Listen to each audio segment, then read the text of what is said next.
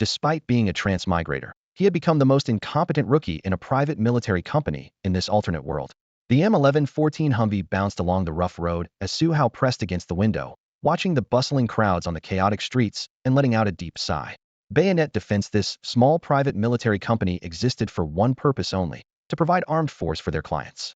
Su Hao was a member of Bayonet Defense's squad, though he couldn't figure out how he'd even managed to get into this unit. A month ago, Su Hao had transmigrated here, opening his eyes to find himself at Bayonet Defense's training camp. Without any memories from the original owner of this body, he could only live cautiously. The hellish training at the camp had put Su Hao through absolute misery. While his physical fitness had finally met standards, his other abilities were practically non-existent. Yet somehow, the instructor had decided to deploy him directly to this battlefield support mission. As a transmigrator, Su Hao's situation was utterly miserable, but he didn't dare escape. He had no idea what Bayonet Defense's bottom line was and feared they'd eliminate him if he tried to run. So he passively endured the training and ended up confused and bewildered on this vehicle heading to the battlefield. The only thing that brought Su Hao a sliver of comfort was the cheat ability that came with his transmigration warlord system. Though the name sounded rather cheesy, its functions were anything but simple. When he first transmigrated, the system had only activated once, granting him the crisis perception skill. Whenever hostile targets appeared within 2 kilometers with him as their objective, the system would display a holographic map before his eyes, precisely marking enemy positions. But since that day, crisis perception had never triggered again, and Su Hao was beginning to doubt whether the system even existed. Boom! An explosion rang out, followed by the rapid chatter of machine guns, snapping Su Hao back to reality. A fully armed teammate beside him nudged him with an elbow and shouted a reminder. "Rookie, close that window. Move it if you don't want to get killed by stray bullets." Su Hao quickly shut the window and awkwardly lowered his head. Demolitions expert Iweiya Dynamite was the veteran who looked out for Su Hao the most in the squad. Blue, callsign Gunner, was the most senior member of Team 3. Baldy was a rookie like Su Hao, but having military experience, he seemed much more composed. Blue teased Su Hao about being too nervous, and Iweiya chimed in. "When the real fighting starts, nobody can help you, you gotta hold your own, or you'll be staying in Iweiya permanently." Blue dropped the joking tone and spoke seriously. "When we're really on the battlefield, we're all brothers. I don't want to see you die here." Su Hao nodded and tightened his grip on his SCRSC assault rifle. At this moment, Bayonet Team 3's 2 Humvees were advancing, with 4 people in Su Hao's vehicle, and the sounds of gunfire were drawing closer. Suddenly, the familiar holographic map appeared before Su Hao's eyes. Crisis perception had finally triggered. On the map, yellow markers indicated potential threats, while red markers showed enemies who had already designated Su Hao as a target. The deeper the red, the greater the danger. Seeing the crisis perception interface, Su Hao first felt relief, confirming that his cheat ability was real. Then tension immediately followed. Enemies were rapidly multiplying, and they were already in grave danger. Warlord, host detected entering actual battlefield. First phase achievement completed. Activating newbie phase. Second gift package. Second gift package successfully activated. Host has acquired new passive skill, Rifle Precision Shooting. Rifle Precision Shooting. Under normal conditions without special interference, guaranteed hit within 200 meters upon aiming, with negligible bullet trajectory deviation. Just as the new skill came online, Team Leader Razor's orders came through the earpiece. "All units attention, target Factory Street is blocked, rerouting through adjacent residential buildings." Team 2's Gunner and Baldy, dismount for covering fire. Eagle Eye and Deadshot, find elevated positions and establish sniper posts. Everyone else, follow me into the factory for search and rescue. Gunner and Baldy, copy. Deadshot and Eagle Eye, copy. Dynamite and Bottle Cap, copy. Su, Rookie, copy. Following Captain Bloodblade's orders, the lead vehicle veered off onto a side road next to the main thoroughfare. Gravel sprayed under the tires as the front car quickly cleared the way, allowing Su Hao's M1411 armored off-road vehicle to surge forward with a sudden burst of acceleration, breaking through the convoy formation and charging to the front. As they approached the firefight zone, Egghead yanked the steering wheel hard, bringing the vehicle to a screeching halt sideways across the center of the narrow road amid clouds of swirling dust, completely blocking the passage. "Clear out the enemies ahead, move fast." Bloodblade's voice came through the earpiece, steady yet urgent. The moment he finished speaking, Gunner Bruce slammed his shoulder against the car door and shot out like an arrow onto the pavement. Su Hao reflexively followed, with no time to think about combat experience, relying purely on movements drilled repeatedly in training camp. Raise weapon, advance, maintain watch. The sequence flowed seamlessly. The rookie doesn't seem too nervous, does he? Explosives expert Iweiya glanced in the rearview mirror, his eyelid twitching uncontrollably. Before his words had fully settled, the street corner ahead erupted with continuous rat-a-tat-tat-tat-tat-tat-tat. This was the rapid exchange of fire between government forces and militants, the gunshots echoing through the cramped neighborhood like steel hammers pounding against eardrums. The side street where Su Hao's team was positioned formed an angle with the main battlefield. According to their mission, they only needed to breach and rescue the hostages. No need to get entangled here. But Egghead's sudden stop inevitably drew the militants' attention. Rookie, watch the right side. Egghead, get over here and support the rookie. Bruce's voice had lost its earlier casual confidence. Bang! Su Hao's first shot answered him. The SCRSC assault rifle's deep, crisp report exploded at the alley entrance. The 5.56 NATO round screamed through the air with a sharp whistle, its 400-meter range firmly under his control. Moreover, this SCRSC had been meticulously adjusted by him: trigger travel, optical sight, grip angle, all fitted like a custom-made piece. In this moment of real combat, his movements were clean and decisive, without hesitation. At the same time, at the far end of the street, at least 200 meters from Su Hao's position, an armed squad sent to clear out enemies had just turned into view. Believing themselves at a safe distance, they made no effort to conceal themselves. Move faster. Government reinforcements are coming. We need to grab those hostages quickly. We need to. Thud. Before he could finish his sentence, a 5.56 NATO bullet precisely penetrated the speaker's forehead. Thump. The body hit the ground heavily, raising a cloud of dust. The remaining militants froze for a moment, then scattered like startled birds. Take cover. Take cover. Watch out for their marksmen. Damn it. Damn it. Damn it. These aren't government troops. The government forces don't have shooters this good. The commander who had been giving orders just moments before was instantly killed. This calm, yet lethal medium-range elimination completely stunned them. The enemy had delivered a headshot the moment they stepped out of their vehicle, and the fear exploding in the militants' hearts was more piercing than the gunfire itself. Spread out. Spread out. Find cover and return fire. Don't let them get closer. Suppress them with covering fire. After the previous commander's death, his deputy immediately took over command. His assistant was now hiding behind a wrecked vehicle, not even daring to peek out to assess the situation. On Bayonet Team 3's side, Marksman Blue peered through his rifle's iron sights and gave Su Hao a complex look. Despite being nearly 100 meters away across the ruins, that clean headshot achieved with just a hasty rifle burst was clearly visible to his freakish eyesight. As a veteran of Team 3, Blue had always prided himself on his marksmanship, but this rookie who had just entered the scene managed to blow apart an enemy helmet with a single panic shot, making him involuntarily raise an eyebrow. Bang, bang, bang. Though Blue was mentally shaken, his rifle fired without hesitation in coordinated bursts. The crossing trajectories formed a scissor pattern of fire with Su Hao's shots, buying precious time for their teammates to dismount. Baldy, take the rookie's position. Rookie, fall back and execute the original mission plan. Captain Bloodblade's voice was low but carried undeniable authority. Baldy nimbly rolled over to Su Hao's rear flank, smoothly taking over the firing position to continue suppression. Except for Blue and Baldy, the remaining 6 men quickly formed a tactical wedge formation, advancing toward the predetermined entry point. Due to their forward starting position, they still needed to cover roughly 50 meters. Move out. Increase suppressive fire. As Bloodblade's shout rang out, Bayonet Team 3 opened fire instantly. Sniper Deadeye and Spotter Eagle Eye maintained overwatch, while the rest of the team used controlled bursts and short automatic fire, continuously pouring bullets toward the militant positions across the street. The formation stretched forward, pushing Su Hao and Bloodblade to the front. Both men advanced with quick steps while firing from the shoulder, brass casings tumbling at their feet. Behind them, Marksman Blue and Baldy's continuous streams of fire kept the enemy pinned down, delivering the team to the entry point's perimeter in just dozens of seconds. Smoke grenades for cover. Now, seizing the enemy's reload window, Bloodblade immediately gave the order. Bang, bang, bang. Demolitions expert, Dynamite, rapidly triggered his launcher, sending 3 smoke grenades exploding in the crossfire zone, gray-white clouds billowing in the wind and instantly cutting off both sides' line of sight. Though normal vision was blocked, Su Hao could still track general positions through his crisis perception interface. He continued firing sweeps, and despite reduced accuracy, still managed to drop several militants whose silhouettes were barely visible. Dynamite, Bottlecap, breached the door. Bloodblade knelt and laid down fire while directing the assault. Dynamite shouldered the breaching tool and rushed to the apartment building's iron door, with machine gunner Bottlecap providing cover. Bang! The iron door was violently torn open, and both men dove into the dark stairwell first. Rookie, stop shooting and move. Bloodblade shouldered his weapon and withdrew, turning back to see Su Hao still hammering the trigger, couldn't help but shout again. Yes, sir. Su Hao's adrenaline was surging, his heart pounding. First time crossing over, first time firing a weapon, first time on a battlefield, first time making a kill.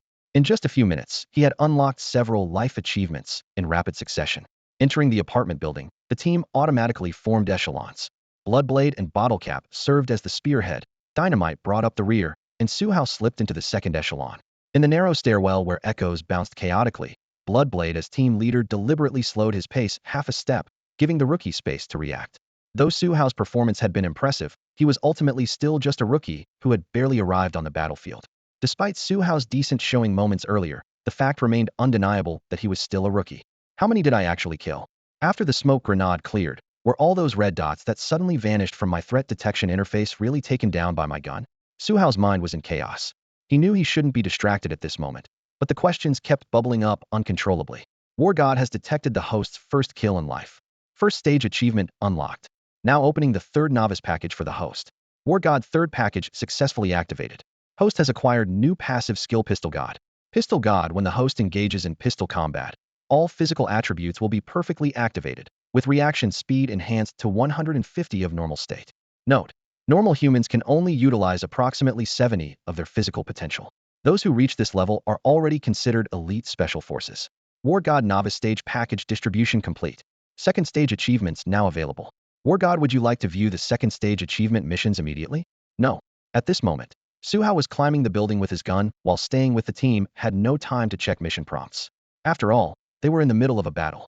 Although his threat detection interface hadn't picked up any dangers in the stairwell, he wouldn't let his guard down until they safely evacuated. Soon, everyone reached the top floor of the residential building. Deadshot and Hawkeye had gone to establish sniper positions, leaving only 4 people besides Su Hao. Crossing the rooftop, they were just a few steps away from the residential building adjacent to the factory. Bloodblade raised his hand to signal a stop. Then his brief command came through the communication channel. Prepare to enter the factory. Confirmed channel clarity.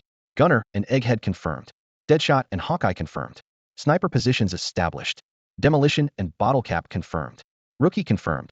Begin rescue operation. Maintain channel clarity. Yes. After confirmation, Bloodblade kicked the rooftop door hard, breaking the lock instantly, and charged into the stairwell first. Su Hao followed closely behind, with Bottle Cap and Demolition bringing up the rear. In such narrow spaces, assault troops had to lead ahead of machine gunners. They had faster reaction times. With only 4 people left in the team, Su Hao had to shoulder his responsibility too. Using his threat detection interface, he immediately spotted 4 yellow markers at the corner of the first floor staircase. It was precisely this X-ray vision that gave him the confidence to stay close behind Bloodblade. Captain, there seems to be movement downstairs. When they reached the 4th floor, Su Hao lowered his voice to warn. Are you sure? Bloodblade immediately stopped, pointing his gun toward the farthest visible point. Should be right, Captain. My hearing has always been good. Su Hao nodded. At the same time, Demolition and Bottle Cap also raised their weapons and aimed, their expressions serious. Everyone be careful. Rookie, stay behind me. After receiving Su Hao's confirmation, Bloodblade became even more cautious than before. The 4 of them slowed their pace as they descended the stairs, placing each step as quietly as possible, minimizing the faint sound of their soles scraping against the concrete steps in the pitch-black stairwell. The moment they peered around the corner between the 2nd and 1st floors, the 4 yellow markers on Su Hao's crisis detection interface instantly flashed to glaring red. The 4 armed militants downstairs had clearly spotted them. Su Hao grabbed Bloodblade's tactical vest with his free hand.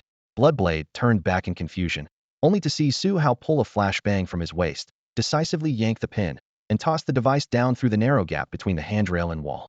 Boom! The deafening blast erupted at the 1st floor stairwell entrance, white light blazing forth, followed by agonizing screams. Ah! Bloodblade hesitated no longer, diving down along the wall. The danger of close-quarters gunfire had everyone's nerves stretched to the breaking point. Su Hao, relying on the instincts granted by Pistol God, switched the handgun from his right hip to both hands and followed Bloodblade closely. As they rounded the stair corner, the 4 militants were clutching their eyes, writhing in pain. Bang! Bang! Bang! Bang! Almost by pure instinct, Su Hao squeezed the trigger repeatedly within fractions of a second of spotting his targets. Muzzle flashes flickered briefly, shell casings clinked to the ground, and by the time Bloodblade had just raised his assault rifle to his shoulder, all 4 militants had already fallen dead, the blood mist from their exploded heads still hanging in the air. Bloodblade, Bottle Cap, Dynamite, all 3 stood stunned. Su Hao was genuinely the rookie of Bayonet Team 3, without a single combat record before this mission. Yet that display of close-quarters pistol rapid-fire had completely shattered their understanding of the word newbie. The speed, accuracy, and reflexes were nothing like what a first-time combatant should be capable of. Bloodblade was the first to snap back to reality. Without asking questions, he kept his rifle raised and continued clearing blind spots.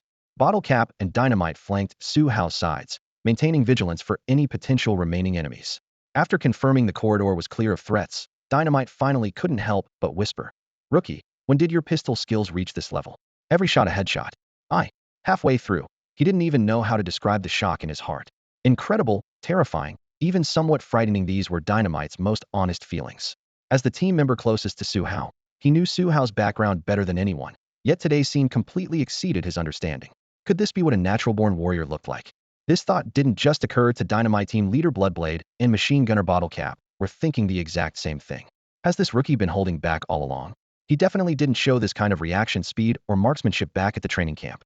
This was the first thought that popped into Bloodblade's mind after he managed to calm down a bit. He remembered that when Su Hao first arrived at the bayonet defense training camp a month ago, he knew absolutely nothing about tactical maneuvers. During basic target practice with 10 rounds, Su Hao would miss several shots completely. Even by the day before he left camp, Su Hao could barely manage to hit all 10 targets, just barely passing the minimum rookie assessment, and that was already his best performance since joining the camp. Given this stark contrast and embarrassing history, Bloodblade was completely stunned when he saw Su Hao instantly take down 4 armed militants with his pistol. Even now, having snapped out of it, he still couldn't figure out how those 4 incredible shots were fired. Standing nearby, Bottlecap was slightly less shocked than Dynamite and Bloodblade. He had only returned to the training camp during the latter half, so most of what he knew about Su Hao's early rookie antics was just hearsay. Plus, he hadn't caught the details of those 4 shots clearly, so his thoughts were more along the lines of, suddenly having a badass on the team meant their mission safety factor just went up a few notches. "Captain, which way do we go next?" Su Hao stood among the 3 men, and seeing that Bloodblade hadn't given orders for a while, he spoke up first. He was equally shocked by his own performance just now, but at least he knew the secret lay in his pistol god skill, so he recovered the fastest. "Oh, hold on, let me check the map." Bloodblade snapped back to attention at Su Hao's call, immediately pulled out a tactical tablet from his backpack, and quickly brought up the terrain around the abandoned factory. "This way, follow me." After confirming their position, he said nothing more and charged ahead with his assault rifle raised. As soon as Bloodblade moved, Su Hao, Dynamite, and Bottlecap immediately followed. Since they were about to enter the factory area, Bottlecap, the machine gunner, moved up to second position while Su Hao dropped back to third to provide support as needed. Deep inside the abandoned factory, in a rundown office with half-broken fluorescent lights, 7 people were crammed together. The air was thick with dust and tar, and everyone looked tense. Among the 7, the only one in a suit who appeared older, a white man named Steve, was the wealthy client who had paid top dollar for bayonet defense's assistance. At the door, 6 armed men stood guard. They were all professional bodyguards hired by Steve. Originally, he had hired a full 24 men, but 18 had already died in firefights with the militants, leaving only these 6 to hold the line. If Steve hadn't kept raising their daily pay, they would have fled long ago. In this vast abandoned factory, if they scattered and ran, maybe 1 or 2 of them might survive. But as long as they were protecting the obvious target that was Steve, they could face attacks from the militants at any moment. The militants targeted Steve because of his business empire in Iweiya. Steve was Iweiya's leading real estate mogul, and his wealth falling into rebel hands would mean enough funding and resources to support their further expansion. Just days ago, Steve had been safely under the government forces' protection. However, after the war erupted in full force, he was surrounded by rebel forces while attempting to leave Mazan City, Iweiya's capital, and was ultimately forced to take refuge in this abandoned factory. The government forces weren't sitting idle. The intense gunfire that the bayonet defense team heard as they approached was the sound of government troops clashing with rebels on the perimeter. The outcome was all too clear. Not only had the government forces failed to rescue Steve, but they were also steadily retreating in the standoff. In desperation, Steve sent out distress calls to multiple private security companies, and bayonet defense was the first to reach Iweiya and close in on the coordinates at top speed. Before the rebels set up signal jamming equipment, Steve had managed to transmit his exact coordinates to bayonet defense via satellite phone, allowing them to plan their rescue route. But now, the entire area was blanketed by powerful signal interference, making any outside communication impossible. Steve was left with only one option: waiting for bayonet defense to break through the encirclement, or for other security companies to risk coming to his aid. As for the Iweiya government forces, he had completely given up hope. If they had any real fighting capability, he wouldn't have ended up in this predicament. Against those fearless rebels, Iweiya's special forces were hardly different from regular soldiers. Bayonet defense is already here. Let's hold on a bit longer, they should arrive soon. In the dilapidated office, Steve's hoarse voice repeatedly encouraged his bodyguards, fearing his security detail might abandon him in despair. "Boss, I'm afraid we can't hold out much longer," Douglas replied quietly from his position on the outer perimeter. This burly white man was the leader of the 6-man bodyguard team, and he had clearly prepared himself for a fight to the death. "I told you, rescue is coming. As long as we get out of this hellhole alive, I won't let you down." Steve took a deep breath and made his promise once again. Douglas smiled bitterly. Boss, we've really sold our lives to you. Just as he finished speaking, a lean white companion beside him pressed down on his shoulder. Shh, quiet, his companion warned. Instantly, everyone in the office held their breath as if any unnecessary sound might bring death upon them. In the silence, the intermittent footsteps outside became increasingly clear. Someone was approaching. Someone's definitely coming. Prepare for combat. Douglas issued his orders in a hushed tone. With that, the other 5 bodyguards grabbed their weapons and stared grimly toward the corner outside the rundown office. At the same time, 20 rebels who had entered through another gate of the factory were spreading out in skirmish formation, slowing their pace to conduct a carpet search of the area.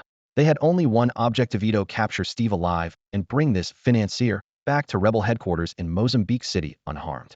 Hey, I've got footprints over here. A soldier crouched in front of a newspaper, where a clear, fresh shoe print stood out conspicuously in the dust. He should be nearby. The rebel leader lowered his voice and immediately used hand signals to direct the entire team to establish visual control, then called over 2 of his most agile men. Go scout ahead. Make sure to keep him alive. Steve cannot die, understood? Understood. The 2 men responded, gripping their AK rifles as they moved along the wall toward the corner of the dilapidated office. He's over here. Just as they peered around the corner, they caught slight movement inside the room and immediately shouted a warning while raising their weapons for indiscriminate fire. Rat-a-tat-a-tat. Rat-a-tat-a-tat. The hail of bullets instantly sent wood chips, glass shards, and lime dust flying throughout the office, but hit no targets. During the brief pause in gunfire, a young bodyguard suddenly burst out with explosive force, his finger immediately squeezing the trigger of his G36 assault rifle to the limit. Rat-a-tat-a-tat. 5 rounds found their mark precisely, and the 2 rebels who were reloading collapsed in pools of blood, unable to even cry out. However, as soon as his movement stopped, more fearless rebels from behind had already rushed forward. Rat-a-tat. The close-range, unobstructed firepower brought the bodyguard down on the spot, and he fell silent on the cold concrete floor of the abandoned factory. Fight our way out. We can't wait here to die. Douglas roared, leading the charge against the enemy fire. He knew clearly that if they couldn't suppress this group of rebels in front of them, they would all die in these ruins. Rat-a-tat. Rat-a-tat. The corner became the convergence point for probing fire from both sides, with shell casings rolling across the ground littered with broken glass and rusted metal fragments. The rebels' suppression grew increasingly fierce, and 2 more bodyguards behind Douglas were hit by bullets and fell heavily to the ground. Huff! During the reloading interval, Douglas's heavy breathing echoed in the dim light as he saw a rebel at the far end of the corner raising his weapon to aim at him. The shadow of death rushed toward him, and he almost prepared himself for the end. Bang! Bang! At that moment, 2 suppressed shots rang out from his side. Su Hao had arrived. Control! Control! Bloodblade commanded in a low voice. Bottle cap. Rookie, follow me to suppress their fire. Explosives, go confirm the financier's safety. Bottle cap rushed to the corner with his M249 light machine gun, and before he could even clearly see the enemy positions, his muzzle was already spitting fire. Rat-a-tat-a-tat. Dense gunfire erupted. Bottle cap single-handedly suppressed the rebel forces on the perimeter, creating the perfect opening for Su Hao and Bloodblade to launch their assault. Using the holographic outlines projected by his crisis perception interface, Su Hao had a clear read on every rebel's exact position. He charged out of cover ahead of Bloodblade because the interface confirmed that the enemies were currently hunkered down behind their barriers, too cautious to make any sudden moves. This was his window had to seize the high ground for a better firing position. As long as he controlled the battle's rhythm, the rebels wouldn't be able to mount another offensive. Captain, enemy behind the right wall. Bottle cap, suppress the center support column. Clear the left side first. Sharp, precise commands flew from his lips as Su Hao instantly shifted into combat mode, displaying a cold decisiveness that seemed impossible for a battlefield rookie. Bloodblade was momentarily stunned by this sudden tactical coordination, but his professional instincts kicked in. Hesitation at moments like this could be fatal. The instant he heard the call, he swung his rifle toward the right wall. He chose to trust Su Hao even though Su Hao was supposedly just a greenhorn.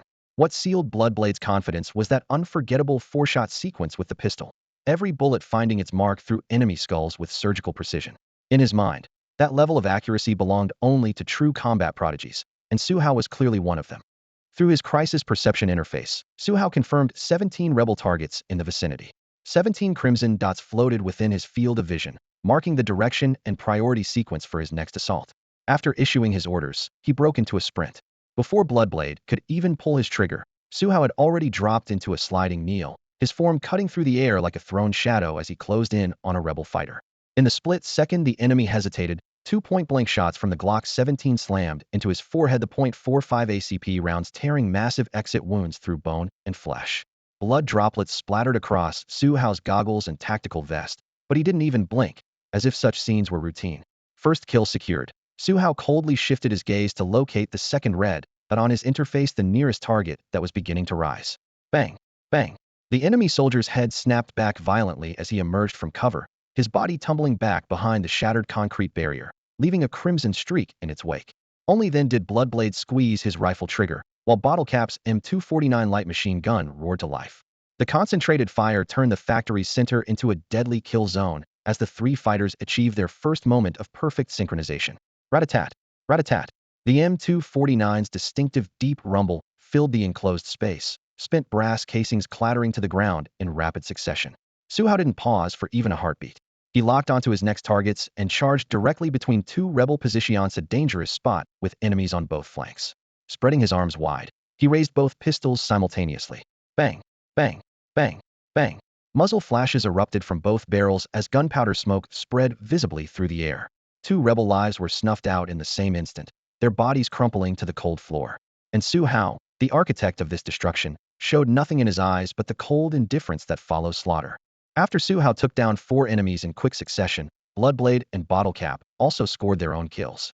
Bloodblade's rifle delivered precise shots, dropping the four rebel soldiers behind the ruins on the right one by one, their blood splattering across the crumbling concrete walls. Meanwhile, Bottlecap stepped forward with his machine gun, unleashing a torrent of fire that tore through seven rebels attempting a fan-shaped breakout, sending them all crashing into pools of blood. Both men fought with the same ferocity as Su Hao's frontal assault. What truly deserved emphasis, however, was that Su Hao was the only rookie in Bayonet Squad 3. Bloodblade and Bottlecap had experienced dozens of these outnumbered, close-quarters assault missions, having long grown numb to life and death. They had originally planned to use this operation to give Su Hao some experience, keeping him in the rear to gradually familiarize himself with combat. If not for Su Hao's unexpectedly fierce performance, Bloodblade never would have let the rookie charge to the front lines. As for Su Hao's impressive kill count, to Bloodblade, the veteran squad leader, it was merely a pleasant surprise according to plan. The real rescue work was always meant to be handled by the experienced soldiers. Rookie, watch yourself. Go any further, and I won't be able to cover you.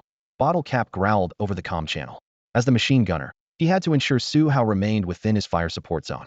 In fact, from the moment Su Hao began his advance, Bottlecap had been tracking his every movement. This was something Bloodblade had repeatedly emphasized before departure. First-time rookies needed extra attention, or they might end up dead in this abandoned factory. Copy that. I'll be careful. Hearing Bottlecap's anxious warning, Su Hao snapped out of his earlier excitement. He ejected the empty magazines from both Glock 17s, quickly loaded fresh ones, slapped them into place with alternating hands, chambered rounds, then refocused on the semi-transparent threat detection interface before him. He had noticed earlier that when a red dot on the interface turned completely dark red, it meant the enemy also had a lethal opportunity. Those four rebels he had just assaulted, if not for the Pistol God passive ability triggering instantly, any one of them could have fired first and blown his brains out. In life-or-death encounters, it often came down to whose bullet reached the target first. Few got too carried away there, Su Hao muttered, holstering both Glock 17s and lightly gripping the handles to remind himself to stay calm. Still engaged in close-quarters combat, he decided to continue using pistols. With the Pistol God enhancement, he hadn't even considered switching to his SCRSE assault rifle. When you've got a Mercedes and BMW, why ride a bicycle? At the corner before the dilapidated office, Steve and his three remaining security personnel pressed against the wall, hiding in the deepest shadows. When Su Hao's team first stormed the facility, Douglas had wanted to follow up with supporting fire, but before he could take a step, he was frozen in place by Su Hao's series of maneuvers, sliding around corners, dual-wielding rapid fire, clean headshots across the board, each movement as crisp and precise as training footage. What the hell kind of devil moves are those?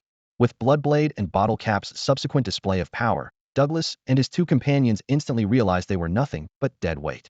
Just moments ago, they had been hesitating whether to charge out alongside Su Hao and his team, but considering their pitiful combat abilities, which would likely not only fail to help, but also make them sitting ducks for the rebels, the three quickly made the most rational choice.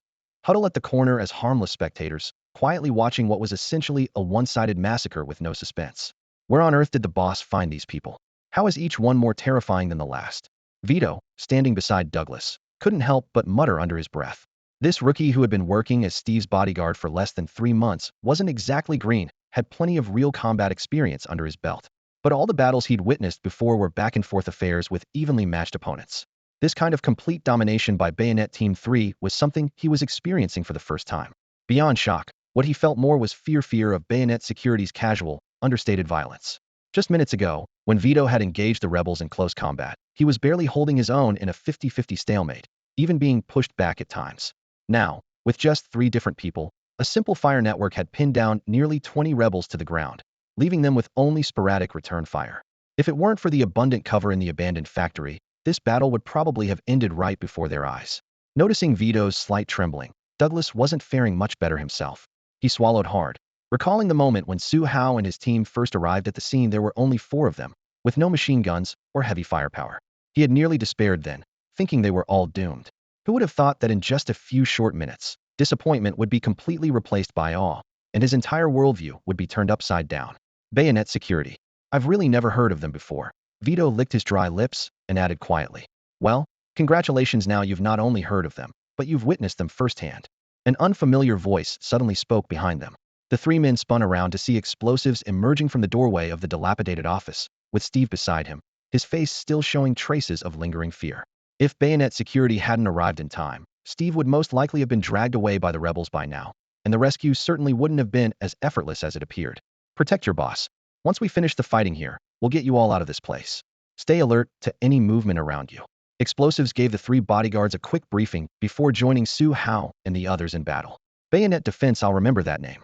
Xiao rushed past Douglas with his rifle, and in that brief moment, Douglas felt those 4 words burn into his mind like a branding iron. If he ever needed bodyguards again, he'd have to find tough operators like Bayonet Defense. Around the corner, Steve peered through the shattered doorframe at the battlefield, witnessing Bayonet Defense's foreman team advance with fluid precision. His assessment of the company matched Douglas's exactly. Steve had never been stingy with money, but his massive security investments had only brought crushing disappointment. If not for the astronomical bounty he'd posted this time, he would have likely perished in Iweiya's flames of war long ago. With this thought, he quietly resolved that once he escaped this danger, his security system would need a complete overhaul. Boss, that Asian guy is fucking incredible. Shortly after Xiao charged into the firefight, Vito broke the brief silence in a hushed voice. The boss he referred to was Douglas, Steve's head of security. The pistol shooter? Douglas kept his eyes fixed ahead, his mind replaying Su Hao's lethal entrance. Magazine changes crisp and clean, trigger pulls without hesitation, every bullet a headshot. Enemies dropping the moment they exposed anything larger than a fingernail. Yes, I never saw him aim for the chest or limbs, all headshots. Show your head and you're dead. Terrifying. Vito's voice carried complete admiration.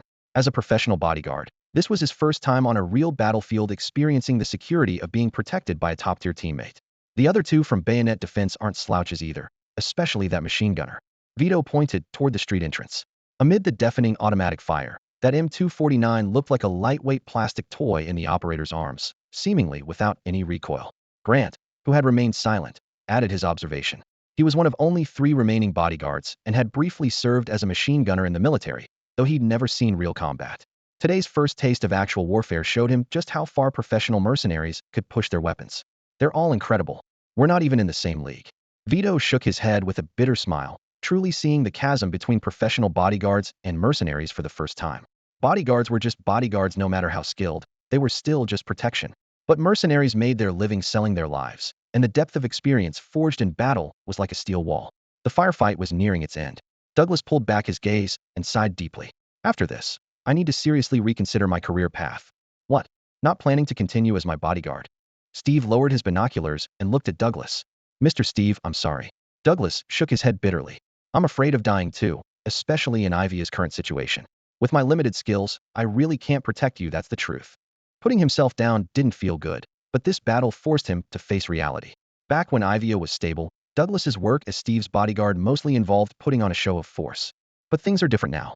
Iweiya is in turmoil, with rebel forces actively launching uprisings across the region. As Iweiya's largest real estate mogul, Steve has seen all his assets swept into this storm. Setting aside whether he can recover his investments, simply writing off properties scattered across multiple cities is no easy task.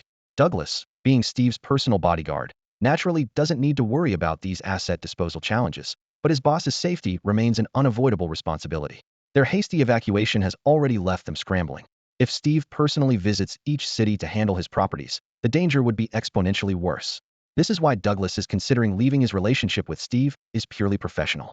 While he's made good money, there's no need to risk his life. If he truly decides to quit, Steve can't stop him. Moreover, Steve has no intention of forcing him to stay. After today's gunfire, Steve increasingly realizes that while Douglas is a familiar face, his professional skills still can't match those ruthless operators from Bayonet Defense. He urgently needs to upgrade his security detail. Fine. Once we reach safety, if you still feel this way, I won't stop you. Steve stares into Douglas's eyes, his tone calm but decisive. Thank you for understanding, Mr. Steve. Douglas nods slightly now. Clearly isn't the time to discuss departures. The perspective shifts back to Su Hao. Bottle cap's reminder snaps Su Hao back to his senses. Gone is his earlier kill. Kill. Kill. Impulse as his tactics quickly tighten. Instead of charging recklessly, he takes cover behind a rusted metal sheet, waiting for opportunities to take precise shots. While his threat detection interface reveals enemy positions, it can't stop bullets. Others might still land a fatal headshot. Su Hao understands not to gamble with odds when unnecessary. Despite his pistol god skill making him formidable, there's no need to bet his life on luck. With this calculated approach, he hugs the cover's edge, occasionally exposing his barrel for brief, accurate ambushes. Meanwhile, Dynamite joins the battle. Bloodblade and Bottle Cap's firepower was already fierce, but with Dynamite's addition, their assault becomes even more brutal. Bloodblade and Dynamite form a two-man assault team. Bottle Cap uses his machine gun to lock down flanking fire, while Su Hao becomes the cleanup crew, finishing off every straggler.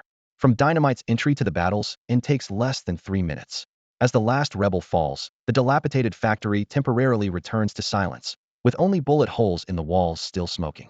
Bloodblade quickly assigns tasks. Su Hao and Dynamite check the perimeter while he and Bottle Cap head toward their client, Steve. Hello, I'm Bloodblade from Bayonet Defense, and I'm the team leader responsible for getting you out of Iweiya safely.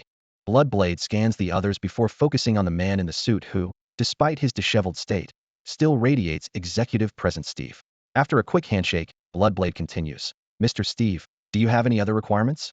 If not, I'll get you out of here immediately. Bloodblade finishes speaking and waits, weapon ready, for Steve's response. While Bloodblade was communicating with Steve, Su Hao and Dynamite were checking the rebel corpses one by one throughout the abandoned factory. Dust drifted in through the cracks of the shattered skylight, casting a murky glow over the workshop riddled with oil stains and bullet holes. Su Hao used his toe to flip over a fallen rifle, confirming it was unloaded before casually kicking it into a corner. He knew from his crisis perception interface that no one was left alive here, but he couldn't skip the protocol otherwise. When Dynamite questioned him later, he wouldn't even have a decent excuse prepared. Since there were no enemies lying in ambush, Su Hao's inspection was somewhat half-hearted, his mind replaying the earlier firefight, his first real battle in both this life and his previous one. Muzzle flashes, blood spattering, the explosive crack of bullets hitting concrete, and the agonized, desperate screams of enemies when hit. Every frame was nailed into his memory like a spike. Those who could scream weren't killed by his gun. After using the Glock 17, his instinct was always a headshot, never giving opponents time to wail. The clearer these images became, the more unsettled he felt. Moving separately with Dynamite eyes, one left and one right, prevented eyes from noticing his panic. Su Hao raised his hand to wipe his temple. His fingers were ice cold, and life felt as fragile as paper on this battlefield. What really made him break out in a cold sweat was recalling his reckless charge when he first burst into the factory, adrenaline surging, his mind consumed by a single thought. Kill all the enemies so he could survive. The logic was sound, but far too impulsive. After all, he was still a newcomer to Bayonet Team 3. Bloodblade's willingness to bring him along showed confidence in the mission itself, and that confidence certainly wasn't built on Su Hao's abilities. In other words, even if he had fought more cautiously, Bloodblade and the others wouldn't have blamed him. Yet he had plunged headfirst into enemy lines, engaging in several direct gunfights, relying purely on reflexes and luck. In the eyes of veterans like Bloodblade and Bottle Cap, that was gambling with his life. Bayonet defense was ultimately about making money. Unless absolutely necessary, the old timers would never leave life and death to chance. So despite his impressive performance just now, he was still seen as a green rookie in the veteran's eyes. Calm analysis, rational judgment had to remember this for the next mission. After mentally reviewing every detail of the battle, every movement and shot, he exhaled heavily. Rookie, are you done checking your side? Dynamite Ive's voice came from the side, his tone characteristically loud. All done, no problems on my end. Hearing Dynamite's question, Su Hao raised his voice and replied directly. Let's go then. We'll head back and regroup with the captain and the others. Dynamite Ives raised his hand in a casual wave, then bent down to rummage through the rubble and shell casings, as if he'd discovered some treasure. A moment later, he stood shoulder to shoulder with Su Hao and handed over a gleaming silver dagger. This is your first time on the battlefield, so you should take home some spoils of war. Ives grinned. I can see this dagger is in good condition. Take it back as a memento for your collection. The blade flashed in the light filtering through the broken window, its lines smooth and edge razor sharp. Su Hao weighed it in his hand, quite satisfied. Thanks, brother, he said sincerely. No need to be so formal with me. Ives winked half-jokingly. By the way, how many did you actually take down in this fight? Do you have a count? The two walked back along the crumbling wall, crushed stones crunching under their feet. Su Hao looked up at the gray sky, thinking carefully. Well, counting the 4 in the stairwell, plus 5 more at the abandoned factory. He counted on his fingers. When we got out of the vehicle and threw the smoke grenades, I got a headshot with my assault rifle on one guy. In the smoke, I used crisis perception to take down 2 yellow tags. Altogether, that should be 12. After finishing, he looked at Ives with some uncertainty. 12. Ives's voice shot up suddenly, his steps freezing in place, his face filled with disbelief. Rookie Su Hao took down 12 armed enemies on his first real combat mission? You're not pulling my leg, are you? What's there to joke about? Su Hao shrugged. That's roughly my count, 12. Give or take, probably more rather than less. I've stared at him for several seconds, then suddenly seemed to understand something, muttering to himself. A natural-born genius for warfare. How did we not see this during training camp? Oh right, your talent can only fully explode on a real battlefield. Su Hao felt somewhat embarrassed by the praise and cleared his throat lightly. Let's go, brother. Right, let's go. I've snapped back to attention and strode to catch up. But from now on, I can't call you rookie anymore. You've seen blood, now you should get a new call sign. Have you thought of one yet? A new call sign? Su Hao touched the dagger's handle. I actually don't think there's anything wrong with rookie. It's not that you can't use it, but with your current combat record, calling you rookie feels disrespectful somehow. Call signs can be changed. The captain and the others all know this rule. Then let's hold off for now, until I think of something suitable. Su Hao nodded, then pulled Ives along as they quickened their pace toward Bloodblade and the others. Iweiya, Mazan City, Rebel Front Command Headquarters. Sir, the 2 assault teams we sent to capture Steve have lost contact. A fully armed rebel officer burst through the door, breathing heavily as he stood at attention to report. The officer's name was Sari, responsible for tracking and regularly updating his superiors on the capture operations progress. Before him, Colonel Bonal stood with his back to the electronic tactical map on the wall, arms crossed. As one of the high-ranking rebel leaders in Mazan City and the primary commander of the Steve capture operation, he knew every alley in the war zone and the movements of every unit. His ultimate mission in Mazan City was singularly secure more funding for the rebellion. How could they lose contact? Haven't we been keeping the government forces under pressure? Bonal's brow furrowed instantly, his tone becoming sharply stern.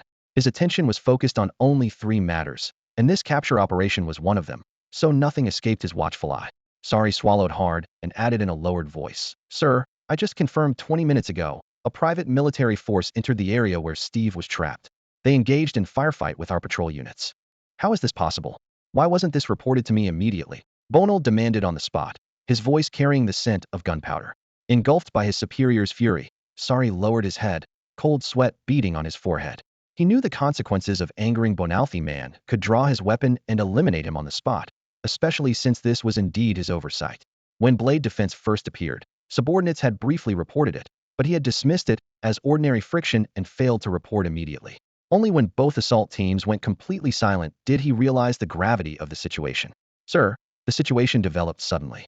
I came to report immediately after confirming the details. Sari explained, steeling himself.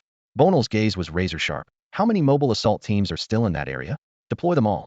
Sorry, if Steve escapes this time, don't bother coming back. As he spoke, he struggled to contain his rage, his fingers seemingly already caressing the trigger. Yes, sir. Seeing that the colonel hadn't drawn his weapon immediately, Sari secretly breathed a sigh of relief, saluted, and promptly exited the command center. Once outside, he dared not delay, rushing toward the vehicles in the courtyard while dialing the encrypted phone of the temporary camp near the abandoned factory. Immediately deploy all available mobile assault teams to block that private military convoy in the Machina district. Remember, Steve might be in those vehicles. Keep him alive during the assault. If you kill him, you'll all pay with your lives. I'm heading over immediately. Under no circumstances can the target leave the Machina district. The voice on the other end responded quickly. Understood. We have 3 mobile assault teams still operational. I'll deploy all of them immediately and issue support orders to frontline combat units. Executive Officer Sari can rest assured. Good. Arrange it immediately. Move fast. Without any unnecessary words, Sari hung up the phone immediately after making the severity of the situation crystal clear. As he left the Rebel Front Command headquarters, he called in his exclusive combat squad 12 elite soldiers who had been selected through bloody battles, and the only force he could currently deploy at will. Three armored off-road vehicles mounted with heavy machine guns roared into the narrow streets of Mozambique City, their engine growls and tire screeches intertwining to announce time's cruel pressure on the abandoned factory. As soon as Su Hao and Dynamite rejoined the team, Bloodblade wasted not a single second. After brief commands, he signaled Su Hao to take point and clear the way ahead. The final evacuation formation quickly took shape. Bloodblade and Su Hao charging side by side at the front, Bottlecap following closely behind, Steve guarding the third position, followed by Douglas and his three bodyguards, while Dynamite was assigned to bring up the rear, responsible for setting booby traps along the route. Explosive-related work had always been Dynamite's specialty. Though this passage had already been cleared once on their way in, Bloodblade remained at maximum alert, each step taken as if walking on glass edges. Sniper team, attention. We've retrieved the boss and are ready to evacuate. As they neared the top floor, he reported quietly over the public channel. Eagle Eye received. Captain, you evacuate to the previous rooftop first. We'll rappel down from our elevated position after confirming safety. Eagle Eye's response was crisp and efficient.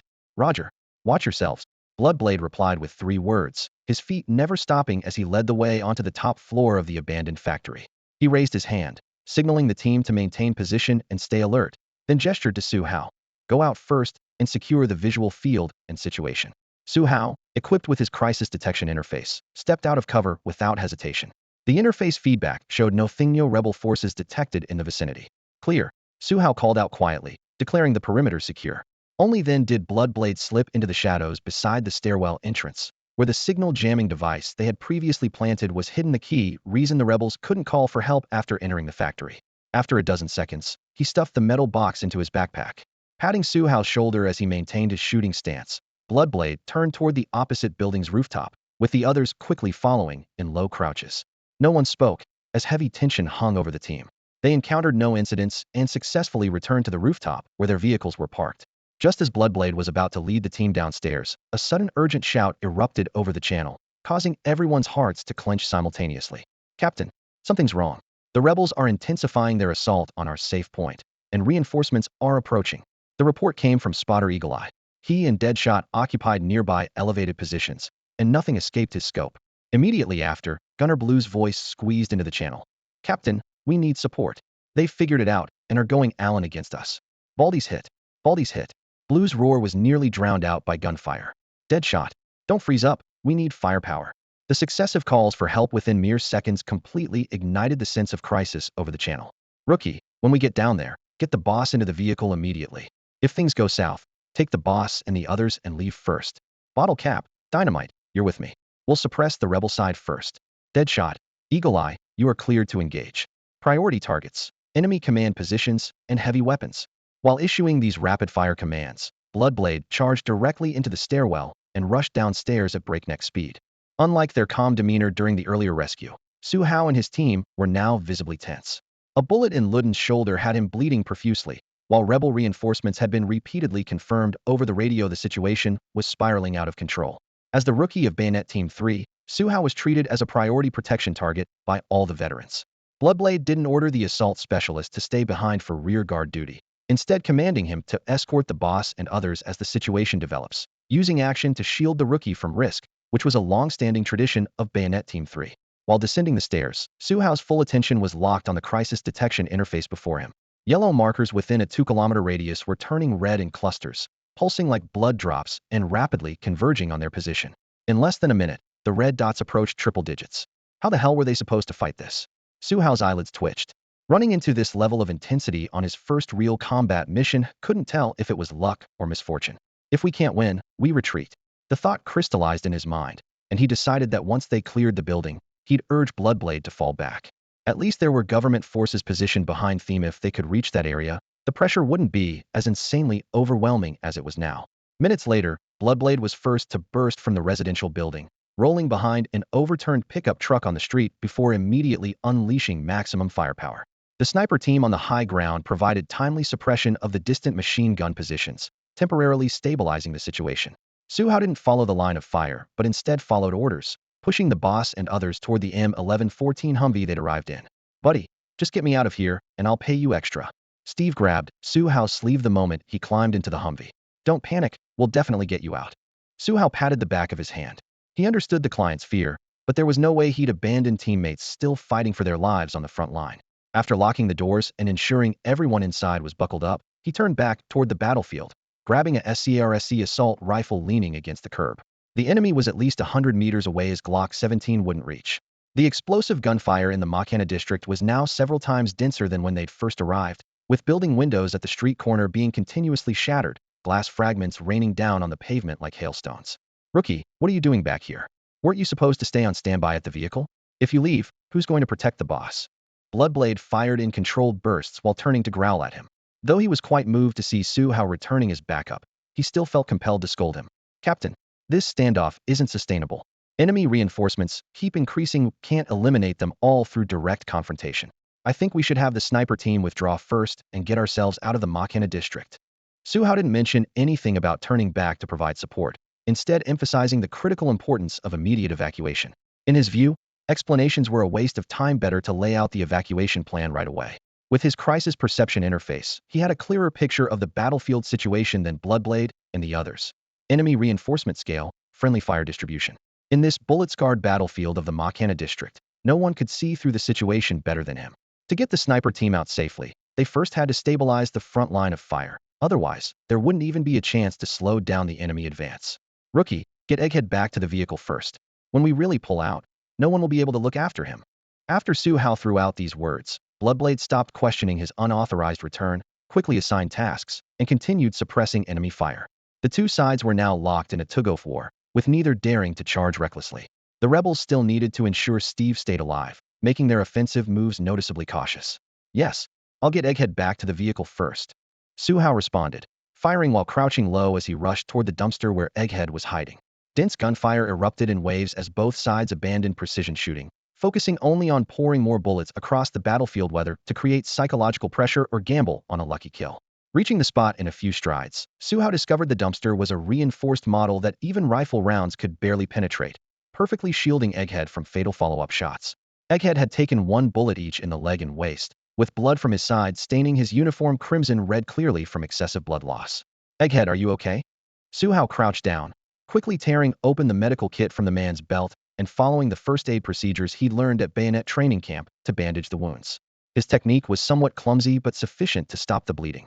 Egghead's face was deathly pale, his breathing shallow. Cough. I'm not doing great. I don't want to die here. Rookie, we won't leave you behind. Hang in there. After finishing the bandaging, Su Hao tried to carry him princess style, but found the hefty guy surprisingly heavy, so he switched to hoisting him over his shoulder. Bearing the full weight on his back, he took a deep breath and jogged in a crouch toward the M1114 Humvee parked at the street corner. Cover me. I'm taking Egghead back to the vehicle, he shouted over the public channel. I've got eyes on you. Move fast. Hawkeye, the spotter, was also forced to join the suppressive fire, using controlled bursts to clear a path for Su Hao. I'm doing my best, Su Hao replied through gritted teeth, his feet showing no hesitation. Egghead gasped in pain with every step, but still gripped Su Hao's tactical vest tightly. Whether by luck or because the enemy simply hadn't expected anyone to rescue wounded under such heavy fire, the two somehow made it safely across the 50-meter distance. After pushing Egghead into the back seat, Su Hao immediately secured the tourniquet and pressed a morphine auto-injector into the man's hand. Just then, Bloodblade's hoarse voice crackled over the comm. Sniper team, pull back immediately. Gunner, bottle cap, increase fire rate. Explosives, go plant some claymores to slow them down. Rookie, ask Steve if he can call for government forces support. Enemy reinforcements have arrived, we need to think of something else. Oh, roger that. Su Hao suddenly remembered Steve's background in Iweiya. When Su Hao looked toward Steve, Steve was looking right back at him. Steve naturally couldn't hear what was being said over the communication channel, but he could still catch that sudden flash of tension and hesitation on Su Hao's face. In this corner of the hallway, riddled with shrapnel holes, their eyes met just as firelight streamed through the broken window frame, illuminating the dust in the air like silent fireworks. Having climbed his way to his current position, Steve certainly knew how to read people. He immediately concluded that Su Hao had something to discuss with him. Buddy, have you finally come to your senses? Decided to get me out of here first. Steve spoke up preemptively, his tone carrying a hint of unconscious anticipation. Su Hao's Adam's apple bobbed slightly as he fought the urge to complain, but he still responded patiently. Sorry, Mr. Steve, I'm afraid we'll need to stay put a bit longer. The captain asked me to inquire whether you could contact the government forces right now. It would be best if they could send someone to provide support. The rebels are continuously reinforcing the Machina district, so even if we find an opportunity to break out later, we might get pushed back. Without external support, a safe evacuation would be extremely difficult. Also, his tone was sincere, but each word hit like a nail. Before he could finish, Steve's expression had already shifted dramatically. He suddenly lowered his voice, like a cornered beast whose last shred of patience had been stripped away. If you can't handle the rebel pressure, then just leave. I hired you people to get me out of this hellhole. Is fighting the rebels to the death part of your job? Damn it. 2 days of high pressure and anxiety had finally found an outlet, and Steve nearly shouted. The gray walls bounced his echo back, causing dust to rain down. But we still have other team members who haven't returned, Mr. Steve. Su Hao kept his voice down, but unconsciously spoke faster. Yes, we took the mission to rescue you, but we're also a unit. If we abandon our teammates in the face of danger, the squad will fall apart. I can take you out now, but you should also try contacting the government forces. If the rebels can reinforce here, they might simultaneously strengthen their offensive in other areas too. Right now my teammates are nearby, so even if problems arise, they can handle them immediately and guarantee your safety. But once we're separated from them, if we encounter unexpected situations on the way, I can't guarantee 100% that you'll reach the safe zone alive. Su Hao wasn't deliberately trying to frighten him. He was simply laying out the facts. As a newcomer who hadn't been in the field long, he wasn't completely confident about escorting the target back to base without the safety net of Blade Team 3. After several seconds of silence, Steve viciously kicked a broken wooden board scattered by the wall and spat out a curse. You're right too. Damn it. Let me check if the satellite phone signal is back. Overwhelmed by Su Hao's rapid-fire analysis, he finally reined in his emotions and pulled out the satellite phone with its battered, worn exterior, crouching in the dim corner to repeatedly check the signal strength. Steve didn't continue arguing with Su Hao. Su Hao's point was indeed valid. It made no sense for a mercenary squad to abandon trapped teammates for their employer. Steve took 2 deep breaths, struggling to suppress his emotions before pulling out his phone to contact the outside world. The atmosphere had been too tense earlier for him to spare any attention, but now that the signal jammers in the Machina district had been destroyed, his call was answered after just 2 rings. Su Hao didn't bother listening to Steve's phone conversation. After settling the wounded, boiled egg, he turned to Douglas and the other 2 bodyguards. We might need you to join the fight. Through his earpiece, Bloodblade had just issued orders escort the client out first. The sniper team had already withdrawn from their elevated positions, and Bloodblade's group would soon disengage as well, making the client's safety dagger team 3's top priority. We may not be as professional as you, but we can fight, Douglas said, having been ready to open fire from the moment he was rescued. Su Hao went straight to the driver's seat of the M1114 Humvee. Vito couldn't help but ask, leaving now? His question made Steve, who was still on the phone, look up toward the vehicle. We'll evacuate first. The captain and the others will follow once they pick up the sniper team. We need to move fast. Su Hao had already started the engine as he spoke, the low rumble echoing through the street. How about I drive? I'm a decent driver, and your marksmanship is better than mine. You could protect Mr. Steve better from the back seat. Vito suggested switching positions. That works. I'm not familiar with the roads around here. Su Hao nodded, and they quickly switched places. As Vito took the wheel, he added, I've been around this area a few times before. I know the roads well. Head to the Bella district. There's a government military camp there. Su Hao gave the destination while asking for Steve's opinion. Perfect. I just made contact. They'll send people to meet us in the Bella district. But the rebels are intensifying their offensive and have probably locked onto my position. Steve briefly explained before dialing another number.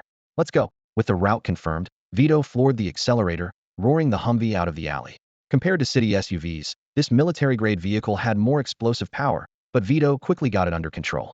Su Hao observed from the back seat, confirming that Vito's driving skills were indeed solid.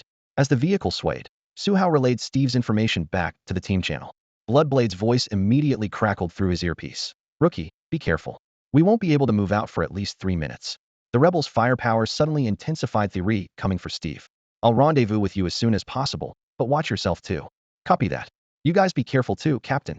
After spending over a month together day and night, Su Hao had grown attached to Bloodblade and the others. Given how well they had looked after him, Su Hao didn't want to see any casualties in Dagger Team 3 on this mission. Whoosh. Whoosh.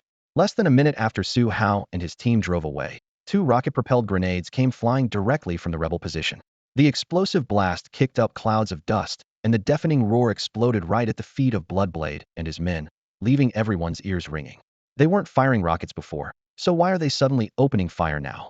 The gunner, his eardrums still buzzing, struggled to steady his voice as he asked through the tactical channel. They saw the rookie's vehicle leave and want to finish us off in one go. Bloodblade immediately assessed, his voice hoarse as he barked orders. Eagle Eye, Deadshot, get to the vehicle and provide suppression.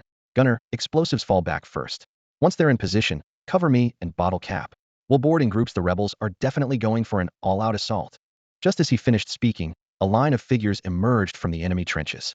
Dozens of rebels charged forward under the hail of gunfire, their concentrated barrage instantly sending sparks flying from Bloodblade and Bottle Cap's cover. Fortunately, the marksmen of Bayonet Team 3 were highly skilled even under such pressure. They maintained precise shots, buying precious seconds for gunner and explosives to retreat. Damn it, they're planning to take us down with them. Watching the enemies draw closer, Bloodblade's heart sank as an ominous feeling crept up his spine. Meanwhile, in the armed off-road vehicle carrying Su Hao, Vito gripped the steering wheel as the wheels bounced continuously over loose rocks. Su Hao kept his eyes glued to the crisis detection interface, his gaze so intense it seemed he could pierce through the screen at any moment. Speed up, ahead there's a convoy pursuing us from behind, he said with calm composure, but the unusual silence around them made everyone in the vehicle's skin crawl. What convoy? I don't see anything, Vito replied in bewilderment, while Douglas and the others turned around in unison, their faces full of confusion. Su Hao paid them no mind, focusing solely on the red markers gradually approaching on his interface, his body instinctively tensing. The strange atmosphere in the vehicle grew increasingly oppressive until Douglas couldn't help but turn his head to ask, could it be their drones? But I don't see how. Before he could finish his sentence, two armed pickup trucks mounted with heavy machine guns suddenly burst out from a side street, one of them heading straight for their off-road vehicle. Stay alert. Vito, hold steady, I'll handle them. Su Hao suddenly leaned out and shouted. Before his words had even faded, he was already extending his SCRSC assault rifle out the window. With the enhancement from his rifle precision shooting skill, Su Hao quickly locked onto his targets despite the vehicle's violent swaying. Rat-a-tat, rat-a-tat, rat-a-tat. Bullets flew forward like dancing flames. With the vehicle moving at full speed, he didn't attempt any fancy long-range precision shots. Once his rifle was aimed at the rebels' armed pickup trucks, Su Hao decisively squeezed the trigger of his SCRSC assault rifle. Due to his improper stance, the assault rifle's recoil sent sharp, pain shooting through Su Hao's shoulder. Even though his shoulder felt like it had been hammered, he kept his finger tight on the trigger, muzzle flashing as he unleashed a dense stream of bullets at the rebel pickup truck charging straight toward them. With the rifle's precision shooting module, Su Hao hit nearly every shot, striking the vehicle's hood and windshield as bullets sparked against the metal. Before his magazine was empty, the aggressively advancing pickup suddenly veered sideways, its front end swinging away from its straight path, before crashing headfirst into a roadside residential building amid the harsh screech of twisting metal and flying debris. The entire sequence happened in a flash, so fast that everyone in the vehicle could only stare wide-eyed. Su Hao fired his last 2 rounds to empty the magazine, his grip on the weapon finally loosening slightly, as he immediately raised his elbow to load a second magazine. Only then did the others snap out of their shock. Stop staring and start shooting. There are more vehicles following up front. We're in serious trouble. Su Hao raised his voice, speaking rapidly and forcing the others to reflexively grab their weapons. Douglas moved fastest, extending his G36 assault rifle out the window, just as Su Hao secured his new magazine, the barrel trembling as it spat fire. Even though his marksmanship wasn't particularly accurate, this sustained suppression was enough to relieve some of the frontal pressure on Su Hao. Su Hao immediately followed up by extending his rifle and firing again, while bodyguard Grant finally came fully alert and likewise thrust his barrel out the window. Rat-a-tat-it, rat-a-tat-it, rat-a-tat-it. 3 rifles roared simultaneously, spent casings clattering as they fell onto the Humvee's steel floor. Most of Grant and Douglas's bullets missed their targets, but the firepower network was clearly much more ferocious than before. Strangely, the pursuing pickup never activated the heavy machine gun mounted on its roof. Throughout the firefight, the rebels only used rifles to exchange fire with Su Hao's group. The M11-14 Humvee's exterior armor had been reinforced, making it nearly impossible for rifle bullets to penetrate unless they happened to slip through a window. Otherwise, the occupants faced virtually no risk of being hit. But if that heavy machine gun were brought into play, the situation would be completely different. It had the potential to punch through the Humvee's armor. Their reluctance to open fire clearly stemmed from concern for the hostage Steve's life. It was precisely because Steve was aboard that they dared not use heavy firepower, indirectly relieving tremendous pressure on Su Hao's group. Driver Vito wished he could floor the accelerator completely. If not for fear of losing control and crashing into roadside obstacles, he would have already pushed the RPMs into the red zone. Fortunately, Su Hao's firepower was fierce. With just 2 magazines, he caused 2 pursuing pickups to lose control one after another, both crashing into roadside buildings. The dust cloud kicked up by the second pickup formed a brown column of fog in their rear, causing everyone in the vehicle to unconsciously exhale simultaneously as their taut nerves relaxed slightly. However, amid the still warm exhaust sounds, 3 more armed pickups burst from an adjacent street to their right front, machine gun mounts, flags, and shouting voices rushing toward them all at once. The current situation's level of danger far exceeded what everyone in the vehicle had imagined. In the Machina district, less than 3 kilometers from the Bella district, Su Hao reloaded his assault rifle with a fresh magazine. his face etched with tension as he asked Steve once more. Mr. Steve, how much longer until that other security company team you mentioned arrives? When they first set out, Steve had made a second phone call from inside the vehicle, dialing the very security company Su Hao had referenced. After hanging up, Steve had mentioned that the team had already entered the Bella district and theoretically wasn't far from their location. At this moment, however, he couldn't be certain of the timing and could only shake his head. I'm not sure. Let me call them again. The vehicle shook violently as sporadic explosions and gunfire from ahead grew increasingly intense. Steve wasted no time and immediately dialed. Meanwhile, red dots multiplied rapidly on Su Hao's crisis detection interface, causing him to grit his teeth silently. It seemed the government force's defensive line had been breached somewhere by the rebels, otherwise so many enemies couldn't have suddenly appeared in the surrounding area. With this thought, he quickly slammed his third magazine into the chamber. Mr. Rookie, those rebels up ahead look like they're setting up a roadblock. What do we do? Vito gripped the steering wheel and finally called out Su Hao's codename. He felt awkward about it in his eyes. Su Hao was a genuine tough operator, and calling him Rookie seemed somewhat disrespectful, but with the situation so critical, there was no time for such considerations. Ram through, Su Hao ordered decisively. This vehicle's front armor has been specially modified for exactly this kind of situation. The armored vehicle had been rented by Razor Defense from the Iweiya government forces, and Su Hao had heard from the military during the paperwork process that the front had been fitted with reinforced plating.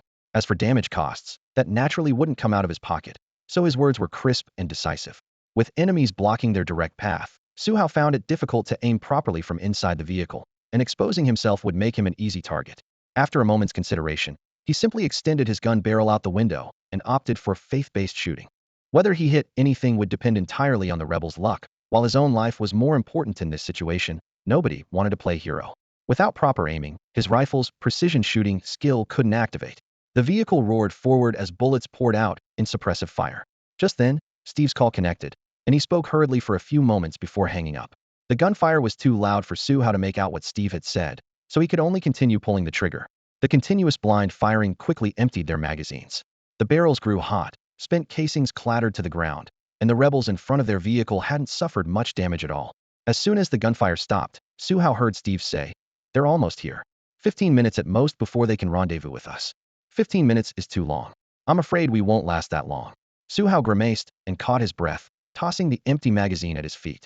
Mr. Steve, if you have a moment, could you help me load 2 more magazines? I'm almost out here. Su Hao and Douglas's team used different weapon systems, so their magazines weren't compatible. Although there were still some supplies in the vehicle, he knew the situation would only get worse and they needed to prepare in advance in his crisis detection interface. Those approaching red markers were almost right in front of them. Sure, I'll help you load them. Steve pulled off his gloves and efficiently took the empty magazines, then casually asked, "How long before your captain and the others arrive?" Didn't ask, but they'll follow immediately once they deal with those guys behind us. Don't worry, Mr. Steve. Su Hao offered reassurance while raising his weapon to begin another round of suppressive fire, muzzle flashes continuously erupting from the barrel. Less than a kilometer from Su Hao's vehicle, at the other end of the same Machina district, an SUV was racing desperately. Sari gripped the steering wheel tightly from the driver's seat, and hearing the intermittent gunfire ahead, he finally let out a long breath. If Steve really escaped from Machina, it would be a death sentence for Sari. At least now, there was still a chance to turn things around. Attack immediately once we enter the combat zone. He turned to stare at the back seat. Steve must be captured. Everyone else is to be killed on sight. There can be no mistakes. Accompanying him was one of the rebel army's elite combat squads, led by Captain Kaza. Executive Officer, are we allowed to wound Steve? Kaza asked cautiously, though his tone carried anticipation. Being allowed to wound meant they could apply more firepower. Yes, but don't let him die. Sari's voice was low, almost speaking through gritted teeth. All this trouble is because of him. Understood. Please rest assured, Executive Officer. I guarantee mission completion. Kaza patted his chest. Sari still wasn't satisfied and added, be careful of that private military unit. The 2 mobile assault squads we sent earlier to capture Steve were taken out by them. Copy that. But please don't worry, I have complete confidence in my squad. Kaza nodded and gestured for his team members to check their equipment. Go execute. Sari gave the order. The squad immediately jumped from the vehicle and advanced rapidly along the street using cover. They were only about 200 meters from the firefight location, but on a different street, so the exact battle situation remained unknown. Kaza moved swiftly, vaulting over several abandoned shipping containers and overturned billboards. Within dozens of seconds, he reached the intersection of the 2 streets. Just then, a tremendous crash echoed from the center of the street. Vito's fully up-armored M1114 Humvee slammed hard into the lead armed pickup truck. The metallic shriek of crushing steel made the air itself seem to tear. The first pickup was flipped directly over, but the two pickups on the sides immediately pressed in, and all four vehicles became entangled in an instant, completely blocking the entire street. Su Hao's team's original plan for a ramming breakthrough had failed. Keep ramming. At least don't get the vehicle stuck here. Su Hao glanced up at his crisis detection interface. The red markers were getting closer and closer. His voice was hoarse as he shouted, "Douglas, Grant, we need to fight more aggressively, or we're all going to die here." Adrenaline surged hotly to his head as he squeezed the trigger, muzzle flashes and shell casings flying together. Following Su Hao's explosive shout, Douglas and Grant also began fighting desperately. As the three passengers unleashed a barrage of gunfire, Vito behind the wheel began showing off his driving skills. The Humvee carrying Su Hao and his team was far more robust than the rebels' armed pickup truck. When the two vehicles collided head-on, the Humvee emerged virtually unscathed while the pickup's shell crumpled and metal groaned under the impact. The rebels had no intention of surrendering. Their driver floored the accelerator, ramming hard against the Humvee, while fighters in the truck bed rolled out and took positions around the vehicle, their rifles creating a relentless storm of bullets against the windows that forced Su Hao and his team to keep their heads down. If we drag this out any longer, the other rebel forces will surround us. We need to take out these guys first. Su Hao's mind raced through the calculations. Charging out meant almost certain death, but staying in the vehicle guaranteed it. Douglas, Grant, we need to get out and fight them head-on. Are you up for it? He kept his voice low as he laid out the brutal reality of their situation. Before his companion could respond, Grant slammed in a fresh magazine and leaned forward slightly. Who wants to die if they can live? Just tell us how to do this. Douglas's eyes were bloodshot, his tone decisive. Let's do it. If we win, we live. If we lose, we're dead anyway. I'm with you. Vito, when I shout reverse, floor it and give us some breathing room. Su Hao quickly outlined the plan. When the moment's right, I'll count down 3, 2, 1, then hit the brakes immediately. All three of us jump out at the same time. I'll take the right side. Douglas and Grant take the left. Start shooting the moment you hit the ground. Don't waste a second. I'll try to end this fight as quickly as possible. You just need to hold your ground. He looked around at everyone, speaking faster. Gentlemen, this is life or death. If we die, we can only blame bad luck. Are we all in agreement? Steve huddled in his seat, his face pale as he listened, unable to stop himself from interjecting. What about me? What am I supposed to do? Without turning around, Su Hao raised his voice. If we win, we'll have a chance to get you out of here, Mr. Steve. If we don't win, you'll just have to pray that my captain or that new security company you called gets here fast. Su Hao spread his hands toward Steve. If there had been any time left to delay, Su Hao would never have made such a decision. Having been transported here for over a month, he had always lived cautiously and kept a low profile, but the current situation no longer allowed him to continue hiding. The more desperate the circumstances, the more willing he became to risk everything. You all be careful. I hope you can succeed. Steve looked into Su Hao's resolute eyes and ultimately withdrew his attempt to dissuade him. Dragging this out or losing would be equivalent to falling into the rebels' hands. If they could win, he would at least have a chance to escape together with Su Hao and the others. At this moment, he had nothing else to say, though he knew very well in his heart that their chances of victory were extremely slim even with Su Hao's extraordinary marksmanship skills. Rookie, I'm ready, Douglas replied while patting the bulletproof vest on his chest once more, then reloaded his G36 with a full magazine. I'm ready too, Rookie. Grant followed the old military habit of using only call signs during combat. Thank you for your trust. In that case, Vito, prepare. Su Hao's expression grew stern as the moment of life and death finally arrived. Vito is ready anytime. From the driver's seat, Vito's voice carried a slight tremor but showed no hesitation whatsoever. Reverse. Su Hao suddenly commanded at the instant when both vehicles were locked head-to-head. Vito floored the gas in reverse, and the Humvee broke free from the entanglement the moment the deadlock loosened, instantly retreating 7 or 8 meters. The rebel soldiers were stunned. Worse yet, many had emptied their magazines in the previous round of shooting and were now busy reloading. Combat countdown. 3, 2, 1 kill. Su Hao roared consecutively. Douglas and Grant, breathing heavily, burst through the car doors almost simultaneously as the word kill fell, leaping out without hesitation. Su Hao followed closely behind, needing them to draw some of the enemy fire. All three hit the ground at once, and gunfire instantly tore through the air. With no natural cover in this location, if they couldn't end the battle quickly, they would only face being torn to shreds by bullets. Su Hao already had both Glock 17 pistols gripped in his hands. The pistol god skill activated, pushing all his physical attributes to their limits, with his reaction speed reaching 150 of normal. This was the confidence that allowed him to dismount and face the enemy head-on. Rat-a-tat-tat, rat-a-tat-tat, bang, bang, bang. Muzzle flashes erupted. The three men used the Humvee's doors as temporary cover, and the moment they steadied themselves, bullets blanketed the rebels in their line of sight. Thud, thud, thud. Su Hao's twin pistols became almost like afterimages. With each pull of the trigger, a rebel soldier fell with a cry, every bullet hole precisely hitting the forehead without exception. In just 3 breaths, he had cleared out 5 armed enemies on the right side. Beside the driver's seat, Steve witnessed Su Hao's ferocity firsthand. My God, is he even human? He gaped in amazement, muttering to himself. Steve was truly frightened by Su Hao, because everything Su Hao was displaying at this moment had exceeded the boundaries of Steve's normal understanding. After taking down the 5 rebels on his side, Su Hao didn't immediately return to the vehicle. From the other side of the Humvee, he could still hear the sharp crackling of Douglas and Grant exchanging intense fire with the enemy. Su Hao suddenly burst into action, his legs propelling him forward like he was possessed by the god of pistols, as he rushed to the front of the vehicle in just a few steps. His crisis detection interface instantly captured the red dots of several rebels engaged in a standoff with Douglas. Bang, bang, bang. Limited by his viewing angle, he could only see a few heads poking out, but that was enough. Each gunshot hit its mark precisely, and 3 rebels fell before they could even react. After eliminating the visible targets, Su Hao was preparing to move along the vehicle and continue forward to take out the remaining 3. Suddenly, a piercing scream came from the rear of the vehicle. Su Hao looked up to see Douglas still firing outward, but Grant had already collapsed to the ground. Based on their positions, he quickly assessed the situation. Rebels from another street had entered the battlefield. Douglas, watch out. There are enemies on the street to your left. Su Hao shouted a warning across the 50-meter distance. With his pistol's limited range and no time to switch to a rifle, he could only alert him with his voice. Rat-a-tat-tat, rat-a-tat-tat. A burst of dense muzzle flashes erupted from the side street. The group of rebels had clearly confirmed that Douglas wasn't Steve, and their shooting was more vicious and determined than any previous encounter. Thud, thud, thud. The muffled sound of bullets hitting flesh was clearly audible behind the armored vehicle's metal shell. Douglas spat out a spray of blood and collapsed stiffly. Grant, already wounded, fell completely silent. Both men were in grave danger. Cold sweat instantly beaded on Su Hao's forehead. On his crisis detection interface, 12 red dots from the other street were rapidly approaching.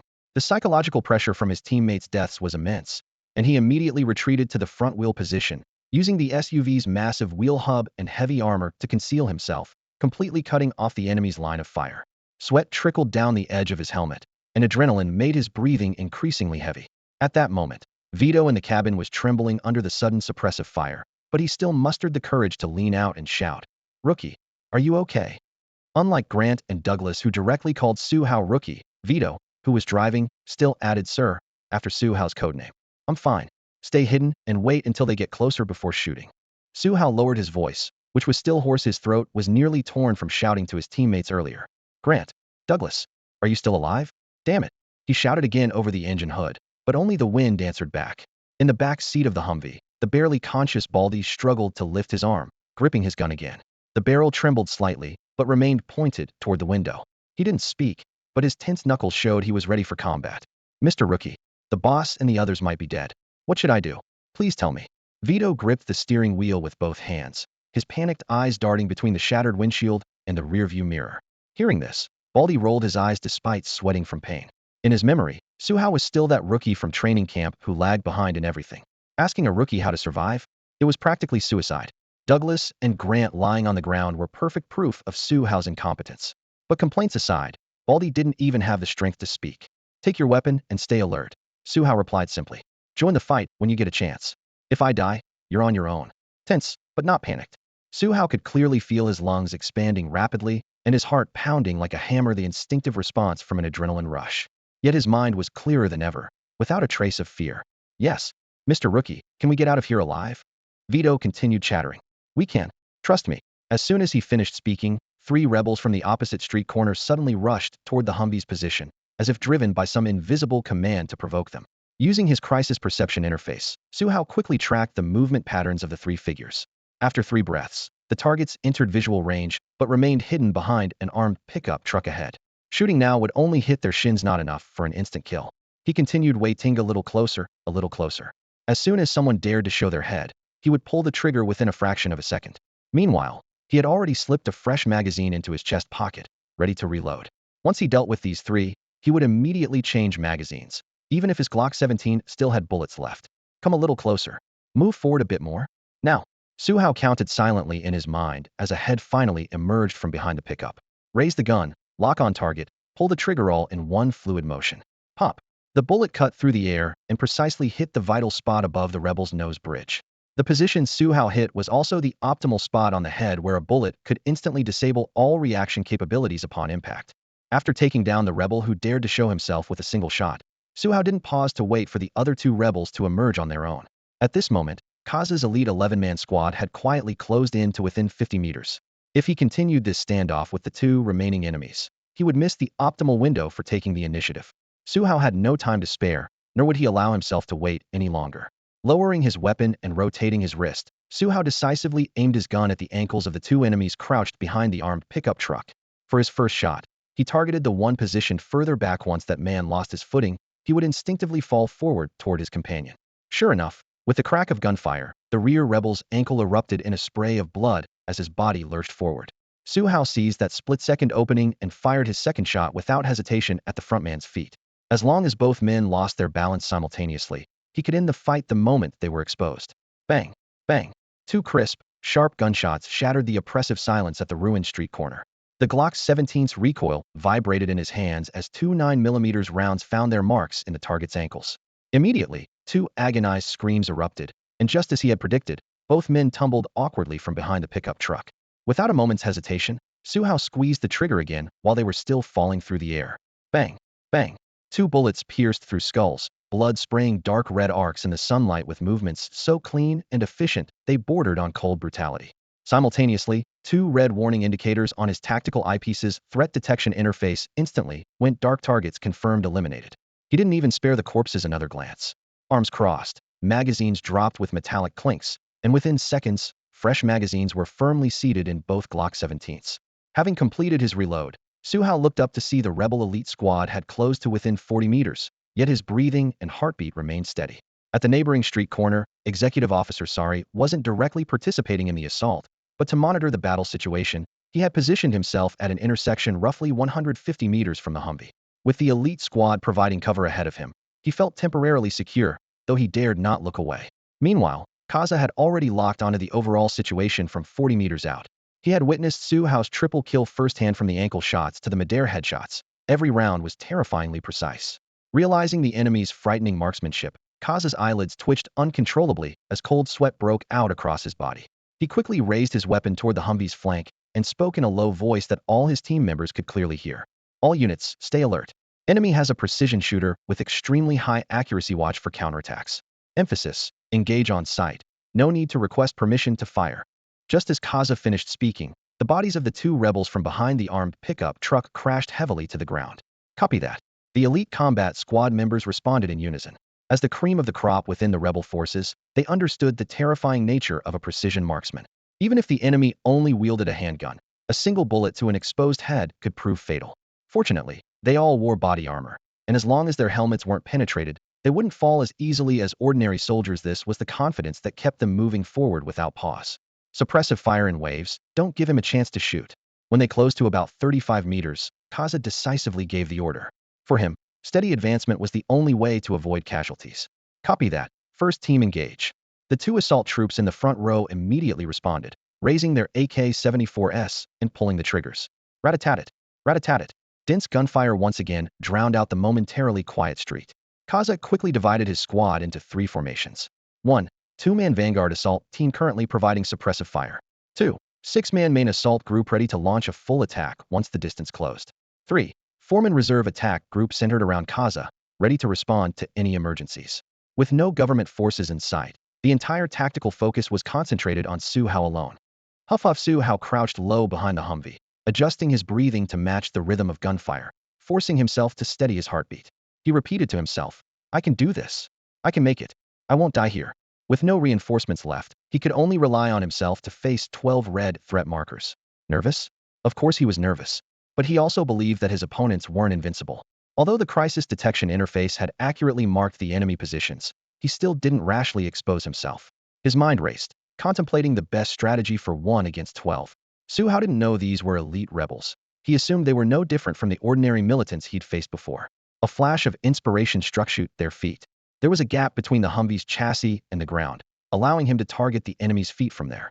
Even if he couldn't kill them outright, it would be enough to disrupt their advance. The moment the thought occurred to him, he immediately dropped lower, pressing himself to the ground and peering through the gap beneath the chassis, searching for those approaching combat boots. Bang, bang, bang, bang, bang, bang, bang, bang. Su Hao precisely timed the intervals, emptying both Glock 17 pistols in one burst. He had no time to count his hits, only knowing that nearly every foot that appeared in his line of sight had been targeted. Ah, ah, ah. Screams erupted one after another across the street. Simultaneously, the sustained AK-74 suppressive fire came to an abrupt halt. The gunfire suddenly stopped while the wailing suddenly began, making this battlefield eerily ominous. The three people lying inside the Humvee had no idea what had just transpired outside their vehicle. For the people in the Humvee, curiosity was certainly natural. After all, the earth-shaking gunfire from just minutes ago seemed to have been muted by some invisible hand. However, the silence lasted only 2 or 3 breaths before the rebel elite squad opened fire again, with dense bullets raining down mercilessly. Unlike before, this round of bullets mostly targeted the Humvee's undercarriage, sending debris and dust flying in all directions. Baldy leaned against the interior wall of the vehicle, his shoulders stained with blood, yet he still relied on his experience of identifying positions by sound to pinpoint the direction. Clearly, the rookie had just used the gap beneath the vehicle to specifically target the rebels' ankles, forcing them to shoot from low positions. His injuries left him feeling weak all over, but his mind remained sharp. Aside from Su Hao, there was no one else outside engaging the enemy. A battlefield novice could remain so composed under intense firepower and counterattack accurately. This abnormality made Baldy's scalp tingle. When did the rookie become this strong? Achieving this level on his first battlefield experience? Reflecting on Su Hao's composed actions after boarding the vehicle, Baldy suddenly realized how extraordinary the situation before him was. Had he not fully awakened to this reality now, he might never have noticed all the impossibilities Su Hao had accomplished. Unlike Baldy's shock, Vito and Steve in the vehicle reacted quite differently. Both had witnessed Su Hao's fierce performance earlier, so as long as he remained standing, no matter how extraordinary his achievements, they wouldn't be surprising. The difference was that Vito's morale was greatly boosted by Su Hao's presence, while Steve grew increasingly pessimistic. He knew all too well what falling into rebel hands would mean. Although this area was a buffer zone between government and rebel forces, the rebels clearly had the upper hand now. The longer this dragged on, the more likely they were to be completely surrounded. Several minutes had passed, though it was hard to tell exactly how many, and the 2 reinforcement routes Steve had hoped for never materialized. At this moment, his only hope was Su Hao, who was hiding behind the Humvee's wheels, holding his ground single-handedly. Just as Steve's mind was filled with anxiety, Vito, who was half kneeling in the driver's seat, suddenly spoke up. "Mr. Steve, I want to go out and help Mr. Rookie. I think he needs my assistance." "Are you insane?" Steve replied without mercy. "What help could you possibly provide him? Serve as a target?" Unlike Su Hao and the other hired reinforcements, Vito, Douglas, and the others had been Steve's subordinates from the beginning. In front of his own people, he always spoke bluntly without any reservations. "I'm planning to roll down the window and provide suppressive fire from there." Vito pressed his short assault rifle against his chest. "The situation has reached a stalemate. I need to create an opening for Mr. Rookie." Steve glared at him, veins bulging at his temples, yet he couldn't find words to refute. There was a note of determination in Vito's voice, felt that since Mr. Rookie had placed his trust in him, he couldn't let that trust down. Moreover, Mr. Rookie was incredibly skilled. As long as he could create an opportunity for Mr. Rookie to strike, the man would surely eliminate all those rebels outside. Vito leaned his head back against the seat, his mind racing through calculations. If he acted properly, he could create a decisive window for that rookie, and the young man with terrifying marksmanship would clear the entire street in an instant. After much deliberation, he reached the only conclusion: had to act. "Vito, if you stay hidden in the car, once things turn around, you can still leave here alive with me. But if you join the fight, death could come for you at any moment." In the passenger seat, Steve kept his voice low, maintaining the composure characteristic of a big boss. "I know you're doing this to protect me, but I really hope you'll think it over once more." Vito knew that to Steve, his life or death wouldn't change the bigger picture. But equally, he understood that acting now could indeed help Su Hao break the deadlock. Steve's security team was down to just him, and in a way, the boss wanted to preserve this last ember. "I've made up my mind, Mr. Steve." Vito stared at his boss without blinking. "But if I die here, please send the compensation to my family." "Thank you. Of course. As long as I make it back alive to the government forces, I'll never forget the loyalty of those who died for me." Steve lay flat against the seat, yet his tone remained resolute. "I trust you, Mr. Steve. I don't regret coming to Iweiya as your bodyguard." Having received the promise he wanted, Vito had no more hesitations. He grabbed the G36 assault rifle from the passenger side, pulled the charging handle, checked the safety, his movements clean and efficient, then slowly rolled down the window, letting the barrel emerge. At almost the same moment, on the other side of the vehicle, Su Hao remained pressed against the wheel hub.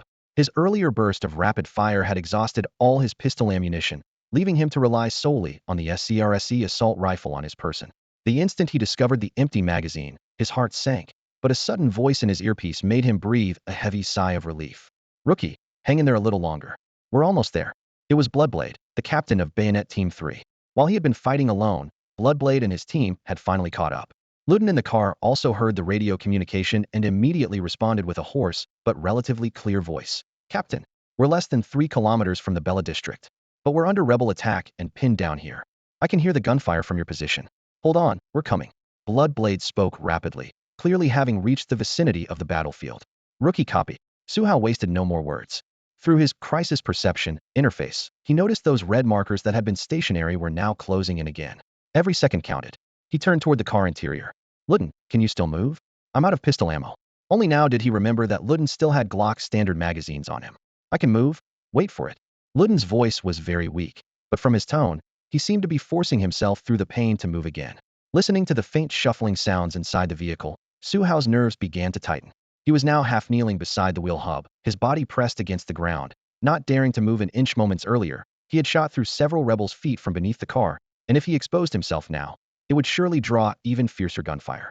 So he could only wait for Ludin inside the car to toss out the spare pistol magazines. If the enemy closed in first, he would have no choice but to raise that SCAR assault rifle and fight it out.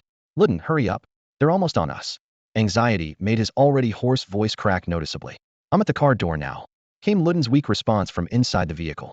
"Rookie, I'm ready on my end. Can open fire on the outside anytime."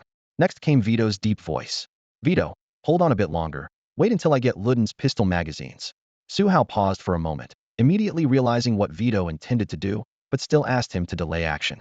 Thanks to his crisis perception interface, a bug-level Chia that had complete awareness of the rebels' movements. Of the 12 red dots on the interface, only 4 were slowly approaching, while the other 8 remained stationary.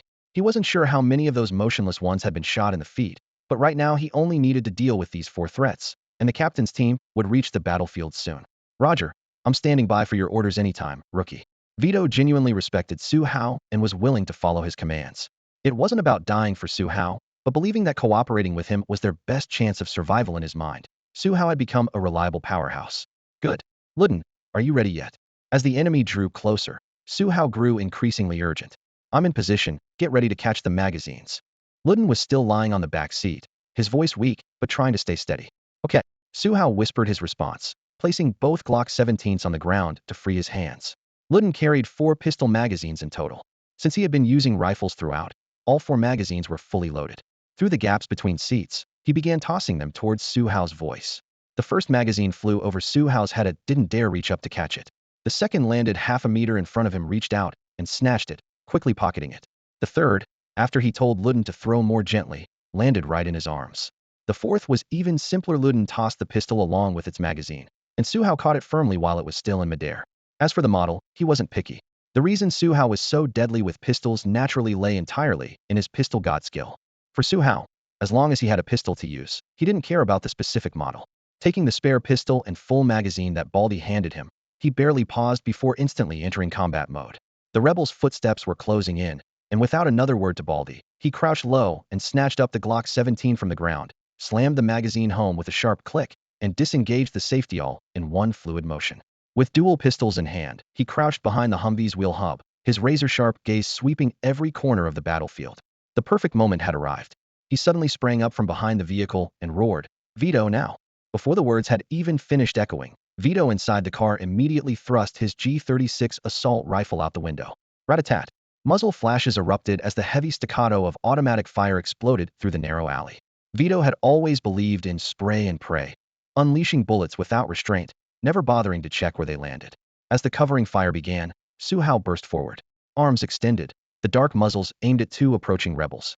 Bang, bang, bang, bang, for shots fired in rapid succession.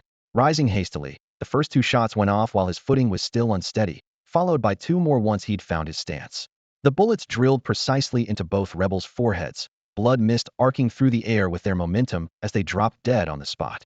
Confirming the immediate threat was neutralized, Su Hao immediately pivoted his weapons towards several rebels still exposed in the open ground ahead. They raised their assault rifles as well, but lacking cover, could only match him for speed. The outcome was obvious. Pistols could be fired far faster than they could aim their rifles. Bang, bang, bang.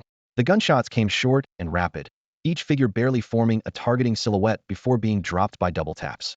Su Hao believed in one extra shot for insurance, nearly emptying both magazines to completely clear all enemies in front. As the last empty magazine clattered out, both pistols simultaneously clicked with the metallic snap of slide lock. At that very moment, two elite rebels had crept around to the other side of the Humvee. No time to reload. Su Hao decisively dropped his pistols and yanked the Scar assault rifle hanging from his chest. As the muzzle came up, those two enemies were already aiming at him. Both sides stood completely exposed, facing off at point-blank range, the tension so thick it seemed to solidify in the air. This was the most dangerous second Su Hao had faced since the battle began. At the same moment, another Humvee carrying Bloodblade's team came roaring up. The driver, Dynamite, hit the brakes hard, sending the vehicle into a sideways skid. From the passenger seat, Eagle Eye saw through the windshield the life-or-death instant between Su Hao and those two rebels. Rat-a-tat, rat-a-tat, rat-a-tat. Deafening gunfire erupted between the two Humvees. Bullets tore through the air, and in the next second came the wet thuds of rounds punching into flesh or the dull impacts against body armor.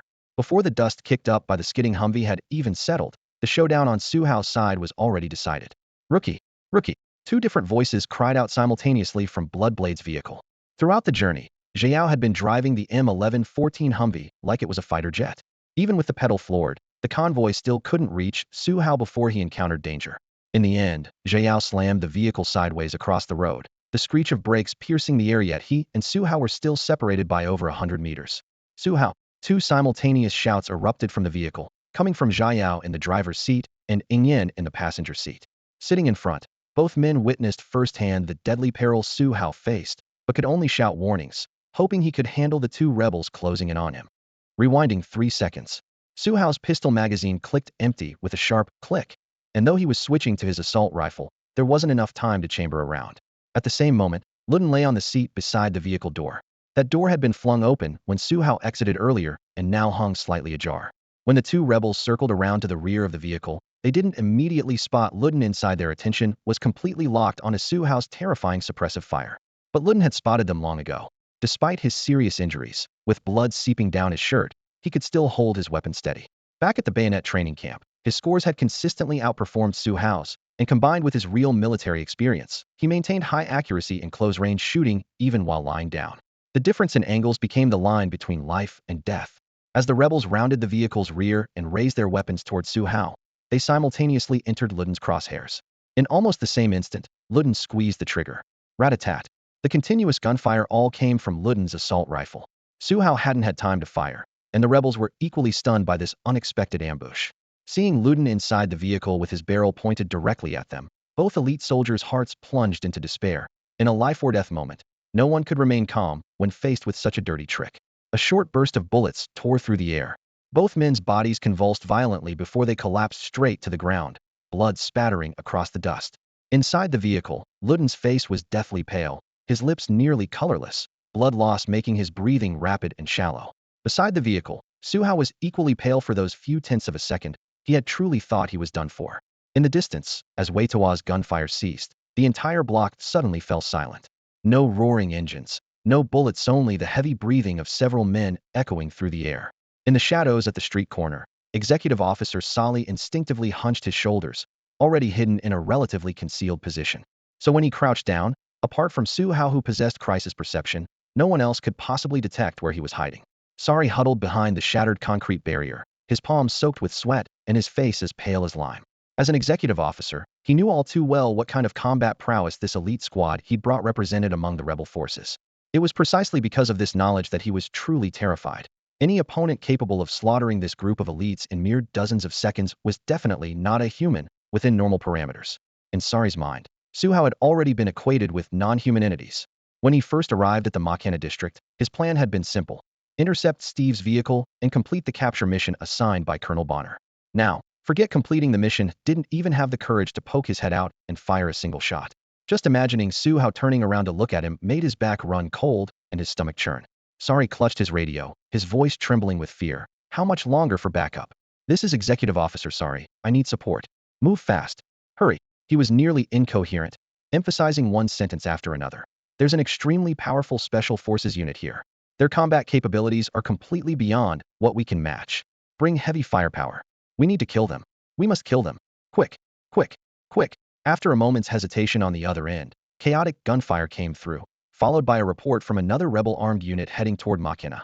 Executive officer, sorry. We're being intercepted by a private military force and won't be able to get through anytime soon.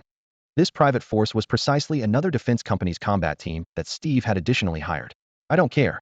Sorry lowered his voice, but couldn't hide his breakdown. All other combat units listen up. Everyone converge on my position. If we delay any longer, and Steve leaves Machina, you'll all die with me. Anyone who doesn't want to die should move immediately, capture Steve, and eliminate these demons. Copy. We'll be there in about 10 minutes. Executive officer, sorry. We've dealt with the government forces on our end and are heading your way. Please give us a little more time, Sorry's ultimatum exploded across the channel, and all rebel forces in the Machina district began turning around to rush over. However, even the nearest team would need at least 5 minutes to arrive, and they were currently being tied up by those defense company mercenaries. Worse still, on Sorry's side, only he remained as a living person. Actually, strictly speaking, there was still one survivor, Kaza, the captain of the elite squad.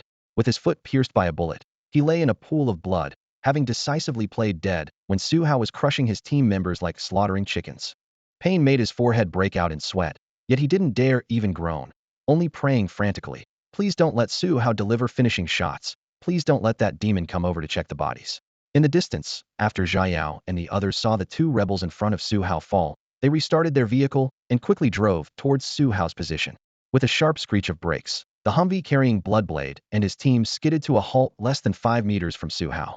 Before the piercing sound of tires grinding against broken concrete had fully faded, 5 fully armed mercenaries burst from the vehicle, their gun barrels cutting swift defensive arcs through the air as they immediately surrounded Su Hao.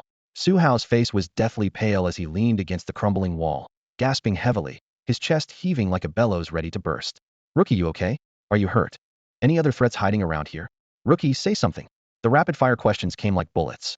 Bloodblade crouched in front of Su Hao, checking for injuries, while Dynamite and Bottle Cap quickly reloaded their magazines, eyes scanning every shadow with vigilant alertness. On the perimeter, Eagle Eye and Deadshot had established a 12-meter security circle, using the rubble pillars as cover while they observed. Cough, cough. I'm fine.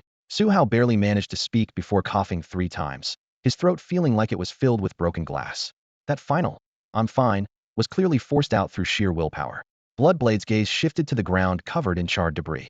Dozens of rebel soldiers lay scattered across the area, each armed with assault rifles. Yet without exception, everyone had a thumb-sized hole through their forehead or bridge of their nose killed with a single shot. Bloodblade couldn't help but lower his voice. Rookie, this whole area? Did you do all this? During the previous mission to rescue Steve, Su Hao had displayed absurdly impressive combat performance, but that had been his first time on a battlefield. Faced with today's carnage, Bloodblade couldn't think of anyone else capable of such devastation. Hearing the question, the other members of Blade Team 3 also focused their attention on Su Hao. The air was thick with a mixture of gunpowder, blood, and burnt rubber, making the shock in their eyes even more pronounced. Especially the gunner. He hadn't followed into the abandoned factory earlier, only catching a distant glimpse of Su Hao using an assault rifle to blow out a rebel's brains. He hadn't yet heard the full details from Bloodblade. Now, confronted with the field of corpses, he couldn't comprehend how a rookie, on his first mission, had not only survived but turned fully armed enemies into Swiss cheese. Deadshot and Eagle Eye, positioned on the outer perimeter, had the clearest view of everything. The bodies showed almost no signs of struggle, and the bullet wounds were terrifyingly precise. Their professional instincts told them that if the person responsible wanted to, taking out their own team members wouldn't be any harder than dealing with these rebels. That primal fear of encountering a superior predator made their fingers tense slightly, though they felt grateful. At least this monster was on their side. In comparison, Dynamite and Bottle Cap, who had witnessed Su Hao's previous performance, appeared relatively calm, though shock still weighed heavily in their expressions. While they still couldn't explain what they'd seen, they at least had some psychological preparation. Huff huff huff. Su Hao's breathing remained labored, each intake of air seeming to require the effort of lifting a 1,000-pound boulder. Clearly, Su Hao was in no condition to answer Bloodblade's questions. Su Hao's adrenaline had completely worn off by now, and with Bloodblade and the others providing protection, he finally allowed himself to relax completely. This sudden release left him genuinely struggling to breathe. Rookie, you okay? Explosives Specialist Iweiya rushed over and grabbed him, half dragging, half carrying him to lean against the vehicle. Su Hao could hear the concern in his teammate's voice, but he couldn't manage a complete sentence, only labored breathing. Move. Get the rookie in the car first. This isn't a safe zone. As soon as Bloodblade finished speaking, everyone sprang into action. Iweiya supported Su Hao as they rushed toward the lead vehicle. By the car door, Egghead, who had taken bullets for Su Hao earlier, lay collapsed on the ground, his face ashen from severe blood loss, completely unconscious. Deadshot and Eagle Eye ride with the rookie in the first car. Everyone else, get in the rear vehicle with me. Speed back to the safe zone. The rebels will be on our tails soon. Bloodblade gestured as he spoke, and the team quickly split between the two Humvees. Not far away, Kaza remained perfectly still, playing dead. Further off, Solly hid behind a collapsed wall corner, helplessly watching Team Bayonet drive away without being able to intervene. None of the team except Su Hao had noticed these two, and Su Hao currently lacked even the strength to voice a warning. The convoy gunned it out of the ruins, heading for the Bella district. That area remained under government control. No firefights meant safety. Along the way, they passed a private military contractor engaged in fierce combat with rebels. Though technically allies, Bloodblade didn't know this, so the convoy didn't stop. The two Humvees entered the Bella district, and only then did the soldiers truly breathe easy. After a brief rest, Su Hao's breathing gradually stabilized, and he could finally sit upright again. As soon as the vehicle stopped, a government military officer hurried over. "Mr. Steve, thank God you've returned safely." After confirming the identity, the officer's face showed clear relief and gratitude. Steve appeared to be Iweiya's top real estate mogul on the surface, but secretly maintained intricate connections with government forces. His funding was equally crucial to the anti-rebel effort. "Colonel Burne-Jones, give me a moment to confirm a few things, then I'll go see General Banzai." Steve nodded slightly. "Understood. I'll wait over there, please make it quick." Burne-Jones showed proper respect before returning to his guard detail. Meanwhile, Bloodblade and the others had arrived from the rear vehicle, gathering around Su Hao and Egghead. Egghead remained unconscious with weak breathing. Bloodblade lowered his voice. "Rookie, feeling better? Can you talk now?" He had a belly full of questions. What was behind Su Hao's sudden explosive performance? As team leader, he needed answers. "I'm okay now, Captain." Su Hao's voice was hoarse, but much stronger than before. Just as Bloodblade was about to press further, Steve's voice came from behind them. "Captain Bloodblade, could I have a word? It's about continuing to employ your services going forward." As he finished speaking, Steve was already standing beside Bloodblade. Sure. But Mr. Steve, before we discuss what comes next, could you please arrange for someone to take my team member for medical treatment? You know, my teammate is in really bad shape right now. I'm worried that without immediate treatment, he might be in mortal danger." As soon as he finished speaking, Bloodblade raised his hand to signal Su Hao and the others behind him to maintain their guard, but his gaze remained fixed on Stevie as captain of Bayonet Team 3. The safety of his injured team member took priority over any negotiation. Steve had already noticed Egg's agonized posture as he curled up beside the off-road vehicle. He nodded and immediately ordered, "That's only right. Vito, go find Colonel Burne-Jones and ask him to arrange for a medic to treat our injured brother." Vito had been sitting in the driver's seat of the bullet-riddled Humvee. Upon hearing the command, he immediately pushed open the door and jogged away across the gravel.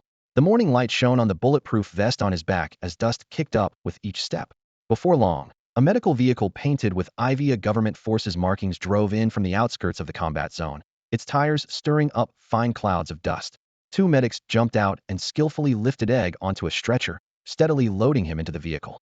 When the stretcher was secured, Egg's face was deathly pale from blood loss, but beneath the oxygen mask, there seemed to be a hint of renewed vitality. Gunner, as Egg's regular partner, followed without hesitation, taking position at the rear of the medical vehicle as it sped toward the nearby temporary medical station. The red taillights of the ambulance flickered through the ruins until it turned the corner and disappeared completely. Bayonet Team 3 was instantly down 2 members, but the atmosphere remained tense. Only then did Bloodblade turn back to face Steve directly. "Can we talk now, Captain Bloodblade?" Steve deliberately slowed his speech, politely confirming once more. Aside from the departed Egg and Gunner, Su Hao, Night Shadow, Frostwolf, and the others all gathered around the gray-white crater, maintaining their guard while keeping their eyes on Steve. If there was a new contract, it meant new payment. For mercenaries, compensation often correlated with risk, which was both tempting and habitual. "We can, Mr. Steve." Bloodblade nodded, his eyes also gleaming with anticipation. Steve looked around at everyone, then shifted the conversation. "I want to hire you to accompany me to several other cities in Iweiya. I have some things to accomplish, and we may encounter rebel attacks along the way. The danger level is very high. You can give me a quote, and if it's reasonable, I'll continue to employ you." As he spoke, his gaze occasionally lingered on Su Hao's face. That subtle attention fell under Bloodblade's notice like a silent probe. Bloodblade couldn't help but speculate. Did Steve have another purpose for this trip? Perhaps Su Hao was the real target, and the rest of them were just accessories, though this was only a fleeting thought. After all, he was equally curious about Su Hao. "Hiring us isn't a problem." Bloodblade quickly collected his thoughts, his tone steady. "But you need to specify your exact requirements. Additionally, pricing and details need to go through our company. We only handle mission execution. All business negotiations are better handled through company channels. Turning private contracts over to the company was both compliant and helped avoid additional risks. This was Bloodblade's consistent principle. With the conversation reaching this point, there was no need to continue the discussion. Bloodblade couldn't make the final decision, so further talk would just be wasting time. You have to understand, Steve is a very successful businessman, so he wouldn't waste time on pointless endeavors. All right then, I'll give Bayonet Defense a call later and discuss the follow-up employment arrangements with them. His tone was crisp and decisive. Then he turned to look at Su Hao, who was standing beside Bloodblade, his attitude unexpectedly humble. Rookie, could I have a word with you in private? Talk to me? About what? Su Hao was caught off guard when his name was called. As far as he could see, they were complete strangers with no personal relationship or business entanglements. What could they possibly discuss? Poaching him? That seemed quite likely. He scratched his head and glanced at Bloodblade, wanting to gauge his captain's attitude. Bloodblade shrugged. It's just a private chat, Rookie. Why are you looking at me? I'm not restricting your freedom. Though he was curious and wanted to eavesdrop, he decided to stay out of it. With permission granted, Su Hao nodded. All right then, Mr. Steve. Where should we talk? Purely out of curiosity, he followed Steve toward an empty area about 10 meters away, with no one around. As long as he didn't say anything himself, Bloodblade and the others would never know what they discussed. Once they stopped, Steve got straight to the point. Rookie, interested in working for me? I can offer you higher pay than Bayonet Defense and a more promising future. With his confidence, there was no need to beat around the bush. He laid out his offer and waited for Su Hao's response. Work for you? Su Hao raised an eyebrow. Mr. Steve, I'm a mercenary, and you're a real estate developer in Iweiya. What could I possibly do for you? Just be a bodyguard. With the war god system at his disposal, he didn't want to be someone's subordinate forever. Besides, with Iweiya in such chaos, he doubted Steve could still focus on real estate development. He knew nothing about that industry, so switching careers clearly wasn't suitable. What else could there be? He couldn't think of anything. Being my bodyguard is just a short-term arrangement. Steve's expression grew serious, his tone grave. To be honest, I value your abilities. I want you to be my representative in Iweiya, helping me manage another business. What kind of business? Su Hao became alert. His knowledge of Steve was limited to the information provided to Bayonet Defense. Everything else was a mystery. Arms dealing. Selling military equipment in bulk to the Iweiyan government. I'm one of the designated arms suppliers for the Iweiyan government forces, and the arms trade is my real business in Iweiya. Steve looked at Su Hao, speaking each word deliberately. Arms dealing? Mr. Steve, you're in the arms business? The words hit Su Hao's nerves like a bullet. His facial muscles twitched slightly, and undisguised shock flickered in his eyes. He had anticipated various conditions Steve might propose, but never imagined the man would be an arms dealer, one hiding behind the facade of a top real estate mogul. Being at the pinnacle of real estate already proved this man's ruthless capabilities. Now throwing out the word arms, these two completely unrelated identities left Su Hao's mind reeling. He couldn't help but ask, what about your real estate business in Iweiya, Mr. Steve? Is that just a front? Steve didn't dodge the question. He adjusted his cuffs with a casual smile. Of course I'm still doing real estate, but the real money is in arms. Rookie, you know Iweiya has completely descended into coups and chaos. If I want to continue the arms business, having supply channels isn't nearly enough. I need a private military force that answers only to me, a powerful team that can handle my problems at any time. And you are my ideal candidate. He paused, his gaze determined yet persuasive. Working with me has far better prospects than your position at Razor Defense. I can offer you profit sharing, as long as you take on this responsibility. In just a few sentences, Steve extended his olive branch decisively, as if even the scent of gunpowder carried temptation. A man who could lead him through rebel encirclement. A super soldier who could single-handedly take down dozens of armed militants. In his eyes, Su Hao was undoubtedly the most worthwhile weapon to invest in. Su Hao took a deep breath, suppressing his turbulent emotions. I need to think about it, Mr. Steve. This invitation came too suddenly. He needed to weigh it carefully. Once he agreed, it would be an entirely different life, and he knew almost nothing about Steve's true situation, resources, and enemies. Though dangerous, his work at Razor Defense at least had clear procedures. Would partnering with Steve really be better? He couldn't answer that now.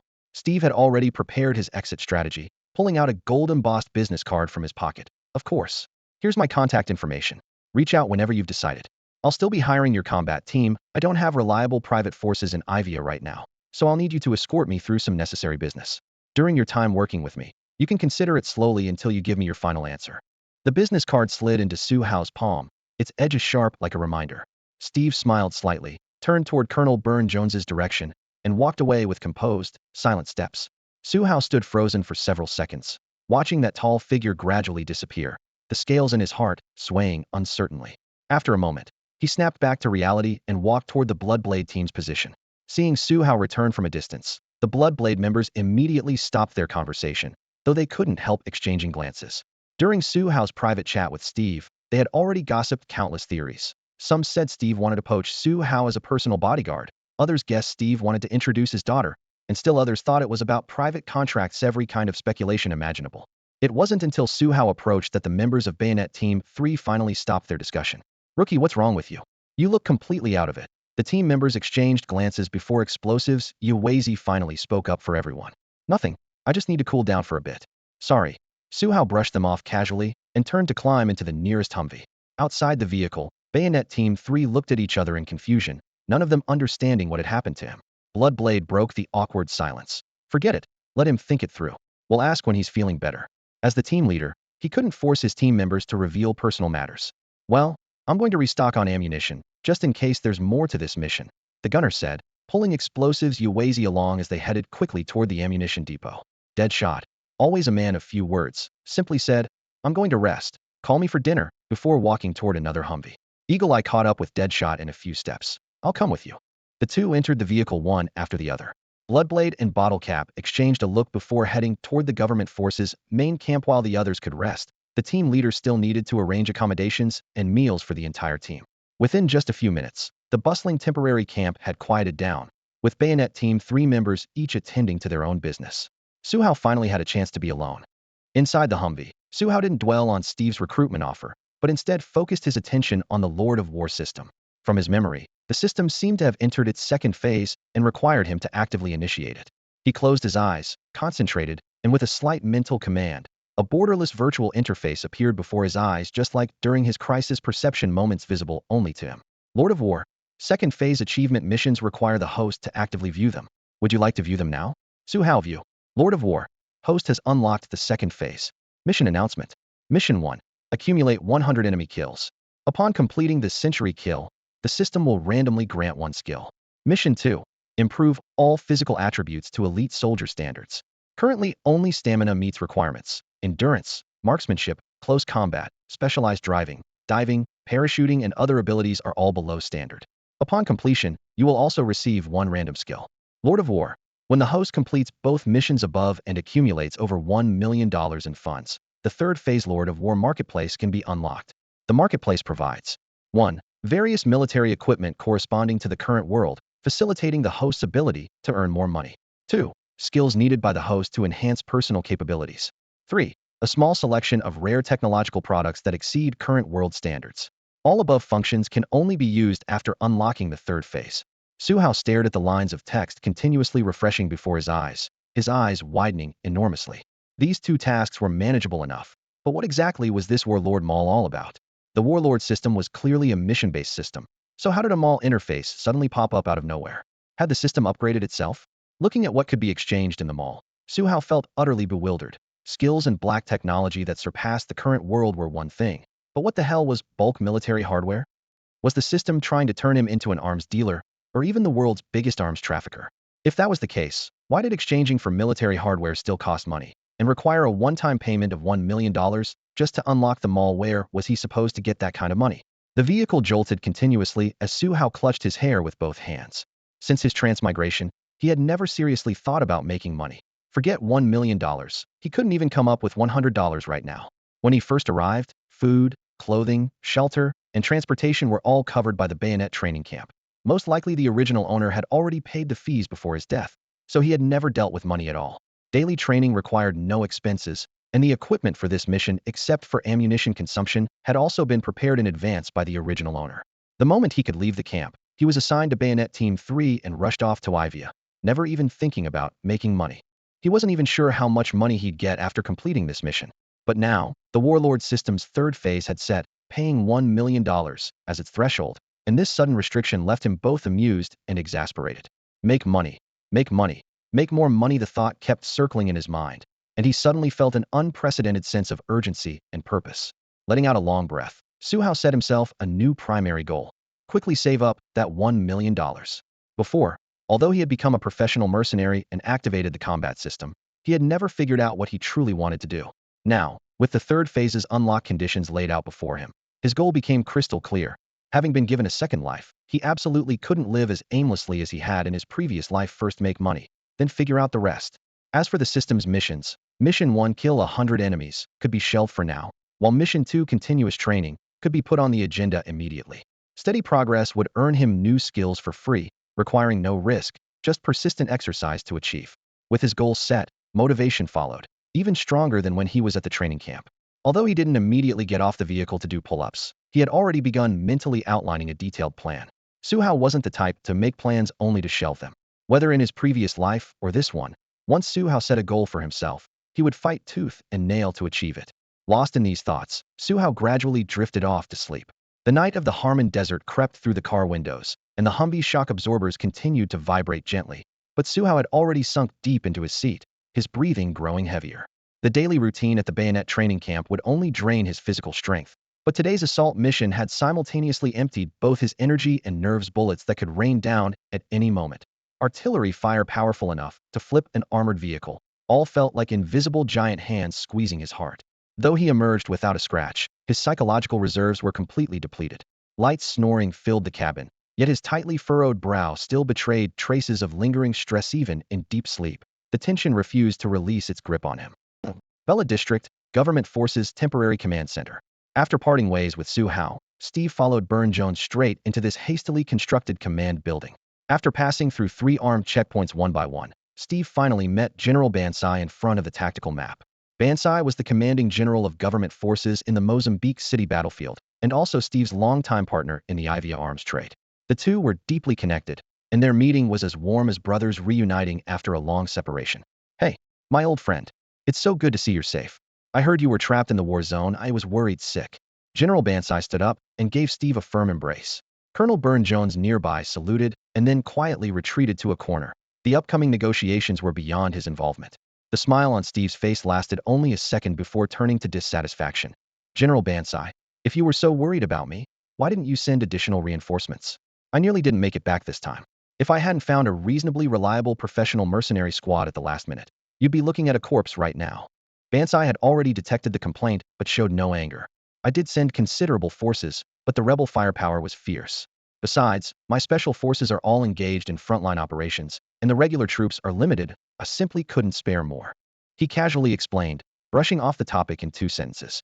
Steve snorted softly, suppressing his disgust, and stopped beating around the bush. "Fine.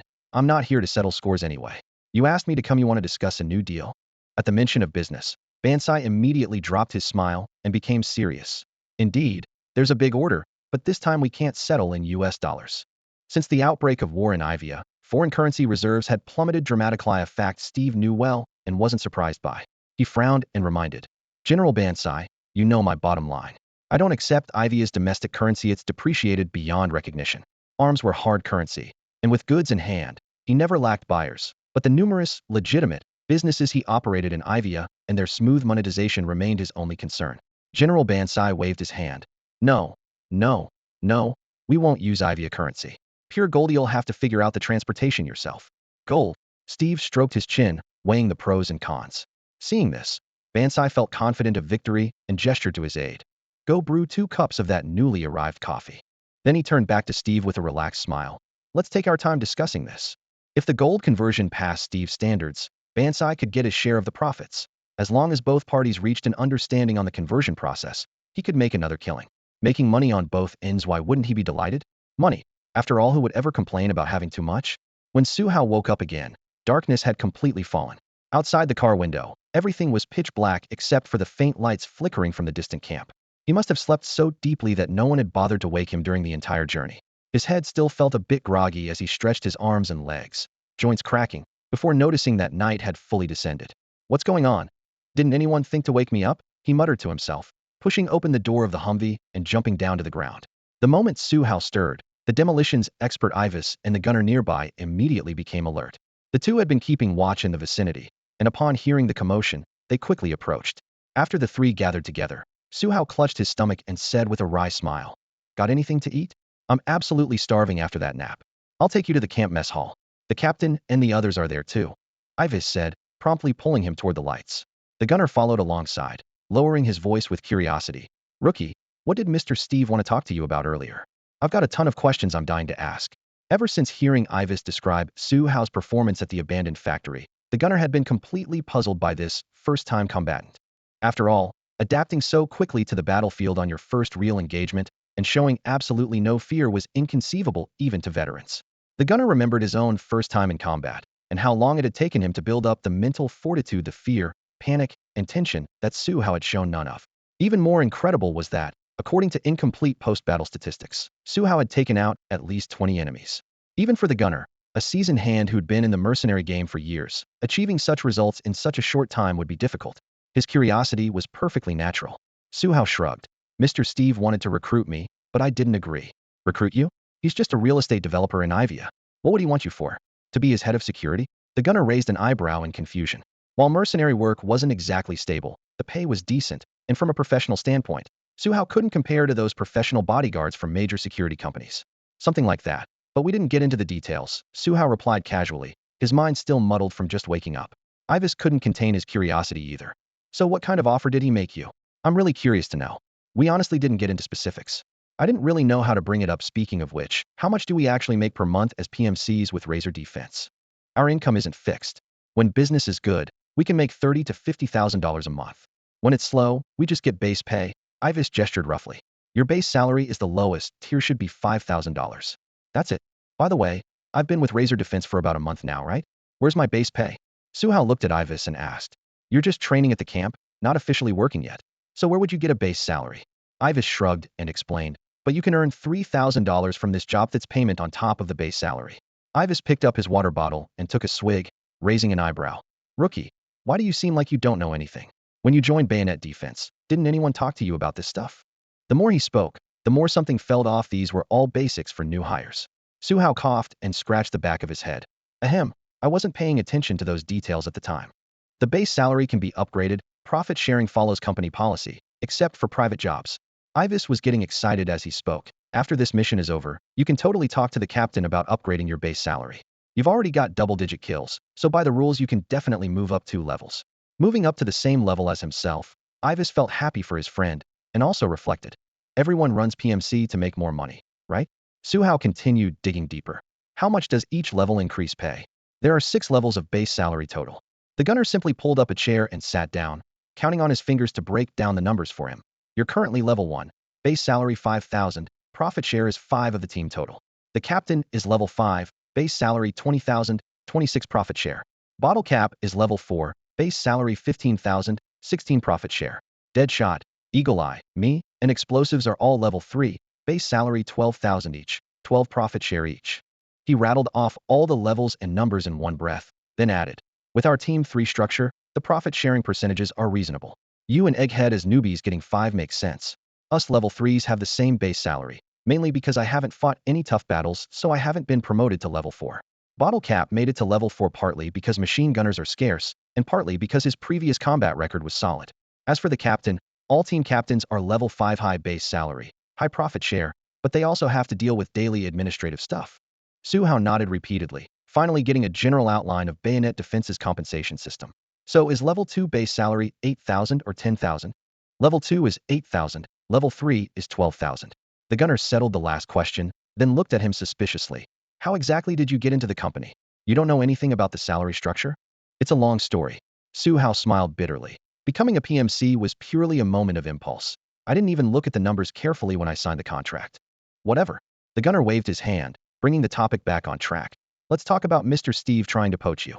Do you really want to go? What kind of offer would he have to make for you to agree? Su Hao. Before long, Su Hao and his 2 companions arrived at the government forces mess hall.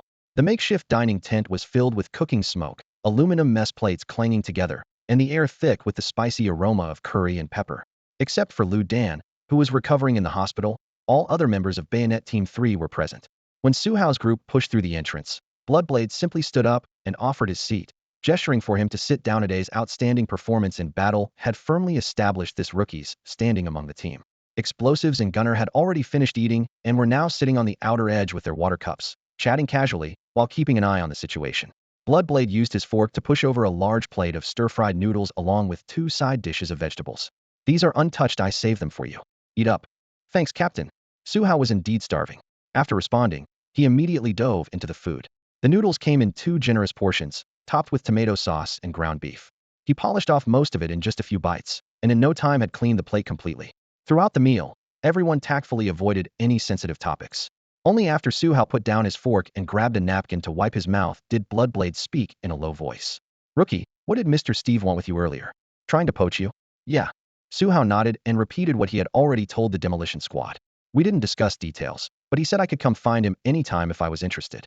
Having shared life and death experiences together, Su Hao had nothing to hide. Bloodblade pondered for a moment before asking, "So what are you thinking?" The other brothers all turned to look at Su Hao. After all, this was the first time they'd encountered such a situation. "I'm pretty tight on cash lately. If the price is right, I might consider it." Su Hao was thinking about the conditions for unlocking the third phase of the Warlord system, and just the thought of that sum of money gave him a headache. "But have you discussed the penalty fee with Mr. Steve?" Bloodblade hit the nail on the head. "Penalty fee? What penalty fee?" Su Hao looked completely bewildered. Gunner and Explosives exchanged glances, thinking to themselves that sure enough, this kid didn't even understand the salary structure, let alone contract terms. Bloodblade explained helplessly. "The penalty fee specified in your contract. Didn't the company's legal department remind you? That's impossible." It turned out Su Hao didn't even know he'd have to pay money to quit. I didn't read it carefully at the time." Su Hao scratched his head, his scalp tingling. Bottle Cap delivered the final blow with a smile. "Actually, it's not that much, just a one-time payment of 500,000 to the company. If Steve really has his eye on you, he'd probably be willing to cover it." 500,000 US dollars? Su Hao's eyes instantly widened like saucers. What else would it be? Evian currency. Bottle Cap rolled his eyes. Su Hao was speechless. He never would have imagined there was such a catch. This meant that if Su Hao wanted to switch jobs, he would need Steve to pay a 500,000 breach of contract penalty. Otherwise, he couldn't possibly leave Bayonet Defense. $500,000, the figure kept flashing through his mind, and that was no small amount. Su Hao wondered whether Steve would really fork out that kind of money for him. With that sum alone, Steve could easily hire 3 to 5 experienced bodyguards from a professional security company for an entire year. "Don't overthink it, rookie." Bottle Cap beside him patted Su Hao's shoulder. "Maybe Steve really values you. For a big boss like him, 500,000 is probably just pocket change. Since he came to negotiate personally, there's definitely a chance." Bottle Cap's tone carried no hint of jest, as he admitted he also wanted to leave the mercenary circle. The danger level was simply too high. If he could find equally lucrative but much safer work, he'd switch tracks immediately. Worth noting was that both Bottle Cap and Bloodblade weren't bound by Bayonet Defense's penalty clauses. If they wanted to leave, they'd only need to handle a work handover. However, no one had tried to poach them yet, and they hadn't encountered the kind of active recruitment opportunity that Su Hao was experiencing. "All right, let's table that discussion for now."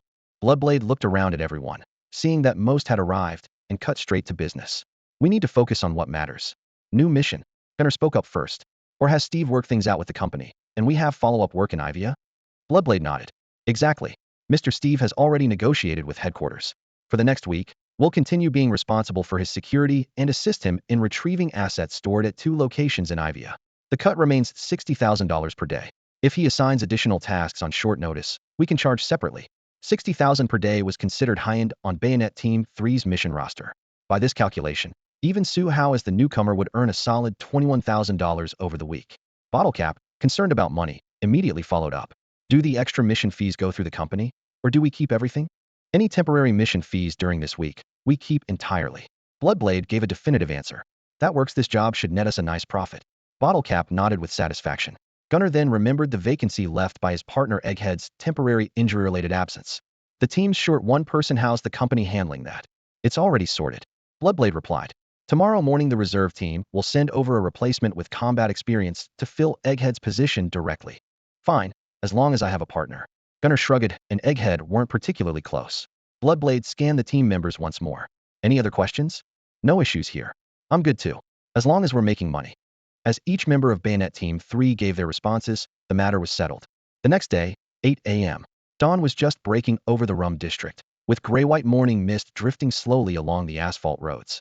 This wealthy enclave at the westernmost edge of Mosin City was a full 30 kilometers from the front lines of urban warfare, yet the bitter taste of gunpowder still lingered in the morning air. Steve's private estate was hidden behind high walls and ivy, now blazing with lights as he held an emergency meeting with his most trusted lieutenants in the main building's reception hall. The previous night, after completing his final negotiations with General Bansai at the front lines, he had immediately called in Bayonet Team 3 for escort and retreated to his estate under cover of darkness. The arms dealing was merely a tactical piece on the board. The heavier stakes were the liquid assets he needed to extract from Iweiya as quickly as possible: gold, antiques, and cash. Steve's largest cache of movable wealth in Iweiya was locked away in the underground vault of that standalone villa in Basim City. 3 tons of gold worth 690 million. Beyond that, the vault contained at least another 100 million in cash, plus various rare antiques. With Basim City also engulfed in warfare, safely extracting this fortune would require Steve to assemble a heavily armed team. Whether choosing air or ground transport, the first step was loading these containers onto vehicles in a war zone. This phase could come under fire at any moment, and he couldn't afford to act rashly. After deliberating through the night, he decided to remain in Mosin City for 2 more days to prepare the necessary manpower and plans. The reception hall was dimly lit, with cigar smoke swirling beneath the ceiling. Steve held his cigar, his face grim as he looked across the room. "Jonathan, where do we stand on liquidating those fixed assets you've been working on? How much longer until everything's wrapped up?" Jonathan was Steve's public frontman in Iweiya, skilled in money laundering and financial maneuvering. This sudden outbreak of civil war had thrown all his arrangements into chaos. His suit was wrinkled from exhaustion as he adjusted his glasses and sighed. "The war came too fast. Our losses are massive. Many assets got trapped in war zones before we could move them. Even with more time, there's no way to liquidate all those fixed properties." Over the past few days, he had worked around the clock, ultimately recovering less than $100 million. Based on current battlefield conditions, Steve's publicly held assets might yield at most another 100 million in. That was assuming all transactions proceeded smoothly. If anything else went wrong, forget 100 million. They'd be lucky to see 10 million. This was the terrifying rate at which fixed assets depreciated once a country descended into full-scale warfare. "I can give you 1 more week at most, Jonathan. Get all our fixed assets in Iweiya liquidated as quickly as possible. From now on, we can only deploy these assets in countries less prone to armed conflicts." After speaking, Steve pressed his throbbing temples, his brow furrowed like a tightly knotted button. Iweiya had become a powder keg, and he had to withdraw his capital. This made the gold shipment in Basim City all the more crucial. If he couldn't get it out, his assets would plummet like a burst dam, a consequence he absolutely could not accept. "I'll do my best, Mr. Steve." Jonathan nodded with a bitter smile. At this moment, aside from doing his best, he really had nothing else to say. After a brief silence, Steve turned to another person in the room. "Angus, how are the arrangements for the personnel I asked you to prepare?" Angus was his blade for dirty work, decisive and ruthless, with a different role from his personal bodyguard Douglas. He responded in a deep voice. "All available personnel have been assembled and will be in position by 5 p.m. today at the latest. Besides our own people, I've also hired combat teams from 3 defense companies. Including the bayonet defense you personally negotiated with, we have approximately 200 men in total." "Which 3 companies? What about their capabilities and pricing?" Steve pressed. Angus opened his tablet, pushed the materials to the center of the table, and reported one by one. 1. Warfire Group, 20-man squad, 1-week contract, $700,000. 2. Greenfield Group, 16-man squad, same 1-week period, $560,000. 3. Blackwater Group, 12-man squad, same 1-week period, $1 million. All 3 have solid reputations. The prices are high, but you definitely get what you pay for." Angus paused, then focused on bayonet defense. "As for the bayonet team 3 you found, 8 men cost $60,000 per day, and that's after their 50-50 split with headquarters. In other words, you're actually paying $120,000 daily, which comes to $840,000 for a week. The only reason to agree to such a premium is Su Hao's terrifying capabilities." Everyone present remembered Su Hao's jaw-dropping performance that day, which explained why Bayonet Team 3 dared to quote prices far above market rate. Typically, small to medium defense companies charged $30,000 per day for ordinary protection missions, and that was considered expensive. Bottom line, give them enough money, and they could take on regular army units. Angus closed his tablet, his tone calm, yet sharp as a blade. "Moreover, this time we've hired the most elite squads from each company, all core combat forces." Steve nodded slowly. "Good. Once everyone's assembled tonight, call all the team leaders for a meeting. We leave for Basim first thing tomorrow morning. The longer we wait, the more complications arise." The 2 days trapped by rebel forces had taught him a profound lesson. Nothing in the world was more expensive than staying alive. No amount of money mattered more than survival. It was just about spending money, and Steve had plenty of it, so spend he would. Steve's estate in the Rum district was massive, spanning at least 500 meters from front to back. The morning mist hadn't yet lifted, and the entire manor lay like a silent giant beast resting in the dawn light. The lawn was meticulously manicured. Fountain jets refracted tiny points of light in the air, and at the very back was a small shooting range about 50 meters long. At the crack of dawn, Su Hao had already arrived at the range, wrapped in the cool morning air. After escorting Steve back to the manor last night, the logistics staff had arranged accommodations and other trivial matters for Bayonet Team 3. Their official mission wouldn't begin until all reinforcements arrived in Mozambique City, So for now, they had no bodyguard duties and weren't drawing pay. Everyone was temporarily free agents. But Su Hao chose not to sleep in. From physical training and endurance runs to prone shooting and standing precision shots, he didn't skip a single exercise. 2 hours quietly passed. His clothes were already soaked with sweat, yet he became increasingly focused. Isn't that the rookie? What's he doing? Training. Along the manor's main path, Demolition's expert Iweiya and Gunner Blue were preparing to pick up the new recruits when they spotted the figure at the range from a distance, both stopping in their tracks almost simultaneously. He wasn't this diligent back at training camp. Blue squinted, his tone teasing. Maybe after witnessing the brutality of real combat last night, he's finally got a clue. Iweiya nodded approvingly. Extra training never hurts.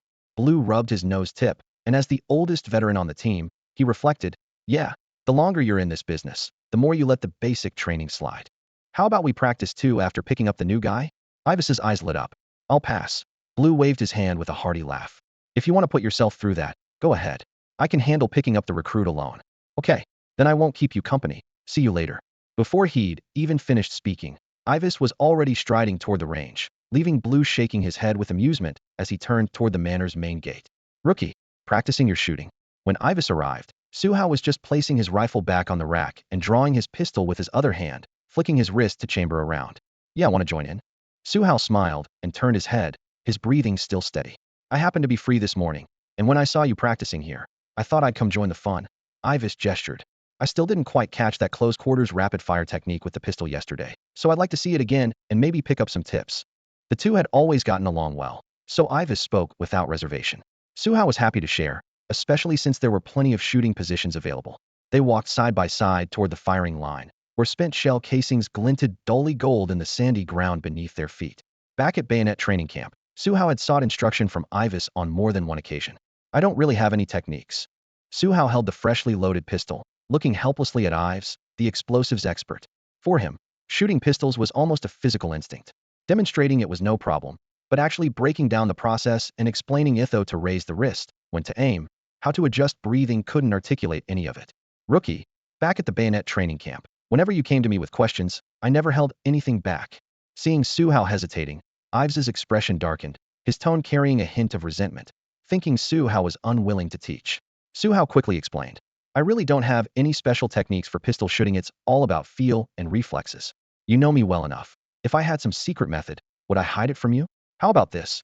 Let me fire a magazine first, then we can discuss it, okay? Iweiya's mouth twitched as he realized he might have been overthinking, and he could only nod. Fine. Fire 2 rounds first. As soon as the words left his mouth, Su Hao raised the gun, chambered a round, and drew all in one fluid motion. Bang, bang, bang. Rapid gunfire erupted across the range, and he didn't even bother to properly align the sights. In just a few seconds, he emptied the magazine with clean, efficient movements, the gun barrel barely trembling. That fast, Iweiya's heart skipped a beat, suspecting Su Hao was using a fully automatic pistol. Check the target. Su Hao ejected the empty magazine, his tone calm, but he followed Iweiya as they quickly walked toward the pistol target 30 meters away. In the center of the target paper, a fist-sized bullet hole had barely deviated from the bullseye, with paper fragments torn by the bullets still trembling slightly around the edges. Wow. Rookie, you're absolutely incredible. Iweiya's mouth formed an O shape as he turned back to stare at Su Hao with disbelief. Su Hao shrugged. Just a bit more accurate with pistols. Look at that 50-meter rifle target over there. If that's my normal level. The two walked around the pistol target and continued further back. On the rifle target, bullet holes were scattered like spilled sand, completely random. Iweiya frowned deeply, complex emotions swirling in his eyes. It's the same shooting Xiweisi so accurate with pistols, but why are rifles so? I don't know either. Su Hao answered honestly. That's why I need to practice. Back at the bayonet training camp, I used to miss the rifle targets entirely. Now at least all my shots hit the paper. In fact, he knew exactly why he hadn't activated his rifle precision shooting skill earlier, relying only on basic marksmanship instincts, which naturally produced mediocre results. Meanwhile, his pistol god skill was an innate ability from the War King system, providing bonuses to both firing speed and accuracy, creating this stark contrast. But the system provided no instructional videos or movement breakdowns for these abilities, leaving him with no way to teach even if he wanted to. Come on, let's go back and study your pistol technique. Iweiya suppressed his amazement and grabbed Su Hao's arm, pulling him back toward the firing position. I want to see exactly how you draw and how your firing speed can be that fast. Su Hao stumbled a couple of steps as he was dragged along. I'm done practicing for today. Then practice with me some more. Don't have any other missions today anyway. Iweiya refused to let go. Su Hao opened his mouth, then finally spread his hands with a bitter smile. Accepting his fatigue was just shooting more pistol rounds, so be it. Su Hao spent the entire morning being dragged to the shooting range by Iweiya for gun practice. The rifle muzzle trembled repeatedly in the sunlight, bullet casings scattered all over the ground, and the smell of gunpowder practically stuck in their throats. Even when the new gunner took over the bayonet defense arrangements, Iweiya still refused to let go, stubbornly dragging Su Hao along to empty the remaining magazines. When the lunch bell rang, another gunner came running over, out of breath, to call them for dinner. The long tables in the cafeteria were already set up. As soon as Su Hao and Iweiya sat down, they spotted the newcomer sent by headquarters. "Hello, my codename is Dinner Knife. I'm here from headquarters to replace Boiled Egg." The young Asian man extended his hand proactively, his manner both polite and efficient. Just this attitude alone left a good first impression. Dynamite, demolitions expert for Bayonet Team 3. Rookie, assault specialist for Bayonet Team 3. Su Hao and Iweiya shook hands with him in turn. His palm felt dry and strong, and they all took their seats. Bayonet Team 3 originally had only two Asians, Su Hao and Iweiya. Once Dinner Knife settled in, he directly asked in Chinese, "Rookie, are you Asian or overseas Chinese?" Su Hao was taken aback, but answered honestly, "I'm overseas Chinese." "Really? I'm also overseas Chinese compatriots." Dinner Knife's eyes immediately lit up, and he said the last sentence in Chinese with particular warmth. Though it was their first meeting, he was clearly more enthusiastic towards Su Hao than the others. Nice to meet you. Let's eat first, shall we?" Su Hao was caught off guard by this enthusiasm and felt a bit socially awkward. Bloodblade observed the two and turned his head to ask, "What are you talking about?" "Chinese." "Yes, Chinese. Captain, let's eat first. Dynamite dragged me to practice shooting all morning until my hands went numb. I'm starving." Su Hao stared at the steaming dishes on the table, his stomach rumbling. "Then let's dig in. After we eat, we'll have a brief meeting to arrange tactics for the upcoming operation." Bloodblade nodded with a smile. Everyone had straightforward personalities and once their chopsticks hit the table. They might have already discussed most things before Su Hao and Dynamite returned, so there wasn't much small talk at the dinner table. Everyone buried their heads in their food as if they were all as hungry as Su Hao. A few minutes later, Su Hao set down his knife and fork with a click, leaning back in his chair contentedly. Iweiya followed suit, wiping the grease from the corner of his mouth with efficient movements, though he barely spoke except for the initial greeting. However, right after finishing his meal, Iweiya fixed Su Hao with an examining gaze, as if evaluating some experimental material. "Come on, rookie, accompany me to the shooting range again." The memory of the morning's intensive shooting echoed in his ears, making Su Hao's scalp tingle as he could foresee being dragged there for another entire afternoon. "No way, we already practiced at the range all morning. We're moving out tonight or tomorrow, so I need to get some proper sleep this afternoon." His tone was firm and unyielding. "Are you kidding? Go back to the shooting range, and who knows if Iweiya might actually dissect someone." Iweiya frowned, about to persuade him again, when Dinner Knife curiously leaned over. "Dynamite, what's up? Didn't you already spend the whole morning at the shooting range with Rookie?" Bloodblade had also finished eating by now, and he asked Dynamite with mild curiosity. "Captain, you have no idea the way Rookie handles his pistol is really something else." Dynamite rubbed his hands together, looking like a seasoned researcher. "If I study Rookie's technique more, I'm sure I can figure out the pattern behind why he's so damn good. Focus up first." Bloodblade set down his water glass. "We still have a mission at hand. We'll have a brief meeting shortly, then everyone gets some rest. Mr. Steve has arranged a meeting tonight. If negotiations go quickly, we move tonight. If not, we'll have to act tomorrow at the latest." Bottle Cap wiped his mouth.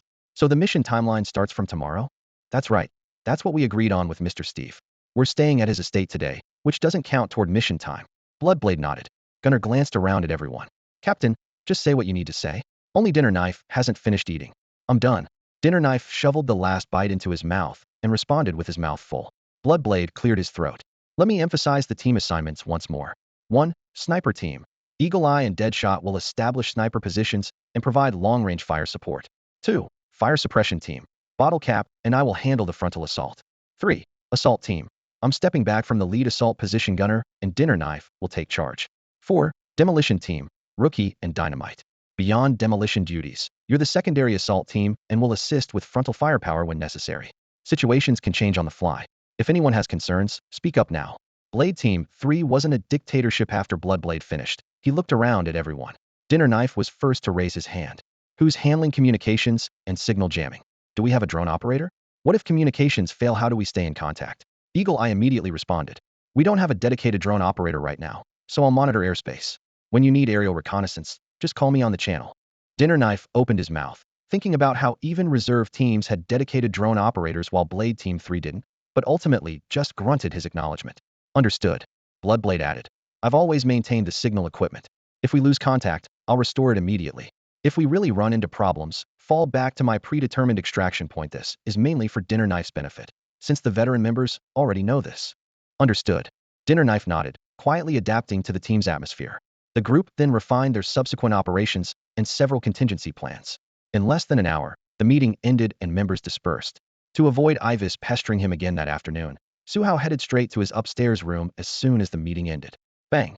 He shut the door and locked it, ignoring Iweiya's knocking from outside, and went straight into the private bathroom. Seeing the door wouldn't open, Iweiya muttered a few complaints and left. The hot water washed away his fatigue, and when Su Hao emerged, the room had returned to quiet. He flopped onto the bed, and before long had drifted off into a drowsy sleep. As the sun set and night fell, the gray sky hung like a thick veil of gunpowder smoke over Iweiya, as if the entire city was shrouded in the dark clouds of war. On the cracked streets of Rum District, 3 camouflaged Humvees roared along. Their headlights cut through the dust and haze, reaching the iron gates of Steve Manor in just over 10 minutes. The moment the brakes squealed to a halt, for guards armed with assault rifles and dressed in combat gear immediately spread into a fan formation, their weapons trained on the convoy. Whoa, whoa, whoa. Easy there, guys. Don't point those at us. Watch for accidental discharge. The passenger door swung open, and a young white man wearing sunglasses jumped out. He couldn't have been more than 20, yet he was equipped to perfection. Body armor, tactical helmet, night vision goggles, and even his sidearm modifications were more advanced than the guards' weapons. It was clear at a glance that he came from an elite unit. Halt. Identify yourselves. The lead security guard lowered his weapon slightly, but didn't allow the young man to come any closer. All right, I'm stopping. The young man raised both hands, waving his phone.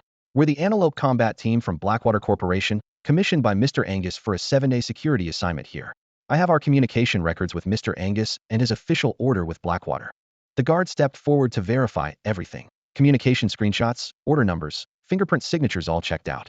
After confirmation, he waved for the gates to be opened. The manor gates slowly swung wide, with lights extending along the stone pathway toward the villa in the distance. The young man, code name Antelope, nodded to the guards and climbed back into the Humvee. The middle-aged man in the driver's seat chuckled and turned his head. Antelope, this place is pretty well guarded. Antelope shrugged self-deprecatingly. So, they're all for show. If they really had what it takes, our client wouldn't have called us in as backup. I heard he didn't just hire Blackwater, other companies are coming too. Let's hope we don't run into any of our old rivals. The convoy continued toward the main villa. Antelope's background flashed through the middle-aged man's mind. 2 years in the U.S. Marine Corps, then joined Blackwater after discharge. In just 2 years, he'd completed over 50 combat missions and used his track record to single-handedly form and lead the Antelope Combat Team. Young, but a battlefield veteran. The Humvees stopped under the brightly lit portico. Before they could even exit their vehicles, 2 manor servants hurried over to escort them into the main building. Pushing through the ornate double doors, they found the spacious hall already occupied by dozens of people, their various tactical gear gleaming coldly under the lights. Countless probing gazes turned their way, and Antelope flashed a grin. Hello, I'm Angus. You must be the mercenary squad sent by Blackwater Corporation. In the spacious villa hall, Angus strode forward to greet them. As Mr. Steve's liaison, coordinating with various mercenary teams was always his responsibility. He straightened his posture, his voice steady and courteous. Hello, I'm Lingyong, captain of Blackwater Corporation's Lingyong Combat Team. Lingyong casually extended his hand, giving the client a firm, no-nonsense handshake. The rough palm contact, still carrying the scent of gunpowder in the creases, made Angus instinctively aware of the man's strength. After the pleasantries, he gestured with his hand. Please, have a seat. You can sit over here. Lingyong motioned for his team members to line up and take their seats. Once Angus confirmed they were all settled, he returned to his position near the head seat, sitting alongside Mr. Steve, his gaze occasionally sweeping toward the hall entrance, clearly waiting for the remaining teams to arrive. On the other side, the bayonet defense squad had already taken their seats. The moment Kaidao spotted Lingyong and his team entering the hall, he couldn't help but curse under his breath in Chinese. Holy shit. Mr. Steve really went all out this time. He even brought in Blackwater Corporation's Lingyong Combat Team. Though he spoke in a lowered voice, Su Hao, sitting beside him, caught every word. You know them? Su Hao frowned. Having only been in this world for just over a month, he knew little about industry gossip and had no interest in learning about anyone's reputation. Of course I know them. Wait. Rookie, don't tell me you've never even heard of Blackwater Corporation. Kaidao said, giving Su Hao a rather peculiar look. Is it strange that I haven't? I don't like following this kind of gossip, Su Hao replied matter-of-factly. Well, you have a point. But Blackwater Corporation is incredibly famous in our circle, Kaidao explained in a hushed tone. The Lingyang combat team is their elite unit. Think of them as the special forces of mercenaries. They're extremely capable and have completed multiple high-difficulty missions. I really admire their captain Lingyang. I heard the number of enemies who've died directly by Lingyang's hand has already exceeded 200. As he spoke, Kaidao transformed into a complete fanboy. Despite appearing older than Lingyang, this didn't diminish his admiration in the slightest. Su Hao nodded. Oh, that's pretty decent then. Even at this moment, he still couldn't understand what made Lingyang so formidable, personally killing nearly 200 people. Given the right opportunities in future missions, killing 200 would just be a matter of time for him. Kaidao opened his mouth, but ultimately chose not to argue further, consoling himself silently. The rookie doesn't understand anything. There's no point arguing with him. Once Su Hao truly learns about Blackwater Corporation, he'll realize how terrifying the Lingyang combat team really is. The hall grew increasingly crowded. Xiangshou squinted as he surveyed their surroundings, reminding Xueren in their native language. Besides us, Mr. Steve has hired mercenary squads from 3 other major defense companies. Captain, I have a feeling this operation isn't simple. If this were just an ordinary mission, Mr. Steve would never hire so many experts at once. Especially those elite squads sent by the 3 defense companies. Each had made a name for themselves in the industry. Their mere presence indicated the danger level of this job. Xueren nodded slightly, lowering his voice in response. I've noticed that too. But we've already accepted the mission, and with the other 3 companies' teams present, we should be fine following behind them. Ingyan chimed in at this moment, quietly reporting his recent observations. I took a look around, counting today's estate security personnel. There are over 200 armed individuals. Everyone be careful during the mission execution, Xueren said with a frown, glancing at his watch. Mr. Steve should be announcing the mission details soon. Let's hope we don't encounter any major trouble during execution. At this point, Xueren could only silently pray that no major complications would arise. The arrival of successive elite mercenary squads brought an invisible pressure upon the members of Bayonet Team 3. This pressure stemmed both from the formidable aura displayed by the other 3 teams, and from their client Steve's cautious approach to the entire operation. His willingness to pay such hefty fees indicated that this job would be anything but easy. Nevertheless, Bayonet Team 3 quickly suppressed their emotions, and after the Antelope Combat Squad took their seats, all eyes simultaneously turned to Steve standing in the center of the living room. All right, now that everyone's here, let me outline the arrangements moving forward. Steve stood by the fireplace, scanning the room. The living room's lighting was somewhat dim, with the wall clock's second hand ticking steadily. Only after everyone stopped their whispered conversations did he continue. I won't bother introducing my own people. The 4 defense companies participating in this operation are Blackwater Group's Antelope Combat Squad, Warfire Group's Slaughter Squad, Greenfield Group's Green Flash Squad, and Bayonet Defense's Bayonet Squad. You're all elite personnel I've handpicked from major companies to ensure this mission goes off without a hitch. He paused slightly at this point. The room fell silent, with only the sounds of breathing and the faint clicking of weapon safeties audible. Steve raised his hand to signal continuation. The mission is simple: safely transport a batch of gold out of Basim City. The quantity is quite substantial, so we'll very likely face rebel ambushes along the way. I can't guarantee whether government forces will leak our route, nor can I count on the rebels passing up the chance to capture me, so we'll probably end up in direct combat with them. As he spoke, his gaze swept across each squad member in turn, as if trying to etch the weight of his words onto every face. I'm willing to pay premium fees because I need you to handle trouble for me when it matters. As for the level of danger, that depends on how accurate the rebels' intelligence is. If we're lucky, they might not even know where I am, and you might not even need to fire a shot. But let me be clear, once things go south, you must ensure both my safety and the cargo's safe departure. Steve paused again, his watch hands pointing to the hour. He had laid out the operation's core elements. Now it was the squad's turn to provide feedback.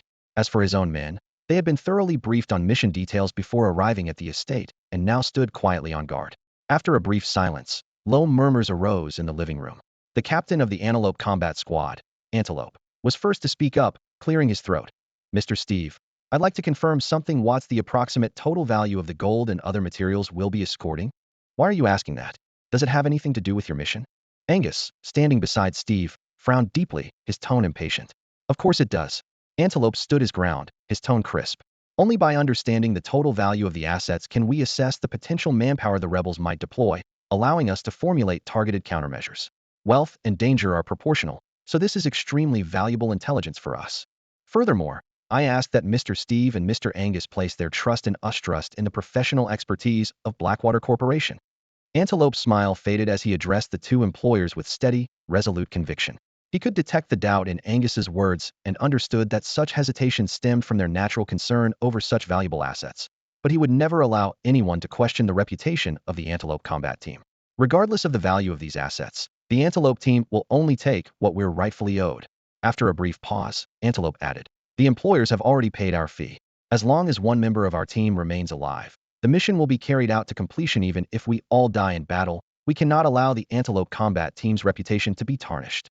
The living room fell silent. Antelope's oath rang with conviction, echoing in everyone's ears.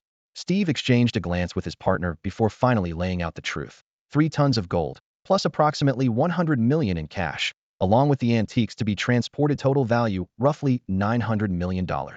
Hiss. Sharp intakes of breath rippled through the room.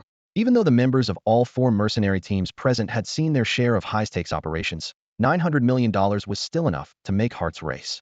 Just 1/10 of that amount would set them up for life. Yet no one showed a hint of greed at that moment. This was precisely what separated the elite from the rest. Understood. Antelope nodded slightly, his voice remaining calm. Mr. Steve, have you already mapped out the operation route? And the extraction plan after securing the gold, has that been finalized as well? That's exactly what we need to discuss next. Steve placed his tablet on the table.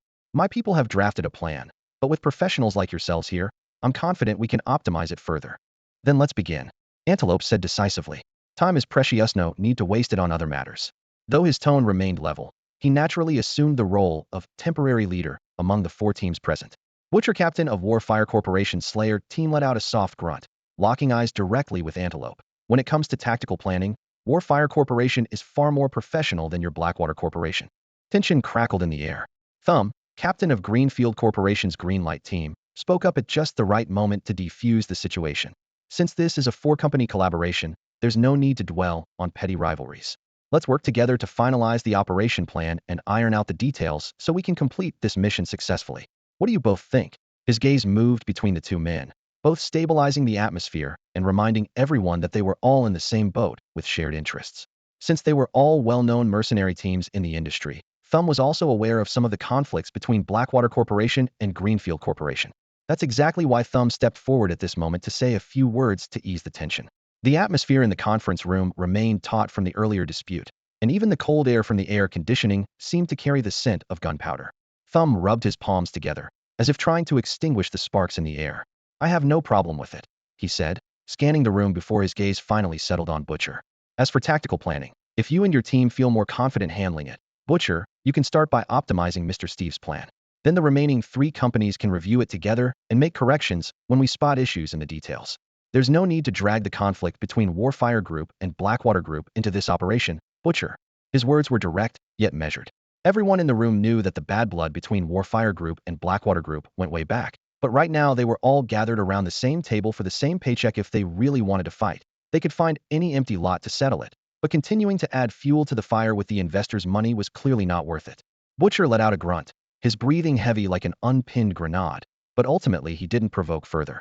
As the captain of Blade Team 3, the weakest among the 4 defense companies, Blood Edge remained silent, arms crossed and leaning against the wall, afraid that speaking up might draw fire to himself. Seeing the tension ease slightly, Steve glanced at his watch. Are we all on the same page? If so, let's take a look at the action plan. He nodded toward someone. Angus, project your team's action plan onto the screen. Copy that. Angus stood up with his laptop, his steps decisive. Vito. Steve turned his head and called out another name. Take a few men outside to stand guard and activate the signal jamming device. No one is allowed near this building until we finish discussing the action plan. Yes, roger that, Mr. Steve. Vito straightened up in response and left to carry out his orders. Following Steve's instructions, both Vito and Angus went off to handle their respective tasks assigned by Mr. Steve. Throughout the entire process of formulating the subsequent action plan, Bayonet Defense was merely relegated to watching from the sidelines. The conference room was brightly lit, with 4 mercenary squads positioned at each corner, while the digital map on the wall flickered intermittently. Apart from the occasional rustling of papers, the air was thick with tension. Since several other elite mercenary squads were present, Bayonet Defense had no choice but to stay put. Obedient Lathier role was simply to watch and listen, with no opportunity to participate. The 3 squad leaders huddled around the tactical table, constantly exchanging opinions as tactical symbols moved rapidly across the electronic screen. The Bayonet Defense members couldn't even get a word in, let alone participate in formulating the action plan. Bloodblade once attempted to approach, but quickly realized the 3 leaders had left him no opening to get closer, so he gave up. This situation left every member of Bayonet Squad 3 seething with frustration. Despite being part of the same escort mission, they were treated like the lowest-ranking errand boys. However, they also understood that their counterparts' reputation and capabilities were undeniable, making direct confrontation impossible. Except for Su Hao, almost everyone suppressed their anger upon reflection. Being sidelined was somewhat expected. As for Su Hao, he couldn't even be bothered to get angry. In his view, formulating action plans should naturally fall to the most experienced personnel, and getting worked up over such matters seemed childish. He chose not to lecture his teammates, allowing everyone to keep their emotions bottled up. All right, the action plan is finalized. The electronic pointer struck the map decisively as Captain Antelope withdrew his hand, his voice crisp and authoritative. Before reaching Basim City, we'll pass through Bara City and Ofa City. Both cities remain under government forces' control. Given the rebels' recent intensified offensive around Ofa City, government forces will provide an artillery battalion plus an infantry battalion to accompany us until Ofa City. The projection switched to a 3-segment route diagram as Antelope continued. This means we'll have government military escort until reaching Ofa City. The stretch requiring our utmost vigilance is from Ofa City to Basim City, 130 kilometers. That section of the route was marked in red on the map, with Murphy Canyon highlighted and covered in orange markers indicating rebel activity. Antelope pointed. Intelligence shows frequent rebel activity in Murphy Canyon. If we can pass through the canyon undetected, it means they haven't tracked our movements. Therefore, I consider this segment the most critical juncture of the operation's early phase. After finalizing the route, each squad shared their perspectives as customary. Antelope first offered a relatively optimistic assessment. Then Butcher's gravelly voice brought the discussion back to reality. After losing government protection, who takes point? Who handles left and right flank security? And who's responsible for close protection of Mr. Steve? At the mention of Mr. Steve, the core objective of this escort mission, everyone fell silent in unison. Responsibility allocation meant risk distribution, especially taking point. In case of ambush, those in front faced the highest casualty probability. The awkwardness in the air became almost tangible. No one spoke, no one moved, and no one even wanted to meet Butcher's gaze. After several seconds, Thumbs smiled slightly, seemingly deliberately breaking the silence. Bayonet squad, right? You didn't contribute much during route planning. How about you take point? His tone was casual, yet it felt like a blatant declaration of hierarchy. Big companies bullying smaller ones. The scene suddenly reeked of inequality. Bloodblade took a deep breath, slowing his speech but responding clearly. Honestly, it's not that our squad doesn't want to shoulder responsibility. It's just that compared to everyone present here, considering the overall capabilities of all 4 squads, our Bayonet squad definitely doesn't rank among the strongest. As the spearhead of this mission, if we collapse, it will inevitably affect the main force's subsequent operations. Bloodblade spoke bluntly. The Vanguard must be a stronger squad. If our Bayonet Team 3 falls first, the entire unit will suffer the consequences. As soon as he finished speaking, Thumb, the captain of the Green Light Squad, immediately shot back without courtesy. Are you kidding me? What gives Bayonet Team 3 the right to charge at the front? In terms of reputation and combat record, you rank behind all 3 of us. There's no way you'd be chosen for the Vanguard. Thumb's words threw the ball back to the other 2 captains, his gaze shifting between Butcher and Antelope. Greenlight's combat record was indeed slightly inferior, but if they went further down the list, it would fall to either the Slayer squad or the Antelope squad. We'll take it. Butcher accepted the mission before Antelope could speak. It wasn't that he didn't worry about his team members' lives, but the Slayer squad's honor wouldn't allow retreat. Moreover, this was a joint operation. Once combat began, the other 3 teams would surely provide rapid support. If anyone deliberately watched their teammates take losses, the cooperation couldn't continue. Butcher had participated in several joint operations and understood the dynamics well. Antelope nodded upon hearing this. All right, then we'll guard the left flank. If there's trouble on the left side, we'll be the first to respond. He had originally wanted to claim the Vanguard position, but since Butcher had already committed, he could only take on the flank responsibility. Like Butcher, Antelope valued his squad's reputation. Since the client had hired all 4 companies, clashes with rebels on the road were almost inevitable, and every position would ultimately see combat. Seeing both men's straightforward agreement, Thumb stopped arguing. Then Green Light will guard the right flank. With this distribution, only the most relaxed position of personally protecting Mr. Steve remained. Bloodblade felt somewhat underestimated, but considering the task's simplicity, he didn't argue further. The protection mission goes to us at Bayonet Defense. If we're really under enemy attack, we won't stand idly by. In the eyes of the other 3 teams, Bayonet Defense was the weakest of the 4, so giving the simplest position to the weakest team was perfectly normal.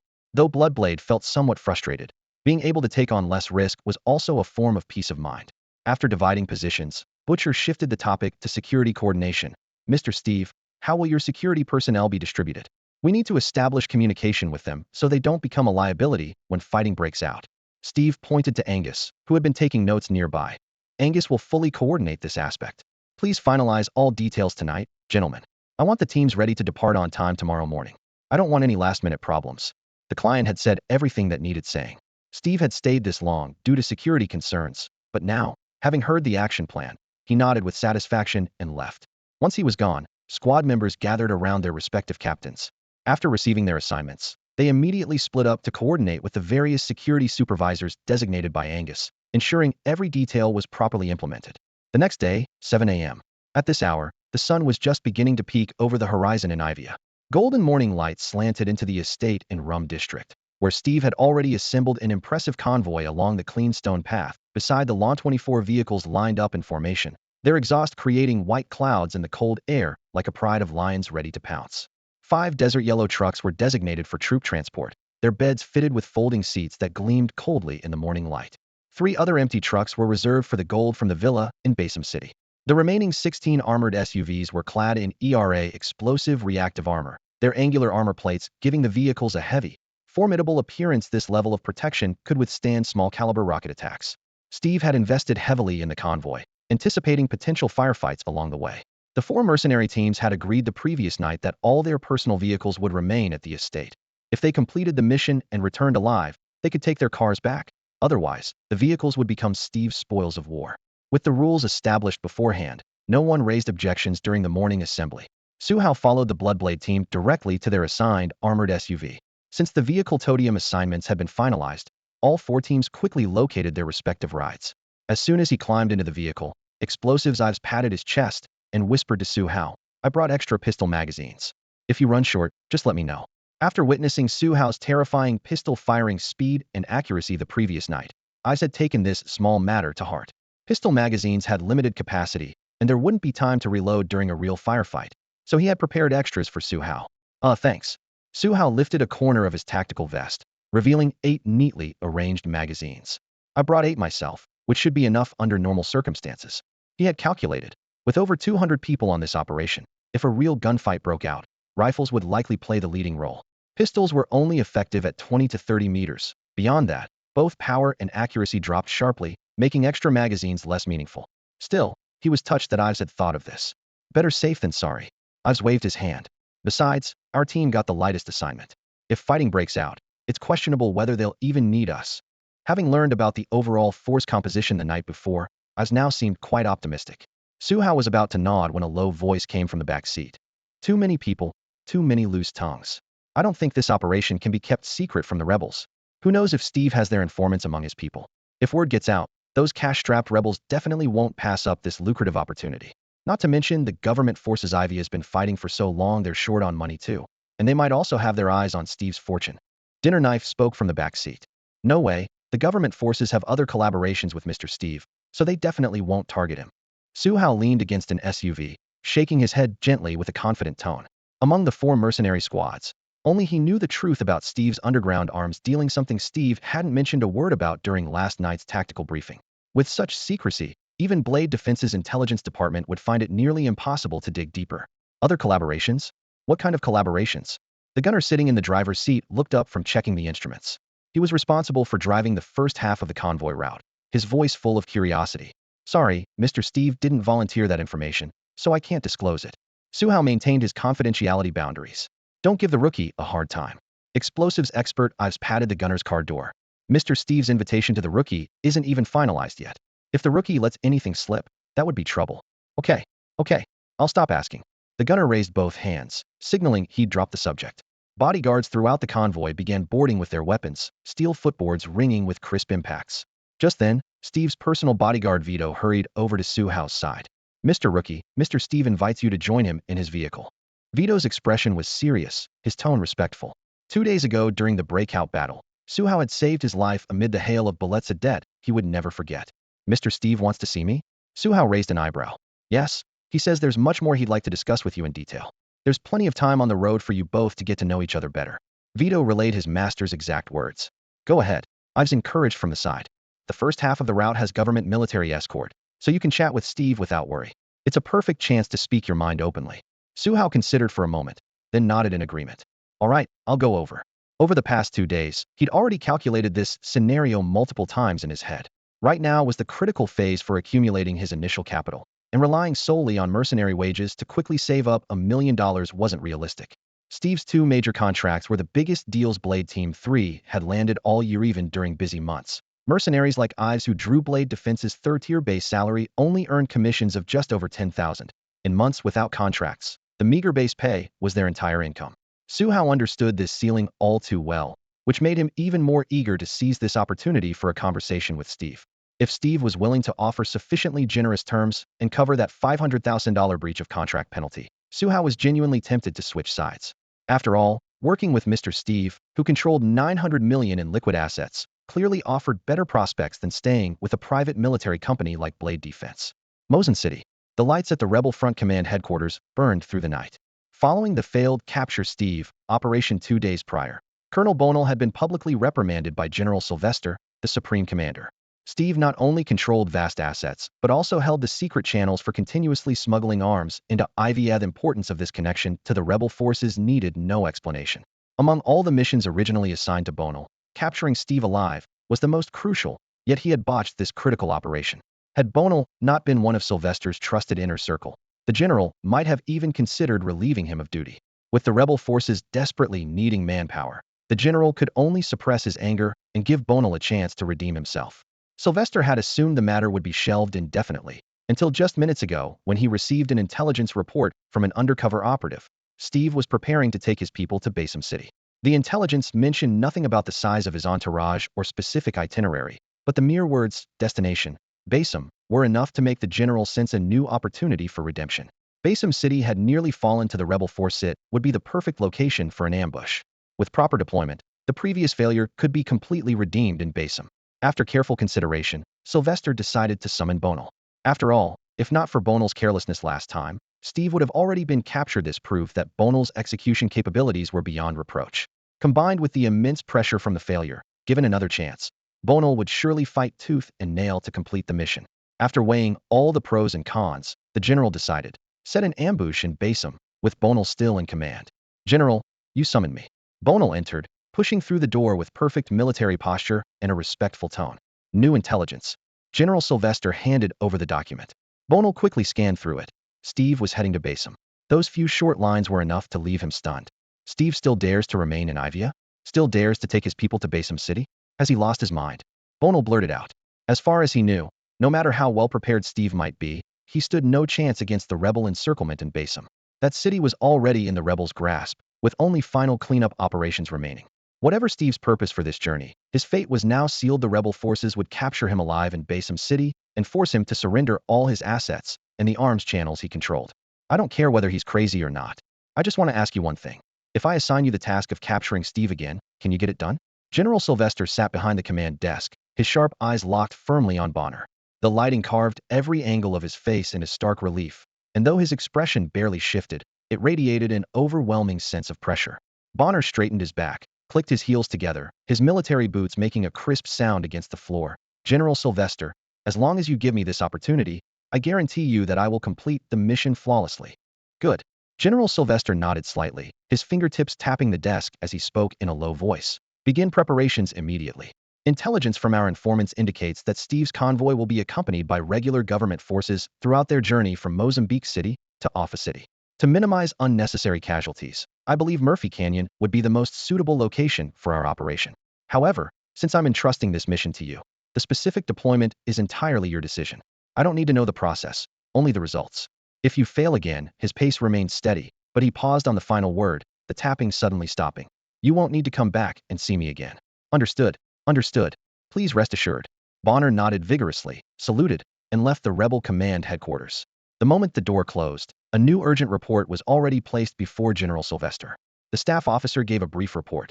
General, this is the latest battle report for your review. With the front lines under pressure, he immediately dove into reviewing the next document without pause. Mozambique City, Bela District, Government Forces Temporary Command.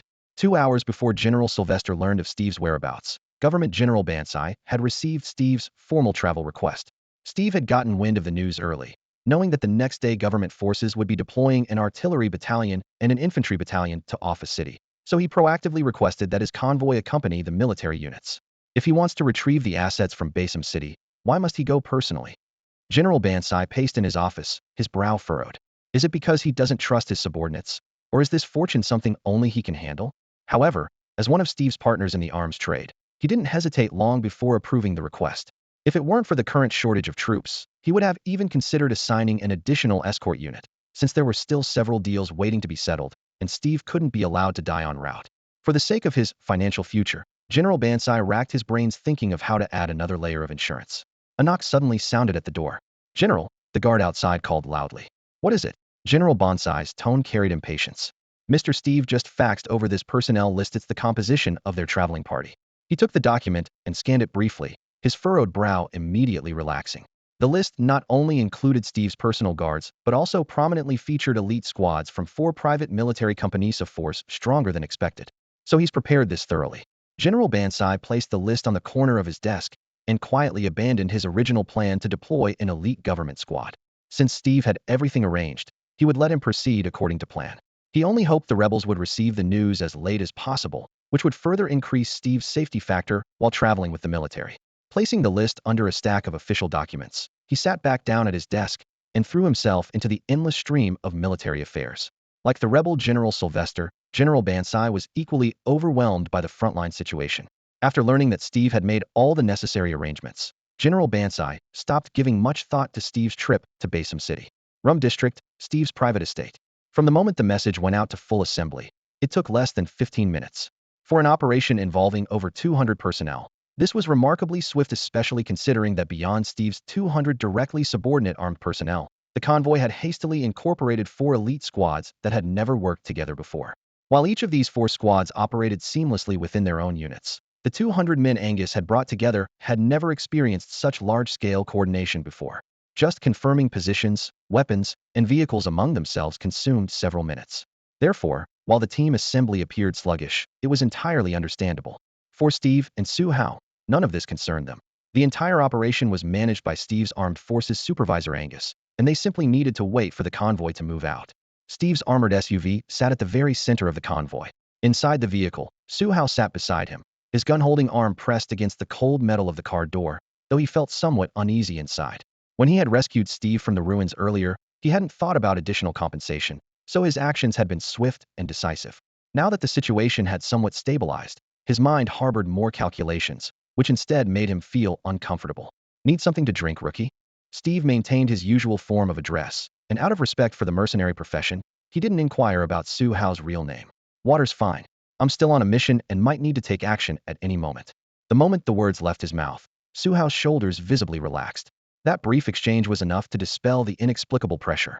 "Right, water's the safest choice." Steve reached between the rear seats and lifted a panel, revealing a small refrigerator built into the vehicle, casually handing over a bottle of mineral water. Beneath the heavy external armor, he had modified every internal detail to perfection. Cold drinks, first aid kits, spare magazines, everything was available. The cool water flowed down his throat, and Su Hao steadied his emotions once more. "That matter I mentioned to you earlier, how are you considering it, rookie?" Steve asked directly as he set down the water bottle. Su Hao looked up. "I have several concerns." "Go ahead, any concerns are fine." Steve spread his hands in a gesture of complete receptiveness. "First, and the biggest problem, I joined Bayonet Defense 2 recently. If I leave now, I'll have to pay a substantial penalty fee." As they spoke, the deep rumble of convoy engines started up one after another, with vehicles turning toward Basim City and sliding out of the estate one by one. "Penalty fee? Your line of work has that kind of thing? How much?" Steve's eyebrows shot up, clearly finding it difficult to understand that mercenaries were also bound by contracts. "I don't fully understand the specific terms, but Bayonet Defense definitely has penalty clauses. If I want to leave, I'd have to pay $500,000. Su Hao stated the figure clearly. 500,000, that's not a small amount. Steve briefly locked eyes with Su Hao, his gaze carrying more contemplation. "So that's my concern, Mr. Steve," Su Hao said helplessly. If Steve couldn't accept this penalty fee, then there was really no point in continuing the conversation. The atmosphere in the car grew tense for a moment. Steve tapped the steering wheel lightly, seemingly casually but deliberately changing the subject. "Well, let's talk about your other concern then." He didn't directly promise the $500,000, instead waiting for Su Hao to lay his cards on the table.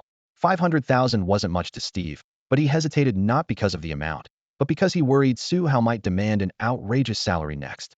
The fact that Su Hao dared mention a penalty fee showed he was already tempted by the job switch. Once someone took action, the next step would inevitably be discussing specific compensation. Steve's money didn't come from thin air, every dollar saved counted. More importantly, he wanted to keep this capable rookie, who remained calm and decisive in crucial moments, by his side, long-term, nurturing him like he had with Angus and Jonathan, gradually molding him until he became completely loyal. Unfortunately, Su Hao never intended to work for anyone his entire life. Steve was merely a stepping stone in his eyes. Once he saved up $1 million and unlocked the third phase of the Lord of War system, he didn't even know what his next move would be, but he certainly wouldn't keep working for others forever. At this moment, both men harbored their own schemes, their thoughts completely misaligned. My other concern is if I jump ship to work for you, exactly how much salary would I get? Su Hao decided to throw the question out there. Seeing Steve's reluctance to mention the $500,000 penalty fee, he had already rated the success probability at its lowest. If the man truly valued him, he would have agreed immediately. Steve was caught off guard by the question. Rookie, how much are you making at Bayonet Defense right now? At my current salary level, at least $200,000 a year, Su Hao said without batting an eye. With more missions, $300,000 wouldn't be a problem. Yes, he was bluffing. His real annual income was barely $100,000. But in this kind of negotiation, who was going to be completely honest? Steve wouldn't verify this information later and drag him out for public humiliation. Since he wouldn't, why not boldly inflate the price? Even if the job switch fell through, it was like giving himself a golden reputation boost. This way, the claim of at least $200,000 a year made the $500,000 penalty fee sound quite reasonable. Thinking about this, Su Hao actually felt somewhat relieved. Steve pondered for a moment before finally relenting. I can cover the $500,000 penalty fee, but for salary, I can offer you at most $500,000 a year. Remember, that's just base salary. After you join my team, for every arms deal you complete in Iweiya, as long as it goes through, you'll get a 1% commission. If you can bring me orders from outside our usual channels in Iweiya, that's an additional 2% commission. That's my offer, rookie. You don't need to answer right away, think it over carefully. As the car sped along, Su Hao was still somewhat stunned. In Steve's vehicle speeding away from Mozambique City, the engine's roar penetrated through the thin metal walls of the cabin, while buildings outside flew backward like torn film strips. Su Hao sat in the passenger seat, staring ahead but unable to focus on the navigator's traffic reports. His mind was in complete turmoil over the astronomical salary offer that had just hit him. He actually agreed just like that? Su Hao took a sharp breath. He had only asked casually, testing the man's sincerity, never expecting Steve to agree so readily without any hesitation. A base salary of $500,000 plus commission terms that would make any mercenary's heart race, let alone compared to his meager pay at Bayonet Defense. In just 5 seconds, thoughts ricocheted through his mind like bullets. Should he jump ship? Stay put? Ask for even more? Ultimately, the cold hard numbers crushed all his doubts. Su Hao looked up, his eyes slightly red with excitement. Mr. Steve, are you serious? You're not pulling my leg. He remembered the boasts he'd made during the gunfight and wondered if Steve was now playing him in return. After all, anyone could talk, but I wouldn't mind if the man was having his own turn at it. Steve remained upright, his expression stone cold. Joking? Rookie, do I look like that kind of person to you? Getting the confirmation, Su Hao licked his somewhat dry lips, barely able to contain his excitement. Then I'm taking you at your word. That's exactly why I had you get in the car. Steve's tone brooked no argument. Yes or no? Su Hao took a deep breath, as if trying to exhale the lingering gunpowder smoke along with his tension. I accept. Once this mission ends, you cover my breach of contract penalty with Bayonet Defense, and I'll follow you. Bayonet Defense was the longest he'd stayed anywhere since arriving in this world, but it was far from his final destination. People climb toward success. Water flows downhill. Understood this principle better than anyone. Steve nodded with satisfaction. Deal. I'll cover your penalty when the operation's over. Then we'll discuss your future arrangements in detail. He was extremely invested in this recruitment. Su Hao's composure under pressure and that almost terrifying marksmanship were burned into his memory. Such talent was worth securing with a price several times above market rate. For both of them, this was an absolute win-win. Done. Su Hao sealed the deal. The lead vehicle reported safe passage over the radio, and the entire convoy immediately picked up speed again. Once they cleared Mozambique City's urban area, as long as they didn't run into rebel ambushes, they could race straight to Ofa City. The distance between Mozambique City and Ofa City wasn't actually that great, but the war had turned what should have been a several-hour journey into a day-plus ordeal. Steve had factored this in from the start, which was why he'd hired 4 mercenary squads simultaneously, including Bayonet Defense, for 7 days of escort duty. As midday arrived, Steve's convoy followed the government forces' main unit into Bara City. Bala City sits between Mozambique City and Ofa City. Though warfare continues here as well, compared to those 2 disaster zones, you can at least spot scattered vendors and children on the streets. The convoy roared into the temporary camp, with screeching brakes, scorching exhaust fumes from engines, and billowing dust turning the camp air thick and murky. As soon as the car door opened, Su Hao stepped down from Steve's SUV. He looked around. The government forces outposts remained, but the infantry battalion responsible for escort had quickly regrouped and turned to leave like completing a routine drill. Nobody knew what they were actually rushing off to do. "Rookie, why are you back again? Wasn't Mr. Steve supposed to have you as his personal bodyguard?" Iweiya, who had just jumped down from the truck, pushed his tactical cap back and approached curiously. "Personal protection isn't important. Wanted to discuss work with me." As he spoke, Su Hao had already walked to the semicircle formed by Bayonet Team 3. "Another discussion? Did it work out this time? How much did he offer you?" Machine Gunner Bottle Cap instinctively raised his eyebrows. "It worked out. I'll leave the team as soon as this mission ends, and Mr. Steve will cover my breach of contract penalty." Su Hao shrugged, his tone casual.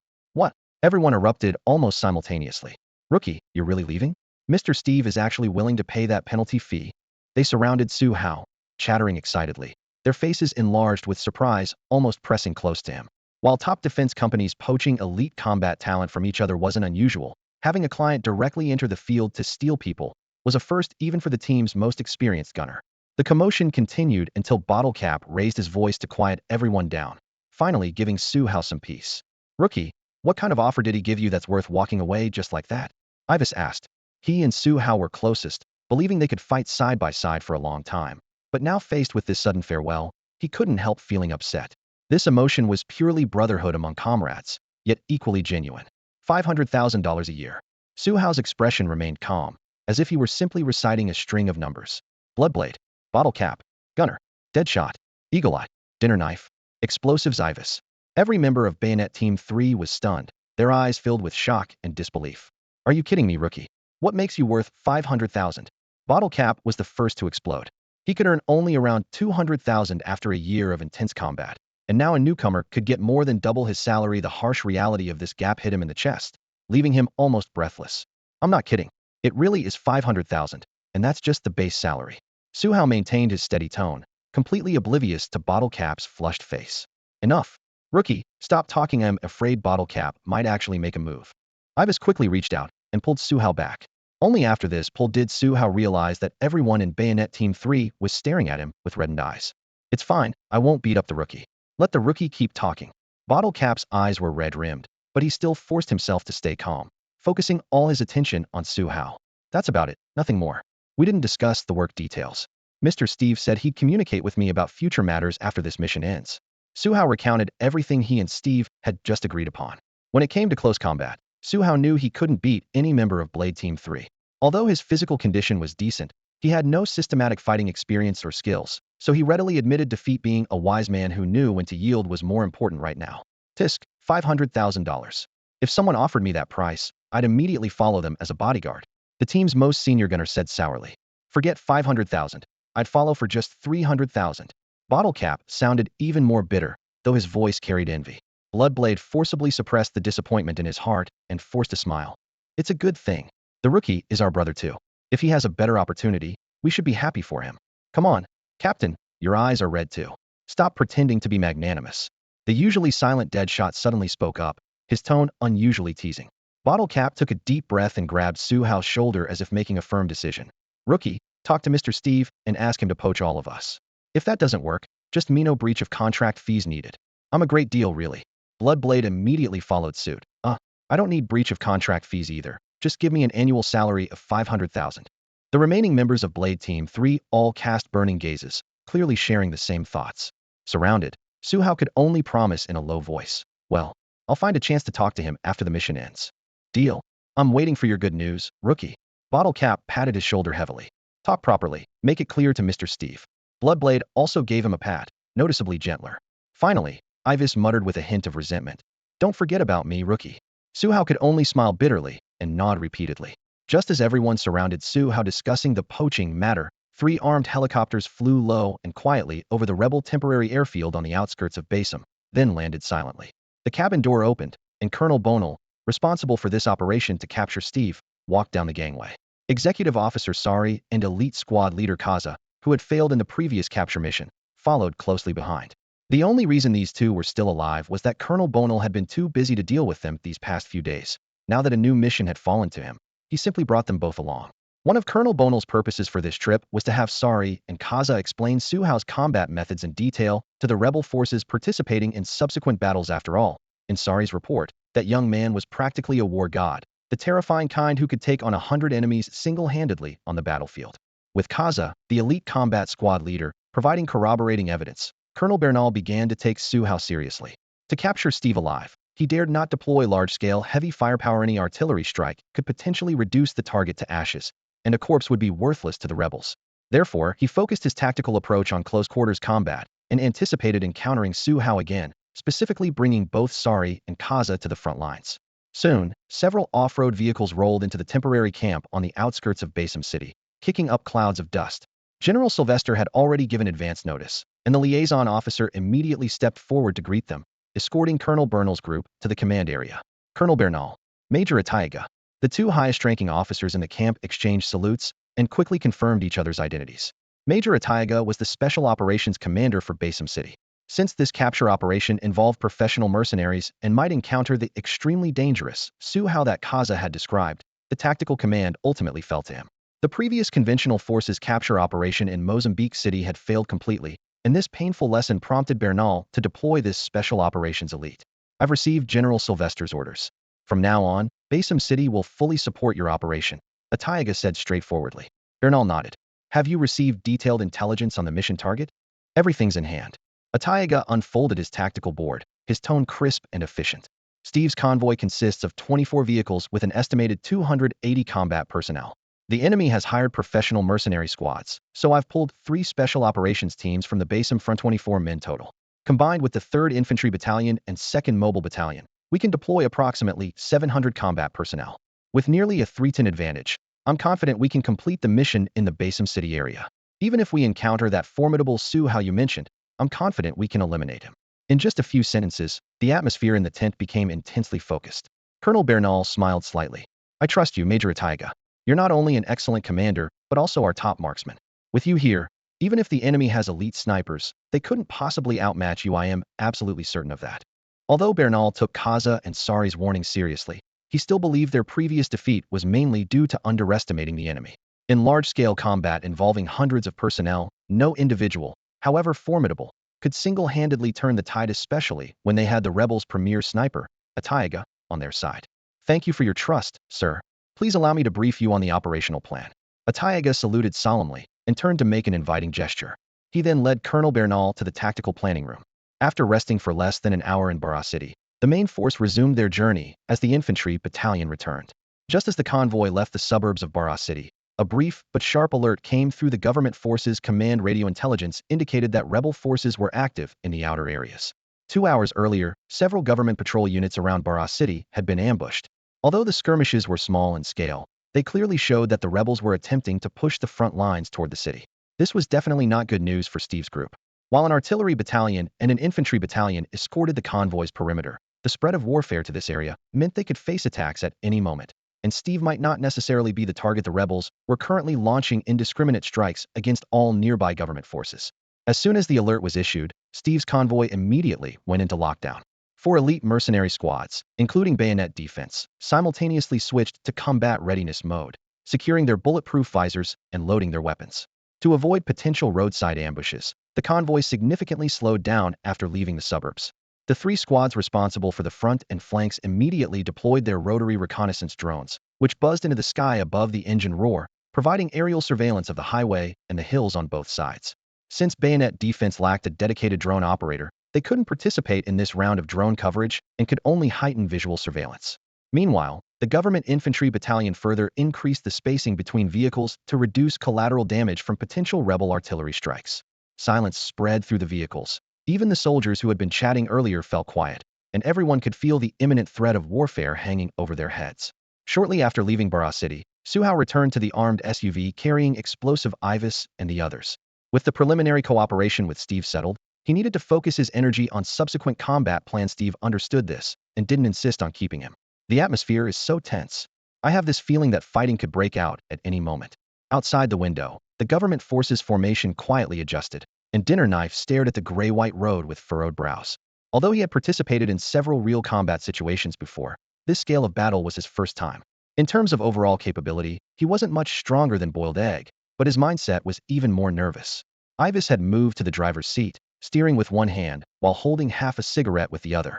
Heavy smoke swirled in the cramped vehicle as he reassured them. We have 2 government battalions on the perimeter, plus nearly 300 people in our convoy. Even if there really are rebels nearby, they absolutely wouldn't dare target this convoy. Relax, our real battlefield isn't here. He exhaled a puff of smoke, his tone as calm as if discussing everyday matters. The entire country of Iweiya is at war, so it's not surprising that Bara City was attacked. The rebels have limited forces if we really encounter them on the road. They won't rashly come looking for trouble with us. Relax, Knife, the gunman said, his rifle resting barrel down on his knee, his tone steady and confident. Just like Dynamite said, our battlefield isn't here in Bara City. I've run this route more times than you've eaten fast food. At least from Bara City to Office City, the rebels don't have the guts to show their faces right now. Don't you guys feel nervous at all? Knife clutched the zipper of his bulletproof vest, his eyes darting between the gunman and Su Hao. If fighting really breaks out, this won't be some small-scale skirmish. Nervous about what? The gunman raised an eyebrow. This is what we do for a living. If there really wasn't any danger on the road, our employer wouldn't be paying us $3,000 a day. Knife, you think they brought you to Iweiya just to take a joyride? Well, not exactly. I just have this uneasy feeling. Knife gave an awkward smile. Don't worry. When the shooting starts, just follow my lead. The gunman patted his shoulder, his tone firm but with a hint of teasing. Thanks, gunman. Knife's gratitude was heartfelt. Don't mention it. We're brothers in arms. The gunman grinned, revealing tobacco-stained teeth in the sunlight. While they talked, Su Hao sat with his scar rifle, leaning against the vehicle with his eyes closed, seemingly resting. In reality, he was monitoring the situation within a 2-kilometer radius through his crisis perception interface in a way completely undetectable to others. Just as the words, "we're brothers in arms," were spoken, Su Hao's eyes snapped open. In his crisis perception display, dozens of bright red markers suddenly appeared. Red meant lethal intent was confirmed, and at 2 kilometers distance, if the enemy had mortars, they were already within range. Heads up, I've got a bad feeling about this. Su Hao couldn't directly reveal his ability, so he could only offer a vague warning. Rookie, don't get jumpy. The gunman thought he was experiencing pre-battle nerves like Knife. You're supposed to be a newbie who's seen action before. My instincts are usually spot on. Su Hao's tone was unusually serious, his expression completely different from usual. Just as the gunman was about to say something more, an unfamiliar voice crackled over the vehicle's radio. This is the public communication channel. Cigarette here, drone operator for the slaughter squad.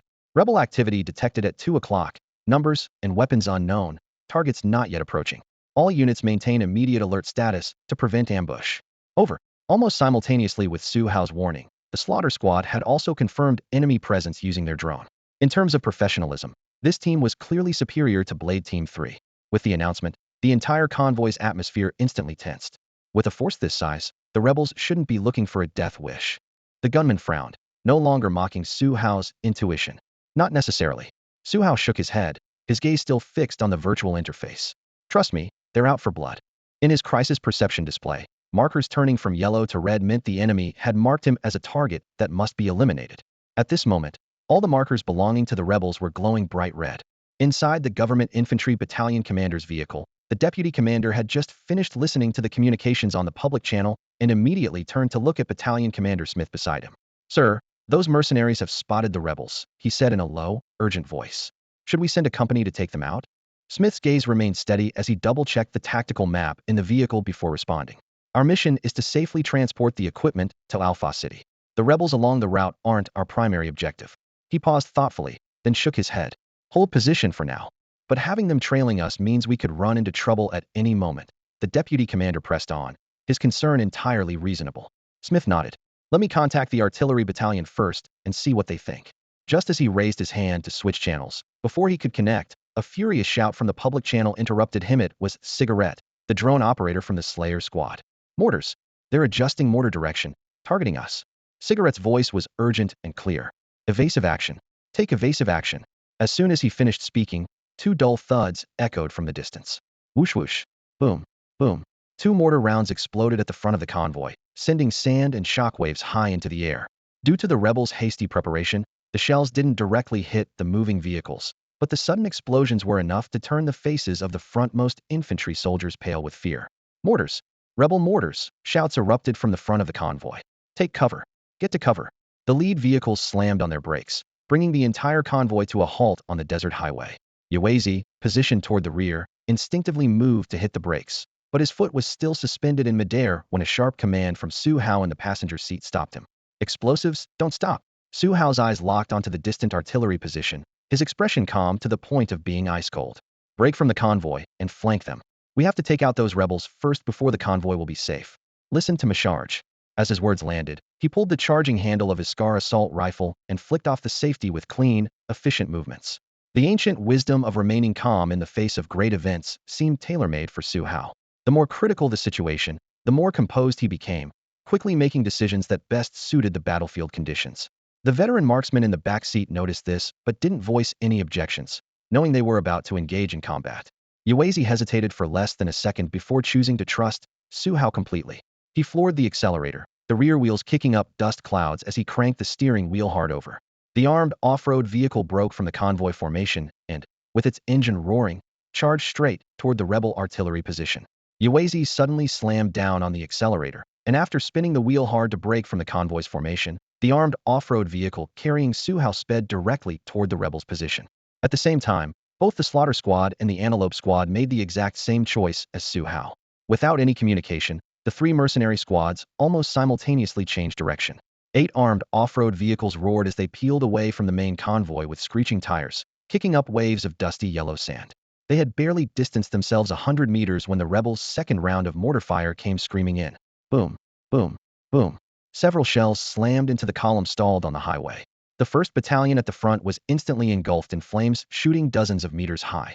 The blast wave shattered windshields and sent scorched earth and metal fragments flying chaotically between the vehicles, turning the once orderly formation into complete pandemonium. Stop the vehicles? The government forces command chain shattered under the thunderous explosions. They actually chose to halt in place, turning dozens of trucks into sitting ducks. Despite being supposedly regular troops with professional training, they made the worst possible decision in that moment. They didn't even try to take cover. Fortunately, the Bayonet, Antelope, and Slaughter squads had already broken away. The rebel mortar position was only 2 kilometers away, and with the armed vehicles flooring it, they could reach the edge of the fire zone within minutes. Given the mortar loading rhythm, after enduring at most one more barrage, their target would be completely suppressed by the close-range assault of the mercenaries, no longer able to threaten the convoy behind. Inside the Antelope squad's vehicle. That's the Bayonet squad's vehicle, right? They broke out too. The machine gunner codenamed Camel swept his scope across the left front, unconsciously raising an eyebrow. Since the 4 squads had joined forces, Bayonet defense had kept such a low profile they might as well have been invisible, never competing for glory or speaking up, with practically no presence at all. But when it really mattered, Bayonet's 3rd team made the same choice they did, and was even charging faster. Just because they're a small outfit doesn't mean they lack firepower. Antelope, in the back seat, wiped his dust goggles, curiosity flickering in his eyes for the first time. They dare charge straight at the mortar position, which means they've got confidence. Keep an eye on them. Let's see what Bayonet defense is really made of. They're still accelerating, trying to beat us to the position. Camel grinned while flooring the gas pedal, the engine roaring at full throttle.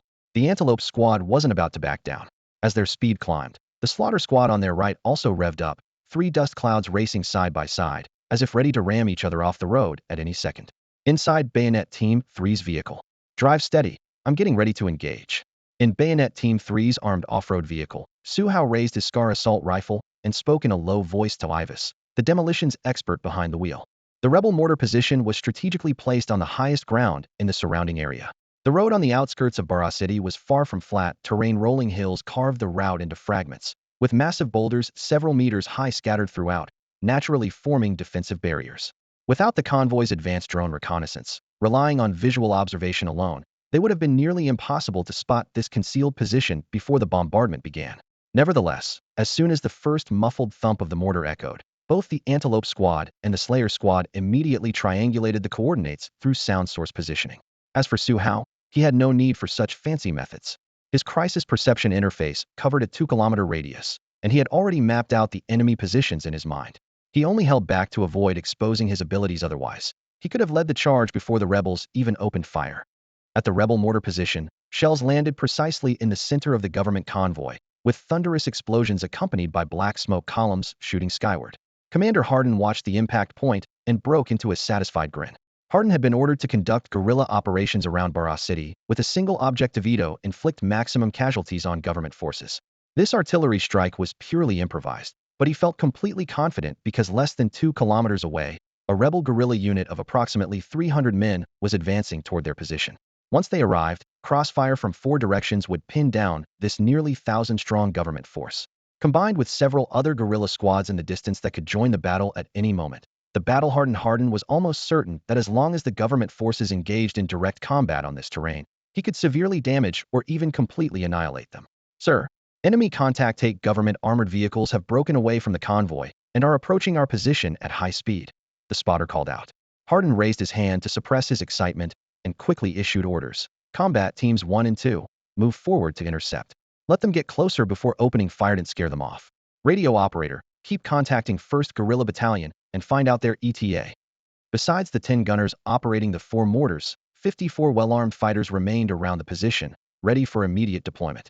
With the tactical advantage of this elevated position, a mere 8 vehicles posed no threat in Hardin's eyes. To become a commander of a rebel guerrilla unit, Hardin possessed both the confidence and courage required for the role. Moreover, Hardin knew he had a guerrilla battalion providing backup support, along with more rebel guerrilla units on their way, so he wasn't in any rush at all. He was even worried that the government convoy might just ignore them and flee. Yes, sir. The spotter acknowledged the order and hurried down the mountain to coordinate the incoming reinforcements. Hardin took the binoculars left behind and leaned against a section of ruined wall, coldly surveying the battlefield. 8 armed off-road vehicles were approaching along the dirt road, kicking up dust, with no other reinforcements in sight. The government only sent this many men, he chuckled softly, a hint of ice forming at the corner of his lips. To his right lay a G29 sniper rifle, its stock wrapped in camouflage tape, the dark muzzle as sharp as his gaze. As commander of this guerrilla unit, Hardin was also a renowned sniper in the Bara City area. His repeated victories against government forces had given him this calm composure and bred a certain contempt for his opponents. In his eyes, ultimate victory was destined to belong to the rebels. On the other side of the road, demolitions expert Xiweisi floored the accelerator. Their armed vehicle maintained about 15 meters of safe distance from the Antelope Squad and Slaughter Squad vehicles, the 3 cars racing in a wedge formation toward the distant mortar position. In the truck bed, Su Hao, the gunner, and Kai Dao had already released their safeties and chambered rounds.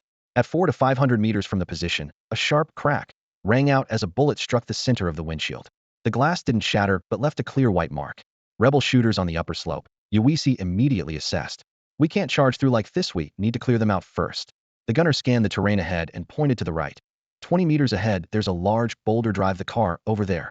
Keep the vehicle steady. Let me try first, Su Hao said, rolling down the window and leaning half his body into the wind. Rookie, get back. That's too dangerous, the gunner immediately shouted. The speeding vehicle could jolt at any moment, and the stray bullets outside made everyone's hearts race. Su Hao didn't respond. Xiweisi gripped the steering wheel tightly, trying his best to minimize the shaking, but the vehicle still bounced on the gravel road. Su Hao gritted his teeth and steadied his rifle, wanting to test the limits of his rifle precision shooting skill. The skill description stated, under normal conditions, targets within 200 meters could be hit upon aiming. Now the target was over 420 meters away, but he wanted to take the gamble. Bang! The Scar assault rifle spat fire. The rebel figure locked onto by his crisis perception interface suddenly magnified in the scope. The bullet flew over 400 meters, but only kicked up dust in the yellow earth 2 meters to the target's right. Through the lens, Su Hao clearly saw his miss and couldn't help but frown. This was his performance beyond the skill's effective range? Without hesitation, he pulled back into the vehicle and closed the window, immediately losing his nerve. With this level of medium-range marksmanship, Su Hao instantly lost any desire to engage in a firefight. At least at this distance beyond 200 meters, Su Hao felt it would be better not to engage in gun battles. Inside the vehicle, watching Su Hao fire a single shot before immediately pulling back, both gunner and dagger looked at him with puzzled expressions. I was just taking a test shot. If I hit, I'd keep going. If not, I'd call it quits. Su Hao tossed the empty shell casing at his feet and raised an eyebrow. Clearly, today isn't my lucky day. He engaged the safety on his Scar assault rifle and shrugged helplessly at the 2 men. I thought you'd lost your mind. That kind of situation is when things go wrong most easily. Gunner lowered his voice, speaking with a seriousness that bordered on scolding. I really was just testing my luck. Su Hao smiled bitterly, his shoulders slightly hunched. Dagger's expression was even grimmer than Gunner's. You should be more careful. Testing your luck on the battlefield isn't exactly a wise decision. The relaxed demeanor he'd shown over the past 2 days was completely gone, replaced by tense muscle lines. Su Hao nodded, indicating he understood. Don't worry, I'll only try that once. He then recalled the brief glimpse he'd caught earlier. The rebels have taken the high ground, with rows of boulder cover. Getting through there won't be easy for us. He paused, then raised his voice. So, do we have any heavy weapons in the vehicle? RPGs or something like that. After discovering he was completely outmatched in medium-range firefights, Reason had regained the upper hand. We did bring a couple of RPGs, but they're all in the captain's vehicle. Gunner spread his hands, his helplessness evident. Dagger thought for a moment. We could ask the Antelope Squad and the Slaughter Squad. Their full teams came along, so they might have brought some. As he finished speaking, a hint of admiration curved his lips. The Antelope Squad held a special place in his heart. You handle that then, and ask if they have any ideas for how to assault the position. Su Hao nodded, his gaze settling on Dagger. Got it. I'll ask. After agreeing, Dagger switched the communication channel to the public frequency. Antelope Squad, Slaughter Squad. This is Dagger from Bayonet Squad. I want to confirm whether you have any heavy weapons in your vehicles. Over. The message was direct and straightforward. Without any tactical code words, the three squads had barely worked together before and had no established signals or codes. Antelope received.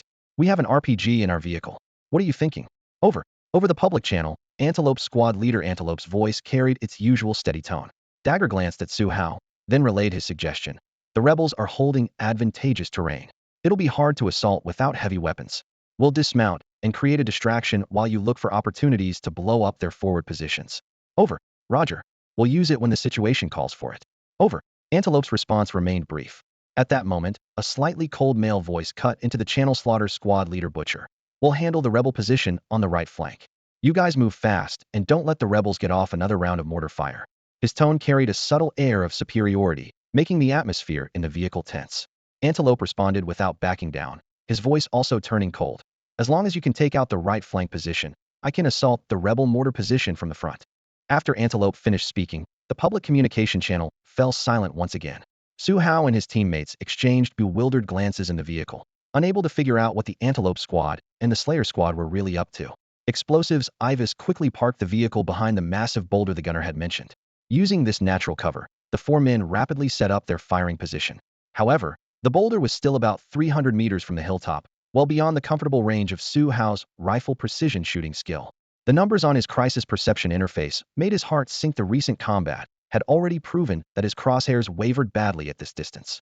Moving forward would expose them to the rebels' heavy firepower, but staying here meant they couldn't hit their targets effectively. This awkward distance hit Su Hao right in his weak spot. For explosives and the others, 300 meters was still manageable, but it was particularly unfriendly to him. As Su Hao's team began exchanging sporadic fire with the rebels on the slope, both the Antelope Squad and Slayer Squad completed their deployments. The Antelope Squad positioned themselves about 350 meters from the enemy, dropping off two team members carrying long rifles, clearly a sniper and spotter pair. Meanwhile, the Slayer Squad set up their two-man team at 380 meters, forced to use the natural terrain contours as cover.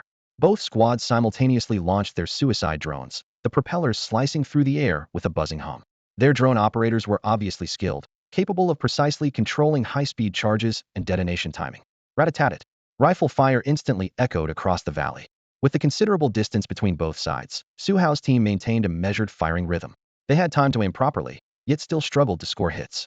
Setting aside the firepower from explosives, Dagger, and Gunner, after Su Hao emptied his first magazine, the crisis perception interface showed only 3 fewer red markers, and since he and explosives had fired simultaneously at these 3 enemies, he couldn't tell who had actually made the kills.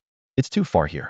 My hit rate is terrible. I need to get 200 meters closer, Su Hao said in a low voice to explosives as he loaded a fresh magazine. Gunner quickly tried to dissuade him. Antelope and Slayer have already pushed forward. Let's wait a bit longer until the enemy's attention is drawn to them. Then we can move. Su Hao countered. Haven't you noticed that far fewer bullets are coming our way? I don't want those 2 mercenary squads thinking we're just here to watch the show. His words shut Gunner down completely. Explosives opened the tactical map. There's another large boulder ahead that, combined with our SUV, would give us enough space for a foreman firing position. Then let's move out. Su Hao shouldered his rifle and was the first to climb into the vehicle. Iweiya said nothing more and immediately got into the driver's seat. Dagger helplessly exchanged a glance with Gunner. Then both men climbed aboard as well. Just as Su Hao and his team were getting back into their vehicle, both the Antelope Squad and the Slayer Squad had reached their predetermined attack positions. Their vehicles had barely come to a stop at the bottom of the slope when 2 suicide drones, launched earlier, came screaming in at low altitude, hugging the ground before diving straight at the rebels on the hilltop. Boom. Boom. 2 consecutive explosions sent debris, dust, and flames shooting skyward, causing the rebels' chaotic gunfire to falter momentarily. Seizing this window while the enemy was stunned, both the Antelope and Slayer squads quickly dismounted and deployed according to plan, spreading out on the left and right flanks while using the terrain for cover. In a straight firefight, Their situation wasn't much better than Su Hao's squad had faced earlier. The closer distance made the whistling of incoming bullets crystal clear, and any attempt to expose themselves could prove costly. Though everyone wore tactical body armor, the impact of bullets striking the plates was still enough to leave ribs aching. Find an opening to fire a couple of RPGs. They've got the high ground. If we keep trading shots like this, we're bound to take casualties. Over the command channel, Antelope issued orders in a low, urgent voice. After several attempts at returning fire, he realized that going head-to-head was pointless. Since they had superior equipment, they should use it to solve the problem rather than throwing lives away. The moment the order was given, 2 members of the Antelope squad immediately fell back to their vehicle and pulled out 2 RPG tubes. RPGs weren't ideal for close-range targets, but they didn't have any better heavy firepower at hand. They'd have to make do. Meanwhile, at the Slayer squad's position, Cigarette, how many suicide drones do you have left? After unleashing a barrage of fire that still failed to create a breakthrough, team leader Butcher asked the drone operator through gritted teeth over the comm. 3 left. But if we use them all now and run into trouble later, we'll be completely screwed, Cigarette replied, his voice heavy with concern. For the Slayers, suicide drones had always been their ace in the hole for dealing with tough targets at critical moments, limited in power, but capable of handling problems that conventional methods couldn't immediately solve. Deploy one more. We can't advance without creating an opening. After weighing his options, Butcher made his decision. Crack. Just as he and Cigarette were still debating, a sharp sniper rifle shot rang out from higher up the slope, hitting everyone like a sledgehammer to the chest. The next second, Butcher's earpiece crackled with an urgent report from spotter glasses. Captain, they have a sniper. Reggae is down. Reggae was the Slayer squad's dedicated sniper, a former U.S. Army Special Forces operator who had been with the Slayers for nearly 2 years after his discharge, an elite among elites in the mercenary sniper community. No one had expected him to be taken out here by a single shot from a rebel sniper. Damn it. How do they still have a sniper? What the hell kind of rebel force are we dealing with? The devastating news left Butcher's face ashen, but as team leader, he couldn't afford to wallow in shock and rage. Glasses, find a way to flush out that sniper and see if we can take him down directly. Report his position the moment you get a lock. Taking 2 deep breaths, Butcher suppressed his emotions and issued new orders with military precision. Glasses, copy.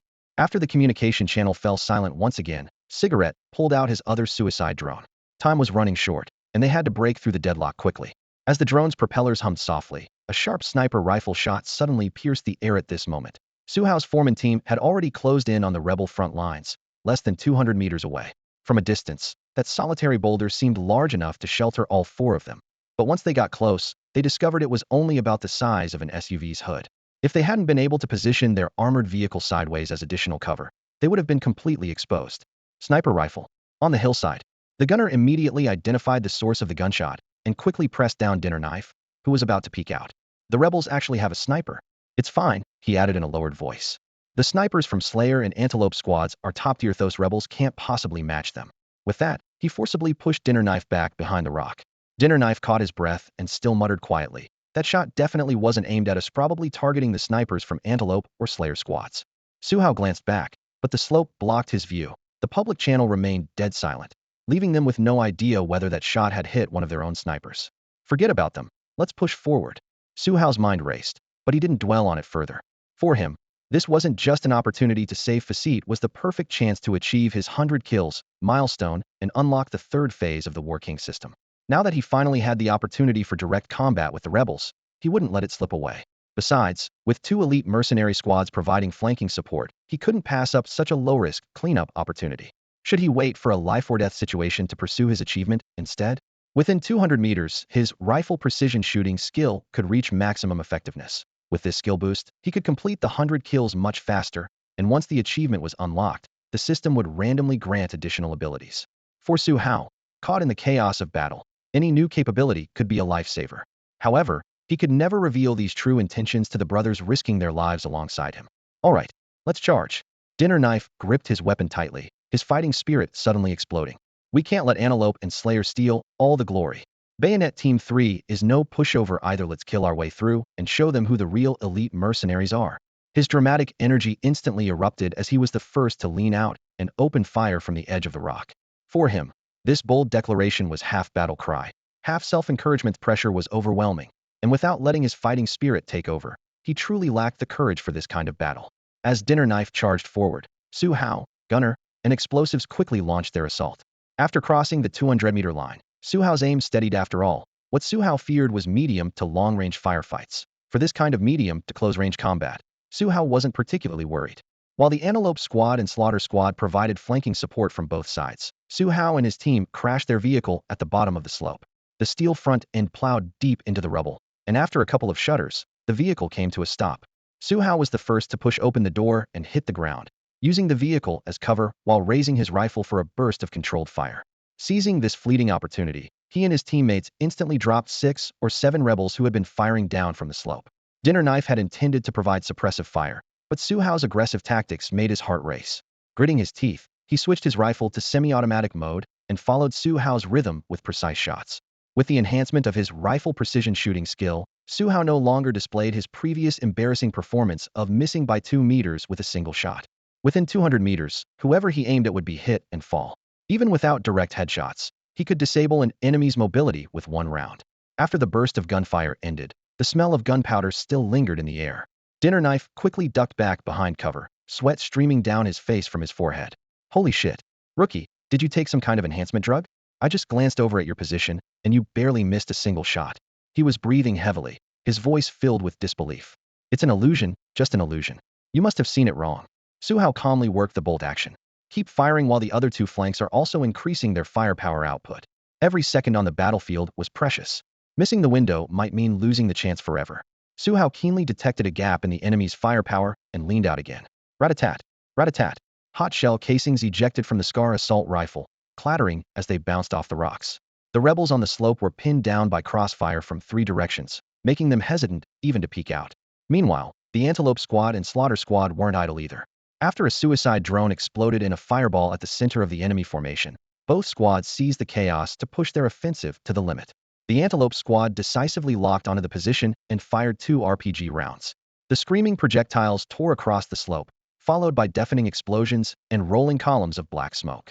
Even without considering the casualties, the sheer spectacle was enough to tear a hole in the rebels' psychological defenses. Time ticked by, and the bodies of rebels on the slope continued to pile up. Only now did Hardin, the commander responsible for this artillery position, realize that the government squad that had appeared at the bottom of the slope was far from ordinary troops. What's with their equipment? Why are they fighting so fiercely? Could they be government special forces? Hardin gripped his sniper rifle, cold sweat beading on his forehead as he rapidly calculated their losses. In just a few minutes, the rebels tasked with stopping Su Hao and his team had lost over 20 men, a devastating number for an artillery squad of only 64 total personnel. Continuing the firefight at this point could no longer reverse the situation, and with reinforcements nowhere in sight, Hardin had no choice. He took a deep breath, suppressed his panic, grabbed the communicator, and roared at the rear support units. If you don't send reinforcements now, we're all going to die here. Tell them if they don't come now, we're all going to die here. After thinking for a few seconds, Hardin couldn't come up with a better solution. At the foot of the mountain, government forces surged forward like a tide.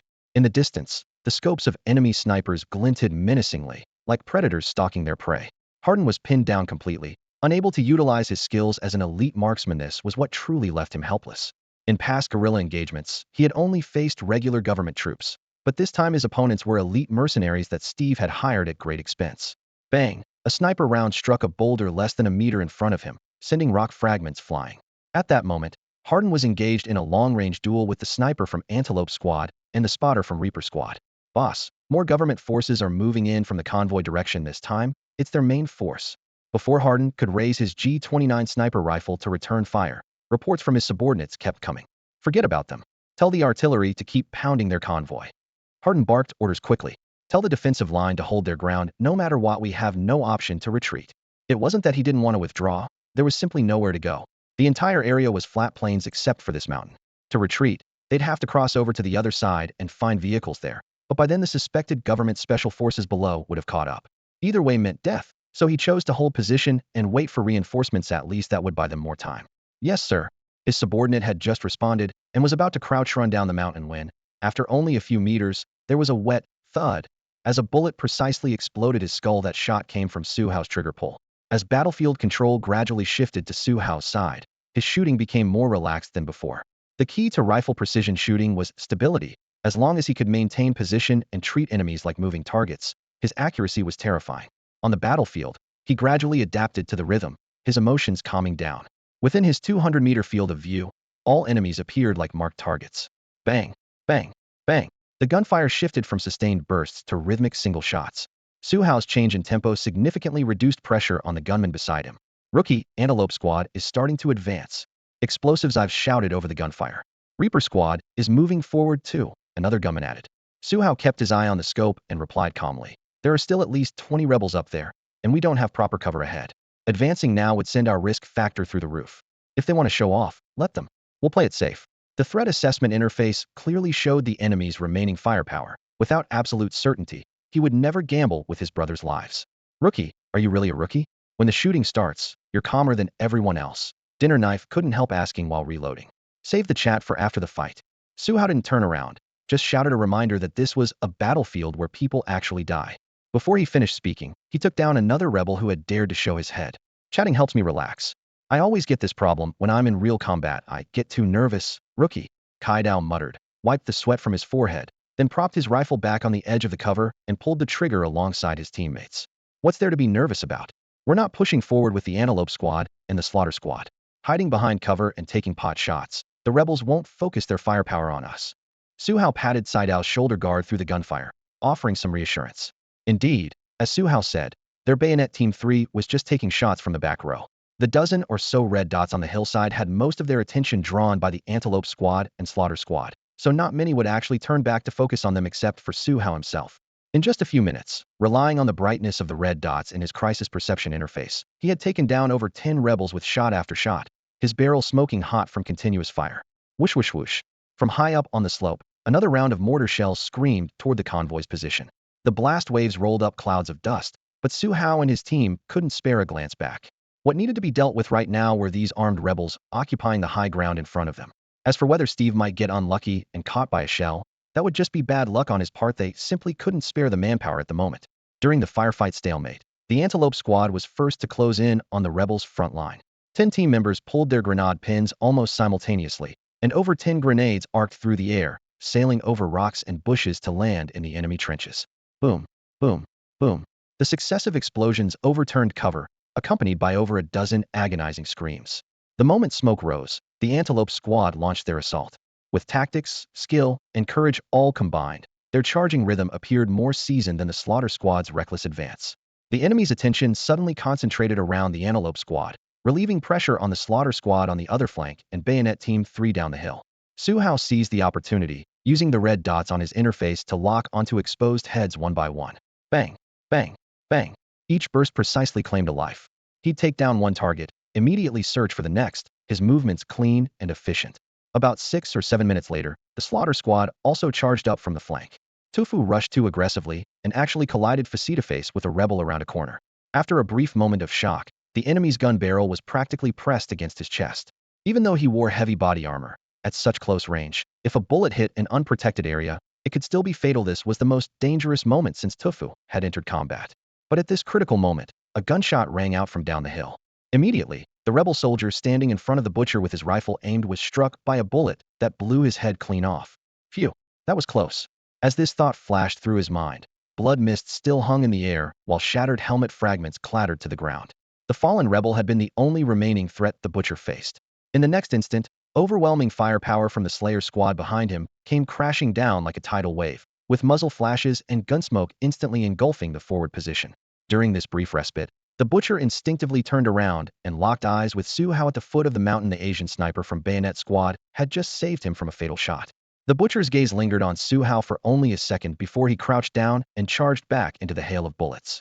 Both professional instinct and the complex battle situation wouldn't allow him to delay. He needed to quickly eliminate the mortar position higher up, or the VIP in the convoy could be hit by covering fire at any moment. By now, the entire rebel defense line was crumbling. The Slayer and Antelope Squads tore through the battlefield like twin blades, their superior stamina and equipment far outmatching the enemy. In just a few minutes, they had completely swept this section of the defense line. Higher up the slope, rebel guerrilla artillery commander Hardin lay prone behind scattered rocks, looking down at the carnage below.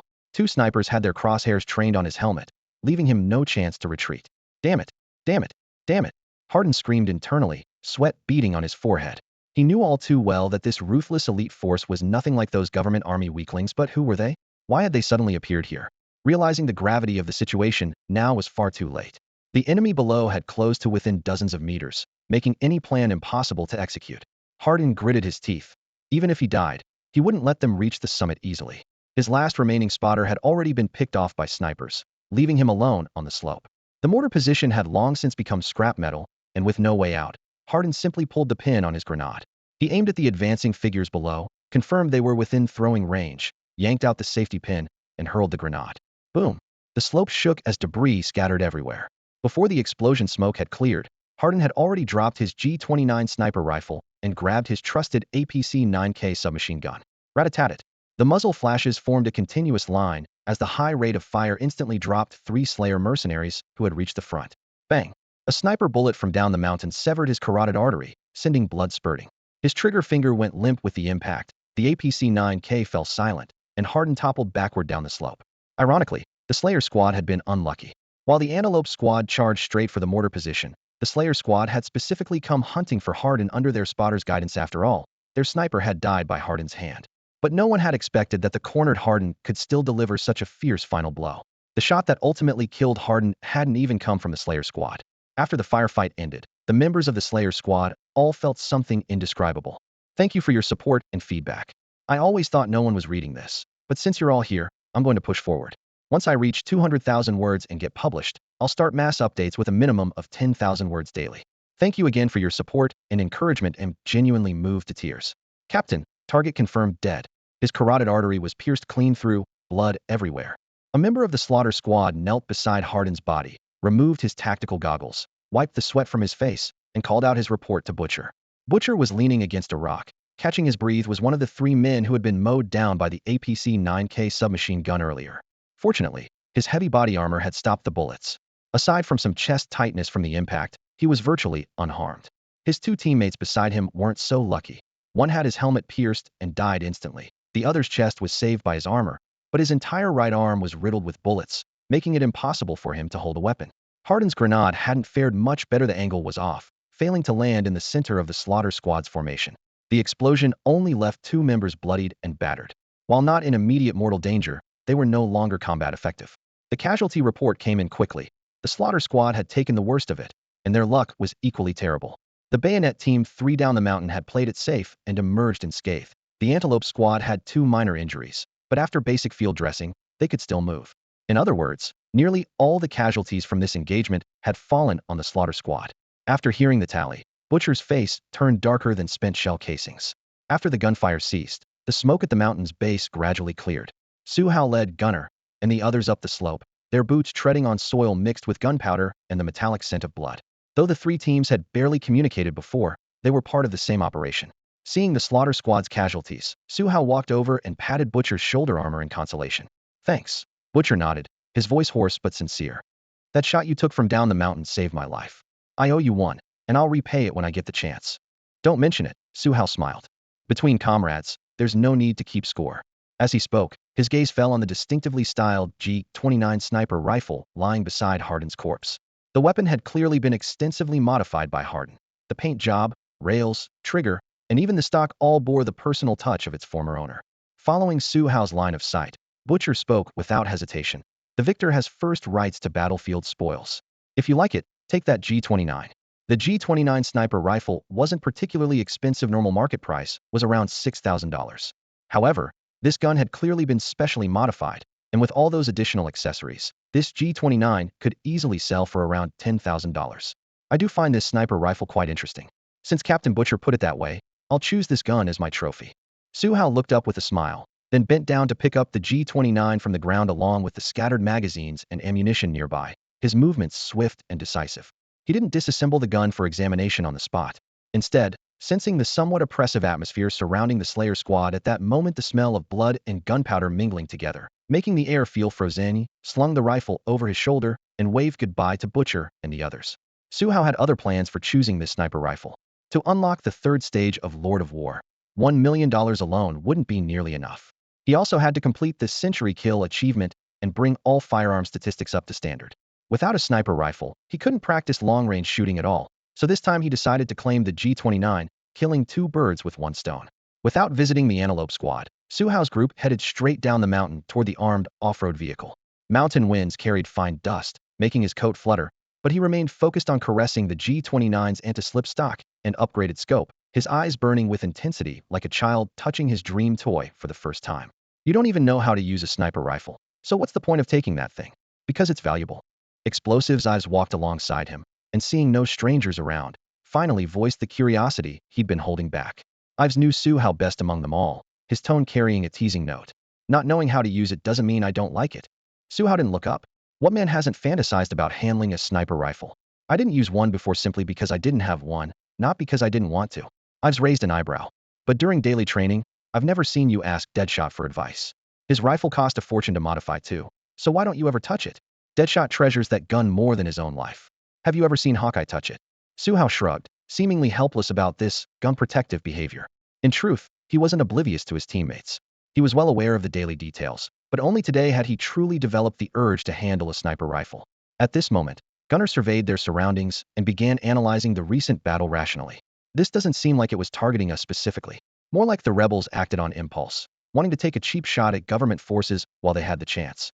He spoke with his usual calm gaze, paying no attention to the G-29 that Su Hao kept handling. Exactly. Ives rolled his eyes. The rebels would love to capture Steve alive.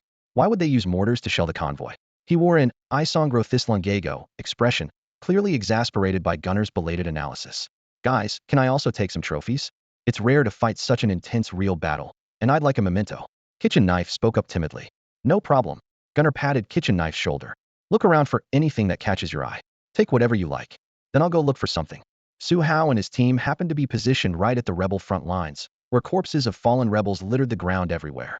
Scavenging loot from their bodies wasn't particularly troublesome. Go ahead, we'll wait for you.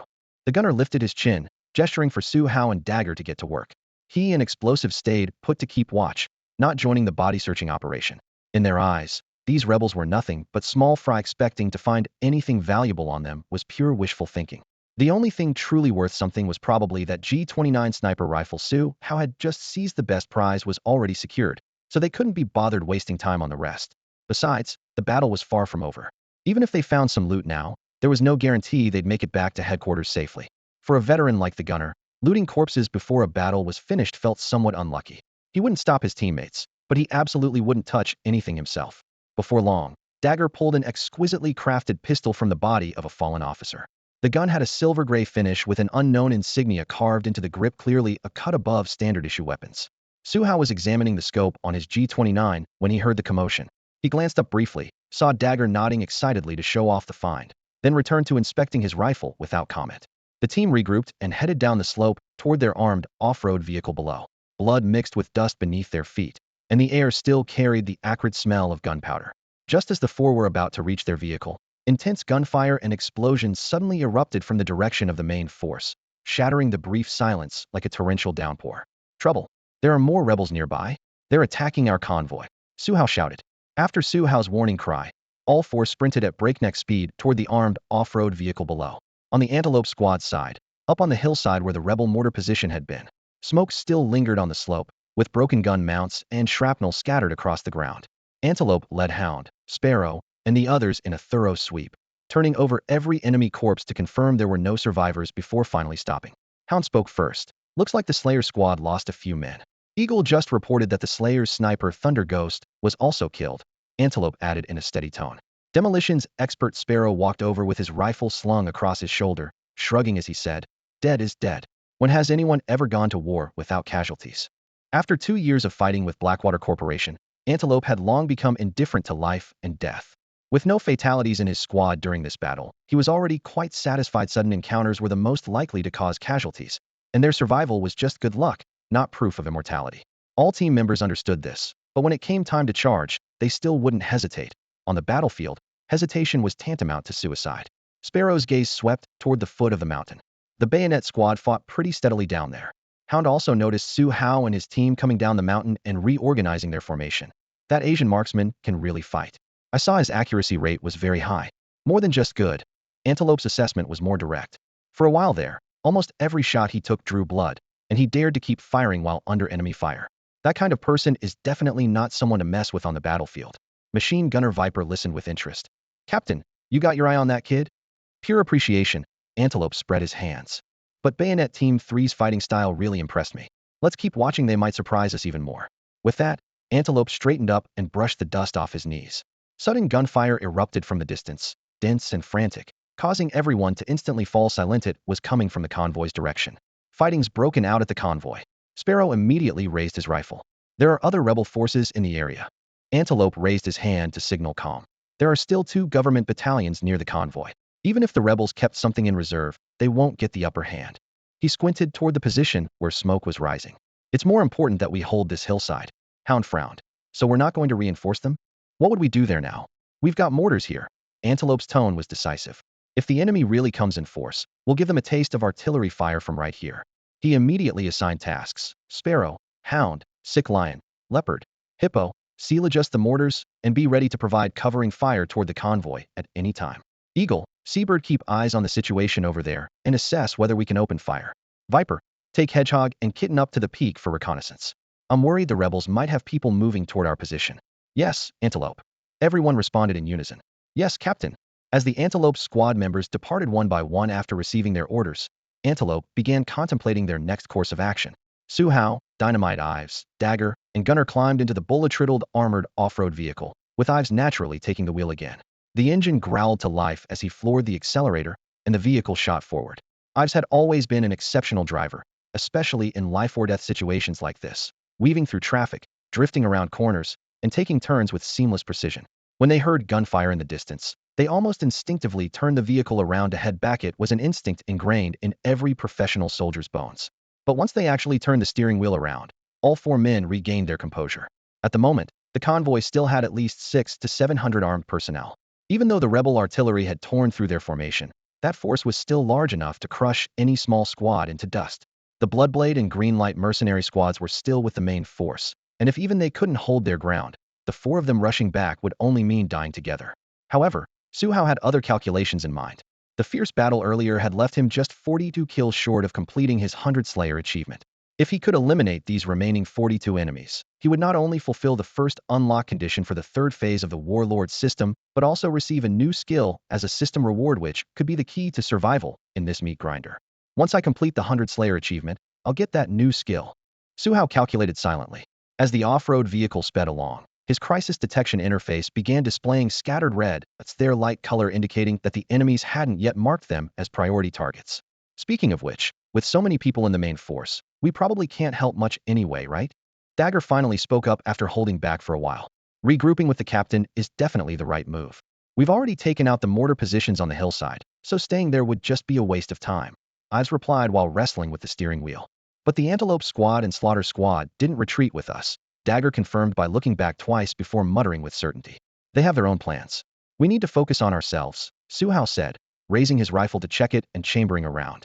He casually placed the trophy G29 sniper rifle in the back and kept his trusty assault rifle in hand. Fine. You guys call the shots after all. I'm just the new guy, Dagger shrugged helplessly. Faced with teammates who seemed eager to charge straight into gunfire, he had no choice but to go along. Over the radio, Gunner pressed his earpiece. Captain, this is Gunner. We're heading back. What do you need us to do? Are all the rebel mortars taken care of? Bloodblade's voice was steady and crisp. Due to the intense pace of combat, Su Hao's team had evacuated immediately after clearing the positions without time to report. All cleared. We can see the convoy now. Gunner responded quickly. Good. Come directly to Mr. Steve's position. We're all here. Bloodblade didn't ask for details, just told them to regroup as soon as possible. Copy that. Almost there. Before Gunner finished speaking, Ives pressed the accelerator even harder. The fuel gauge needle dropped instantly as the engine roared, pushing the vehicle to accelerate once more. As Gunner's words faded, Ives unconsciously pressed the gas pedal even harder. When Su Hao and his team returned to regroup with Bloodblade and the others, the firefight between the government infantry battalion and the rebel guerrilla forces had reached a fever pitch. Intense gunfire and dense flashes of light erupted nearby, yet Steve's men remained motionless. The government forces likewise showed no signs of turning back for reinforcements, as if the 2 distinct units were completely unrelated. Steve stood beside his armored vehicle, calmly observing without issuing any orders for his subordinates to join the battle. Is everyone uninjured? Bloodblade immediately approached them, his brow furrowed with concern. We're fine, Su Hao replied while glancing at his crisis perception interface, but the Slaughter squad lost 2 men. The Slaughter squad took casualties too. Bloodblade looked stunned. Yeah, they charged too aggressively, probably worried something might happen to Mr. Steve's side. Su Hao explained briefly while marking the approximate number of rebels on his interface. He had confirmed the size of this attacking wave. Casualties are inevitable, But the key question is whether Mr. Steve has truly made up his mind. Bloodblade exhaled heavily, his expression grave. We can't let the rebels drag us to our deaths here. Before Su Hao's group had returned, Bloodblade had already suggested withdrawal to Steve. Fighting was the government force's responsibility. Their objective was to reach Basim City and retrieve Steve's assets. Continuing to stay would only mean working for the government forces. Steve's current non-participation likely indicated he had adopted Bloodblade's advice. So we're going to break away from the government forces' protection and head to Basim on our own. The gunner hadn't fully grasped the situation. Exactly, that's my recommendation. Bloodblade nodded, then added, though Mr. Steve hasn't made the final decision yet. Iweiya is complete chaos. Right now larger groups make bigger targets and are more likely to be tracked down by rebels. Our mission isn't to come here and kill enemies, so there's no need to get bogged down in the quagmire between government and rebel forces. Bloodblade wasn't being callous, they were all mercenaries working for pay. And since the government forces hadn't paid them, there was naturally no obligation to help. Angus and the captains of the other 3 mercenary squads had reached the same conclusion. In the entire unit, probably only Su Hao genuinely wanted to take this opportunity to kill more enemies. Whoosh whoosh whoosh. Several sharp whistling sounds cut through the air as the mortar position on the hillside opened fire again. Bloodblade and the others instinctively ducked, but the shells didn't fall toward the government convoy. The next second, fireballs erupted continuously along the rebels' attack line. The explosions ringing in their ears, all the shells had landed on the rebels' heads. That should be the Antelope Squad's work. Su Hao glanced back toward the hillside, then said to Bloodblade and the others, I didn't expect the Antelope Squad to know how to operate mortars. Gunners can handle artillery too, you know?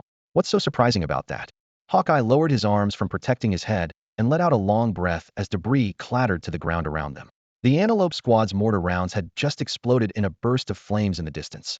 And while the heat waves and smoke from the shockwave hadn't yet cleared, the government forces' counterattack had already become noticeably more fierce. Gunfire crisscrossed, explosions erupted one after another, and there was no sign this brutal battle would end anytime soon. Suddenly, urgent static crackled through Steve's convoy's shared communication channel. All units, attention! All units, attention! This is Angus. Angus's voice cut through the gunfire and explosions.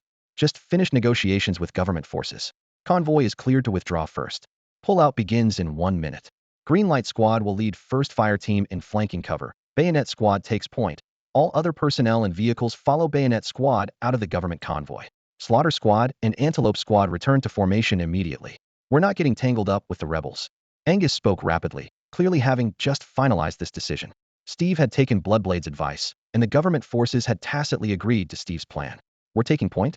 Shouldn't that be Slaughter Squad's job? As soon as the channel went quiet, Bottlecap immediately frowned. Taking point meant being the first to hit the rebels' line of fire. Even with Green Light Squad and First Fire Team providing flanking support, it would be no easy task.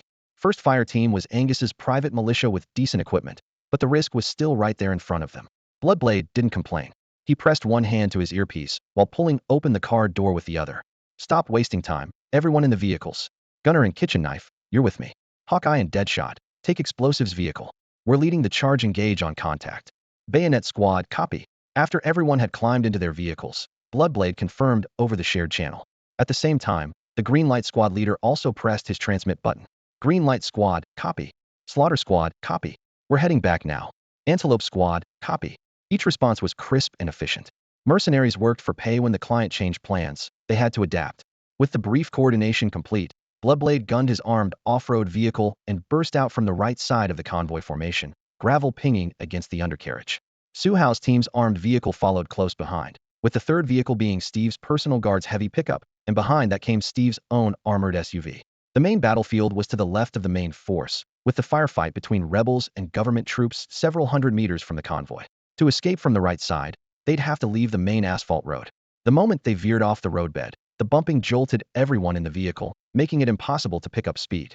At the edge of their vision, the rolling terrain looked like a blanket hiding needles. No one knew if a rebel guerrilla squad might pop up the next second, making close combat inevitable. Bloodblade kept his eyes locked on the path ahead, his knuckles white as he gripped the steering wheel. He could only pray the enemy wasn't carrying heavy weapons. As for everything else, Bloodblade didn't let himself think about it anymore. Relying on his crisis perception interface's grasp of the battlefield situation, Su Hao had already prepared for combat the moment the convoy departed from the main force. Most people prepare for battle as a precaution, but Su Hao was certain that a fight was inevitable. This sense of certainty made him faster than anyone else, both mentally and physically.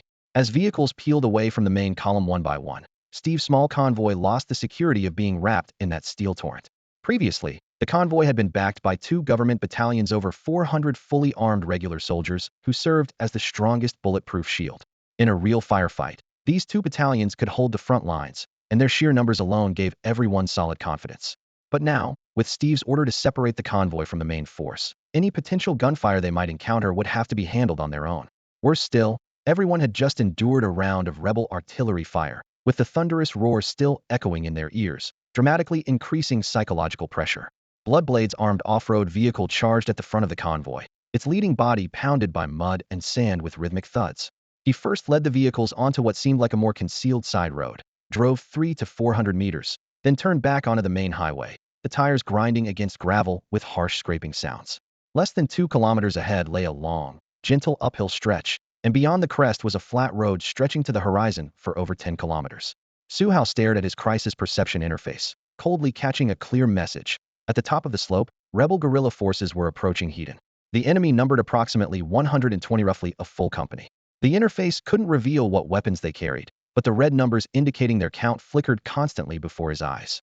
He raised his hand and clicked off his assault rifle safety with a sharp snap. "Rookie, you don't need to stay so tense all the time," said Eagle-Eye, the spotter in the passenger seat, glancing back at him. "We're just separated from the main force, not driving right into the rebels' faces. This is a combat zone. I'm just making sure I can pull the trigger at any moment." Su Hao kept his eyes fixed on the interface, not even sparing Eagle-Eye a glance as he replied. "If we really run into enemies, I need to beat you to the first shot." Eagle-Eye laughed easily. "Relax, we've already passed the main combat zone. As long as our luck isn't too terrible, we might not even encounter any rebels." Based on the intelligence he'd received before departure, this was indeed the case. But from Su Hao's perspective, the enemy was closing in right on schedule. He wanted to complain but had no way to explain what he was seeing, so he could only silently check his magazine. The disconnected feeling of others being completely unaware while he saw everything clearly made his chest feel tight. "Eagle-Eye, could you please stop jinxing us?" Deadshot chimed in from the back seat, his tone sarcastic. "The last time you said, 'definitely safe,' our squad nearly got wiped out." Clearly, this had happened before Su Hao joined Bayonet Team 3. That was just once. "You can't keep bringing up old grudges over and over, Deadshot." Eagle-Eye snorted with displeasure. Their bickering had become routine after all. They were veteran partners in the sniper team. "Chat all you want. But Rookie, why are you opening the window? We haven't cleared the danger zone, yet opening windows is risky business." While Deadshot and Hawkeye continued their banter, Su Hao quietly rolled down the car window. The first to notice this move was Demolition Ives, who was focused on driving. "Just getting some air, for a second." Su Hao forced out an awkward excuse, deliberately suppressing the warning bells in his mind, had already spotted enemy red dots appearing ahead on his crisis detection interface. Seconds later, the first SUV driven by Bloodblade crested the hill, and an open plain instantly came into view. At the far end of the plain, a rebel convoy was heading straight toward them. The continuous gunfire and explosions from behind drowned out both teams' engine noise, and neither side detected the other's approach until their vehicles were almost about to pass each other. "Contact. Large rebel force directly ahead. We've got company." Bloodblade roared over Steve's team's public channel, then immediately slammed on the brakes. "Prepare for combat." Su Hao shouted the second command, and the armored SUV driven by Demolition Ives plunged into the plain, accelerating rather than slowing down. Rat-a-tat-tat, rat-a-tat-tat. Amid the gunfire, Su Hao became the first in the convoy to pull the trigger. With his precision rifle shooting skills and the less than 200-meter distance between the two forces, his entire magazine found its mark in the lead rebel pickup truck. The SUV they rode in was covered with heavy armor plating and fitted with thick, bulletproof glass windows. In contrast, the rebel pickup had only a few thin steel plates welded to its bed and ordinary glass windows. The bullets punched through the glass, turning the rebels inside into Swiss cheese. His crisis detection interface immediately marked, "First target vehicle, all occupants eliminated." It wasn't until Su Hao emptied his magazine that the others in the car began to react. The most shocked was Hawkeye, who had been teasing Su Hao about being nervous, stared as if looking at someone who could predict the future. If Su Hao hadn't shouted "fight" again, Hawkeye might have kept staring. "What the hell, Rookie? How did you know to open fire ahead of time? How could you lock onto them so fast?" Hawkeye flicked off his safety and stuck his gun barrel out the window, unable to suppress his amazed questioning. "Buddy, this is a battlefield. Being ready to fight at all times is our professional standard, isn't it?" Su Hao replied calmly. Before he finished speaking, he had already loaded a fresh magazine and continued spraying the rebels ahead, who were hastily stopping and spreading out. "Are you kidding me? Nothing could stop Su Hao's killing spree now." To achieve his 100-kill milestone, Su Hao was even considering grabbing 2 assault rifles to take down the rebels. This encounter erupted suddenly and violently, with both sides caught completely off guard. The only exception was Su Hao before the gunfire had fully erupted. He had already completed his reload, locked onto his targets, and delivered devastating firepower to the rebel forces in the first moments of contact. Within seconds, the rebel convoy at the far end of the road slammed on their brakes and skidded sideways. Soldiers leaped from truck beds and behind vehicle doors, propping their rifles against hoods, tires, and road shoulders, hastily forming a makeshift skirmish line. Their movements were remarkably swift despite being caught under Su Hao's initial suppressive fire. They quickly regained their composure, clearly seasoned veterans hardened by countless battles. Steve's convoy responded with equal speed. The two lead armored pickups, Bloodblade and Dynamite, yanked their steering wheels hard, positioning their vehicles sideways across the road. All windows on the right side dropped to their limits, instantly transforming the vehicles into steel bunkers, while the left side doors swung wide open, providing cover and firing positions for the rear passengers to dismount and engage. Bayonet Team 3 charged forward first, exchanging fire with the rebels as Steve's personal militia arrived in succession. Though they couldn't match the elite precision of Bayonet Team 3, they were all battle-hardened soldiers with proper military training. Upon arrival, they immediately filled the gaps and advanced shoulder to shoulder with Bayonet Team 3. On the left flank of the highway, over 100 meters away behind a low hill, Green Light Squad was executing their predetermined assignment, coordinating with Angus's 1st Fire Team and government forces to suppress the rebel guerrilla units. Dense gunfire raked through the brush, sending leaves dancing wildly as the acrid smell of gunpowder mixed with earthy dust swirled in the hot wind. Greenlight's firepower was actually clearing a safe corridor for the main convoy. As long as they held this slope, the rebels would struggle to divert attention back to the vehicles on the road. Just 2 minutes into the firefight, over a dozen bodies already lay scattered across the battlefield. Even Greenlight Squad, composed of elite mercenaries, had lost one man. A stray bullet had pierced through his neck guard, splattering blood from the back of his head, silencing him in an instant. In the hail of bullets, projectiles showed no mercy. The only real survival rule was simple: maintain proper form, suppress when you need to suppress, and leave the rest to fate. Every soldier was desperately maximizing their firepower, hoping to take down as many enemies as possible before falling themselves. "Captain, the last vehicle in the convoy has cleared out. Can we withdraw now?" The radio crackled with the teammates' labored breathing and the metallic clatter of spent shell casings hitting the ground. For small elite units like theirs, large-scale group battles meant too many uncontrollable variables. Any moment of exposure could invite a fatal bullet. "Yeah, Captain. The main convoy up front is engaged with the rebels. We don't need to keep grinding it out with the government forces," another team member shouted hoarsely while changing magazines.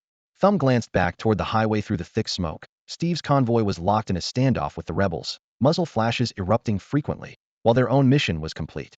After confirming the situation, he decisively gave the order. "Then we withdraw. Let 1st Fire Team go first." With those words, Thumb resolutely commanded the retreat.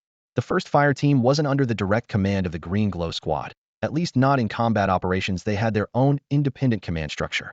After a few brief radio commands, the 1st Fire Team was the first to turn around, retreating through the broken streets towards Steve's convoy.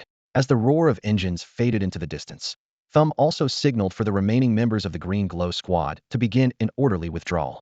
It's worth noting that the Green Glow Squad didn't leave behind a single comrade's body when they departed. Several soldiers silently carried body bags, the blood-soaked canvas dripping dark red traces as they bounced along.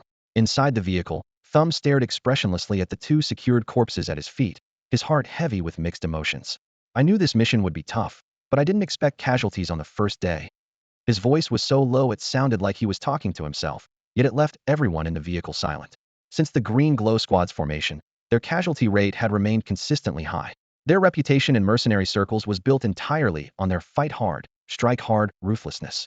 In terms of individual soldier quality, they weren't even as good as the veterans in Bayonet Team 3, but when it came to the courage to risk everything, they were second to none among elite squads.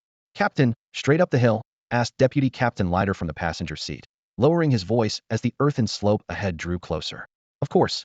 We took their money, so we do the job." Thumb tightened his grip on the straps. "Go up from the other side. Help our allies stretch the battle line, and get out as fast as possible.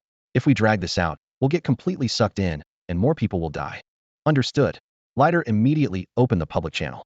"All Green Glow units, attention. Take the left flank up the main road and stretch that battle line further. 1st Fire Team, follow up and establish another defensive line on the left flank. Green Glow 2, copy. Green Glow 3, copy. 1st Fire Team, copy." Just as the series of responses ended, Thumb's armed off-road vehicle was already roaring up the slope with black smoke billowing, kicking up clouds of dust. However, the moment the vehicles crested the hill and entered the battlefield, everyone simultaneously gasped. They had expected a grinding stalemate, but what met their eyes was the brutal scene of rebel forces being completely suppressed in the trenches across from them. Rebel soldiers were pinned down so hard by gunfire they didn't dare lift their heads, their scattered return fire sporadically kicking up dust before being quickly beaten back by even denser volleys of bullets. All of this was because Su Hao had opened fire first to seize the initiative, combined with Bayonet Team 3's skilled coordination. In just a few minutes, they had established overwhelming superiority on the hilltop. As friendly reinforcements continued to arrive, the rebels were pressed even harder into their positions, completely losing the initiative. Compared to the government forces and rebels still trading blows down the slope, this had become almost a one-sided slaughter. Though Steve's private forces had suffered some scattered casualties, they were nothing compared to the constantly falling rebel numbers on the opposite side. At this moment on the front line, Su Hao had switched to precision shooting. His rifle marksmanship and crisis awareness skills combined to make him like the Grim Reaper on the battlefield. With each gentle squeeze of the trigger, another rebel soldier fell with a cry, blood spattering on the scorched sand and congealing into dark spots. Thumb happened to witness this scene. Muzzle flashes continuously erupted at Su Hao's shoulder, spent casings jumping into shell craters, yet his figure remained perfectly steady, as if he were born to stand at the center of gunsmoke and harvest lives. A precision marksman, and one with exceptional talent. Thumb's heart raced. To think a low-profile squad like Bayonet Team 3 was hiding this kind of monster. He stared for several seconds, his pupils suddenly contracting, looking as if he had seen some kind of monster in broad daylight. 97, 98, 99. Just one more to go? Stop shooting. Damn it. Su Hao shouted 3 times in succession, his voice nearly tearing his throat apart. For the last exclamation, he simply roared in Chinese, but except for Dinner Knife, no one else in Bayonet Team 3 could understand him. Unfortunately, Dinner Knife was on the other side with Bloodblade and the others at that moment. So Su Hao's furious shouts sounded like a string of gibberish to everyone else. Nobody understood what he was saying. The smoke of battle had not yet completely cleared when the Green Light Squad's final bullet claimed the enemy's life. The century kill achievement was snatched away at the last second, and the more Su Hao thought about it, the more frustrated he became. He turned and rushed toward the off-road vehicle parked by the roadside. The trunk slammed open with a bang as he pulled out the G29 sniper rifle he had retrieved from the mortar position. The black barrel with its modification kit gleamed coldly in the sunlight. On the other side, Bloodblade called for Bottlecap and the others to move forward and count their spoils. Logically, Su Hao, serving as the assault trooper, should have followed along, but as soon as the battle ended, he had turned back to the vehicle, clearly not to rest. Explosives Ive saw him getting out of the car carrying the G29 and was instantly stunned. "Rookie, what are you trying to do?" She hurried over in 2 steps, staring blankly at the sniper rifle with an expression that was both anxious and adorable. "I need to kill one more. Just one more. I have to reach the quota." Su Hao muttered under his breath, veins bulging on his forehead, as if he had fallen into the whirlpool of battlefield madness. His self-talking appearance was virtually indistinguishable from someone suffering from post-combat syndrome. Worried that something might really happen to him, I've stepped forward and grabbed Su Hao's wrist. Su Hao looked at her in surprise, not understanding why he was being forcibly stopped. "It's okay now. The battle is over. Everything's finished. Rookie, get in the car and rest first. The captain knows psychological therapy will have him take a look at you later." Ives's concern was genuine, without a trace of pretense. "What are you talking about? I still need to kill one more person. Just let me kill someone and everything will be solved." Su Hao didn't know whether to laugh or cry, and didn't know how to explain being just 1 kill away from the century mark. This feeling of being left hanging was truly torturous. He understood there would definitely be more battles ahead, but since the opportunity was right in front of him, how could he bear to let it slip away? Moreover, he was looking forward to the skill that would come with unlocking the achievement. The more he thought about how future battles might be even more brutal, the more urgent he became. "Why do you still need to kill one more? The battle is over. Where do you want to go kill someone? Kill teammates? Or kill those people under Steve?" Ives's voice rose higher, almost becoming a shout. "What's wrong, explosives?" Deadshot and Hawkeye on the other side noticed something amiss and walked over while asking. "Rookie's not quite right. He's holding that sniper rifle and saying he wants to go kill someone. I suspect he's developed post-combat syndrome." Ives didn't let go of his hand as she turned to inform the 2 men of the situation. Deadshot's gaze fell on the gun in Su Hao's hands, and he raised an eyebrow. "G29 sniper rifle, and it's been modified too. Nice piece of equipment." Deadshot immediately spotted the difference in Su Hao's sniper rifle, and his curiosity was instantly piqued. Seeing that Deadshot didn't care about Su Hao's health condition, Ives immediately became angry. "Deadshot, can you focus on what matters?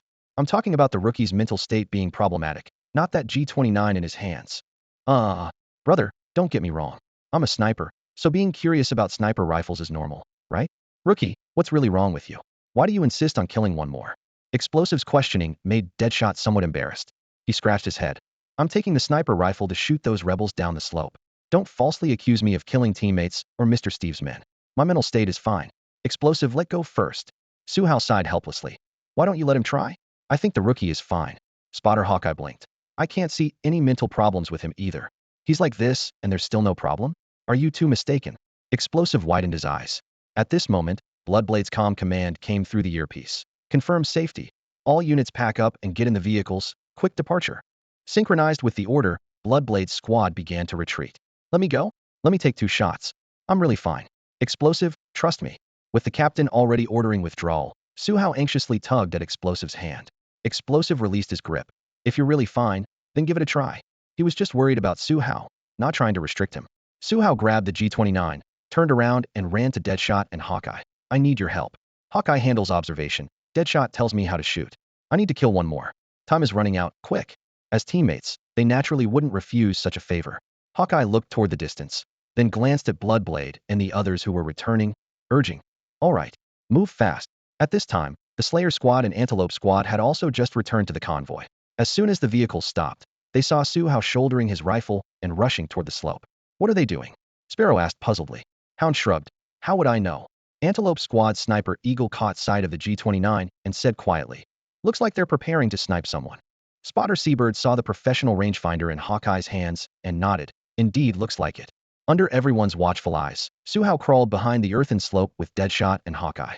Su Hao lay prone, keeping his profile low and using the slope as cover as much as possible. Deadshot and Hawkeye exchanged glances and also lay down. Who are you targeting? Hawkeye raised his scope to scan the battlefield. Just pick the closest one. See that guy operating the mounted machine gun on that pickup truck? Him. Su Hao casually designated the target. Got it. The distance isn't far, just keep the rifle steady and don't shake. Hawkeye quickly calculated, taking only 2 breaths before reporting the data. Target at 1 o'clock direction, distance 443 meters, wind speed 10 meters, no mil adjustment needed, over. Su Hao was stunned. Deadshot didn't take the rifle. Seeing the situation, he immediately explained, that last part about no adjustment needed is the most important. Ignore the rest, just aim the crosshairs and shoot. Hawkeye shrugged without saying anything. Su Hao suppressed his urge to ask more questions and steadily placed the crosshairs in his scope on the machine gunner's chest. The moment the crosshairs aligned with the target, he decisively pulled the trigger. Bang! Accompanied by the sniper rifle's deep, muffled sound, a .338 Lapua Magnum bullet shot straight toward the rebel machine gunner 443 meters away. Warlord. Host has achieved the 100-kill milestone and completed the first phase killing achievement of Warlord. 1 random skill has been awarded for the killing achievement. Warlord. Host may activate the random skill at any time. Once the skill is locked in, the host will be unable to make changes. Warlord. Host has completed the first phase killing achievement of Warlord. The second phase killing achievement, 200 kills, is now unlocked. Warlord. Current progress for the 200 kill achievement, 100200. Upon completion, 1 random skill will be awarded for the killing achievement. Warlord. Host has met 13 of the conditions to unlock the 3rd phase of Warlord. Please strive to fulfill the remaining 2 unlock conditions. The moment Su Hao pulled the trigger of his G29 heavy sniper rifle, the bullet tore through the air, and the enemy sniper hidden at the high point in the ruins dropped instantly. As the gunshot faded, rows of pale golden system text appeared on his retina, flickered, then slowly dissolved. Su Hao remained kneeling behind the rubble cover, the rifle but still trembling slightly against his shoulder, his right index finger resting on the trigger frozen in the exact shooting position. Target confirmed eliminated, rookie. You want to keep going? Hawkeye whispered through the earpiece beside him. He had no idea that Su Hao was currently staring blankly at the system notifications, simply asking the routine question after confirming the target's death. No need, that's enough. Su Hao lowered his rifle with a grin. The golden 100-kill badge slowly dissolved in his field of vision, and his mood lightened accordingly. The notification about acquiring a random skill echoed in his mind, making it nearly impossible to suppress the smile tugging at his lips. Deadshot had been crouched less than 2 meters to Su Hao's left and noticed his inexplicably good mood. He couldn't help but look up. What's wrong with you? Why are you suddenly so happy? From his perspective, they had just taken out an insignificant rebel machine gunner hardly worth such an elated reaction. Su Hao quickly pulled himself together, trying to act nonchalant. I thought long-range sniping would be incredibly difficult, but it turned out to be so smooth. Deadshot, your usual work is way too easy, isn't it? This kind of job, picking off targets from the backlines, I feel like I could do this too, hee hee. The moment those words left his mouth, Deadshot's expression darkened like he'd swallowed charcoal. He shot back coldly. You just hit one easy target and you don't know what you're bragging about. Real long-range sniping is nothing like that shot you just took. Wind speed, humidity, temperature differential, ballistic trajectory, you have to calculate everything. You wouldn't understand even if I explained it. You want to be a sniper? Fine, you can take point next time. This was the longest and harshest speech Deadshot had ever given since knowing Su Hao. Su Hao immediately picked up on his displeasure and quickly coughed to ease the tension. Ahem, that's not what I meant. I just got a little carried away with excitement. You can understand that, right? Deadshot, I really wasn't targeting you. Seeing that Deadshot's expression remained dark, Su Hao hurried to make amends. I'm sorry. I apologize. Don't be mad, Deadshot. When we get back, I'll treat you to dinner. How about that? Deadshot snorted coldly but didn't respond, though he didn't pursue the matter further either. Seeing this, Su Hao breathed a sigh of relief and silently resolved to think before speaking in the future, or he'd end up offending all his teammates. Then it's settled. After this mission is over, you're treating me to dinner, and I get to pick the place. Consider it your apology to me. Deadshot raised his hand in an okay gesture, chuckling before he even finished speaking. Rookie, Deadshot's just messing with you. He doesn't get mad that easily, especially over something this small. Hawkeye laughed along, giving Su Hao a way out. Being Chinese, Su Hao naturally understood the wisdom of gracefully accepting an olive branch. He immediately grinned and joined in the laughter, and the earlier awkwardness vanished in an instant. Rookie, if you're treating people, you can't just invite Deadshot. Hawkeye put his arm around Su Hao's shoulder as they walked back, reminding him, I was your spotter too, so I'm coming along. No problem at all. Once this mission's done, I'll treat everyone to a proper feast. Old Su here doesn't do things halfway. Su Hao was in high spirits and thumped his chest with gusto. Suddenly, Captain Bloodblade's growl crackled through the comm channel. Rookie, what the hell are you guys doing? Get in the vehicle, we're moving. Stop dawdling around. Every second was precious for Steve's convoy. Seeing Su Hao's trio still chatting in place, Bloodblade finally lost his patience. On our way, Captain. The three were startled into a quick jog, diving into the vehicle seconds later, though their good mood remained undiminished. Rookie, you sure you're okay? Explosives expert Iweiya looked at him through the rearview mirror with genuine concern. I'm really fine. I just wanted to take out another guy earlier, and now that I have, I feel better. If something was really wrong, I wouldn't hide it from you. Su Hao gave his solemn word. Good to hear. I've seen way too many rookies develop PTSD after their first real combat. After confirming Su Hao looked normal, Iweiya floored the accelerator. The convoy started moving again. With Antelope Squad and Slaughter Squad back in formation, Bayonet Team 3 handed the lead position back to the front units. As they left the devastated battlefield behind, each squad reported their casualties over the public channel. When they learned that both Slaughter Squad and Greenlight Squad had lost members, the three men who had been joking around moments before fell silent. Though Su Hao had enjoyed the kill, the brutality of war had long since shaken him. The longer he spent with Bayonet Team 3, the deeper his bond with these comrades grew, and the more he dreaded the thought of any of them falling. The vehicle filled with nothing but engine noise and wind. After a long silence, Hawkeye suddenly said quietly, we need to be more careful in the fights ahead. Missions at this level claim lives way too easily. It wasn't just Su Hao who was worried. The veterans of Bayonet Team 3 were equally afraid of losing more comrades. Su Hao had only joined the team because a previous member's death had opened up a slot. Everyone was mentally prepared for this reality, but when the moment actually came, the pain still tore through their nerves like poison barbs. The numb yet heartbreaking expression on Greenlight Squad leader Thumb's face as he held his fallen comrade's body was still burned into everyone's memory. Unable to bring his team member home alive, the squad leader carried the heaviest burden of all. The sound of gunfire gradually faded into the distance, and the convoy slowly returned to a state of calm. The carefully crafted plan made before departure had been completely disrupted by the earlier surprise attack.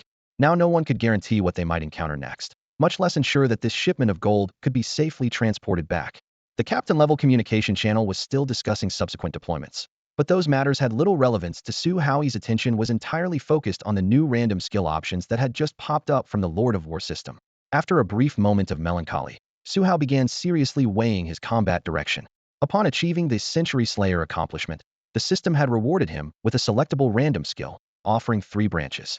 1. Close combat skills, covering hand-to-hand combat, cold weapon techniques, vehicle operation, and various extreme specialized skills. 2. Mid-to-close range skills, including firearms shooting, mid-to-close range artillery, and similar abilities. 3.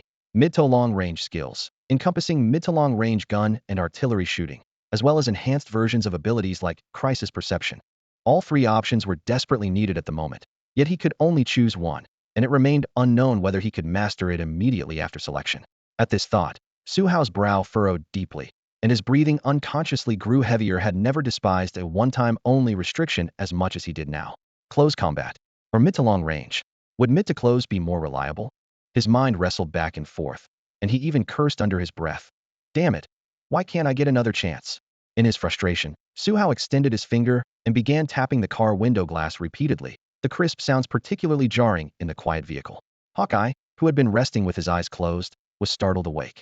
Opening his eyes in confusion and seeing Su Hao's absent-minded expression, he asked with concern, "Rookie, what's wrong? Are you feeling unwell?" His train of thought interrupted. Su Hao paused. "Me? I'm fine. If you're fine, why are you tapping the glass? If you're really not feeling well, just say so. Don't tough it out. Bottling things up for too long can lead to serious problems." Hawkeye's drowsiness vanished instantly. Deadshot across from them was also awakened by the noise and glanced at Su Hao. Su Hao scratched his head and explained with a bitter smile. "I'm really not bottling anything up. I'm just feeling restless, so I tapped the glass a few times. Why are you all so sensitive? If you're under pressure, get some more sleep, especially since you just went through combat. On the battlefield, you need to learn to seize every available moment to rest. Keeping your nerves wound tight for too long will prevent you from focusing at critical moments, and that's a cardinal sin in our line of work." Hawkeye stopped pressing for answers and shifted his position behind the low wall, his tone softening as he poured out all his military insights from the past 2 years to Su Hao. As a veteran of Bayonet Team 3, he certainly had the credentials to mentor a rookie. "All right, I'll give it a try." Su Hao rubbed his stiff neck and leaned back against his pack, closing his eyes and forcing himself to relax. "I've definitely been wound too tight lately." A few steps away, Deadshot lowered his voice and leaned close to Hawkeye's ear. "What's wrong with the rookie?" "Probably stress." Hawkeye recalled his own sorry state during his first battle, keeping his voice equally low. "I was the same way during my first few combat missions. He'll get through it. We should have him talk to the captain during the next break. The rookie looks like he could use some psychological counseling." Deadshot nodded. He genuinely liked this newcomer's solid skills, steady mindset, and good temperament. He got along with everyone in Bayonet Team 3. While the two chatted quietly, Su Hao's mind was in turmoil. The system interface still hovered in his consciousness, 3 skill categories glowing coldly. 1. Close combat. 2. Mid-close range. 3. Mid-long range. Close range. He had Pistol God. As long as he held a gun, he dared say no one could match him within 3 meters. Without a gun, additional skills would be useless. Temporarily ruled out. Mid-close range. He possessed rifle precision shooting. Though the trigger conditions were demanding, it already provided huge advantages within 50 meters. Further improvement wasn't cost-effective, so this was also ruled out. Mid-long range. He had neither sniper talent nor experience with heavy weapons. The team already had an experienced sniper, so this mission wouldn't require it. Naturally ruled out again. After much deliberation, his gaze inevitably returned to close combat. If he could shore up this weakness, whether in vehicle operation or knife fighting, it would directly improve his survival rate. Su Hao took a deep breath and gave the system his command. Confirm selection of close combat skills. The next second, dense skill names flashed across his vision like bullet comments, too fast to read clearly. After several moments, the interface stopped. "Warlord, congratulations. Host has acquired new skill Blade Master. Blade Master. When the host wields a knife, the system will rapidly calculate enemy movement patterns and provide optimal attack strategies based on physical differences between host and target. After integration, all knife-related techniques will be implanted into host memory. Integration requires 1 minute. Please confirm safety before proceeding." Holy crap, Su Hao nearly shouted out loud, his previously slouched body instantly straightening. His sudden movement startled both Deadshot and Hawkeye. The two had been chatting quietly when they saw Su Hao bolt upright, thinking something had happened. Their expressions grew serious in unison. But when they met Su Hao's expression, shocked, excited, even somewhat incredulous, it didn't look at all like someone who'd just had a nightmare. Did he just have a wet dream? Deadshot's voice was so low only the two of them could hear. Was he actually asleep just now? Hawkeye scratched his head. At that moment, both Deadshot and Hawkeye were completely bewildered. In the armored off-road vehicle where Su Hao was riding, the wheels crushed over gravel, causing the vehicle to sway gently. Ever since that bizarre episode earlier, the other 3 men in the cabin had their eyes locked on Su Hao like Searchlight 7. His breathing pattern couldn't escape their scrutiny. Their concern wasn't just about his physical condition, but more about the fear that combat PTSD might suddenly erupt. That condition didn't just make the patient lose control. Once someone truly snapped, even their comrades could end up as collateral damage. This was exactly what Hawkeye, Deadshot, and Demolition were worried about. If Su Hao had another episode, none of them wanted to be on the receiving end. Su Hao didn't argue, simply closing his eyes in silence. Under the watchful gaze of those 3 tense stares, he began integrating the Dagger Master skill. The process wasn't painful. Instead, it felt like having a private screening at a movie theater. He experienced a biographical film from a first-person perspective, one that played exclusively for him. While only a minute passed in the real world, he lived through the complete life of that dagger master, from the initial clumsiness of first gripping a blade, to every real combat encounter after mastering the technique, through peak duels with various masters, and finally to a detailed analysis of a lifetime's worth of blade techniques. This immersive experience was unprecedented. When he had previously acquired the three skills of rifle precision shooting, pistol god, and crisis perception, he had never gained such complete memories.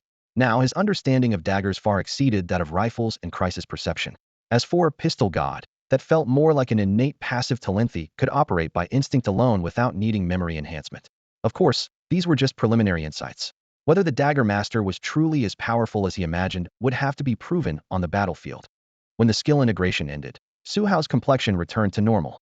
Recalling his companion's earlier wariness, he felt it necessary to give everyone an explanation. His earlier appearance was purely due to his own impatience.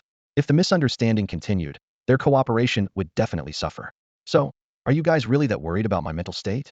He rubbed his face, his tone carrying a hint of self-mockery. Demolition reached up and patted the back of the seat.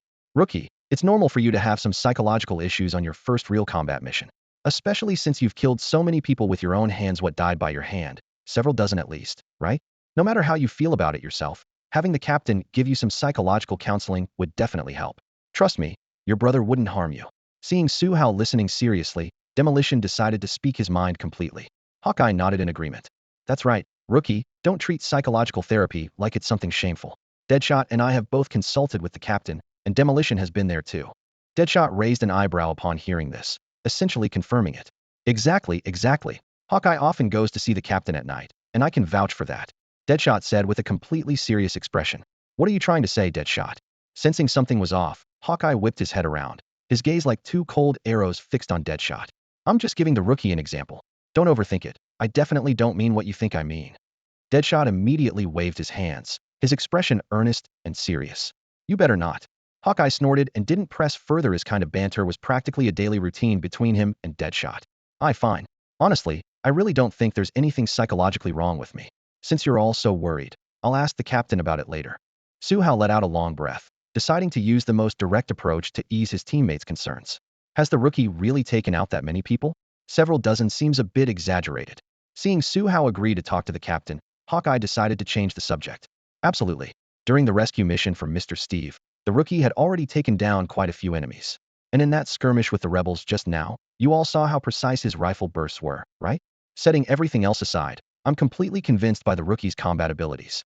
In my opinion, he's a natural-born genius for warfare. A true war genius. Explosives finally found his chance to pour out all the admiration he'd been holding back, his voice trembling slightly with excitement. Inside the vehicle, Deadshot and Hawkeye exchanged glances. They hadn't been able to stay by Su Hao's side the entire time, so they didn't know the exact kill count, but they were well aware of the rookie's terrifying capabilities. That series of flawlessly accurate bursts Su Hao had fired, both of them knew they couldn't match that level of precision. Ahem. Explosives, you're making me embarrassed with all this praise. Su Hao smiled bashfully, though he couldn't completely hide the smugness in his expression. This isn't praise, it's just my honest thoughts. Explosives emphasized solemnly. Rookie, Explosives is right, you might truly be a genius born for war. Thinking of Su Hao's incredible marksmanship earlier, Deadshot also gave him high praise. I hate to admit it, but Rookie, your first combat performance really does surpass the combined first missions of everyone in Blade Team 3. After quickly calculating in his head, Hawkeye reached a conclusion that even he found staggering. Holy shit, really? The combined kill count from all your first combat missions is still less than what I got in just this one. Su Hao was also shocked. But thinking about his God of War system and all those powerful skills, he felt relieved. Without the system, he should have died during that mission to rescue Mr. Steve. His ability to achieve such outstanding results later, aside from his rapid adaptation to the battlefield, was largely due to the massive bonuses these skills provided. Of course, talent, luck, skills, and timing were all part of his real strength. Even if others didn't have these advantages, they couldn't deny that Su Hao was indeed this powerful now. On the journey from Bala City to Ofa City, Su Hao's group encountered no more rebel forces. Perhaps it was sheer luck, or perhaps the massive convoy made the opposition think twice. The rebel sentries occasionally spotted in the distance along the route never made any aggressive moves against Steve's convoy. Although they had left the government military escort behind, Steve maintained communication with the government command center. He planned to request continued escort from the Ofa City garrison once the convoy arrived. Over the phone, he spoke bluntly to General Bansai. General, If you want to keep making money long-term, you need to prioritize my safety. General Bansai gave him full respect on the other end of the line, his attitude resolute. As they approached Ofa City, Steve dialed the number again. After confirming the convoy's position, General Bansai immediately provided a local contact method but revealed no further details. After hanging up, Steve passed the information down through the chain of command. As the convoy entered the outskirts of Ofa City, sporadic gunfire and artillery sounds filtered through the windows, reminding everyone that the battlefield was near. Over the public communication channel, Angus's voice quickly filled their headsets. Entering Ofa City combat zone. All units maintain alert status. Greenlight Squad, Antelope Squad, and Slayer Squad deploy drones immediately for real-time surveillance of surrounding activity. Third Fire Team break away from the main convoy immediately and disperse within a 1-kilometer radius for perimeter monitoring to ensure security. Bayonet Squad stand by if 3rd Squad encounters combat, provide immediate support, and cover their withdrawal. Once we enter the city, the Ofa City government forces will take over, arranging supplies and rest. We'll stay overnight at the government military camp in Ofa City and depart for Basim City tomorrow morning. All units acknowledge these orders. Over. Antelope Squad received. Over. Slayer Squad received. Over. Green Light Squad received. Over. Bayonet Squad received. Over. 1st Fire Team received. Over. 2nd Fire Team received. Over. 3rd Fire Team received. Over. 4th Fire Team received. Over.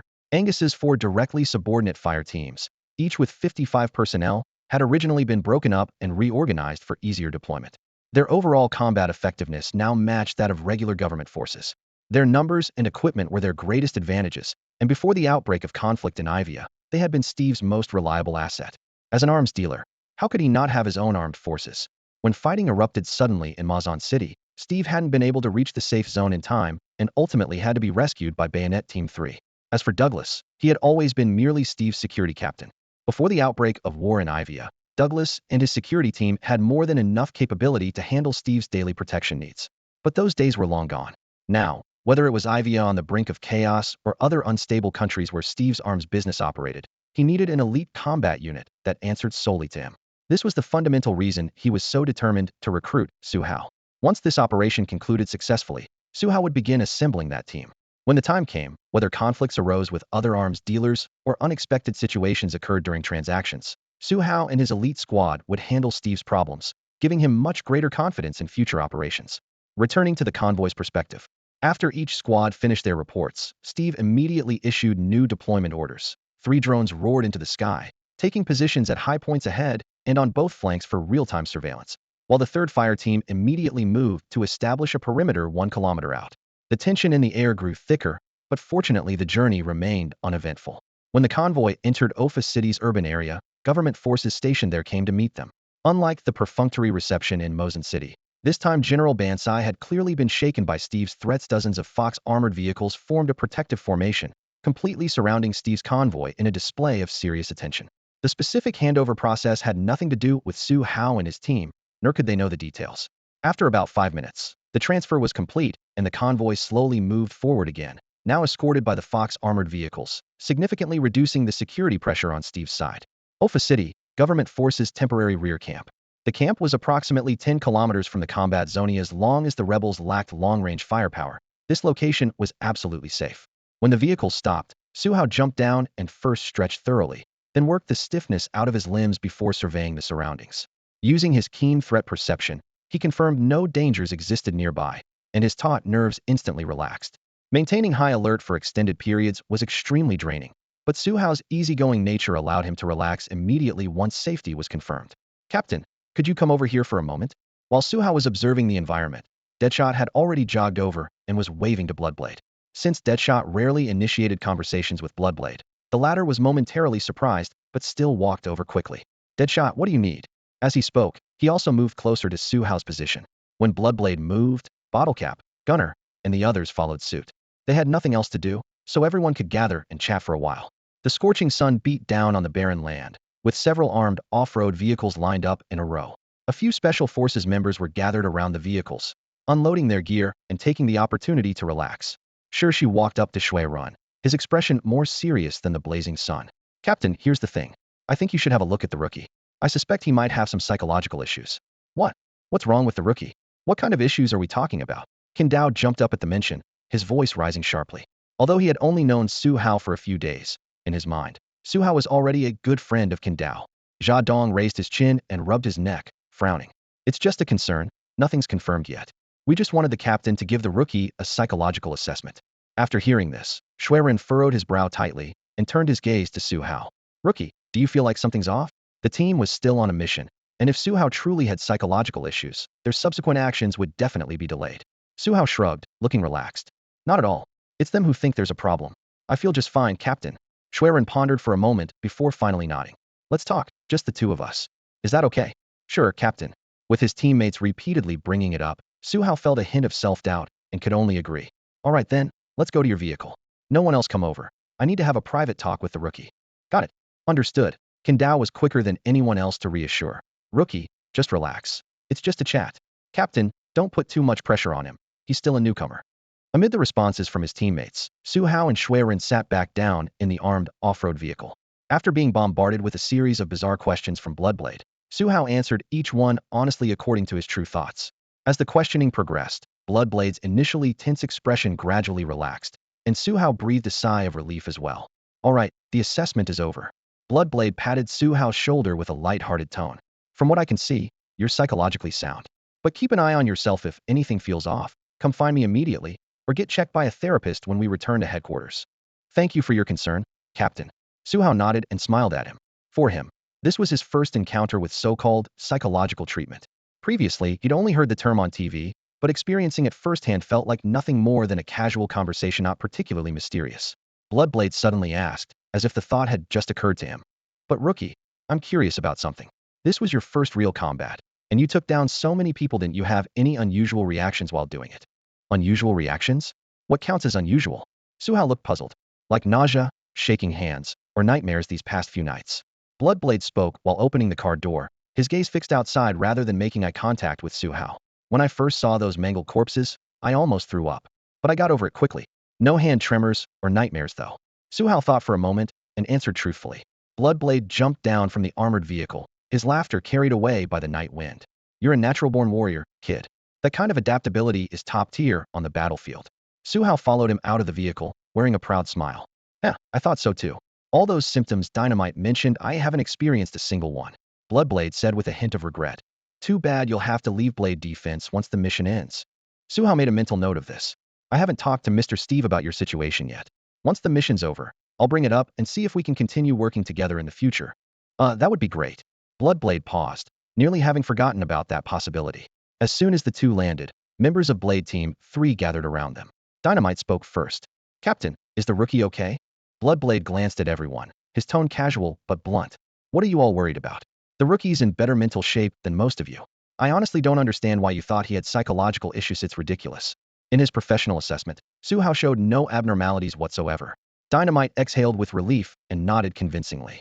Well, as long as he's fine. Hearing their captain's conclusion, both Deadshot and Hawkeye now looked at Su Hao with somewhat embarrassed expressions. Sorry about that, rookie. We were worried about you before, but the main reason was actually Dynamite. If he hadn't kept suspecting you had mental issues, we never would have thought along those lines, Hawkeye said after thinking for a moment. It's fine. I should thank you all for caring. Su Hao smiled at everyone, then turned to look at Bloodblade. By the way, Captain, Dynamite said I could change my call sign. Is that possible? He had wanted to bring this up in the car, but Bloodblade hadn't given him the chance then. Now with everyone gathered, it was the perfect time to speak up. That's right. Dynamite Iweiya immediately chimed in. Rookie has taken down dozens of people now. Calling him rookie really isn't appropriate anymore. Makes sense. I think it should be changed too. Hawkeye nodded in agreement. Rookie, have you thought of a new call sign? Bottle Cap asked curiously. It's got to be meaningful, Gunner added. A call sign stays with you for life. Bloodblade gave his final verdict.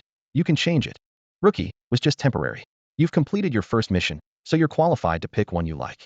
As his words fell, all members of Blade Team 3 turned their eyes to Su Hao, waiting for his answer. Actually, he'd been considering quite a few options these past few days. Flamingo symbolizing the rookie's evolution. Rabida, Chinese totem. Dark dragon full of teenage angst. Lone Wolf, his favorite special forces call sign from his previous life. Plus many other random ideas. But after weighing them repeatedly, he felt only one truly fit his current situation: player. Su Hao knew in his heart that he possessed the War King system and was a transmigrator. This so-called private military industry was more like an exclusive game to him. The adrenaline-pumping excitement, the satisfaction after completing missions, everything confirmed the word player. It might not be intimidating enough to strike fear into enemies, but it best captured his situation and mindset. He looked up, meeting his teammates' expectant gazes. Player guys, I want to use that call sign. Player? Why choose that? Bloodblade, as team leader, was the first to ask. I wasn't in the military industry before, so all this feels like an open-world game to me. Su Hao explained honestly. I want to always remember this passion and state of mind, so I'll use player to remind myself. He added after finishing. The name actually rolls off the tongue nicely, and it's definitely better than rookie, right? What do you guys think? Dynamite frowned. Rookie. I mean player. I think you could consider other options. In his view, this call sign wasn't fierce enough. Gunner was the first to approve. I like it, especially after hearing your reasoning. From now on, I'll call you player, my comrade. Hello player, let me reintroduce myself. I'm Deadeye, your partner. Deadeye grinned and extended his fist. Su Hao raised his fist to bump it. Player, that's an interesting name. Hawkeye joined in, fist bumping as well. Finally, Bloodblade gave the official conclusion. Your call sign, your choice player. From today on, that's your designation. Thank you all, my brothers. Su Hao looked at each of his teammates' smiling faces, feeling for the first time a sense of attachment to this world. He loved the feeling of fighting alongside them, sharing life and death together. If possible, he wouldn't want to be separated from Blade Team 3, because they were all brothers he had spent the longest time with and shared life and death experiences with since arriving in this world. The rest in Alpha City was primarily to allow everyone to recharge and regain their strength. As night fell, the government military camp was brightly lit, with searchlights sweeping back and forth outside the barbed wire. The occasional low growls of military dogs reminded everyone that this was still a war zone. Tomorrow they would head to Basim City, which would be the toughest battle of this entire operation. Whether the rebels had already detected their plan remained unclear, but Steve still followed the established procedures and made every preparation to perfection. Upon arriving at the camp, he immediately ordered his squad members to rest. Sentry posts, patrols, and perimeter security were all taken over by government forces. Angus busily assigned sleeping quarters and supplies to everyone, and only after everything was properly arranged did he hurry to Steve's temporary command tent. Just before Angus entered, Steve had finished meeting with the commander of Alpha City. Although the two men had no direct arms dealings, they already knew each other's backgrounds through General Bonsai's connections. One a major arms dealer, the other a local garrison commander. Both understood clearly what value the other could bring. So even a ceremonial handshake and small talk was enough to solidify this fragile, yet necessary cooperative relationship. Accommodation and supplies are all arranged, Angus reported at attention. All personnel are in position. You've worked hard too. Steve gestured for him to relax. Get some rest tonight. Tomorrow we prepare for a tough fight. The commotion we caused in Bala City wasn't small. If the rebels are paying attention, they've definitely got their eyes on us. This wasn't alarmist talk. Since leaving Bala City, Steve had incorporated the worst-case scenarios into his contingency plans. Though he harbored no false hopes, he still asked about what concerned him most. My villa in Basim City, what's the situation there? Angus had already inquired and immediately replied. It's still under government military control. As long as nothing goes wrong along the way, we might not need another confrontation with the rebels. Let's hope so. Steve lit a cigarette, the flame revealing the weariness in his eyes. But I have a bad feeling about this. If opening the vault door didn't require his fingerprint and retinal scan, Steve would rather stay in the rear counting money. For an arms dealer, being on the front lines carried far too much risk. He exhaled a puff of smoke and suddenly asked, ammunition resupplies that coordinated with Alpha City. All restocked. Angus flipped open his small notebook. All the calibers we used have been replenished, plus we've coordinated for 2 armed helicopters as backup. How much did it cost? $500,000, paid directly to the liaison officer. Steve rubbed his temples. Fair price. Just hope we won't actually need them. Consider the money insurance. Yet his unease continued to intensify, could feel that lurking crisis drawing closer. Seeing this, Angus continued with his final report. The Alpha City government forces are also willing to provide an infantry battalion to help us transport the goods back. The price isn't high. Would you like to consider it? This trusted aide knew what Steve was worried about and deliberately emphasized. Unlike the government infantry battalion that came with us from Mosin City, this battalion from Alpha City would serve Steve exclusively for the entire duration, if he agrees.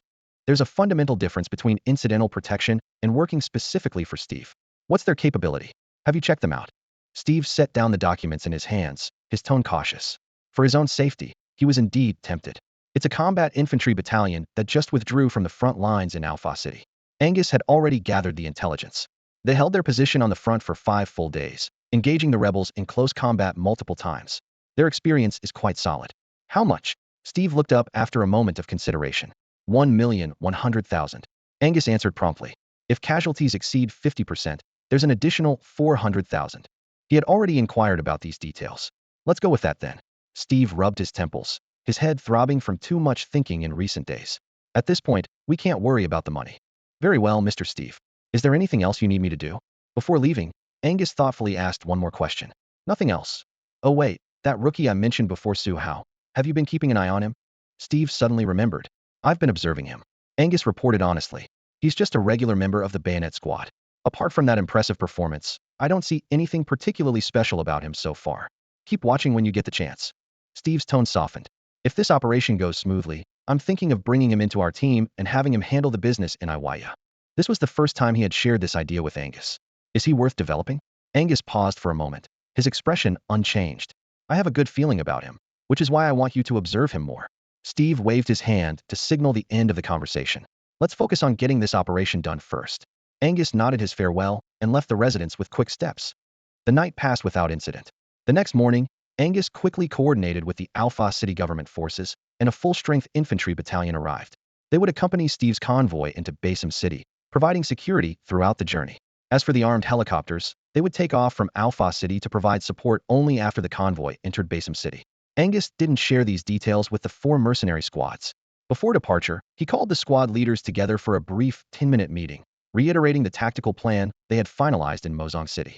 1. Upon encountering rebels, the government infantry battalion would take point, with the 1st and 2nd fire teams immediately coordinating. 2. The Antelope Squad, Slaughter Squad, Greenlight Squad, and Bayonet Squad would remain mobile, taking overall command if necessary. 3. If the situation spiraled out of control, armed helicopters would provide air suppression. Knowing he had never commanded a battle of this scale, Angus simply handed over his command authority. In less than half an hour, the convoy was ready.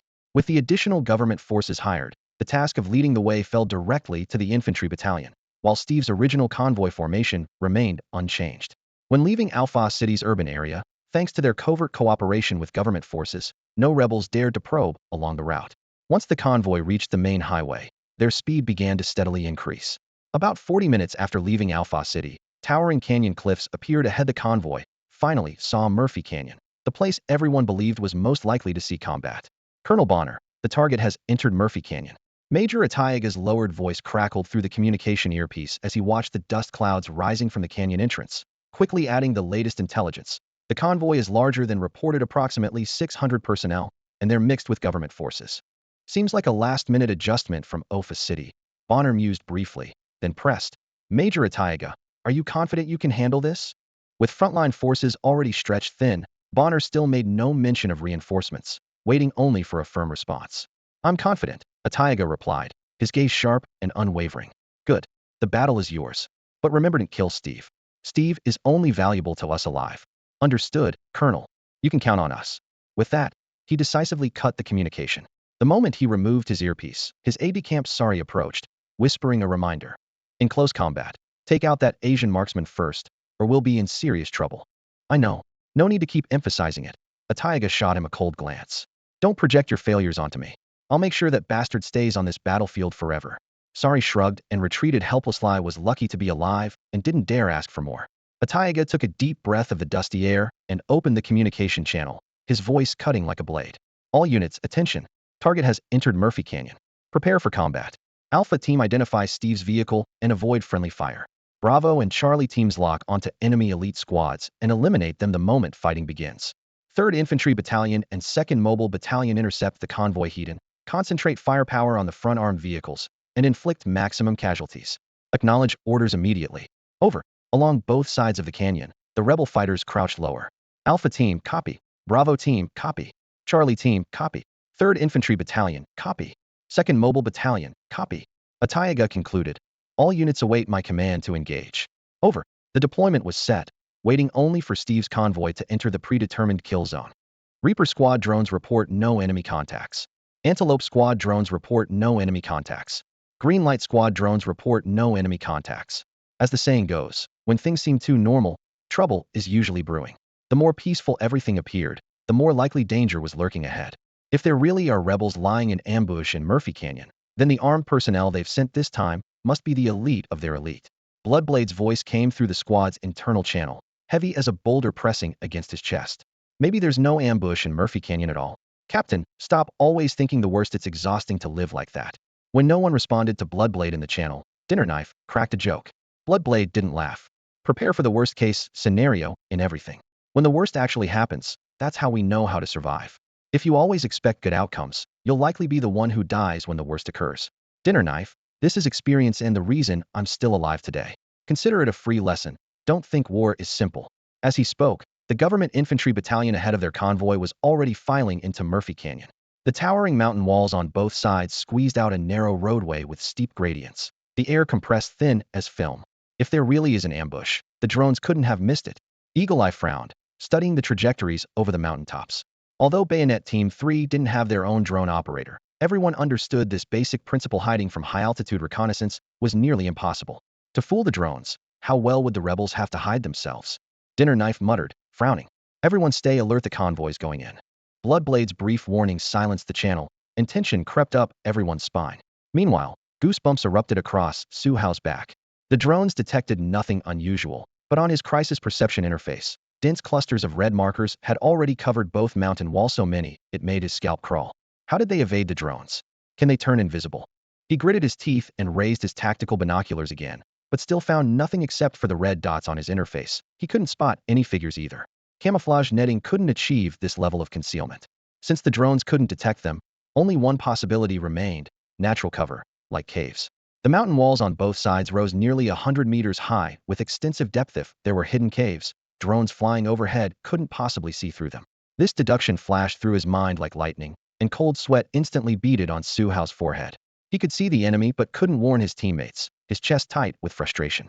If his teammates were caught off guard by sniper fire, they would definitely be at a disadvantage. Wait. High mountains, steep slopes. If they're hiding in caves in the mountain walls, the drones couldn't scan them. As the thought crystallized, Su Hao seized on it. Most of the convoy had already entered the canyon. He immediately switched to the public channel, his words rapid as burst fire. Drone operators, attention.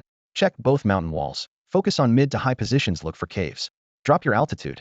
Repeat. Bring the drones down low. This shout made everyone's faces change instantly. Su Hao's deduction was completely sound. Without waiting for orders from their captain, 3 drone operators immediately maneuvered their aircraft close to the mountain walls. But as soon as they approached the higher positions, all 3 drones simultaneously lost contact, their screens going black. The instant signal loss confirmed the ambush. Almost simultaneously, a drone operator's scream tore through the public channel. Ambush. There are rebel forces ambushed on both mountain walls. Unlike the chaotic reaction from Steve's convoy, everything on the rebel side proceeded in perfect order. After all, what was unfolding now was a carefully orchestrated trap they had set in advance. The moment Steve's convoy entered the predetermined battlefield, the net of firepower suddenly tightened. 3 reconnaissance drones lost control and crashed almost simultaneously. Before the sound of shattering propellers even hit the ground, the high mountains on both sides seemed to have their veils torn away. Camouflage tarps were yanked down violently, and what had appeared to be ordinary rock crevices instantly revealed themselves as openings. Dark gun barrels, orderly tactical helmets, and fully armed figures poured out one after another. The rebels moved with steady steps and clear formations, nothing like the ragtag group of stragglers Su Hao and his team had encountered before. Immediately after, crossfire erupted from the openings, dense gunfire pouring down like a torrential downpour. Rat-a-tat-tat, rat-a-tat-tat, rat-a-tat-tat. Bullets cascaded from above, striking the armored vehicles and sending sparks flying. The rebels held the natural advantage of high ground and had seized the initiative. Within mere breaths, the government soldiers providing cover at the front of the convoy fell in droves, collapsing into pools of blood. The first to regain composure among the crowd were the 4 elite mercenary squads Steve had hired at great expense.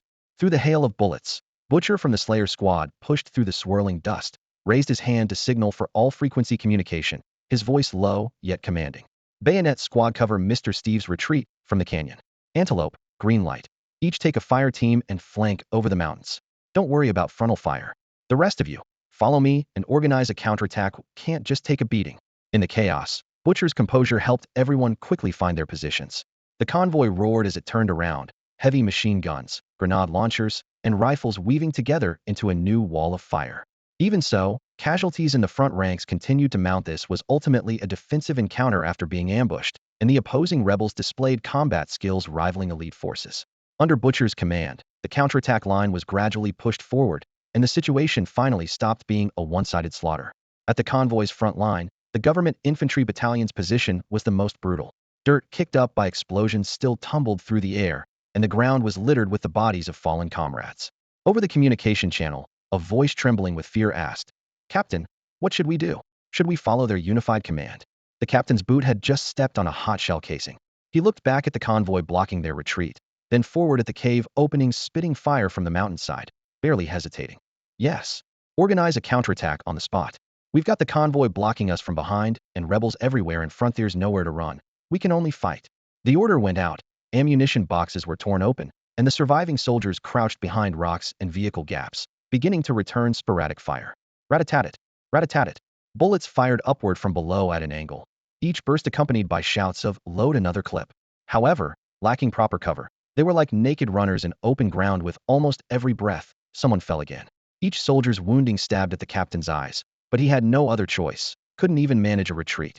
Just as the government infantry battalion began mounting an effective counterattack under Butcher's command, the Antelope squad started making their move. Butcher had explicitly ordered them to stay out of the main firing line, so Antelope simply led his team in a right turn, preparing to open a new battlefield on the mountain. This brutal fight was all about battlefield reflexes. Whoever secured the best position first would seize the initiative. The rebels had indeed gained the early advantage, but the outcome was far from decided, and opportunities still remained. "Move, move, move. Get going. Don't block the damn road with your vehicles." Antelope cursed over the radio, flooring the accelerator and swinging his armed off-road vehicle toward the mountain on the right. It was a rocky, earthen peak with virtually no tree cover, where the wheels could easily grip the gravel slope. No challenge at all for Antelope squad's heavy-duty off-roaders. A few armed militants blocked the path ahead, so he simply roared at them to get out of the way, and the convoy immediately accelerated up the slope. The moment they began climbing, dense gunfire hammered against the metal plating. Crisp, deep boom of heavy sniper rifles echoed across the barren mountainside. Snipers. At least 2 of them, heavy rifles. Sniper, Eagle, reported immediately over the channel. "Ignore them for now, more speed."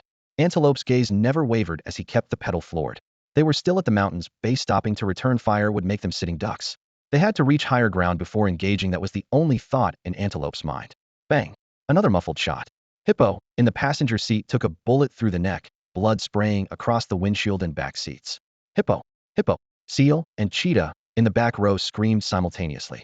Seal lunged forward, pressing both hands desperately against the arterial wound, his entire combat uniform soaking with blood. In Sequenza, horrifying sight. Hippo's convulsions quickly stopped, and Seal's eyes turned bloodshot. "Captain, Hippo's gone. We'll avenge him later. All units prepare for combat." Antelope's tone remained as calm as a weather report, as if Hippo's sacrifice had nothing to do with him. "Yes, Captain." Seal released his grip, wiped the blood from his face, clicked off his assault rifle's safety with a sharp snap, and pressed his body as low as possible behind the vehicle's low walls. The same movements unfolded simultaneously in the vehicles behind them. Throughout their ascent, Antelope Squad and the 2nd Fire Team continuously lost men to rebel snipers. Even with ERA reactive armor plating on the vehicles, they couldn't stop the high-velocity, armor-piercing rounds from heavy sniper rifles. Fortunately, they didn't give the enemy many shooting opportunities. Minutes later, the convoy reached the summit. Antelope slammed the brakes, tires shrieking against gravel. The doors burst open almost simultaneously with the emergency stop, and team members ejected from the vehicles like spent shell casings, crouching low as they rushed toward the ridge. Every movement was crisp and efficient, with killing intent crystallized in their breath. They weren't just here to complete a mercenary contract, they were here to avenge their fallen comrades. "All units maintain communication. Report any developments immediately. 2nd Fire Team, organize your own counterattack, over." As Antelope disengaged the safety on his assault rifle, he simultaneously issued new orders over the communication channel. While the Antelope Squad and Greenlight Squad led their teams to establish new battlefronts on the 2 mountain peaks, Su Hao was escorting Steve's armored off-road vehicle, with Bayonet Team 3 rapidly withdrawing from the canyon. At this moment, their sole mission was to ensure the absolute safety of their financial backer, and they had no need to concern themselves with any other combat. After gaining the initiative, the rebel forces didn't hold their ground defensively. On both sides of the canyon walls, scattered enemy soldiers continuously advanced downward under cover of rocks and vegetation, their target being Steve's off-road vehicle. Bayonet Team 3 was forced to engage while maintaining mobility. "The battlefield situation is too complex, not favorable for our squad's capabilities." Captain Bloodblade lifted the steel plate on the side of the off-road vehicle and fired controlled bursts toward the mountainside with his offhand. "Fight and retreat. Don't let them trap us in Murphy Canyon." It's worth noting that among the entire escort force, only Bayonet Team 3 was responsible for covering Steve's withdrawal. Steve's direct armed forces and other participating squads remained deep in the canyon, exchanging fire with the rebels. Every 10 seconds or so, someone would be struck down, but as long as they weren't killed instantly, Those wounded soldiers continued to pull their triggers through sheer willpower. No one had time for rescue operations. They could only try to fire one more shot. Rukio, wait, player. Find a way to take out that group on the left first. They're closing in, and I see someone carrying a rocket launcher. The spotter, Eagle Eye, retreated while sweeping the left mountainside with his rifle, but his accuracy wasn't ideal in this hasty firefight. Player copy. Engaging left side. Su Hao responded, raising his Scar assault rifle. After several real combat experiences, he could now maximize the effectiveness of his rifle precision shooting skill. Bang, bang, bang. Even in this emergency situation, he didn't blindly spray bullets like the others, instead maintaining steady controlled fire. With targets over 200 meters away, he couldn't achieve perfect accuracy, but with his skill enhancement, he could still manage to drop one enemy with 3 shots. This hit rate was already remarkable within Bayonet Team 3. However, the enemy continued advancing downward over loose rocks and through brush cover. Right side gunman engaging. Bottle cap, give me suppressive fire. Su Hao called out while reloading. Bullets struck the surrounding rocks, sending fragments flying. The sharp impact sounds indicating that Bayonet Team 3 had entered the rebels' effective range. Bang! A sharp sonic boom swept past everyone's eardrums. Sniper! We're being targeted by their sniper. Deadshot roared, and everyone immediately took evasive action. The off-road vehicle bounced along the rugged mountain road as Bloodblade gripped the door frame, his gaze locked onto the mountainside. We can't take cover. We can't let the rebels get their rocket rounds off. Once our escape route gets blocked, we'll be trapped in Murphy Canyon. Bloodblade shouted sternly to halt everyone's evasive maneuvers as gunfire and the sound of shattering rocks filled the air, leaving them no time to dodge in the intense battle. Eagle Eye, lock onto the enemy sniper immediately. Deadshot, ignore the rebels on the flanks and focus on taking that guy out. Move faster. Eagle Eye, copy. Watch my position. Deadshot, copy. Eagle Eye, hurry up and find the target. I'll take out the rocket launcher guys on both sides first. With just these few exchanges, the team members' nerves tightened instantly.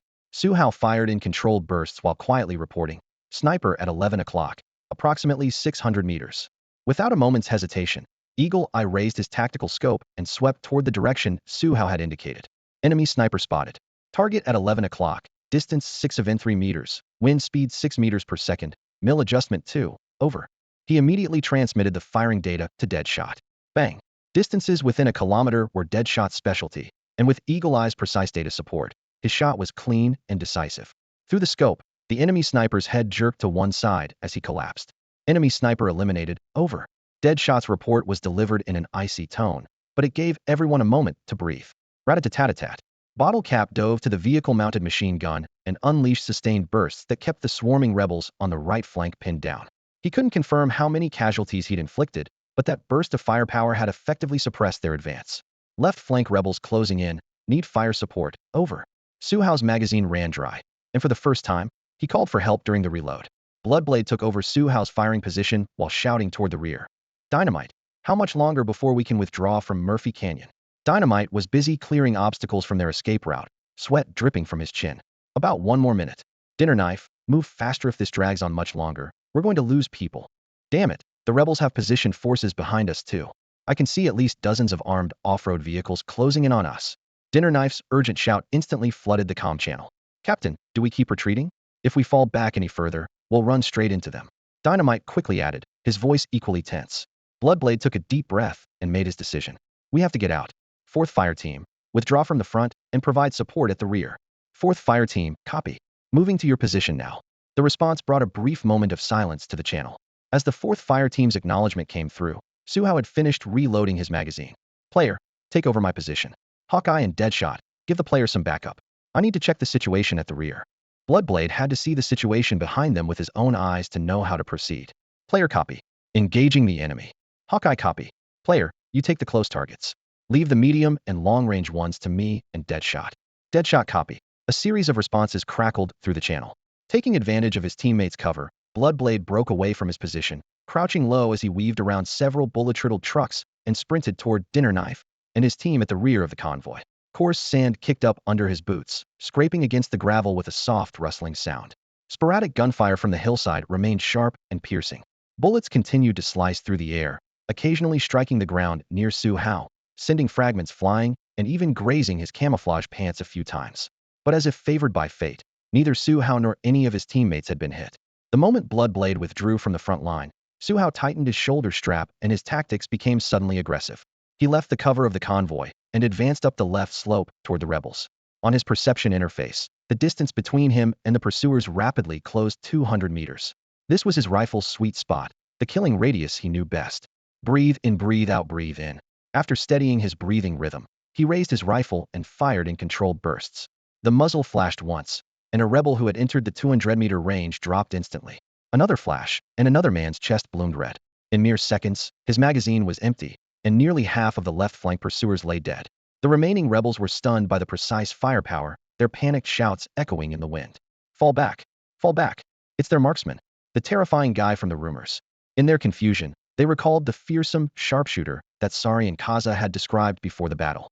Now, that image seemed to materialize before them. A bizarre scene unfolded on the hillside. Over a dozen corpses lay in pools of blood at the front, while dozens of survivors pressed themselves against the ground, no longer daring to lift their heads to peer down the slope, let alone advance. Squad leader reporting to Major Iweiya. In the rebel communication channel, the left squad leader's voice trembled. Major Iweiya. The enemy marksman is on our side. We've lost dozens of brothers. Requesting heavy fire support. Which combat unit are you? Report your squad designation and position. Major Iweiya's voice was cold and controlled, seeping through the earpiece like ice. Left pursuit squad, on the hillside to the left of Steve's vehicles. After a brief moment of panic, the squad leader's thoughts finally cleared. But before he could finish speaking, the major's orders came down. Find a way to pin them down. I need a little more time before I can provide support. Whatever it takes, do not let Steve leave Murphy Canyon. Without any unnecessary words, Major Iweiya simply issued his cold commands. But that enemy marksman was just too skilled. Every time we showed our heads, he'd nail us. We had no way to counter him at all. Behind the left slope, the pursuit squad leader practically snarled these words into his headset through gritted teeth. Mountain winds swept dust overhead as they pressed themselves flat against the ground, bodies rigid as stones. The slightest movement upward would be met with a devastatingly precise bullet from that devil. Hearing this complaint, Major Iweiya was stunned for half a second. His subordinate was actually talking back? But after a brief moment of surprise, he quickly understood that terrifyingly accurate marksman from the rumors must have already inflicted significant casualties on the left pursuit squad. Otherwise, these hardened fighters wouldn't be cowering to this extent. Right now, though, he was locked in combat with the Green Light squad on the other side of the mountain and couldn't break away to provide reinforcement. Don't you have rocket launchers? If you can't face him head-on, use the rockets. I only need Steve alive. I don't care if everyone else dies, understand? Use the equipment you have. Over the comm, Major Iweiya suppressed his anger, barked the order, then immediately returned to the firefight with Green Light squad as gunfire and explosions instantly drowned out the channel. On the other end, every member of the left pursuit squad's face turned ashen. Damn it. The major wants us to handle that devil ourselves. The squad leader cursed under his breath, slapping his headset against his helmet. Ever since witnessing Su Hao precisely take down dozens of their comrades in under a minute, they'd privately dubbed that marksman the devil. They knew exactly how terrifying he was. Where are the rocket launchers? Get all the rocket launchers over here. The squad leader took a deep breath, forcibly suppressing the fear in his heart as he issued new orders.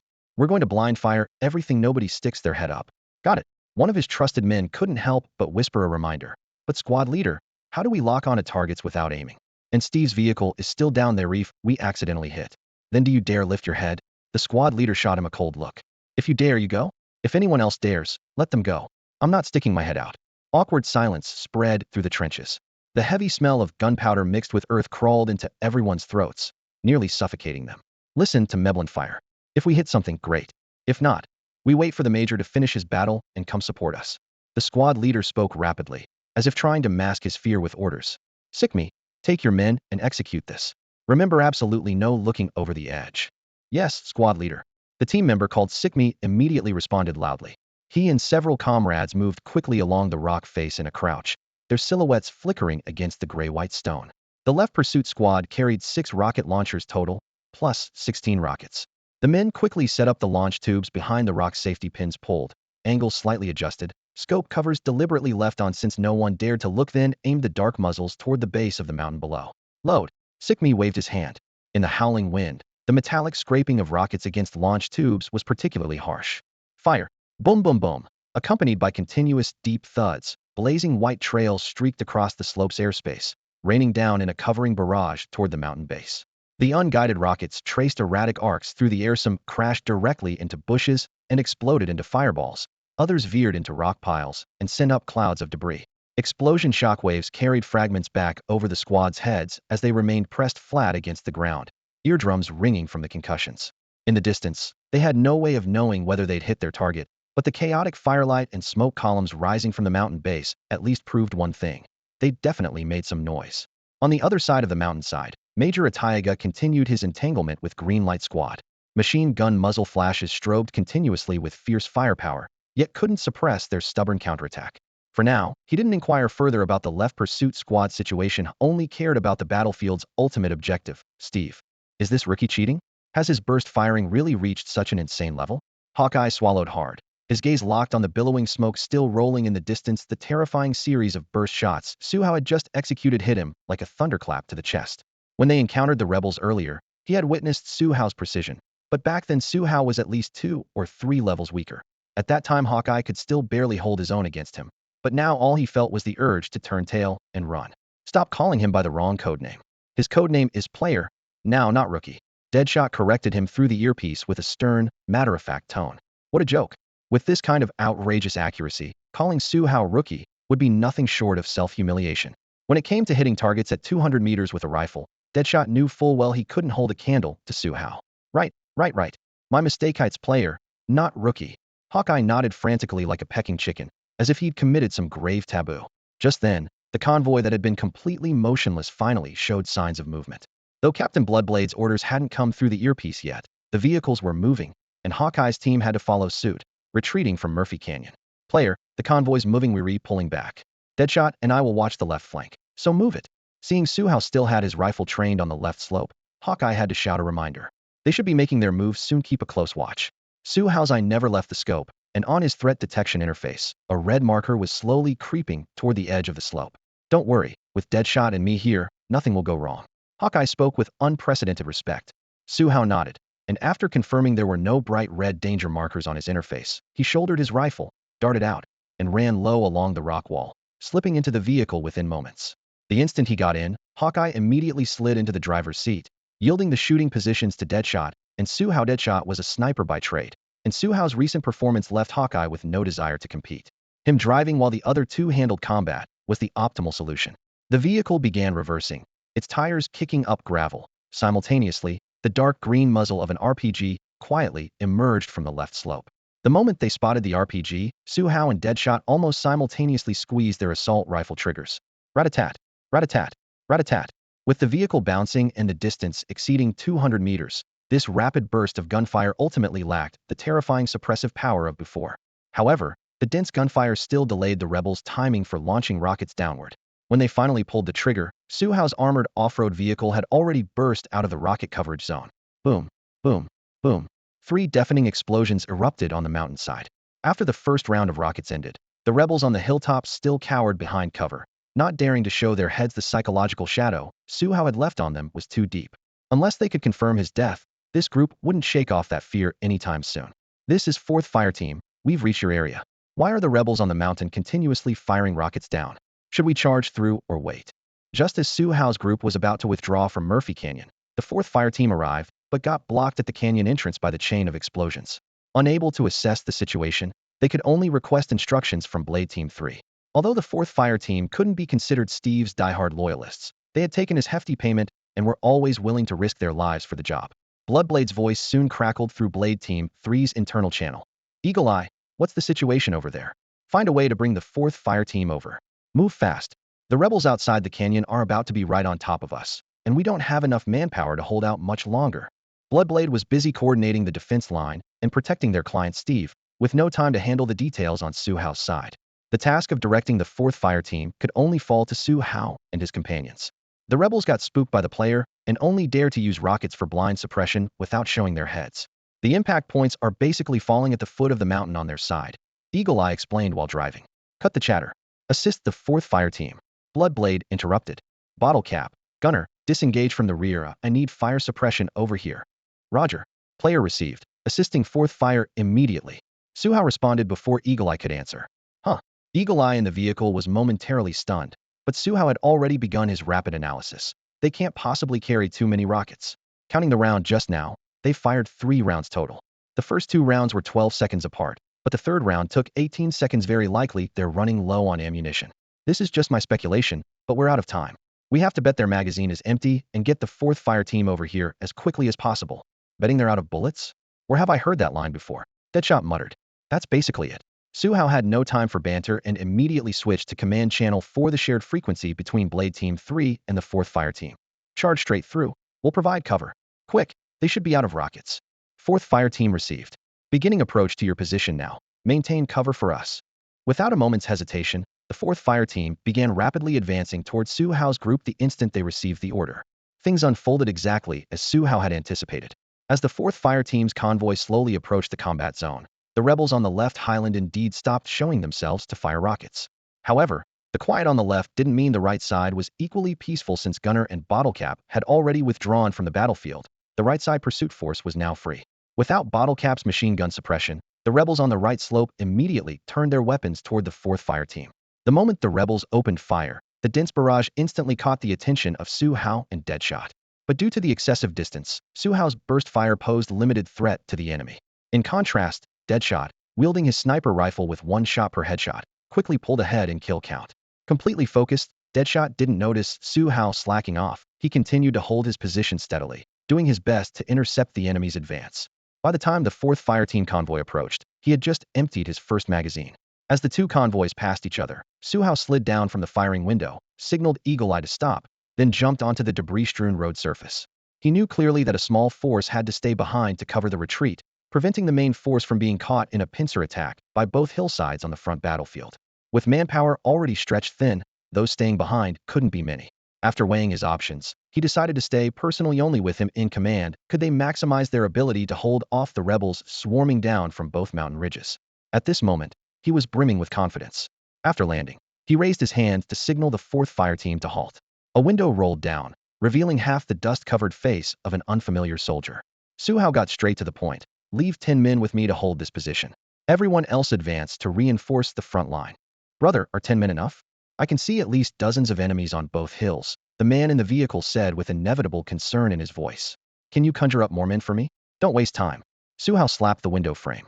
Get 10 men out to coordinate the defense, and you immediately go ahead to protect Mr. Steve. Before he finished speaking, the firepower from the right slope suddenly intensified, bullets clanging against the armor plating. The man inside immediately nodded. Understood. First squad. All personnel dismount for rear guard. Second squad leaves 4 men to assist. The rest follow me to the front line to escort Mr. Steve. He didn't know if the other party was the 4th Fire Team's captain, but the orders were clear, and he couldn't be bothered with more discussion. As soon as the command was issued, the doors of the 2 vehicles behind opened in unison, and 9 fully armed team members jumped out, taking cover positions. Meanwhile, an armed off-road vehicle pulled to the roadside, its driver obviously being the 10th man staying behind. Deadshot, Eagle-Eye, take your men and rendezvous with the captain. Once I finish here, I'll bring reinforcements to support you. Everyone be careful. Su Hao opened the communication channel, said this without looking back, then charged toward the base of the right mountain wall. He had to get within 200 meters to make his shots count. Su Hao sprinted forward while gritting his teeth, was determined to suppress this group of rebels on the right flank, just like he had done to those on the left, forcing them to cower back in their hideouts and never dare to show their faces again. Player, be careful. If you can't handle it, retreat and try to tough it out, came a warning through the comm channel. As the voice faded, Hawkeye responded grimly through his headset. He and Deadshot exchanged glances, both seeing the tension in each other's eyes. At this point, they could only trust Su Hao. From the captain's tone over the channel earlier, it was clear that command headquarters was facing equally dire circumstances. The roar of engines drowned out the wind in the valley. Hawkeye floored the accelerator, swinging the armored off-road vehicle toward the outer edge of Murphy Canyon. Behind them, the 4th Fire Team's vehicles started up in unison, forming a convoy that followed closely. Su Hao was charging toward the right side of the mountain base, and as the convoy rumbled past behind him, he didn't even bother to look back, just wanted to finish this battle as quickly as possible. 10 members of the 4th Fire Team had already jumped from their vehicles and were following Su Hao with urgent steps. The two sides had never even exchanged a single word before, yet they were expected to follow his commands on this battlefield, a detail that had been written into the battle plan before leaving Mozambique City. What's that guy up front trying to do? Is he charging in the wrong direction? Why is he heading up the mountain? The soldier in the lead muttered quietly, though he didn't dare slow down. No idea, but they're all elite mercenaries. Following them has to be better than staying put and taking a beating, his companion replied, sounding equally confused. Just as the men were whispering among themselves, a sudden burst of rapid gunfire had erupted from the right mountainside. The rebels' firepower suddenly intensified, startling the 10 soldiers into immediately dropping to one knee by training instinct and returning fire. Bullets sparked and ricocheted off the rocky debris. Only Su Hao stood out among the 11 men even as more bullets rained down on him. He never stopped moving. In his mind, he repeatedly chanted the mantra, "The bullets can't hit me," forcing himself through the hail of gunfire until he reached the base of the right mountainside, less than 200 meters from the enemy. This is it. The moment the number on his crisis detection interface hit 200, he stopped abruptly. Without even taking time to catch his breath, he raised his rifle and aimed at the mountainside. The pursuing rebels weren't wearing body armor no matter where they were hit. They would lose their fighting capacity. This was exactly what had given him the confidence to quickly clear out the enemies on the left side earlier. Bang, bang, bang. The rapid gunshots exploded through the canyon. With each pull of the trigger, another rebel on the mountainside collapsed, some with chest wounds blooming red, others with heads exploding on impact. His takedown rate was even faster than when Bottlecap had been using the vehicle-mounted machine gun earlier. It's that shooter down at the base of the mountain. Take him out. Quick. After 7 or 8 of their comrades had fallen in succession, someone among the rebels on the right mountainside finally spotted Su Hao. Where? I don't see him. Right there at the bottom of the hill. The closest one to us. That's the guy who charged at us earlier. Take him out first. Then we'll deal with the others. On the right slope, the rebels exchanged hurried words, their voices filled with chaos and agitation. Someone looked up toward the opposite hilltop. Why are all those guys over there lying flat? Are they watching the show from the ground? Forget about them. Let's take out that shooter down the hill first. Before their words had even faded, 3 sharp cracks rang out from the outer perimeter. Bang, bang, bang, and 3 rebels dropped instantly. Su Hao's rifle remained as cold and precise as ever. Yet many others failed to notice their fallen comrades, some even finding time for casual chatter. Let's all fire at him together. That guy has no cover around him. If we focus our fire, we can. Bang. Before he could finish, the one giving orders had his head blown apart. Holy shit. Stop talking and just take him. Bang. The second speaker was likewise knocked down by a bullet. Rat-a-tat. Bang. A third rebel's chest was torn open by 2 rounds, sending him crashing to the ground, blood gurgling from his throat with desperate gasps. His dying eyes finally made the remaining men truly grasp the terror of the marksman below. So that's why the guys across the way kept hammering the hillside with rocket launchers. They were trying to get this sniper god, someone muttered under his breath. Once they realized the situation, several rebels followed the example of those on the opposite hill and quickly dropped prone. But many others remained standing, not because they didn't want to get down, but because they hadn't yet processed what was happening.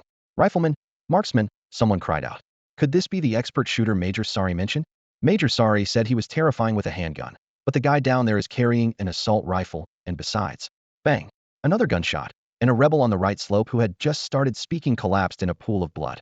The rest of those still standing finally dropped flat, seeking cover from those sudden, deadly bullets.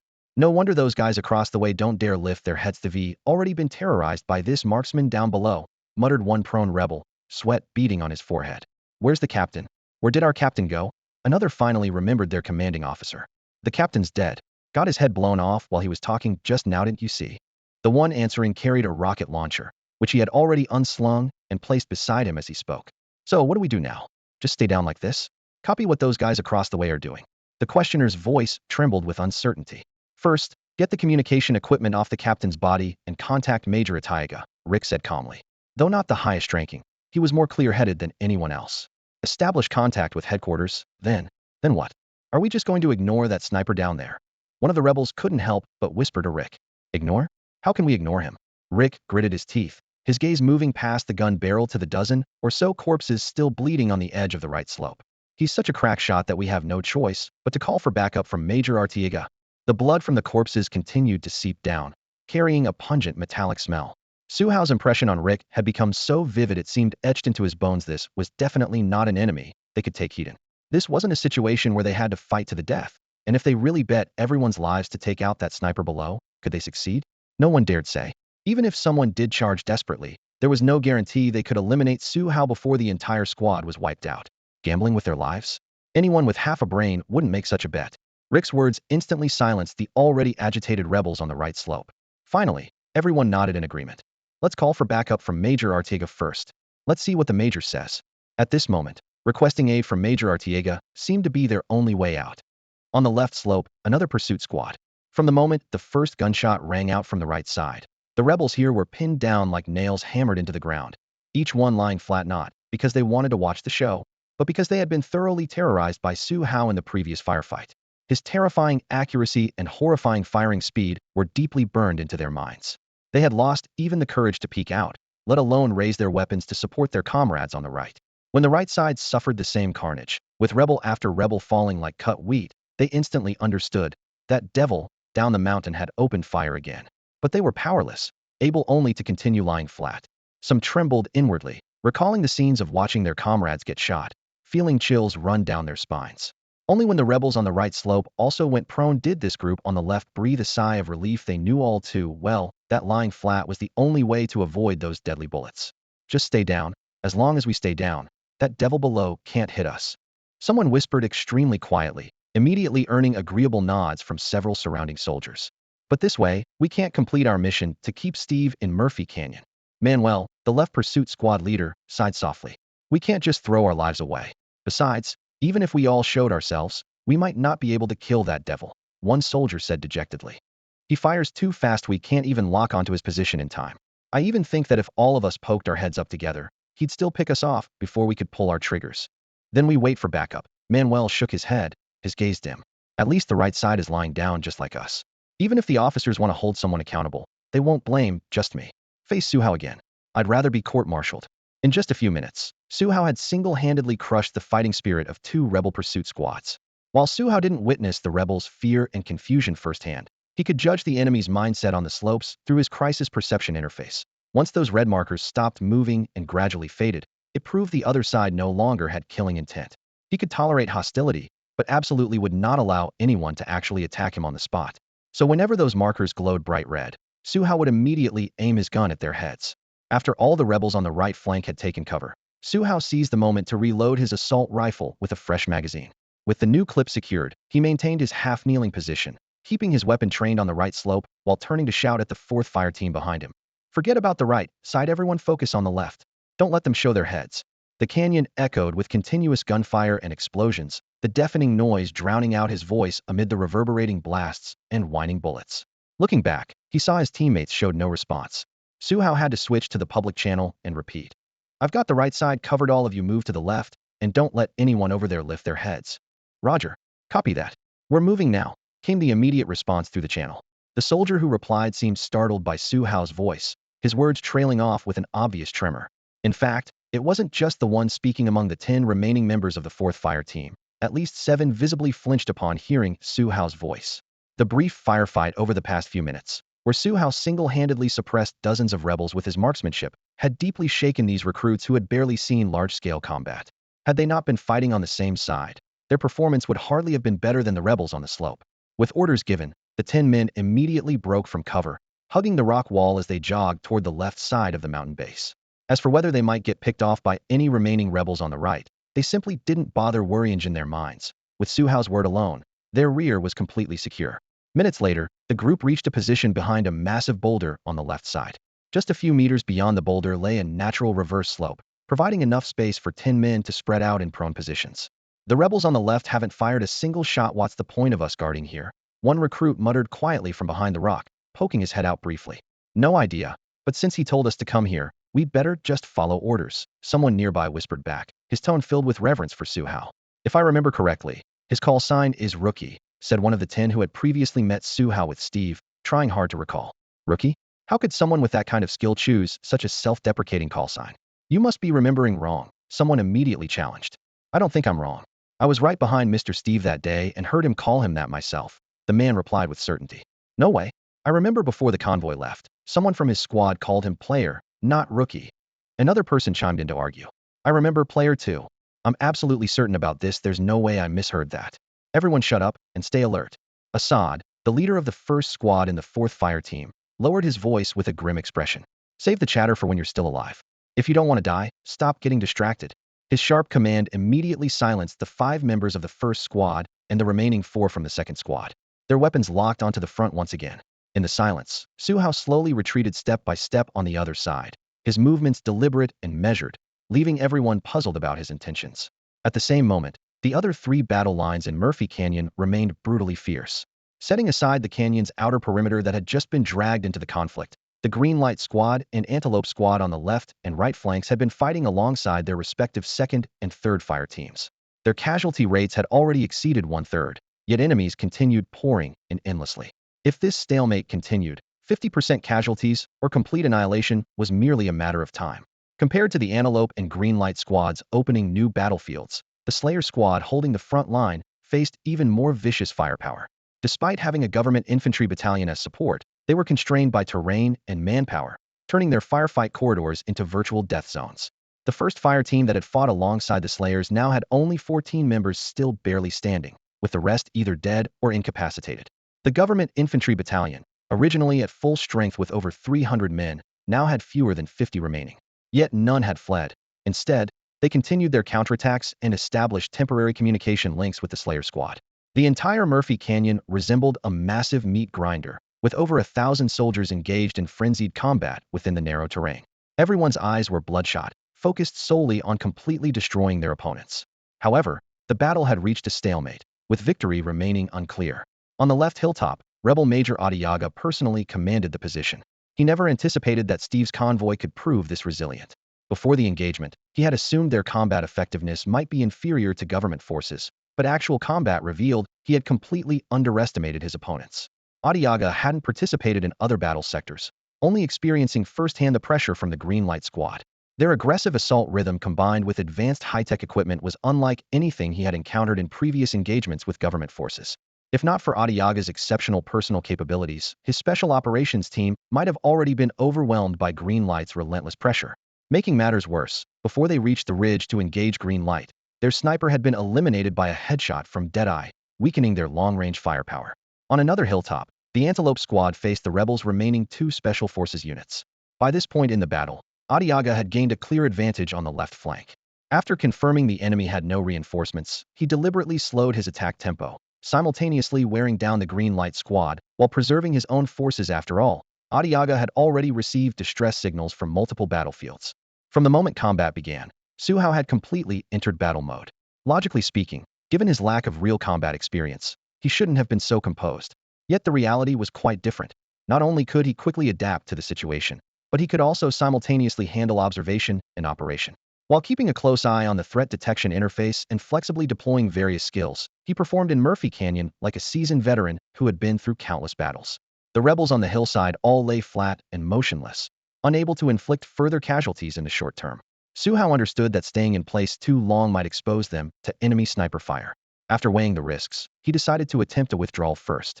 To determine whether the rebels had observation capabilities, he moved backward centimeter by centimeter.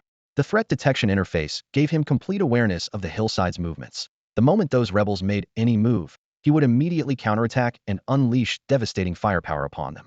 Several minutes later, he had retreated to the armed off-road vehicle left behind by the 4th Fire Team. The hillside remained completely silent. The rebels were clearly intimidated. Su Hao immediately issued orders through his communicator. Everyone fall back to my position. We're leaving this battlefield. Move quickly. Copy that. Assad, the leader of the first squad, responded crisply. By now, he had been completely won over by Su Hao's command skills and marksmanship. Su Hao's orders were unquestionable to him. The 10 members of the 4th Fire Team moved efficiently and quickly gathered at the off-road vehicle. However, the vehicle had limited seating and couldn't accommodate all 11 people. With his mind focused on the safety of Bayonet Team 3 ahead, Su Hao didn't deliberate long. He randomly selected 6 men for the vehicle and ordered the remaining 4 to follow on foot. Whether these 4 would encounter rebel pursuit along the way was no longer his concern at the moment. On the battlefield, Su Hao remained exceptionally clear-headed. When it came to making choices, he never hesitated. The safety of Bayonet Team 3 took priority over these temporarily redundant comrades beside him. Considerations like brotherhood or winning hearts and minds were not matters to be distracted by at this moment. Once a decision was made, he never looked back, knowing full well that overthinking would only bring unnecessary trouble. Assad, the first squad leader, took the driver's seat, and the 6 men who boarded were all members of the first squad. Although they had good relationships with the people in the second group, under these circumstances, they decisively chose to let their own people board the vehicle first. The vehicle started smoothly and encountered no obstacles along the way, no landslides or roadblocks. Su Hao's armored off-road vehicle quickly sped out of Murphy Canyon in a cloud of flying gravel. Before the front of the vehicle had completely cleared the canyon, he spotted dense red dots outside through the vehicle's crisis detection interface. While the distinct sounds of intense gunfire reached his ears, the battlefield outside was reaching a boiling point. "Player, are we charging straight out?" Assad asked from the driver's seat, turning his head. He remembered Su Hao's codename, though he hadn't participated in the group discussions before. "Turn right immediately after exiting the canyon. Stay close to the mountainside. Stop when I tell you to stop. Don't ask anything else." Su Hao's gaze never left the interface. It could only provide a general overview of the situation, and he needed to see for himself before making decisions. Understood. Assad was a man of few words, and after completely accepting Su Hao's leadership, his obedience was absolute. Flooring the accelerator, the wheels tore through sand and dirt as the off-road vehicle practically crashed into the battlefield outside the canyon. Gunfire instantly shifted from distant to close, bullets clanging against the vehicle's armor in a hail of sparks. Inside the cabin, breathing unconsciously became rapid, while only Su Hao calmly scanned the battle situation through the bulletproof glass. He had Assad stay right because the crisis detection interface showed the sparsest concentration of red dots on the right side when entering a battlefield. Naturally, one should avoid the areas with the densest enemy presence. Now seeing it with his own eyes, he confirmed this choice was correct. The distance kept shrinking, 150 meters, 120 meters. Everyone in the vehicle gripped their weapons tightly. Su Hao pressed against the door, crouched on one knee, ready to push the door open and leap out at any moment. When they were about 180 meters from the rebel forces on the right edge, he decisively shouted in a low voice, "Stop." Although Assad's driving skills were average and his palms were sweating from nervousness, he still brought the vehicle to a steady stop. The moment the vehicle stopped, Su Hao pushed open the right door and hit the ground. The main battlefield was on the left side, so getting out on his side meant not directly facing rebel firepower. The fourth fireteam member in the left seat lifted the bulletproof shield at Su Hao's hand signal. The person by the door didn't even dare to raise his head, simply lifting his weapon and spraying bullets toward the left. Tat-tat-tat. The ammunition chain roared wildly. The other team members wanted to jump out as well. Just as one person leaned out, a bullet passed through the previously opened window and drilled precisely into the back of his head, splattering blood and bone fragments across the seats and shield. It was brutal, but there was no time for grief. Only by winning this battle would they have a chance to survive. Fire back. Suppressive fire, put pressure on them. Su Hao's voice was low but resolute. At this moment, he didn't expose himself to shoot, but instead let the fourth fire team suppress the enemy's firepower. First, recklessly exposing oneself when the enemy's firing lines were most concentrated would be tantamount to suicide. Reckless? He certainly could be reckless, but he understood priorities better. Unless absolutely necessary, he would never make meaningless sacrifices. Whether through keen battlefield pattern recognition or innate combat instincts, Su Hao's thinking was exceptionally clear at this moment. After Su Hao's shout, the fourth fireteam members on both sides of the vehicle began attempting suppressive fire. Though they all followed Su Hao's orders, none were foolish enough to stick their heads out of the vehicle. It was pure, faith-based shooting, spraying bullets outward without looking at targets. If they hit something, it was luck. If not, at least they could force the enemy to take cover. With this mindset, the men around the vehicle emptied 3 magazines in one go. Su Hao crouched behind the rear wheel hub, eyes closed, listening carefully to the rhythm of gunfire outside. Only when the rebels' rate of fire noticeably decreased did he finally decide to cautiously raise his head. Huff huff. Taking 2 deep breaths, he brought his heartbeat back to a steady range, then suddenly opened his eyes and exposed just a small portion of his body. His gaze swept across the battlefield as the system's crisis perception interface instantly marked each enemy's position in his field of vision. Su Hao squeezed the trigger, using rifle precision shooting to maximize his accuracy. At a battlefield distance of 180 meters, he once again entered personal slaughter mode. Through multiple combat experiences, he had confirmed that as long as his mindset remained stable, this skill was virtually 100% accurate. While he couldn't guarantee headshots every time, his bullets never missed their mark. Bang, bang, bang, bang, bang. The Scar assault rifle's barrel briefly glowed red, and with each gunshot, a targeted rebel fell to the ground. Su Hao fired fast and ruthlessly. The rebels engaged in frontal combat couldn't even react, losing more than half their numbers in just a few breaths. The fourth fire team had already witnessed his incredible firepower during the battle at Murphy Canyon, so when they saw him step up again, Assad and the others hiding behind the vehicle were completely fired up with fighting spirit. However, when the men raised their heads to prepare a counterattack, they discovered that very few bullets were coming back from the rebel side. Those who had been shooting had all been killed or wounded by Su Hao. Rat-a-tat, rat-a-tat, rat-a-tat. After a brief moment of stunned silence, the squad members simply stood up and fired, their accuracy still poor, but far more spirited than their earlier blind shooting.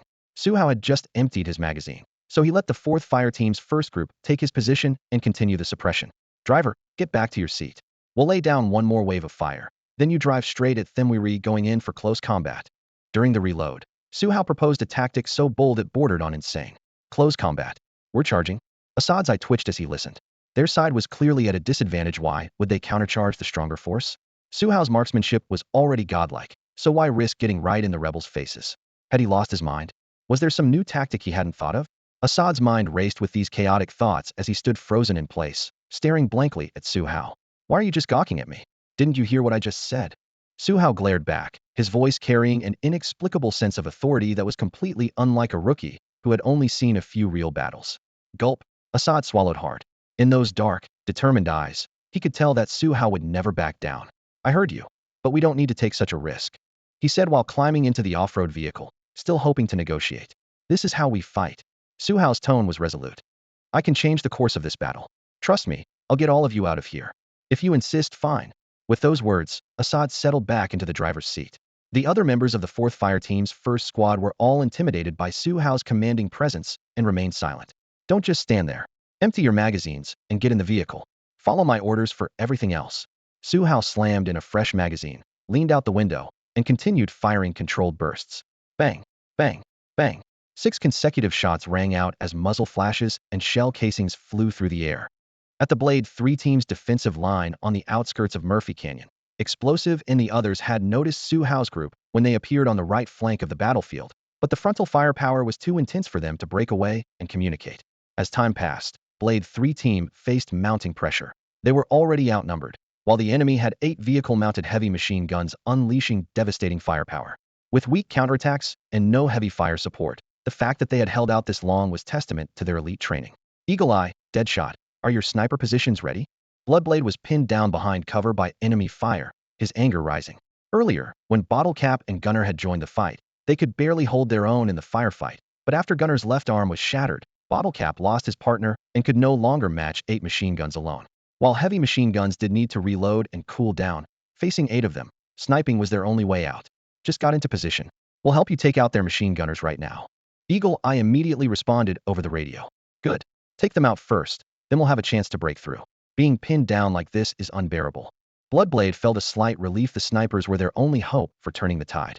Just as Bloodblade and Eagle Eye were talking, Su Hao's voice suddenly cut into the channel. Captain, I'm preparing to charge into the rebel convoy from the right flank. Watch my position and avoid friendly fire. Player? Player, you're going to charge in? Player, don't lose your head. Deadshot and I are in position. We can slowly turn this around. Stay calm and follow orders. I'm your captain, Bloodblade. The radio channel erupted in chaos, but Su Hao had already opened the vehicle door and climbed into the armed off-road vehicle. But Su Hao was already inside the armed off-road vehicle, and as he slammed the door shut, Assad floored the accelerator and charged straight toward the rebels' right flank. 5 minutes earlier, Steve had already sent out a distress signal to the Alpha City Air Force. Although the Alpha City Air Force was currently fighting fires everywhere, since they had taken Steve's money, they would never break their promise easily. After hanging up the phone, the duty officer immediately approved 2 armed helicopters and ordered the crew to take off immediately. However, it would still take at least 30 minutes to fly from Alpha City to Murphy Canyon. In other words, Steve's convoy had to hold out for more than half an hour in this scorched canyon. He knew very well that even if the helicopters arrived on time, they might not be able to turn the tide. The rebels might have deployed shoulder-fired anti-aircraft missiles early on, or set up heavy machine guns on the hillsides, waiting for the helicopters to descend before unleashing hell on the fuselage and engines. For this reason, he placed greater hope on the ground armed personnel who were currently engaged in close combat with the rebels. The battlefield perspective shifts back to the outskirts of Murphy Canyon. The rebel forces guarding the perimeter had only 1 company's worth of troops, but relying on fierce firepower and sudden encirclement, they immediately pinned down Bayonet Team 3. Heavy machine guns and 40mm automatic grenade launchers fired in turns, kicking up clouds of sand and smoke. As the battle continued, they too felt the pressure. The front line was deadlocked at the canyon entrance, and neither side could advance further to expand their advantage. Captain, the people who got out of that vehicle seem to be snipers. Our men are pinned down on the hillside and can't advance. The speaker was Deputy Company Commander Xiweisi, who quickly emerged from behind the rocks to report. Move 2 heavy machine guns over there for suppression. We don't need to kill them, but we must pin those 2 sniper positions down. Zirwa ordered in a deep voice. A battle-hardened veteran with a reputation in the Besemu City area. Even though his company lacked snipers, he could still find ways to contain enemy marksmen. As long as 2 heavy machine guns continuously locked onto Deadeye and Hawkeye, those 2 snipers wouldn't be able to make waves under the crossfire. Understood, Captain. Xiweisi acknowledged the order, crouched low, and rushed toward the position, disappearing into the dust and smoke within seconds. At that moment, Zirwa's earpiece crackled with another hoarse cry for help. Captain, this is Belajuo. We've got an extremely terrifying precision shooter here less than 5 minutes into the engagement. Our platoon has already lost 14 men. We need heavy fire support. The far left flank? Confirm their numbers. Zirwa frowned. In his deployment, He had clearly assigned an entire platoon to the left wing. Logically, a single shooter should never be able to tear through the defensive line, especially since he had positioned a full platoon on the far left flank. A rebel platoon consisted of 39 men, and with all their equipment, they should have been able to hold off a 50-man force for at least half an hour in positional warfare. Silva rapidly cross-referenced intelligence reports in his command vehicle, knowing full well that this assessment assumed the enemy had heavy firepower. If the enemy lacked heavy weapons, his platoon could hold out even longer. But the current battle situation was clearly wrong. Unable to reach the front lines himself, yet needing to understand the details quickly, he could only contact the forward positions one by one for updates. It's on the far left flank. We just lost 2 more men to enemy fire. There are only a few of them, Captain, came the urgent report from platoon leader Brasso through the headset, his voice trembling with tension. Hold your position a little longer. I'm sending a heavy machine gun to support you. Don't let them break through. Silva ordered without hesitation, his tone carrying urgent pressure. Brasso responded loudly, his emotions escalating. Captain, hurry. They seem to have started their vehicle. I think they're about to charge at us. Right away. Unit 2, support the left flank. Watch out for their marksmen and provide suppressive fire from long range. Silva switched channels and gave direct orders. Unit 2, copy. With the order given, an armed pickup truck mounted with a heavy machine gun immediately withdrew from the front line. Its engine roared as it circled around the flank, wheels kicking up clouds of dust as it raced toward the left wing position. Meanwhile, Silva redeployed 3 heavy machine guns, creating a temporary gap in the frontal firepower network and weakening the rebels' suppressive capability. He kept his eyes fixed on the tactical map, not daring to relax his overall coordination, though he stopped focusing too much attention on that particular battle. As Unit 2 sped forward, Su Hao had already jumped onto Assad's pickup truck, pointing the vehicle directly at the rebel convoy like a steel spike ready to tear through the left flank. Through his earpiece, shouts from his bayonet Team 3 comrades kept flooding his ears, but he had no time to respond. The distance between the two sides rapidly closed to less than 100 meters. Su Hao casually tossed his Scar assault rifle to the passenger side floor and drew 2 Glock 17 pistols, thumbing back the hammers with fully loaded magazines. At this moment, all his thoughts were locked on the imminent close-quarters combat. This was his best opportunity to change the tide of battle. If he continued using his rifle for long-range precision shooting, he could at most suppress a few rebels on the periphery. Once they caught on and deployed several heavy machine guns, his mid-range advantage would instantly be swallowed by a storm of steel and lead. At that point, forget about eliminating more enemies. Even maintaining current pressure would be nearly impossible. After brief consideration, Su Hao decided to strike before the enemy could react, ram the vehicle hard into the rebels' left flank defense line, then rely on his pistol god skill for close-quarters combat. By the time the enemy thought to deploy heavy machine guns, he would already be entangled with their infantry, and they wouldn't dare use heavy firepower for fear of friendly casualties. At that moment, his operational space would expand dramatically, and Bayonet Team 3 would get breathing room on the front. Killing 2 birds with 1 stone, Su Hao was convinced this aggressive move was flawless. With his mind made up, no external factor could shake his resolve. At this moment, nothing could stop his urge to charge. As for what chaos this battle would ultimately become under his influence, no one could imagine. Influenced by Su Hao's boldness, Assad was also getting fired up. The thick smell of blood filled the vehicle as Assad's adrenaline surged. He decided to rely on the armored off-road vehicle's heavy exterior plating and charged straight ahead, enduring the rebels' continuous gunfire. The vehicle shook violently as they advanced. Some members of the 4th Fire Team were already gripping their rifle stocks tightly, their legs trembling uncontrollably. Su Hao's voice remained steady as he shouted toward the driver's seat. "Driver, just ram us right into their second armed pickup. Once we stop, find your own attack positions and don't worry about me. Watch out for yourselves. I won't be able to cover you when the fighting starts. Just stick close and fight around me." He gripped his dual pistols tighter, his gaze sweeping over everyone. "We're almost in position. Any questions? Player, can we survive this? Please tell me." A team member near the door, his face covered in dust and sweat, spoke with a voice nearly breaking into sobs. "Absolutely, buddy. I'm unbeatable in close combat." Su Hao answered without hesitation. "Unbeatable in close combat. Player, why do you say that?" Another soldier asked in confusion.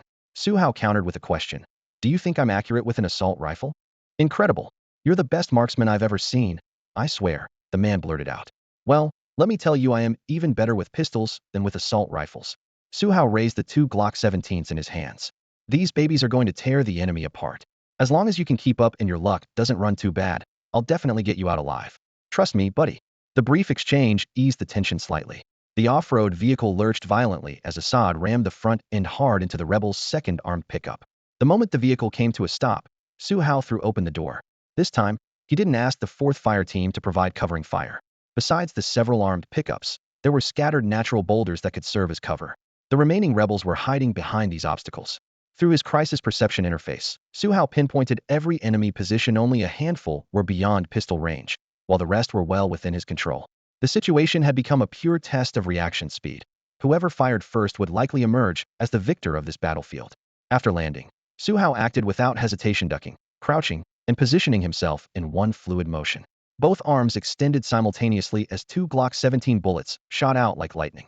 Using a deliberately calculated shooting angle, he created an unknown confrontation with a rebel directly ahead, but his opponent had no idea this was exactly Su Hao's specialty range. After all, Su Hao, known as the Pistol God, could push all his physical capabilities to their absolute limits the moment he drew his weapons. Moreover, Su Hao's physical reaction speed would simultaneously increase to 150% of his normal bodily response rate. His physique was already exceptional, and with the additional attribute bonuses from Pistol God, facing conventional forces like these rebels, as long as they couldn't anticipate and fire first, it would be nearly impossible for them to match him. Bang! Bang! Two bullets consecutively pierced through the forehead of the rebel behind the armed pickup truck.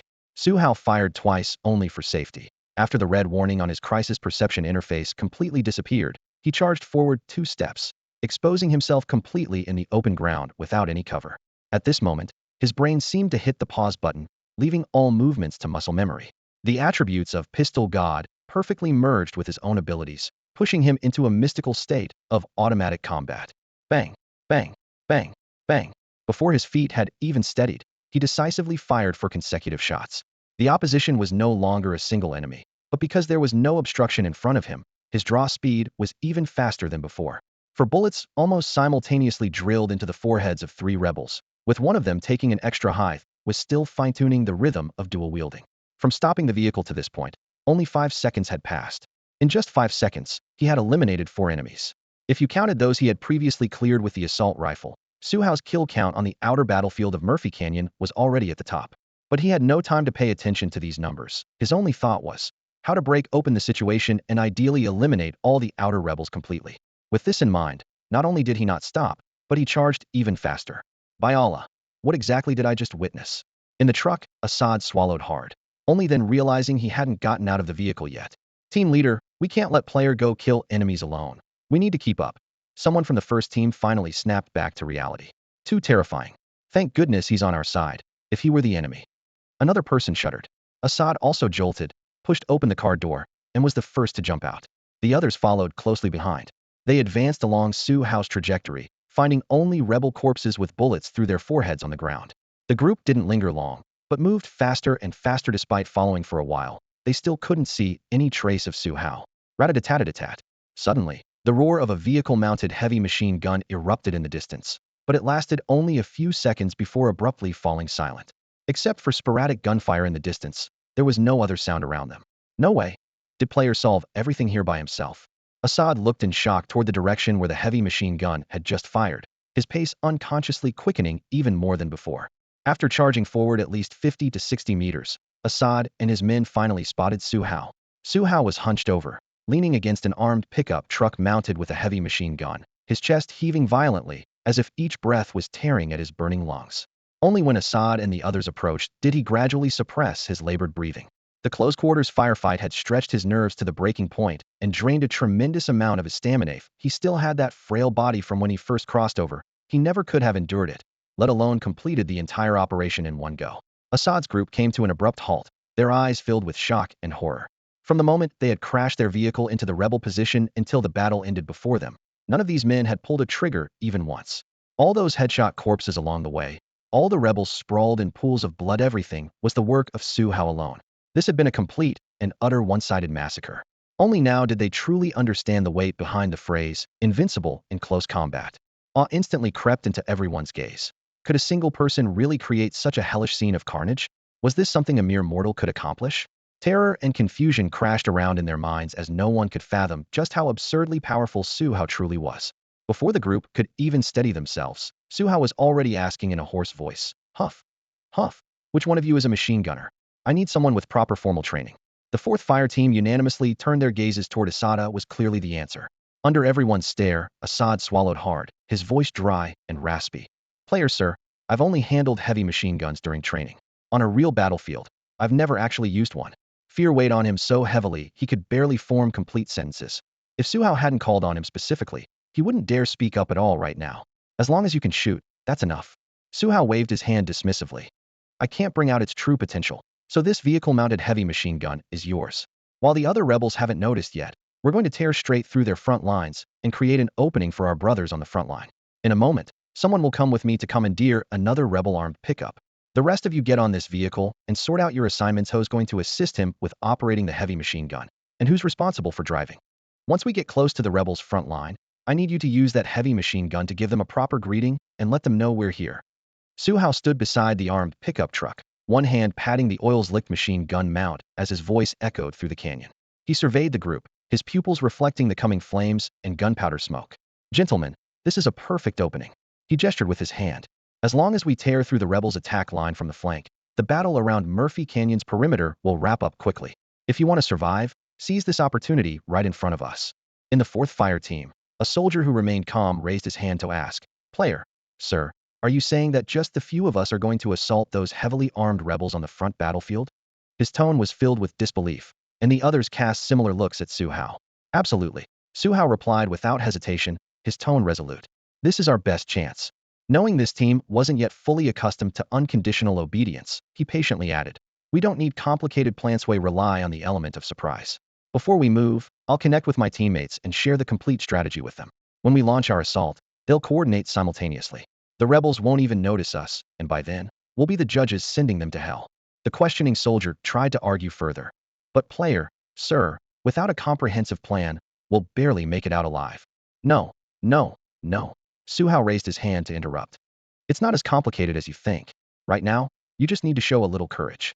His gaze locked with the soldiers, carrying the intimidating presence that had settled from his recent terrifying combat record. After a few seconds of silence, the soldier finally fell quiet. Su Hao scanned the entire team. Anyone else have questions? Assad shook his head with a bitter smile. This is truly a crazy decision, player, sir. He glanced at his watch. Don't waste time. Time is extremely precious to us. Get in the vehicles. Target the rebels' front line. As you wish, player, sir. Assad took a deep breath and was the first to climb onto the armed pickup equipped with the mounted heavy machine gun. With the team leader taking the lead, the rest quickly followed. Except for the driver reserved for Su Hao, everyone jumped onto the machine gun pickup. Amid the brief roar of engines, Su Hao switched communications and connected to Bayonet Team 3's internal channel, concisely conveying his assault plan.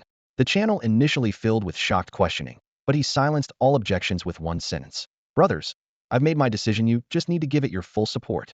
With that, both armed pickups started simultaneously, kicking up dust clouds that swirled at the canyon entrance. In Su Hao's eyes, there was only unwavering determination for victory in this battle. Through several combat experiences, Su Hao's autonomy on the battlefield had become increasingly independent. When he first crossed into this world, he could only follow step by step the commands of veterans like Bloodblade and Explosives. Now, he was able to judge where to go and what to do, executing his choices without hesitation. His decisions weren't always correct, but they represented growth earned through countless firefights. It should be noted that this independence wasn't defiance of orders. Bloodblade hadn't issued any individual tasks at the moment. This battlefield situation was precisely the special circumstances Su Hao had created with his own hands. Therefore, he was definitely not the unstable factor that would disrupt team coordination. At the same time, behind the ruined fortification where Bayonet Team 3 was positioned, hot shell casings were tumbling from the machine gun muzzle, and the acrid smell of gunpowder mixed with dust created suffocating air. The brief exchange had just ended, and the team members' expressions froze almost simultaneously, shock and disbelief written across every face. The shock was that Su Hao actually planned to assault the rebel flank with just a few men, forcibly tearing open a counterattack window for the friendly forces on the front. The disbelief was that their attempts to dissuade him had been completely shut down by his single phrase. We have to do this. On that fire line along the flank, heavy machine guns and rocket launchers lashed out at the ruins like whips of light. Bayonet Team 3 knew in their hearts that charging such a wall of firepower with just a few people was tantamount to suicide. But Su Hao's tone brooked no argument since he had already charged out. They could only follow close behind. The next second, all members of Bayonet Team 3 rose to their feet. Their faces were grim, but they had lost the earlier dejection and hesitation. Rubble crunched under their boots, and their goggles reflected the smoke-billowing flank position ahead. The player doesn't really intend to force his way through, does he? Even if he clears the flank, those heavy weapons on the front aren't something he can handle alone. Explosives, Ives muttered in a low voice while reloading, his tone full of worry. He had the closest relationship with Su Hao, and especially after the gunner had his arm blown off. This concern was harder to conceal. Bloodblade pressed his rifle against his shoulder, using faith shooting to fire 3 controlled bursts at the rebel position, muzzle flashes blazing briefly. Don't you know the player's personality by now? He's been riding high through several battles, and now seeing a chance to break the deadlock. How could he possibly pass it up? Everyone, prepare for engagement and waste the window he's buying with his life. This was indeed the truth. Su Hao had already charged ahead, and if they continued to hesitate, it would only add to their troubles. At this moment, Bayonet Team 3 had only one task: arm themselves to the teeth.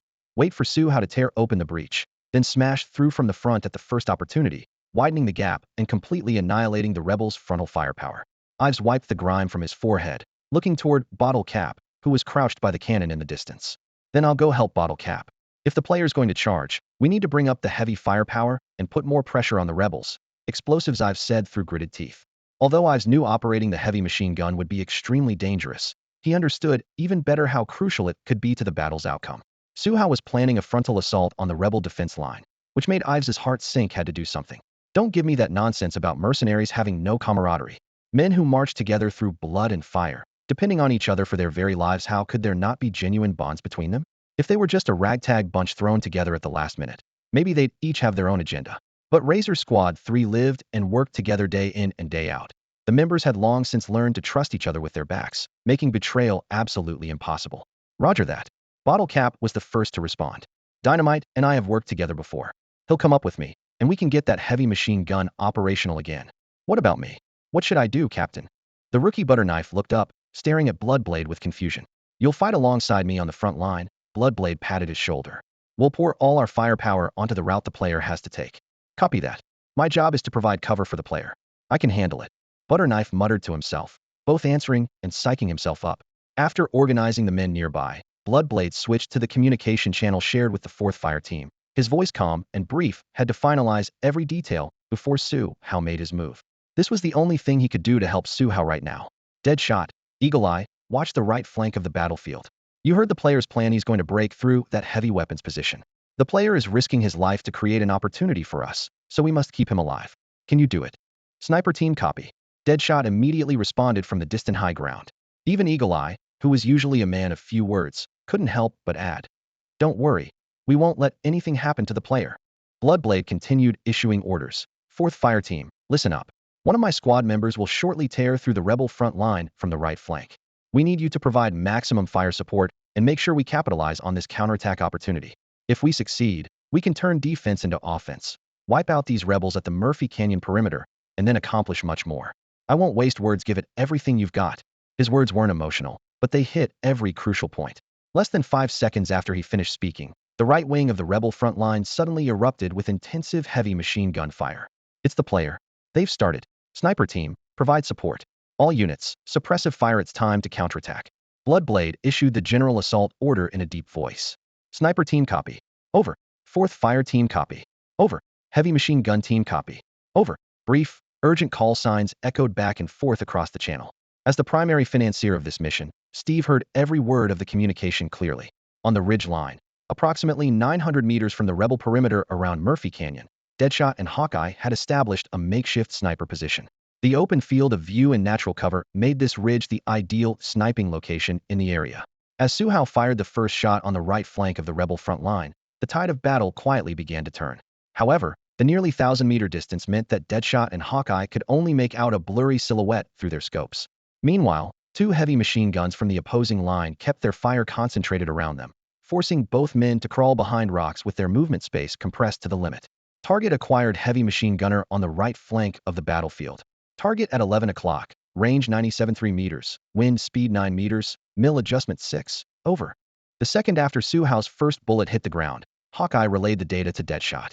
Confirmed, target 11 o'clock, range 97.3 meters, wind speed 9 meters, mil adjustment 6, over. Deadshot quickly tightened the adjustment ring, inputting the parameters into his scope one by one. Fire when ready, over. Hawkeye decisively gave the order. Bang!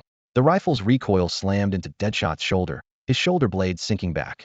The 7.62 millimeters high-velocity round sliced through the air, covering the 973-meter distance to precisely tear open the target's carotid artery. The machine gunner's neck snapped instantly, with only a strip of flesh connecting his head as he collapsed beside the gun emplacement. The pressure on Su Hao's front was immediately relieved, but what followed was an even more ferocious barrage from the rebels' two remaining heavy machine guns. Rat-a-tat, rat-a-tat, rat-a-tat. Metal ammunition belts screamed as they unleashed their firepower, bullets whistling past the mountainside, sending debris and dust flying around Deadshot and Hawkeye in brief clouds. Fortunately, the distance between them remained considerable, so the heavy machine gun coverage didn't pose the same lethal threat as close-range fire would have. First machine gunner down. We need to figure out how to take out the second one. Over. Hawkeye whispered into the comm channel. Thanks for the support. Let me create an opening for you. Over. Su Hao immediately responded. Give me an entry point, player. Over.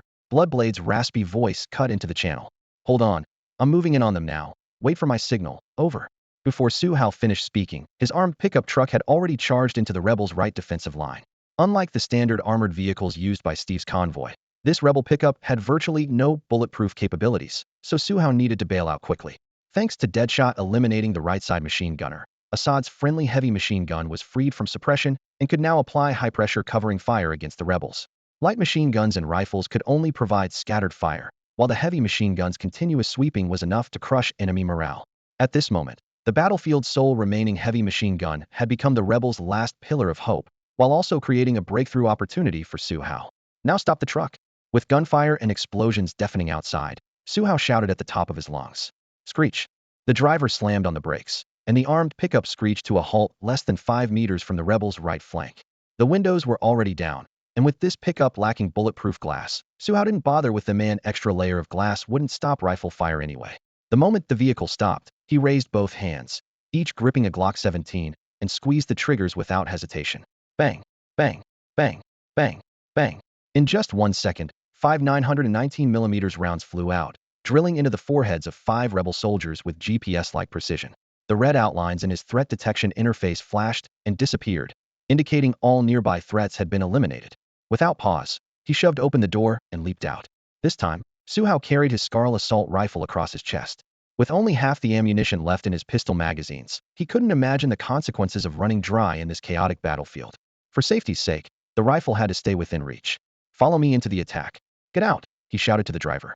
The driver's combat effectiveness might be limited, but an extra gun meant better odds. Besides, this wasn't like the isolated position on the right wing. The main front concentrated most of the rebels' manpower and heavy firepower. Boom, boom, boom. Before his words had fully faded, within 2 seconds, several grenades arced over from the low cover ahead. The explosive impacts tore dust and debris into the air. Su Hao's first instinct was to roll, pressing himself behind a nearby boulder half his height as shrapnel sparked off the stone surface. He hugged the rock wall, breathing heavily. The fragmentation made it impossible to peek out. Another second's delay would have cost him dearly. Heavy fire suppression. Don't let them keep throwing grenades. Create breakthrough space for me and concentrate fire on my position. Su Hao barked orders through the public channel. They've got another vehicle-mounted heavy machine gun heading your way. Player, watch yourselves. Over. The spotter, Eagle Eye, reported immediately after. Su Hao gritted his teeth. Help me break this deadlock. Deadeye, you need to take out that heavy machine gun. Moving. I can't deal with their fire suppression from here. I'll do my best, but you guys be careful too. Over. Eagle Eye was still maintaining continuous fire coverage and couldn't break away. Copy. I'm beginning fire suppression on your position now. Move fast, Mr. Player. Assad's deep voice finally came through the public channel. Immediately, his DSHK heavy machine gun roared to life. Rat-a-tat-tat-tat. The heavy machine gun's tracer rounds carved brilliant chains of light, hammering into the rebels' forward positions. Their grenade barrage immediately ceased, as no one dared show their heads. Su Hao wouldn't waste a split second of this window, took a deep breath of the acrid gunpowder smoke, sprang up from beside the boulder, both hands still gripping the twin Glock 17s, feet moving in rapid ground-hugging strides, his form nearly overlapping with the line of fire. Simultaneously, his sudden penetration tore an unstable gap in the rebel defense line. The moment the breach appeared, Bayonet Team 3 and 4th Fire Team immediately seized the opportunity and began their coordinated advance. As Su Hao charged out from behind the boulder with dual pistols, Bayonet Team 3 also launched their counterattack. Captain Silva of the rebel forces, who had been contemplating how to break the stalemate on the main front, was suddenly interrupted by gunfire erupting from the left side of the battlefield. For Su Hao and Bayonet Team 3, they were attacking the rebel right flank, but from Silva's perspective, Su Hao was clearly tearing into the left wing of his defensive line. At this point, which side was being attacked hardly mattered. What was truly alarming was, why had someone managed to penetrate so close to the left flank? Where was platoon leader Brasso, who was responsible for the left wing? How could he have allowed the enemy to get so close? A few seconds of confusion made Silva's head throb as he struggled to understand how the enemy had suddenly appeared at this position. Osankos, take a vehicle-mounted machine gun and the 3rd squad from 1st platoon over there to check it out. You must stabilize the left flank, do you understand? Almost instinctively, he barked out the order as soon as the gunfire began. Yes, I'll take the men over for support right away. Although his deputy Osankos was somewhat stunned by this series of rapid changes, his execution of orders remained swift. He quickly assembled 12 soldiers from the 3rd squad of the 1st platoon and, pushing the vehicle-mounted machine gun, withdrew from the main position and rushed toward the left flank in a crouched run. With this force withdrawn, the rebels' frontal fire network became even thinner. At precisely this moment, Bayonet Team 3 and the 4th Fire Team seized the opportunity to launch a counter-suppression assault. With Su Hao's disruption at the front, Silva felt overwhelmed, but he could only grit his teeth and deal with the situation. Fortunately, he still had sufficient heavy firepower at his disposal. Otherwise, this single troop redeployment would have been enough for Bayonet Team 3 to break through the defensive line. As the firepower shifted between both sides, the battle quickly returned to a stalemate. The rebels' frontal suppression fire continued to decline, yet it never allowed Bayonet Team 3 and the 4th Fire Team to achieve complete counter-suppression.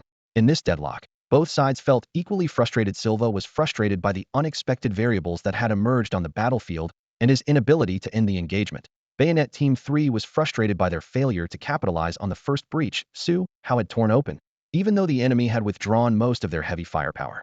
Now let's look at Su Hao's side. Actually, before Osankos had even set out, Su Hao was already engaged in close combat with the rebels on the right flank position. In terms of numbers, this position had even fewer troops than the previous one, but the sustainability of their firepower and the resilience of the soldiers were stronger. Adequate ammunition and confidence in victory sustained them. After round of grenades were thrown, flashes of fire and shockwaves alternated behind the rubble cover as Su Hao suddenly burst out from behind the boulder. Assad and the others provided precise covering fire, creating openings that he seized without hesitation. Charging out from cover, his field of vision suddenly opened up, revealing several rebels positioned behind collapsed walls and gun emplacements not far away. Su Hao instinctively adjusted his breathing and raised his rifle slightly. Bang, bang, bang. Without any hesitation, he had come here to kill. Every rebel figure that appeared in his line of sight became Su Hao's target for attack. When he could see a complete silhouette, he would raise his weapon and fire a single shot, cleanly eliminating his opponent. When only half a body was visible, he would first fire 2 rounds to force the enemy into full exposure before deciding whether to take the finishing shot. The threat detection interface hovered at the edge of his vision, providing real-time feedback on each shot's outcome, whether the target was dead, and if there was any possibility of them feigning death. With this feature, Su Hao eliminated any chance of death-feigning ambushes. The interface simultaneously provided threat-level rankings, allowing him to prioritize and lock onto the most dangerous opponent without hesitation. Ammunition was ultimately limited, and he was taking an aggressive offensive approach. The upcoming stretch of road offered virtually no reliable cover. This was destined to be a path requiring brute force. Whoever dared to show themselves would have to fall. In a direct firefight, it came down to landing that first decisive shot to send the opponent away, with life and death decided in a split second. Occasionally, 3 or even 4 enemies would emerge simultaneously. Drawing on his pistol god skill and his current indescribable peak state, he could lock onto all targets almost instantaneously. Regardless of their numbers, anyone bold enough to show themselves would be hit immediately and rendered completely incapable of fighting. Su Hao remained expressionless, his movements precise and cold, nothing like someone who had been exposed to combat theory for less than 2 months and actual combat for less than a week. His ruthlessness, decisiveness, and composure resembled those of a veteran who had spent years crawling through battlefields, handling everything with apparent ease. In fact, only 4 concepts remained in his mind: kill, kill people, kill more people, and the battle. All distracting thoughts were completely stripped away, leaving his world with only gunfire and the sound of targets hitting the ground. The rebels, facing his firepower, watching their comrades fall one by one, finally realized what kind of terrifying force they were confronting. But by the time they understood, it was already too late. Su Hao would give them no opportunity to flee the battlefield, and their courage was being ground away bit by bit under his gunfire. When Xiweisi arrived with reinforcements, only 3 rebels remained in Su Hao's area who could barely continue fighting. Upon arrival, Xiweisi immediately directed his firepower toward Assad and others who were providing suppressive fire for Su Hao. In his view, the greatest threat remained the heavy machine gun operated by Assad. As for Su Hao, he was merely a single soldier. Looking from the support direction, he could only see sparse cover and his own armed personnel, completely failing to spot Su Hao's figure. Su Hao, positioned behind cover on the other side, remained outside his line of sight. Osanko's was just an ordinary person without the assistance of a crisis perception interface. Therefore, as long as Su Hao didn't reveal himself, there was absolutely no way for them to detect him even with the rebel reinforcements that Osanko's had just brought to the battlefield. Conversely, just because they couldn't see Su Hao didn't mean he couldn't see them. While there were indeed 3 remaining rebel fighters on the battlefield who hadn't been eliminated, this didn't prevent Su Hao from shifting his attention to the newly arrived squad led by Osanko's. As Osanko's and Assad's forces engaged in fierce combat, Su Hao had already holstered both pistols at his waist and raised the Scar assault rifle he always carried. The crisis perception interface clearly showed that Osanko's group was approximately 150 meters away from him. The pistols definitely couldn't reach that distance, making the rifle his only option. As for the 3 rebels who were closer, they now appeared as barely visible, almost transparent red markers on the crisis perception interface. Based on Su Hao's observations over this period, this color indicated they had lost the ability to harm him again. The system still marked them in red simply because they had harbored killing intent towards Su Hao and remained hostile targets. For this reason, Su Hao decisively abandoned the close-range cleanup and redirected his fire priority toward Osanko's position. Inhale, inhale, exhale. He rhythmically controlled his breathing, synchronizing his heartbeat with the stability of his gun barrel, then raised the Scar and quietly positioned himself. As his field of vision shifted, the rebel operating the heavy machine gun in Osanko's direction quickly entered the center of his scope.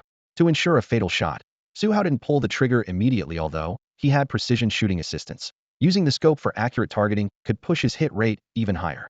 The entire aiming process took only 1 or 2 seconds longer than firing directly. Lock on. Aim. Pull the trigger. The whole sequence took just over 2 seconds. Bang. Bang. The double tap landed precisely on the target's head. The first bullet pierced through the forehead, the second drilled in through the bridge of the nose. The target's brain instantly ceased functioning, and the sustained fire from the vehicle-mounted heavy machine gun came to an abrupt halt. With gunfire erupting constantly across the battlefield, Osanko's and his men couldn't distinguish who had taken down their machine gunner. After a brief hesitation, another person climbed onto the armed pickup truck, preparing to restart the heavy machine gun. However, Su Hao wouldn't give them another chance to use the vehicle-mounted heavy machine gun, especially now that he was fully prepared. Just as another rebel soldier from the 3rd squad climbed onto the armed pickup truck, Su Hao decisively pulled the trigger, instantly killing the rebel who had just boarded the vehicle on the spot. Sniper. It must be their sniper. After the second man fell into the truck bed, Osanko's finally cried out in alarm, but he and his men still couldn't determine where the gunfire was coming from. Bang bang. Su Hao gave them no chance to breathe, raising his high-magnification Scar rifle and firing 2 precise shots toward Osanko's through the sand and metal, while keeping his peripheral vision locked on the 3 nearby rebels. If anyone dared to move, he would open fire immediately.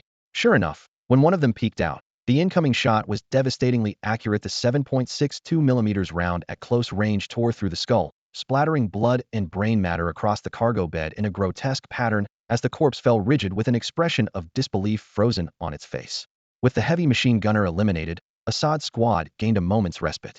However, despite this sudden shift from defense to offense, they were stunned by the intense firefight and failed to launch an immediate counterattack.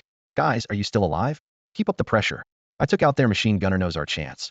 Push forward with everything you've got. Su Hao called to his comrades while advancing, remembering that the 4th fire team member who had been driving for him earlier had already fallen to an enemy grenade. I'm still alive, but I lost 2 team members. Assad's weary voice came through the radio. If you're alive, keep fighting. Victory is within reach, buddy. Su Hao offered no lengthy consolation in this battlefield. Death was commonplace, and until the fighting ended, anyone could fall. Copy that. Assad replied, then turned to his subordinate and shouted, Spike, get that ammo belt loaded and take the wheel. We need to get closer. Squad leader, are we really going to keep pushing forward? The rookie codenamed Spike asked with red-rimmed eyes and a trembling voice. Having lost teammates one after another, he was on the verge of breaking down, having believed they would all make it out alive, but now hope seemed distant. We can only put down our weapons once we've killed every last enemy.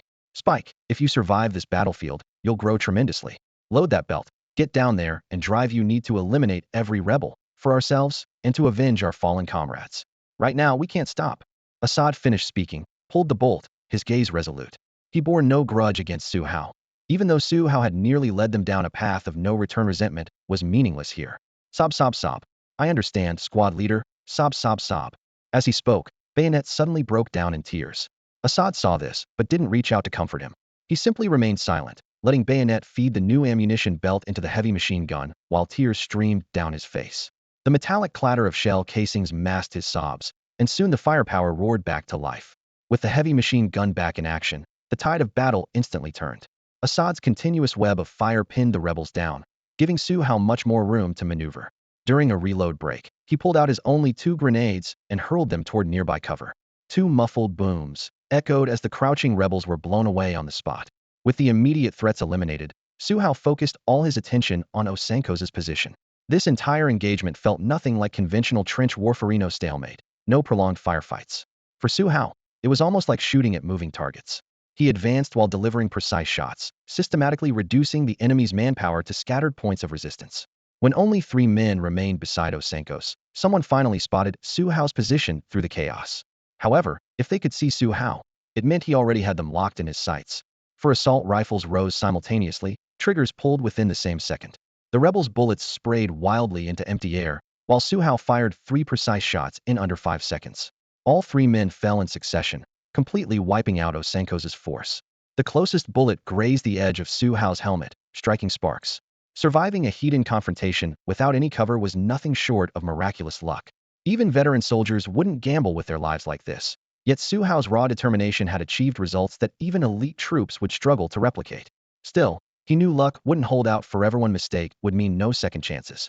But in that moment, the rush of adrenaline left no room for such thoughts. Soon after, an armed pickup truck mounted with a machine gun roared up and stopped beside Su Hao. Assad stared at him from the vehicle, his expression complex. Throughout the entire battle, Su Hao hadn't sustained a single wound, as if he were something beyond ordinary human capability. In the truck bed, Bayonet, his tears now dried, also gazed at Su Hao with eyes full of worship and awe. "Hold on a moment.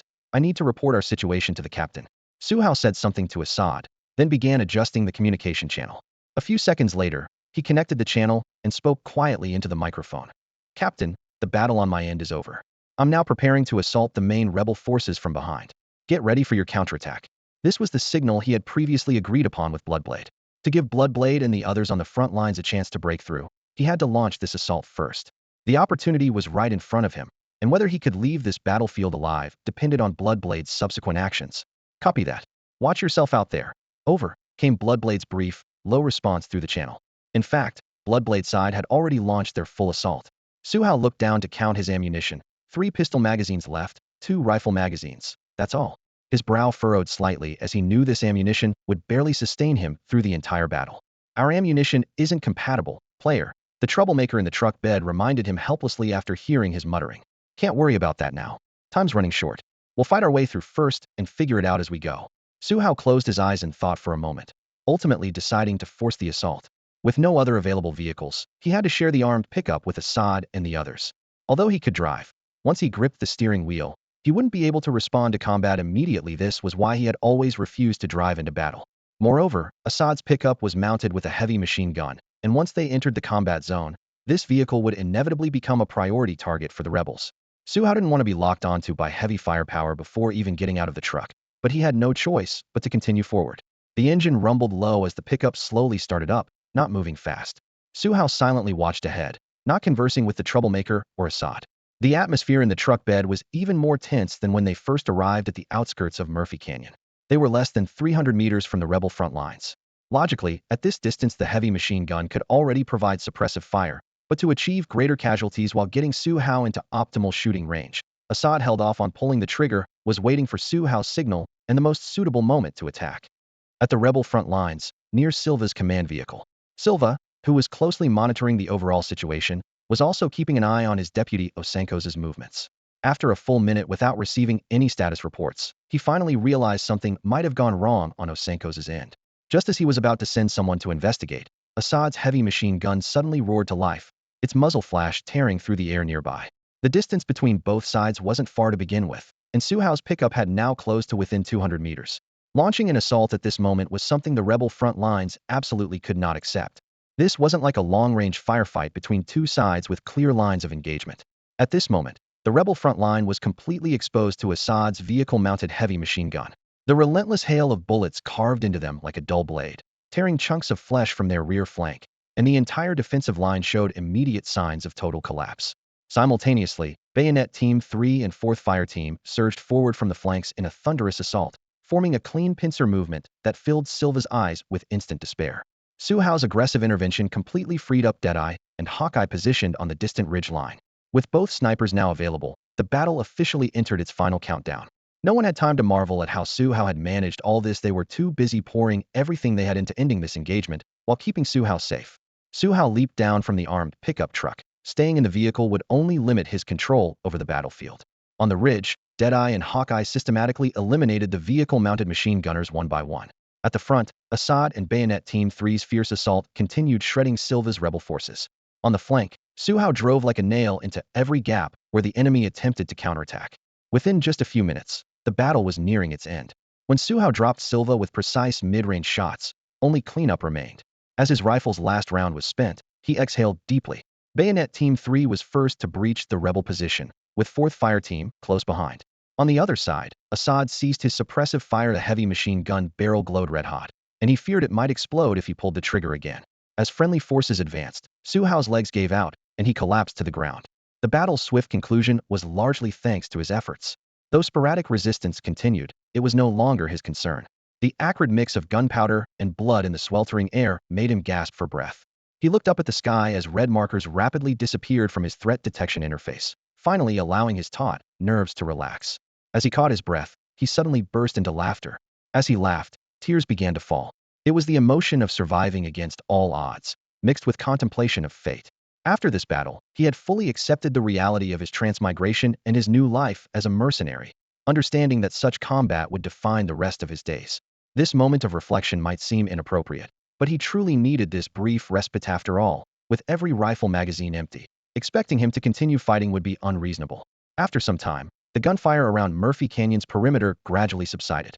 The fighting inside the canyon remained intense, but that was temporarily beyond Su Hao's concern. While other team members cleared remaining resistance points, Captain Bloodblade led Bayonet Team 3 to where Su Hao lay on the ground. "You've done well, player. If anyone deserves the most credit for this battle, it would undoubtedly be Su Hao."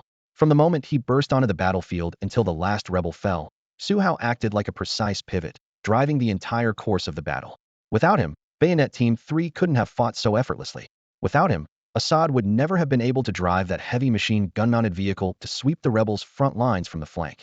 Without him, Deadshot and Hawkeye couldn't have secured the high ground so steadily, raining precise long-range fire down on the enemy. Not to mention the outcome of the battle outside Murphy Canyon would still be uncertain at this moment. Because everyone understood this, as soon as the fighting ended, the members of Bayonet Team 3 hurriedly gathered around Su Hao to make sure their key player was safe and sound. After confirming he was completely unharmed, the tension that had gripped everyone's hearts finally eased, and even their breathing became lighter. "What's so tough about that? We're all here to complete the mission and make it out alive, heh." Su Hao smiled as he pushed himself up from the ground. The brief rest had already dispelled his initial exhaustion, though he still wanted to catch up on some much-needed sleep. After all, that had been real life-or-death combat, and his nerves had been on edge until the very end. "When I first arrived and saw you lying on the ground, you scared the hell out of me. I thought you'd been shot." Explosives specialist Iweiya rushed up to Su Hao, patted his shoulder, and complained loudly. "I was sneaking around and picking them off the whole way. When did I give the rebels a chance for a heated fight?" Su Hao waved his hand dismissively, speaking in a casual tone. Assad and Spike exchanged glances and rolled their eyes simultaneously. Only those who had witnessed it firsthand knew that wasn't sneaking around at all, but rather charging straight through like he had cheat codes activated. But since the person involved claimed it was a sneak attack, they couldn't be bothered to call him out, and just filed it away as an amusing story. Just as the atmosphere began to relax, Bloodblade, as team leader, had to break the brief moment of leisure. "Since no one's injured, we need to finalize our next operational plan quickly. This battle is far from over." His voice was steady but urgent. The defenders outside Murphy Canyon had been cleared, but gunfire still raged inside the canyon. Whether to escort Mr. Steve to safety or return to the valley floor to reinforce their allies required an immediate decision.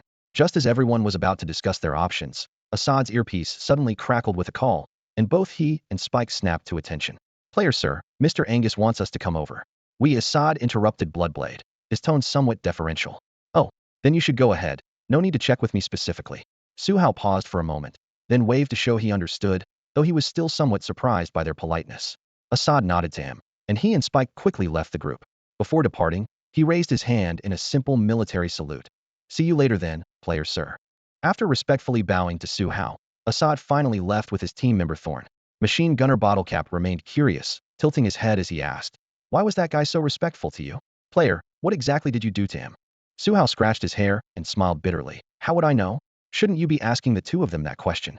Bloodblade clapped his hands, cutting off the digressing conversation. All right, enough with the useless chatter. Let's discuss our next move. Captain, player, are you okay? From the distant sniper position, Deadshot and Hawkeye had just withdrawn and rushed over in a hurry.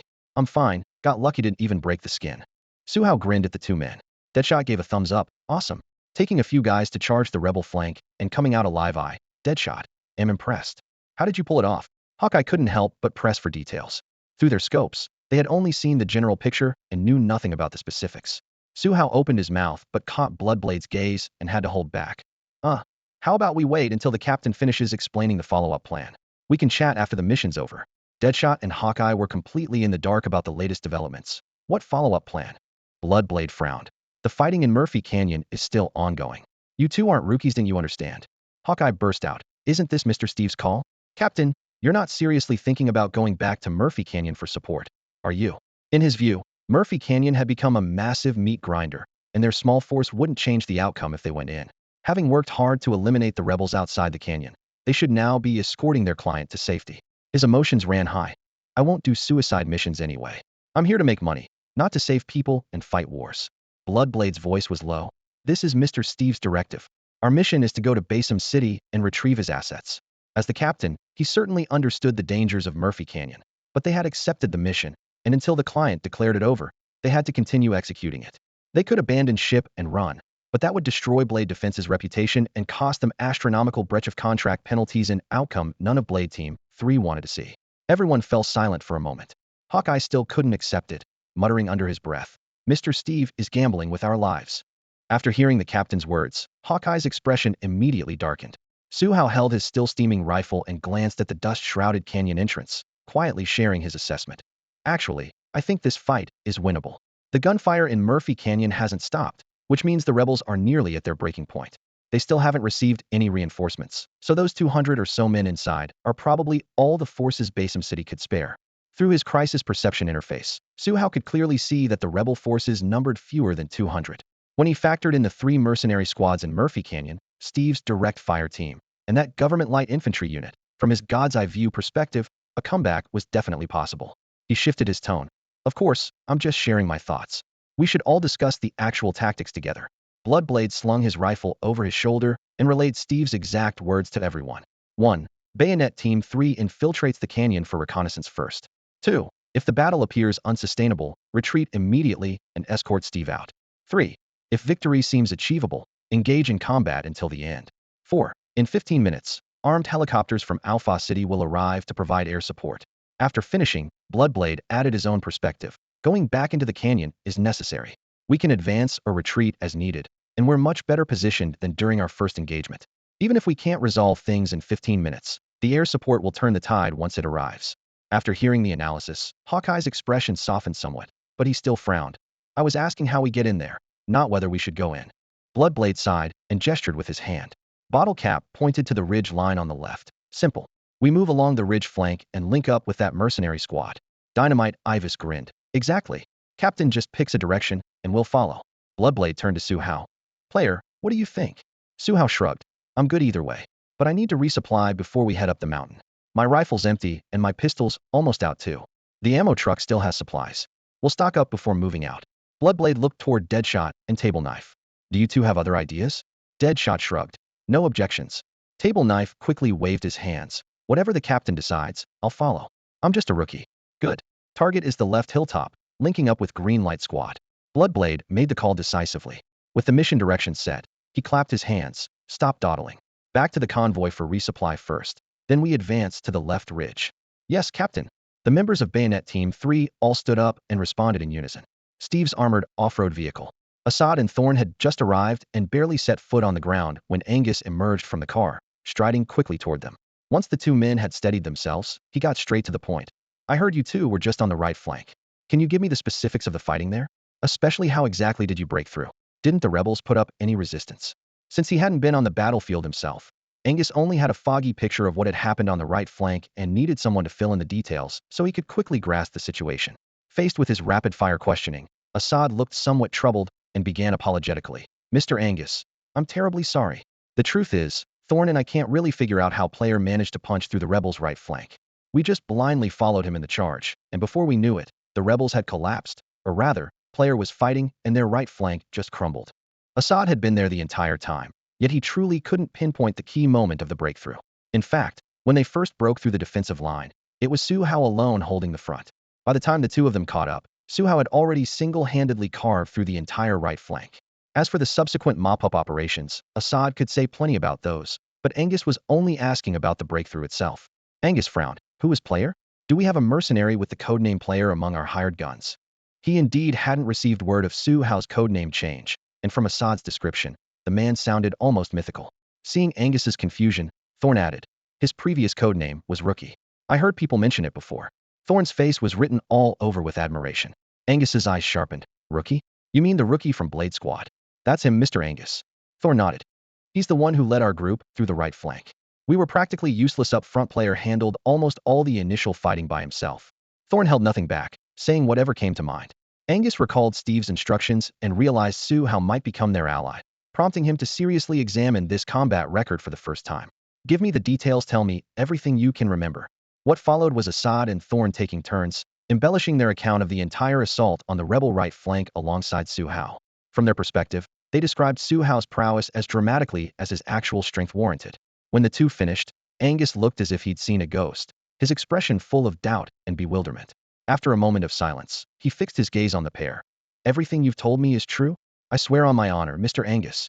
Thorn, hearing the skepticism in his voice, immediately offered his guarantee. Mr. Angus, we're not exaggerating anything we've told you. There were several times when we couldn't keep up with player, and we simply can't describe how incredible he was in close combat. Assad added from the side, his voice urgent and emphatic. All right, I understand. You two go get some rest. If there are any other details, I'll come find you later. Angus waved them off, then turned and headed back to the armored off-road vehicle parked nearby. Steve was waiting for him inside. The moment Angus climbed into the vehicle, he recounted everything he had just heard from Assad and Spikehead word for word. I've been saying all along that guy is no rookie, he's our ace. Steve laughed heartily and slapped the car door. Without player, this firefight never would have ended so quickly. Once the mission's over, you need to talk to him. We have to get that elite squad formed as soon as possible. This battle has proven its necessity. Steve didn't share Angus's look of shock at what he'd heard ever since the day Su Hao rescued him from Mozambique City. He had witnessed Su Hao's terrifying capabilities firsthand. It was precisely because he understood this that he was willing to pay top dollar to poach Su Hao from bayonet defense. Now with the results right before his eyes, Steve felt nothing but pride in his judgment. Understood. As soon as the operation ends, I'll go talk to player. Angus nodded, though his furrowed brow remained tense. It's just that the fighting in Murphy Canyon is still ongoing, and I'm worried the situation there isn't looking good. I've been thinking about that too. Steve sighed. As soon as the engagement started, I called General Bansai. He promised to deploy government forces from Basim City for support. They should arrive after a bit more waiting. Angus rubbed his temples. But I'm still worried. He didn't finish, his voice heavy with anguish over the casualties. The soldiers who had fallen were veterans he had personally trained. Each loss was a direct blow to their combat effectiveness. They could recruit new people, but training them to this level would take far more than just a few months. I've already sent Bayonet Squad into the canyon for reconnaissance. Steve said reassuringly. If they discover the situation is spiraling out of control, they'll immediately withdraw and regroup with us, then wait for the government forces to arrive before making any moves. I hope everything goes smoothly. Angus said quietly. Yes, let's hope so. Steve nodded. While the two men talked, Bayonet Team 3 had completed their assembly on the clearing. 7 team members split between 3 armed off-road vehicles, headlights blazing as they charged directly along the rugged mountain road toward the left peak of Murphy Canyon. According to their earlier plan, they hadn't brought the remaining personnel from the 4th Fire Team. That squad needed to stay with Steve for protection duty. Before departing, Bayonet Team 3 gave Steve only a token notification, then floored the accelerators and quickly disappeared into the mountain forest under cover of darkness. Murphy Canyon, above the left peak. This was where the Green Mang squad clashed with Major Iweiya, the most intense battleground where both sides exchanged fire. On the smoke-filled mountainside, the sharp whistle of bullets cutting through the air never ceased. As mentioned earlier, during the fierce battle with the Green Mang squad, Major Iweiya's rebel forces gradually gained the upper hand. The longer the fight dragged on, the firmer their advantage became. The Green Mang squad originally had a full complement of 16 men, but now only 6 remained capable of returning fire. Of the 10 who were lost, 1 had previously sacrificed himself to cover the main force's retreat, while the other 9 all fell among the rocky terrain of this peak. Thumb, the squad leader, had taken bullets to both his chest and thigh, blood having long since soaked through his tactical vest, yet he still gritted his teeth and held the front line. Without reinforcements arriving soon, The Green Mang squad's ultimate fate would be total annihilation. The third fire team, which had climbed up the left flank alongside the Green Mang squad, was also down to just 11 men. This was only because the Green Mang squad had consistently held the front position, shielding them from Iweiyaga's main firepower. Had the third fire team faced that assault heat-in, they would likely have been completely wiped out by now. Thumb, shouldn't we retreat? No support is coming for us. If we keep fighting, we're all going to die here. Ring Finger, the machine gunner, bit his cracked lips, his eyes bloodshot. He was the Green Mang squad's fire support corps and had suggested retreating 10 minutes ago, but Thumb had remained silent then, and ultimately no one moved. Since then, the team had rapidly dropped from 11 to 6 men, with 3 of the survivors wounded, Thumb being the most severely injured. How do we retreat? With what? Thumb kept his voice low, yet it still carried a fierce edge. We're already half surrounded by the rebels. Once we leave this position, there's not even decent cover ahead. If we go down there, we won't even have a chance to hold out. If we hadn't pushed up this mountain in the first place, maybe we could have made it out of Murphy Canyon alive. But now, he bit back a curse, forcing himself not to think about the consequences of failure. No more talk of retreat. Hold the position, that's our only chance of waiting for rescue. Curses suddenly erupted from the flank as Ring Finger gripped his machine gun's handguard, his emotions exploding. Damn it. Why the hell did we take this mission? Why did we come to this godforsaken place? Iweiya? We're finished, all of us. Thought we were getting a good deal because the pay was high, but now we're going to lose our lives. The Green Mang squad might be completely wiped out on this cursed mission. Garbage mission, damn it all. On the battlefield, facing death that could come at any moment, such breakdowns weren't uncommon. At least Ring Finger could still scream out his rage, and after screaming, he could still keep pulling the trigger. Grenades. Take cover. The sharp cry from the lookout cut through the air, yanking everyone's emotions back to reality. Another rebel assault. Just as Thumb was about to say a few more words to steady Ring Finger, he saw several dark objects being hurled from the rebel position. He barely managed to shout that warning before Thumb retreated deeper into the rocky cover. Boom, boom, boom. 3 violent explosions struck in rapid succession, sending debris and dirt raining down like hailstones on the rock face beside Thumb. This was the rebels' standard assault pattern: throw grenades, advance, then charge, and the Green Light squad had already endured several waves of this over the past 10 minutes. As the blast echoes faded, 1 soldier from the 3rd fire team and 1 Green Light squad member were thrown to the ground, blood seeping through the rock crevices as their defensive line grew dangerously thin once again. Everyone prepare to counterattack. Don't let them get close. Thumb roared, his voice echoing off the stone walls. Though each man's morale had been pushed to the breaking point by the relentless assault, the external pressure had forged their remaining willpower into a single, unified force they had to hold on. Rat-a-tat-tat, rat-a-tat-tat. Several rifles spat fire almost simultaneously, forcing back the rebels attempting to advance. After the brief firefight, silence returned to the mountainside, with only scorched earth and gunpowder smoke serving as grim reminders of the fierce battle that had taken place. While the Green Light squad faced despair, Major Iweiya on the other side was being driven to his breaking point by frustration. By his calculations, this battle should have ended 10 minutes ago, yet his opponents had used sheer determination to pin him down, preventing him from withdrawing to reinforce other positions. As long as the Green Light squad held their ground, he didn't dare turn and leave. This was an instinct he developed during his time with the government forces. Even worse, rebel casualties had reached nearly 3 times those of their opponents, despite Iweiya personally commanding the assault. One more charge will break them, just one more. He muttered to himself, staring at the pile of rubble ahead, his eyes reddened with frustration. Major, we're out of grenades, his aide reported, covered in soot and barely recognizable. Then use rocket launchers. Iweiya snarled through gritted teeth. One more round of suppressive fire. Then we storm their position. We must take that spot they're holding. Yes, sir. The aide selected several soldiers and ran toward the cave. Assemble in 1 minute. Prepare the rocket launchers. Meanwhile, not far from the firefight, Su Hao and his team had crept into position on the flank. They had witnessed the entire exchange of explosions and gunfire. The reason they hadn't immediately joined the battle was that when they arrived, the rebels were already engaged with the Green Light squad. Jumping in recklessly would only have created greater chaos.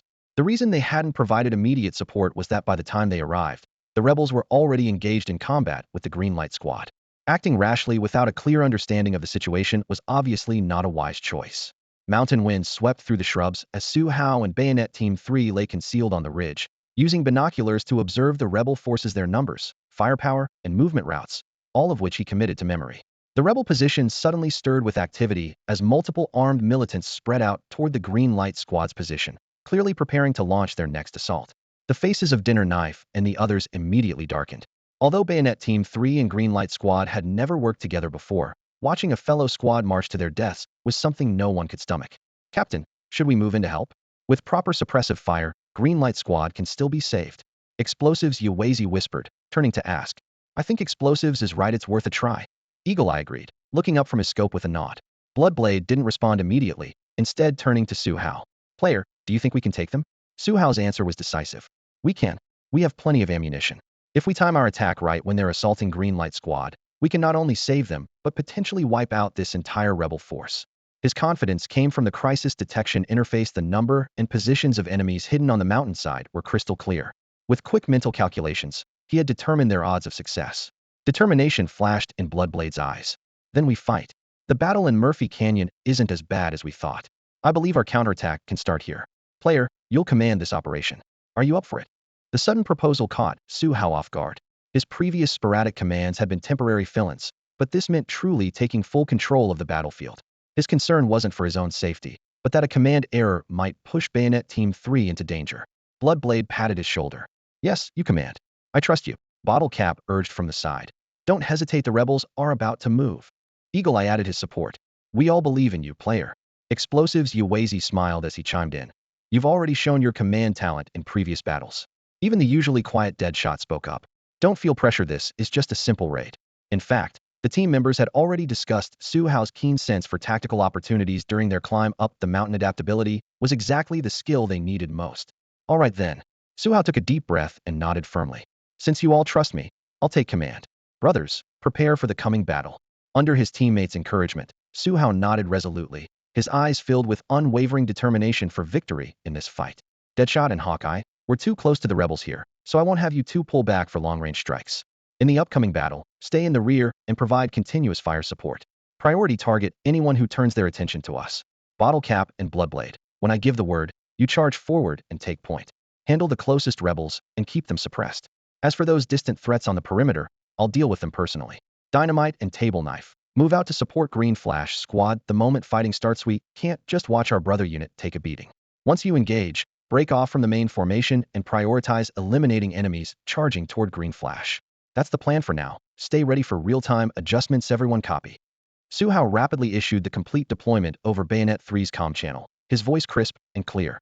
Deadshot and Hawkeye, copy. Over. Bottle Cap and Bloodblade, copy. Over. Table Knife and Dynamite, copy. Over. As confirmations crackled through the comms, Green Flash Squad's position on the forward slope was suddenly blanketed by a fresh barrage of rockets. After several whooshing sounds, a chain of explosions tore through the night, shockwaves hurling scorched earth and debris skyward as flames painted half the sky red. Before the explosions even ceased, the rebels launched a full assault under cover of the smoke and dust. The threat assessment interface rapidly updated before Su Hao's eyes. Attacking force of 63 personnel, deployed in a fan formation, closing on Green Flash Squad's defensive line from 3 angles. In the firelight, all members of Bayonet 3 lay prone among bushes and rocks, fingers tight on triggers, yet none fired without orders. Command authority had been unified under Su Hao, and they trusted his judgment absolutely. Fight when he said fight. Hold when he said hold. This kind of coordination was the true test of a commander's mettle. When the distance closed to under 100 meters, Bloodblade couldn't help but glance towards Su Hao, his eyes carrying a hint of urgency. At that very moment, Su Hao's low voice broke the silence in their headsets. Execute the plan as briefed. Begin the attack. Over. The instant the order dropped, Bottle Cap and Bloodblade sprang from the grass. 2 light machine guns mounted on a collapsed earthwork, muzzles immediately spitting streams of fire. At less than 200 meters, every bullet drove into the enemy formation like steel spikes. Rat-a-tat-tat, rat-a-tat-tat. The sudden crossfire caught the charging rebels completely off guard, their formation instantly torn open. Immediately after, Deadshot and Hawkeye provided steady follow-up fire from the rear, while Dynamite and Table Knife advanced along the left ridge, preparing to form a pincer movement with Green Flash Squad. Though Bayonet 3 was outnumbered, the suppressive firepower they unleashed was every bit as intense as the pressure Green Flash Squad was putting on the rebel forces. Bloodblade and Bottle Cap struck at the rebel forces closest to their position. Their sole mission was to eliminate as many enemies as possible within their line of sight. As the two opened fire first, Dynamite and Dinner Knife immediately joined the battle, muzzle flashes erupting continuously. Su Hao had clearly explained the overall assault strategy before the operation began, so once everyone started firing, all attention was focused on the Green Light Squad's position. Bang! Bang! 2 crisp shots rang out as Deadshot and Eagle Eye unhesitatingly joined the fray. While Bottle Cap and Bloodblade's concentrated fire pinned down the rebels at the front line, the two snipers seized the opportunity to deliver precise shots at the machine gunners. With the extremely close range, Deadshot and Eagle-Eye didn't need to calculate complex ballistics or wind drift. Nearly every trigger pull sent a target crashing to the ground. Unlike the other members of Bayonet Team 3, Su Hao entered combat mode by steadily dropping to one knee, shouldering his rifle for rapid precision shooting. Thanks to his rifle precision shooting skill and threat assessment interface, he could quickly determine threat levels and prioritize red-marked high-priority targets. Bullets streaked through the air in rapid succession, with virtually every shot finding its mark. In mere moments, he had eliminated multiple high-threat units. If anyone had been keeping score from outside the battlefield, they would have been amazed to discover that Su Hao's individual kill count was approaching the combined total of all other Bayonet Team 3 members. However, no one on the battlefield had time for such calculations. Amid muzzle flashes and explosions, rebel soldiers fell like harvested wheat. No one had anticipated that while they were charging toward the Green Light Squad's right flank, they would suddenly encounter such a ferociously armed elite unit. Caught unprepared, they managed only sporadic return fire before being riddled with bullets. Enemy attack. Their reinforcements have arrived.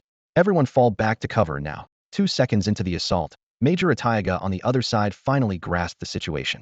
His screams were torn apart by explosions and gunfire. But by the time he gave the order, most of the frontline soldiers had already fallen. Even though the remaining personnel retreated to rear cover, their casualties for this assault had already exceeded 50%. Iweiya shouted while retreating hastily. Whether through luck or because he had originally positioned himself far from Bayonet Team 3's area, he and 2 companions fortunately became among the first to reach the rear cover. Breathing heavily, he watched his subordinates continuously falling in front and had only one thought racing through his mind. Where the hell did these people come from? Which front line had failed, allowing the enemy to still have forces available for reinforcement? Damn it. The more he thought about it, the more helpless he felt. Iweiya was on the verge of losing his mind. The arrival of Bayonet Team 3 was like a godsend for the members of Green Flash Squad. Without their timely intervention, Green Flash Squad never would have believed they could survive this wave-like assault from the rebels. Now, watching the rebel fighters fall one by one in the distance, the despair weighing on their hearts was instantly shattered, leaving only burning fighting spirit. Reinforcements are here. Damn it. Our backup finally arrived. Ringfinger's voice was choked with emotion. Nearly in tears just minutes ago, he had prepared himself to die here. Cut the chatter. Thumb, covered in blood, still gritted his teeth and struggled to his feet, raising his weapon and roaring. Now that backup's here, counterattack. Catch them off guard. Boys, let's do this. Kill them all. The remaining members of Green Flash Squad's morale instantly skyrocketed. After linking up with the 3rd Fire Team members lurking on the other side, they burst from their positions in a reverse assault. Gunfire, curses, and smoke filled the air, but when they actually leaped from cover, there were precious few living targets left to aim at. In less than a minute, the rebels within 200 meters had been almost completely wiped out. Su Hao's precision shooting was terrifying. He had already emptied 2 magazines, with 70 of his bullets finding their marks. The remaining 30 left holes in distant rebel body armor or cover edges. Even more astounding was that he used only controlled bursts throughout, never once firing full auto, yet his trigger finger speed crushed nearly every other shooter on the battlefield. Bloodblade, Bottle Cap, advance by bounds, focus your fire on their retreat routes, and use tactical movement. Su Hao's voice came through the comm channel, crisp and clear. Deadshot, Eagle-Eye, watch the 10 o'clock downslow position. There might be snipers or marksmen hiding there. Keep that area locked down. Dynamite, Table Knife, move out fast, and link up with Green Flash Squad. Get them on our comm frequency now. All members of Bayonet Team 3 immediately sprang into action. The threat assessment interface continuously updated before Su Hao's eyes, allowing him to virtually see every enemy movement in the immediate area and quickly assign optimal tasks to each teammate. Loading his 3rd rifle magazine, his second lasso, Hao shook the dust off his goggles and continued advancing. As Bayonet Team 3's assault specialist, carrying 5 magazines was standard loadout, plus 150 rounds of loose ammunition. If it ever came to emptying all magazines, he'd have to manually load bullets between gunfire and explosions, but by that point, battlefield conditions rarely allowed for leisurely reloading. Before the smoke had even cleared, Bayonet Team 3 reached Green Flash Squad's battered position. Rubble and bloodstains merged into one scene, with the air thick with the smell of burnt metal and explosives. Of the original 16-member Green Flash Squad, only 5 remained standing and able to hold weapons. Seeing the situation before them, Dynamite and Table Knife fell silent. The cost this team had paid was heartbreaking. Upon seeing that only 5 members remained of what had been a 16-person Green Flash Squad, both Dynamite and Table Knife lapsed into silence. As for the Green Light Squad, Bayonet Team 3 had dealt with them on several occasions. However, this was their first encounter with the 3rd Fire Team. Because of this, When they witnessed the casualties in the third fire team, Dinner Knife and Dynamite simply recorded the numbers with cold rationality. But seeing the heavy losses of the Green Light Squad hit both men like a sledgehammer to the chest. After a brief silence, they immediately called to the remaining personnel on the position, adjusting communication frequencies one by one according to Su Hao's instructions. The entire front line was filled with faint electrical static as frequencies were rapidly switched through helmet headsets. Once everyone had completed their settings, Dinner Knife pressed the transmit button and reported to Su Hao. Player, Green Light Squad, and 3rd Fire Team are all connected. Over.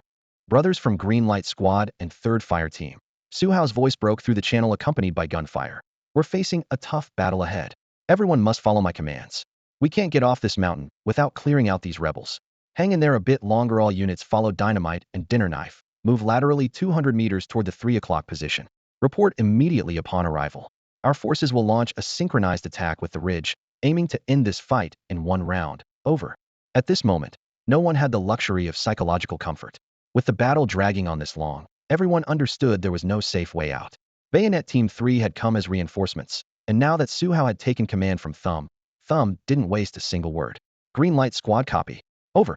Thumb responded through gritted teeth over the channel, his voice weak from blood loss. 3rd Fire Team copy. Over. The response came from just an ordinary soldier from the 3rd Fire Team. Their captain was already dead. Good. Dynamite, move your team immediately. We'll continue suppressive fire from here to buy you time. Move fast. Su Hao issued orders while maintaining continuous suppressive fire with Bloodblade and Bottle Cap against Iweiya's position. Dynamite copy. Over. After responding, Dynamite immediately gathered the remaining personnel. Green Light Squad had only 5 men left, with the severely wounded Thumb temporarily removed from the action roster. The 3rd Fire Team had 9 remaining, with 2 also severely wounded, leaving only 7 capable of continued combat. Once the team assembled, Dinner Knife stepped forward as point man, 7 soldiers spread out behind him, with Dynamite bringing up the rear. Everyone stayed low, moving stealthily between rubble and shell craters without making unnecessary noise. Having fought to this point, they all understood what this operation meant. Either they'd walk down the mountain over rebel corpses, or leave their own bodies on the mountainside. Even Ring Finger, who usually cursed constantly, now gripped his rifle in silent determination. Meanwhile, on the other side, the rebels were pinned down behind cover by alternating fire from Bottle Cap, Bloodblade, and Su Hao, with stone chips flying whenever they tried to raise their heads. To mount a counterattack, they would need even half a second's gap in the trio's shooting. Iweiya crouched in the shell crater, artillery thundering in his ears while his mind raced frantically, desperately searching for a breakthrough to turn the tide of battle. The wounded were left behind at their original positions. However, since they had switched to a different communication channel, they could still gauge the battle's progress through the intermittent radio chatter in their earpieces. Though unable to continue fighting, they could at least know whether they had any chance of leaving this battlefield alive. Most of the casualties at the position had lost their mobility, and no one was in the mood for small talk, so they could only wait in semi-conscious agony as time crawled by minute by minute. Soon, Xiao, Kandao, and the others circled around to approximately 200 meters to the right of the position. Beneath their feet lay a gentle slope that led down to the ridge ahead, placing them at the same elevation as the cave. Compared to other steep terrain in the area, this section was remarkably flat. Kandao instinctively turned back and raised an eyebrow at Xiao, his expression full of confusion. Su Hao had climbed the mountain with them, so logically he couldn't be so familiar with the terrain, yet this hidden mountain path seemed to have been marked out by him in advance. Kandao even suspected whether Su Hao had visited Murphy Canyon before. "Don't look at me. I'm just as confused as you are," Xiao whispered back, then pressed the talk button on his headset to report. Player, this is Xiao. We've reached the designated position and discovered a mountain path directly ahead that leads down. Over." Su Hao's calm instructions immediately came through the radio. "Xiao, you must be extremely careful with your upcoming operation. If there really is a path there, the rebels may have positioned an ambush. Check your weapons and equipment first, then report back once everything is confirmed. Over." About 5 seconds later, Xiao responded again. "Equipment confirmed and ready. Over." "Good. Once you're down there, move toward our position as quickly as possible.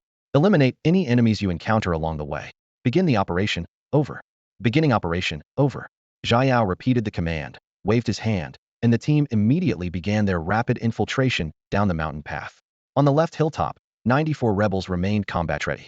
However, only 17 men capable of bearing arms remained beside Major Iweiya. The other 77 rebels were either gathered near the cave or hidden behind cover on the opposite side. In other words, Iweiya could completely mobilize the firepower from that position to break his own encirclement. Earlier, he had been completely stunned by the sudden assault from Su Hao and his team, but now, After some consideration, he had a clear grasp of the situation. Having regained his composure, Iweiya immediately picked up his radio to call the troops behind the other cover position. Parker. Receiving reply. Parker was the leader of one of the rebel army's 3 special operations teams and also one of Iweiya's personally trained elite soldiers. Parker here. Please go ahead, Major. My position is under enemy fire suppression and I need your immediate support minimum. You cannot allow them to continue their sustained suppression against me. Iweiya said, but we're also being targeted by their snipers. Just moments ago, 2 more of my men were taken out by their long-range shots, Parker replied bitterly. In fact, when Su Hao and his team had unleashed their barrage on Iweiya's position, Parker had considered moving his men to provide support. But the moment his team showed themselves, bullets from Deadshot and Hawkeye came sweeping in. Su Hao had specifically ordered the 2 snipers to lock onto Parker's concealed position earlier. Su Hao's foresight now proved decisive. Parker was pinned down completely, leaving Iweiya's position without any hope of reinforcement. You're being targeted by snipers? They have snipers too? But how did they spot your positions? Iweiya was incredulous. During the assault on the Green Light Squad's position, Parker's unit had remained in the rear as reserves and hadn't been directly exposed. Yet the enemy seemed to have known their locations all along. Iweiya couldn't figure it out, and no one was available to provide answers. Sudden intense gunfire erupted from the cave direction, cutting off their conversation. Clearly, someone had taken an alternate route and reached the cave below their position. Loy, what's happening at the cave? Who's attacking you? Iweiya's expression changed drastically. We've been infiltrated from behind. Not sure how they got up here yet. Loy's voice remained steady. No more than 20 men. The ridge line is narrow, they can't push through for now. From the sound of it, while the situation below was critical, it wasn't out of control. Just as Iweiya was about to ask more questions, the gunfire that had been continuously suppressing them suddenly ceased. The moment the shooting stopped, Iweiya instantly seized the opportunity. Charge! While they're reloading. At his command, the rebels on both sides of the cover gripped their rifles and rushed out. They weren't charging to their deaths, they trusted Iweiya's judgment in this moment. The first man cleared the cover safely. The second, third, and fourth followed, all unharmed. Seeing this, Iweiya prepared to follow. But just as he was about to step out from cover, a short burst cut through the air. Less than 5 meters away, a rebel's head exploded in a spray of blood as he collapsed instantly. A second burst followed, and the man behind Iweiya had his neck pierced by a bullet, blood splattering across his comrade's face. The third shot came immediately after 3 meters ahead. The warrior who had just charged from cover took a bullet to the head and fell, without a sound of pain. Iweiya's foot froze at the edge of the cover, his pupils contracting sharply as he muttered under his breath. This is the marksman Sari mentioned. Cold sweat trickled down Iweiya's temples as countless images flashed through his mind in that instant. Before he could make his next move, Su Hao suddenly hurled several grenades from his position. Grenades! Take cover! Iweiya roared. Within 2 seconds, successive explosions shook his shelter, sending dust flying in all directions. The reason Su Hao's team had suddenly ceased fire was that they had advanced to within 30 meters of the enemy's cover. At this close range, Su Hao switched to his pistol, while simultaneously, the demolition squad launched their assault on the cave below. This dual action misled the enemy into thinking they were reloading. Su Hao's team took advantage of this moment to crawl into hiding positions, and when the rebels charged out, they completely missed the 3-man squad. In the brief firefight that followed, 4 rebels were quickly taken down. Bloodblade, watch the left flank. Bottlecap, cover the right and move forward. Within the effective range of his pistol god skill, Su Hao's confidence soared. Bloodblade and Bottlecap rose in perfect coordination, silently executing his orders. Over the radio, Su Hao continued coordinating. Deadshot, Eagle Eye, don't worry about us. Keep your sights on that previous cover position. We'll handle the close targets, you take the distant ones. Total elimination isn't required, but don't let them interfere with our sweep. Deadshot, Eagle Eye copy. As the battle progressed, Bayonet Team 3's trust in Su Hao grew increasingly solid. From the start of combat until now, his command had been flawless, and the rebels had barely managed to put any pressure on the man experienced Bloodblade had never achieved during his own command. However, no one had time to dwell on this as gunfire continued to rage. Prepare for second wave grenade suppression. Listen for my countdown. Target the rear of enemy cover. Control your distance carefully. Having advanced to 12 meters, Su Hao issued another grenade order. 3, 2, 1, throw. Bloodblade and Bottlecap simultaneously pulled their pins, their wrists snapping forward as 2 grenades traced clean arcs through the air, landing precisely behind Iweiya's cover. Everything proceeded methodically, just like the training exercises they used to conduct back at the camp. The moment the 2 enemies hurled their grenades, Su Hao suddenly accelerated, his figure instantly surpassing Bottlecap and Bloodblade on either side. His rapid footsteps crushed the dust on the ground as he charged toward the ruins ahead. Without calling to his companion, she didn't want Bloodblade and Bottlecap to share the high risks of this close-quarters assault. Bloodblade and Bottlecap were stunned for less than half a second before gritting their teeth and following. Su Hao might not call out, but they absolutely couldn't stop. The first and second rounds of grenades exploded in succession, their blazing fragments instantly reducing the rebels around Iweiya to 7 men. Iweiya's right leg was sliced open by shrapnel, not fatal, but enough to bring him to his knees with only a persistent ringing in his ears. As he shook his head and tried to stand up using his rifle for support, a dark shadow slid in. A flashbang detonated less than 2 meters away from him. Ah! Screams erupted one after another. Before the white light had even faded, Su Hao swept around the cover from the side, wielding a Glock 17 in each hand, pulling the triggers with mechanical precision. The distance between them was less than 8 meters, and at this range, the 919mm rounds were death. Scythe muzzle flash and recoil claimed a life. Iweiya, known as the #1 Special Forces operator among Basim City's rebels and famous for his precise kills against government forces and various mercenaries, didn't even get a chance to return fire against Su Hao. 2 bullets. One pierced through the center of his forehead, the other embedded above his nose bridge. His screams cut off abruptly as his final battle came to an unceremonious end. The magazines emptied, the slide lock springs clicked into place with a sharp click, and only then did Su Hao holster his weapons and stand still. The air still carried the scent of gunpowder and concrete dust. As he dropped the empty magazines from both Glock 17s, Bloodblade and Bottlecap finally arrived, breathing heavily. The bodies scattered across the ground, and Su Hao's composed figure reloading left them speechless as they exchanged glances. Su Hao holstered his pistols back into his waist belt and thigh holsters, picked up his assault rifle, and spoke with the calm tone of a routine inspection. Move toward the cover that Eagle Eye and Deadshot are watching. After finishing the combat above, go support explosive and kitchen knife. Bloodblade swallowed hard, but couldn't find his voice. Bottlecap looked at Su Hao, no longer carrying that veteran looking at a rookie superiority he'd had when they first met. They remembered that when Su Hao first arrived in Iweiya, he was just a training camp graduate, but now he had become a maxed-out player in this battlefield game. Reload and check your equipment, Su Hao commanded again. Reload it. Bloodblade immediately responded. Reloaded. There's still a usable rocket launcher, here, should we take it? Bottlecap discovered an unfired launcher while searching behind the cover. Bottlecap, you take it. Now we begin the assault on the next cover position. Sniper team, coordinate accordingly. Over. Sniper team, copy. Over. Major. Major. Damn it. We've lost contact with the Major. The shockwaves from the successive grenade explosions still echoed deep in his eardrums as Parker pressed himself against the rock wall, frantically working the radio. But Iweiya's channel only crackled with static. Just minutes ago, he'd been debating whether to lead a charge to reinforce them, but Bayonet Team 3's 2 snipers Deadshot and Hawkeye had them locked in their crosshairs. Any attempt to show themselves would be met with precise fire, driving them back to cover. The communication blackout sent an ominous chill through Parker's gut. He had to admit that both he and Iweiya had underestimated the difficulty of this battle. The mercenaries Steve had hired were far more formidable than any intelligence report had described.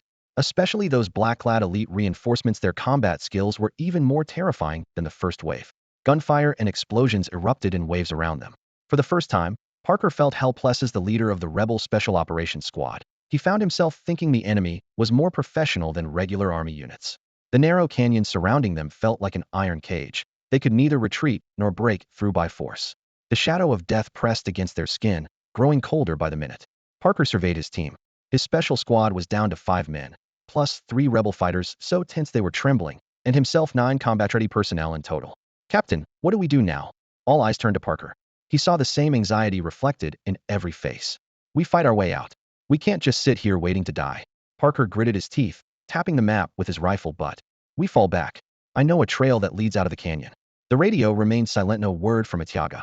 He had to assume the worst. But Major Iweiya. Someone couldn't help but speak up. No contact. Who knows if he's already dead? Are we supposed to die here with him? Parker's voice dropped to a harsh whisper, veins bulging in his neck. After a moment of silence, one squad member spoke first. You're the captain. We follow your orders. Yes, if you say retreat, we retreat.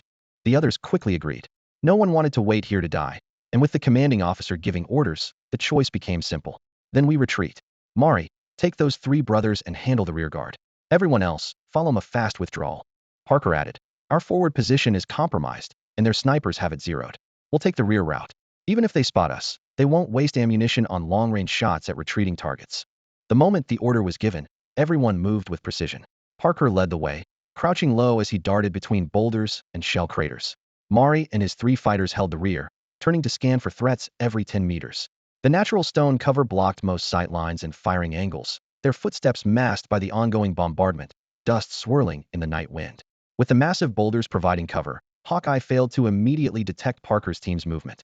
Just because Hawkeye hadn't noticed didn't mean Su Hao was oblivious. The moment Parker made his move, a bright red warning flashed across Su Hao's crisis detection interface, and his steady pace instantly accelerated to maximum speed. Bloodblade and Bottle Cap were caught off guard by this sudden burst of speed, but neither was the type to ask too many questions. Seeing Su Hao sprint forward, they naturally picked up their pace as well. At this moment, Su Hao couldn't be bothered with explanations. All his intelligence came from the crisis detection interface, and if he suddenly announced Parker's about to run, it would only make Bloodblade and Bottle Cap more suspicious. Before Hawkeye could spot any anomalies, he had no choice but to push forward. Fortunately, the distance between them wasn't great to begin with, and since Parker was focused entirely on retreating while keeping his movements light, Su Hao's immediate acceleration quickly brought him close to the boulder cover. Seeing Su Hao getting closer and closer to the cover, Bloodblade couldn't help but whisper a warning. "Player, we can't keep charging like this. Once the rebels notice us, rushing and unprepared could spell disaster." His words were diplomatic, still mindful of Su Hao's position as their commander. Su Hao replied casually, "It'll be fine. Deadshot and Hawkeye are watching from a distance, and the 3 of us are up close. Even if the rebels react, they won't be able to stop us." He certainly couldn't reveal that the cover is empty, and as soon as he finished speaking, he kicked his speed up another notch.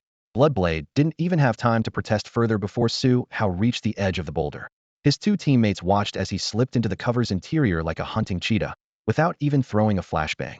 This wild maneuver scared them both into a cold sweat. But the expected barrage of gunfire never came. The cover was completely empty. In fact, the rebels stationed there had already slipped away.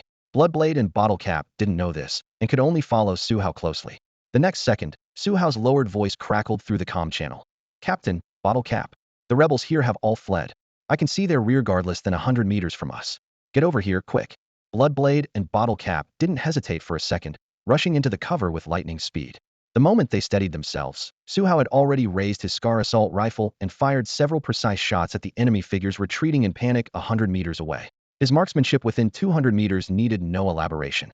Seeing this, Bottle Cap and Bloodblade also squeezed their triggers, 3 streams of fire interweaving as they used the fleeing soldiers as moving targets. Fighting enemies who were only concerned with escape was pure target practice for them, and Su Hao had just created exactly such an opportunity. Since the fight had begun, Su Hao naturally showed no mercy whatsoever. Even though the enemy was clearly terrified, even though they only wanted to flee the battlefield, he would never let them leave with their lives intact. On the battlefield, it was kill or be killed. This mindset had made Su Hao decisive and ruthless in several brutal engagements. Parker's side originally had 9 rebels. Su Hao, Bloodblade, and Bottle Cap worked with clear division of labor search, suppress, and precise shots, quickly taking down all 9 men. Through his crisis detection interface, he noticed one person's red marker was still flickering weakly, indicating they weren't dead yet. Su Hao stepped over the rubble, raised his weapon for another shot, but couldn't seem to finish off the fallen enemy soldier. After just 2 steps, Bloodblade pressed a hand on his shoulder. "Player, what are you doing now? All the rebels are cleared." Bloodblade knew he wanted to finish them off, but felt it was unnecessary. Dynamite and his team were still engaged with the cave garrison below, and the priority now was providing support, not mopping up. Su Hao thought for a moment. Realizing he wasn't obsessive-compulsive, and with the crisis detection interface active, he didn't fear ambushes from wounded enemies, so he nodded and gave up. "All right, I was just thinking of going over to check." He stretched his shoulders and immediately ordered through the communication channel. "Sniper team, converge on my position. Next we'll clear out the remaining enemy forces in the cave below. Dynamite, report your status. Over." "Sniper team, copy. Moving to your position now. Over." Eagle Eye replied briefly, then jogged down the mountain alongside Deadshot. "We're still in a standoff here." Dynamite's voice carried steady composure. "The enemy has the high ground with strong firepower. We can't expand our offensive for now and need a new breakthrough point. Over. We've finished the engagement up here and are moving to support immediately.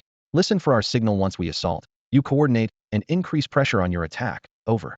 After Su Hao's response, he turned and rushed toward the cover position where Adiaga had been stationed earlier. Behind where Adiaga had fallen was a gentler path that led directly to the cave, much easier to traverse than the rugged mountain route Dynamite had initially taken.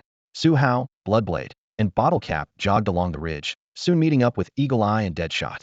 He checked everyone's remaining grenades and flashbangs one by one, then raised his hand in a downward gesture. The 5 men formed an arrow formation and advanced toward the cave. On the left mountainside, at the central cave position. The highest-ranking rebel commander here was named Loy, the same person Iweiya had approached earlier to inquire about the cave battle situation. Even before Parker first sensed something had gone wrong with Iweiya, Loy had already confirmed through frontline details that Major Iweiya's position was out of control. Therefore, the moment Su Hao and his team began pursuing Parker, Loy quietly deployed 8 of his most capable subordinates, positioning them in advance to ambush the narrow mountain pass that Su Hao's group would inevitably traverse. The mountain pass was narrow, forcing Loy's 8 soldiers to fight from low ground against high ground. But the natural recessed rock walls ahead provided multiple points of cover, making it difficult for enemies descending the mountain to establish direct suppression. However, Loy had overlooked the impact of grenades and other projectile weapons. When the first grenade fell, the successive explosions shattered his optimistic belief that terrain determines victory. The explosions rolled and echoed through the valley, and Loy's face changed dramatically as he almost instinctively sprinted toward the mountain pass. But after only a few steps, the explosives team on the other side launched an even more ferocious suppressive fire, forcing him to halt and resume command. At this moment, Su Hao on the upper mountain pass had already used his crisis perception interface to continuously direct Bloodblade and Bottle Cap to precisely hurl 3 rounds of grenades toward the 8 ambushers' positions. After 3 thunderous blasts, the red markers on the interface vanished completely, and all defending enemies below the pass were blown away. After confirming safety, Su Hao immediately stepped forward to descend the mountain.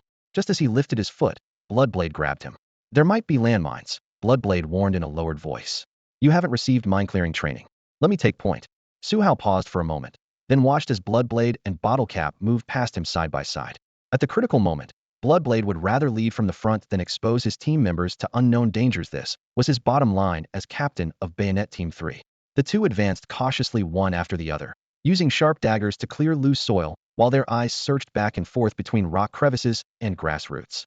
After several hundred meters without discovering any mine traces, the team successfully reached the mountain pass level with the cave. Now the rebels were caught between 2 forces. Bloodblade and his team were already formidable fighters, and under the pincer attack, they encountered virtually no stubborn resistance. Bottle Cap pulled out the rocket he carried with him, aimed at the rebels' remaining firepower position and fired, with a violent explosion completely crushing their final resistance.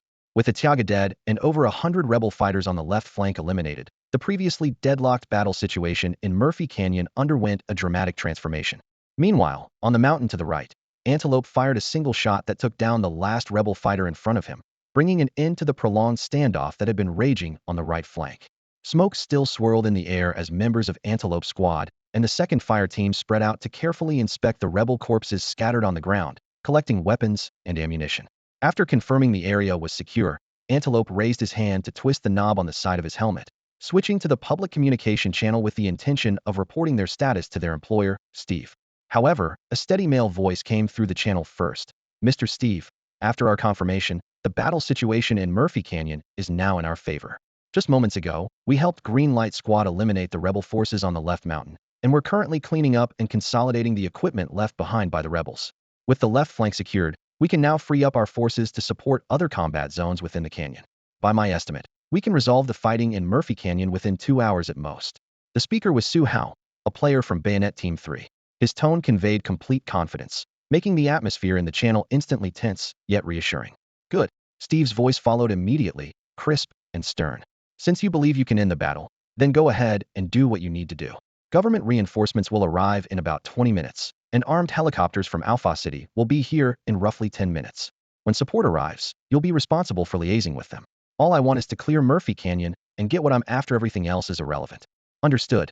We'll coordinate with other available forces to resolve the canyon fighting as quickly as possible. You can count on us," Su Hao replied. The channel fell into brief silence. Antelope, who had been listening in, raised an eyebrow slightly judging from their conversation. Bayonet Team 3 had not only secured Steve's position, but had also helped Green Light Squad clear another mountain. Based on Antelope's assessment, the rebel forces on that peak numbered at least in the hundreds. Given Bayonet Team 3's combat capabilities, what kind of casualties had they sustained to completely eliminate the enemy forces on that mountain in such a short time? Questions swirled in his mind. Seeing that Su Hao and Steve had finished their conversation, Antelope actively joined the channel. "Was that Bayonet Team 3 speaking just now? This is Antelope from Antelope Squad. How's your situation over there?" His tone was steady, though it couldn't quite mask his probing intent. "I'm a player from Bayonet Team 3. We've finished our battle here. All rebel forces on the left mountain have been eliminated. What's your situation?" Su Hao had been looking for an opportunity to contact other squads. so hearing Antelope speak up brought him relief and considerably improved his mood. Although everyone had initially opened public communication channels, as the battle progressed and various small-scale skirmishes unfolded, each squad switched to their internal communication frequencies. This operation not only filtered out external noise, but also allowed squad leaders to issue precise commands amid the gunfire. Bayonet Team 3 and Antelope Squad had done this before, which was why Su Hao seemed particularly relaxed when the two teams reconnected their channels. Combat on our end is complete. All rebels on the mountain have been eliminated, Su Hao reported while wiping gunpowder residue from his goggles. What's your plan now? Let's coordinate our approach first. Antelope didn't leverage her reputation to seize command. The fact that Bayonet Team 3 had finished their battle first demonstrated they possessed capabilities equal to her own team. Antelope always maintained sufficient respect for such partners. Since the mountaintop is secure, we'll advance downward from the high ground. Su Hao continued. We've captured substantial heavy weaponry from the rebels. We're preparing to use these weapons to suppress the enemy forces in the canyon who are engaging Slaughter Squad. I assume you also have considerable heavy weapons. If we open fire simultaneously from both sides, we can relieve pressure on our brothers below. To avoid overlapping fire, we should divide the target zones first. What do you think? As Su Hao spoke, Bloodblade was leading his men in positioning heavy machine guns and rocket launchers along the mountain path's edge, barrels aimed at the valley floor. The crisp sound of ammunition belts striking metal rang clearly through the headset. The plan is feasible, Antelope responded readily. But have you gotten a clear view of the situation below? She wanted to confirm how prepared Bayonet Team 3 actually was. You handle the enemy forces in the rear, Su Hao answered concisely. We'll focus on the group directly engaging Slaughter Squad. You from behind, us from the front, and we'll determine the final suppression endpoint. Antelope immediately understood Bayonet Team 3 had already laid out their strategy, and Antelope Squad was simply the cherry on top. Understood. Keep the channel open, and we'll fire simultaneously once you provide the zone coordinates. Deal. Su Hao appreciated her directness. Be ready to call me anytime. Communication cut off, and Su Hao walked over to Bloodblade and the others. In that recent skirmish, 3rd Fire Team had lost 2 members. On his side, Dinner Knife and Bloodblade had each taken a bullet, but the wounds avoided vital areas and they could still grit their teeth and continue fighting. Everything that needed handling had been handled, now they just waited for the order. In reality, the target zone had been selected before Su Hao's conversation with Antelope. Through his crisis perception interface, he knew which area of fire coverage would most effectively tear open a breach. Even without Antelope Squad joining, Bayonet Team 3 alone could create enormous pressure on the rebels in the canyon. Fortunately, Antelope's side didn't keep Su Hao waiting long. After approximately 3 minutes, Antelope's team signaled they were ready to proceed. Heavy weapons referred to large-caliber combat equipment like rocket launchers and heavy machine guns that can penetrate standard armor.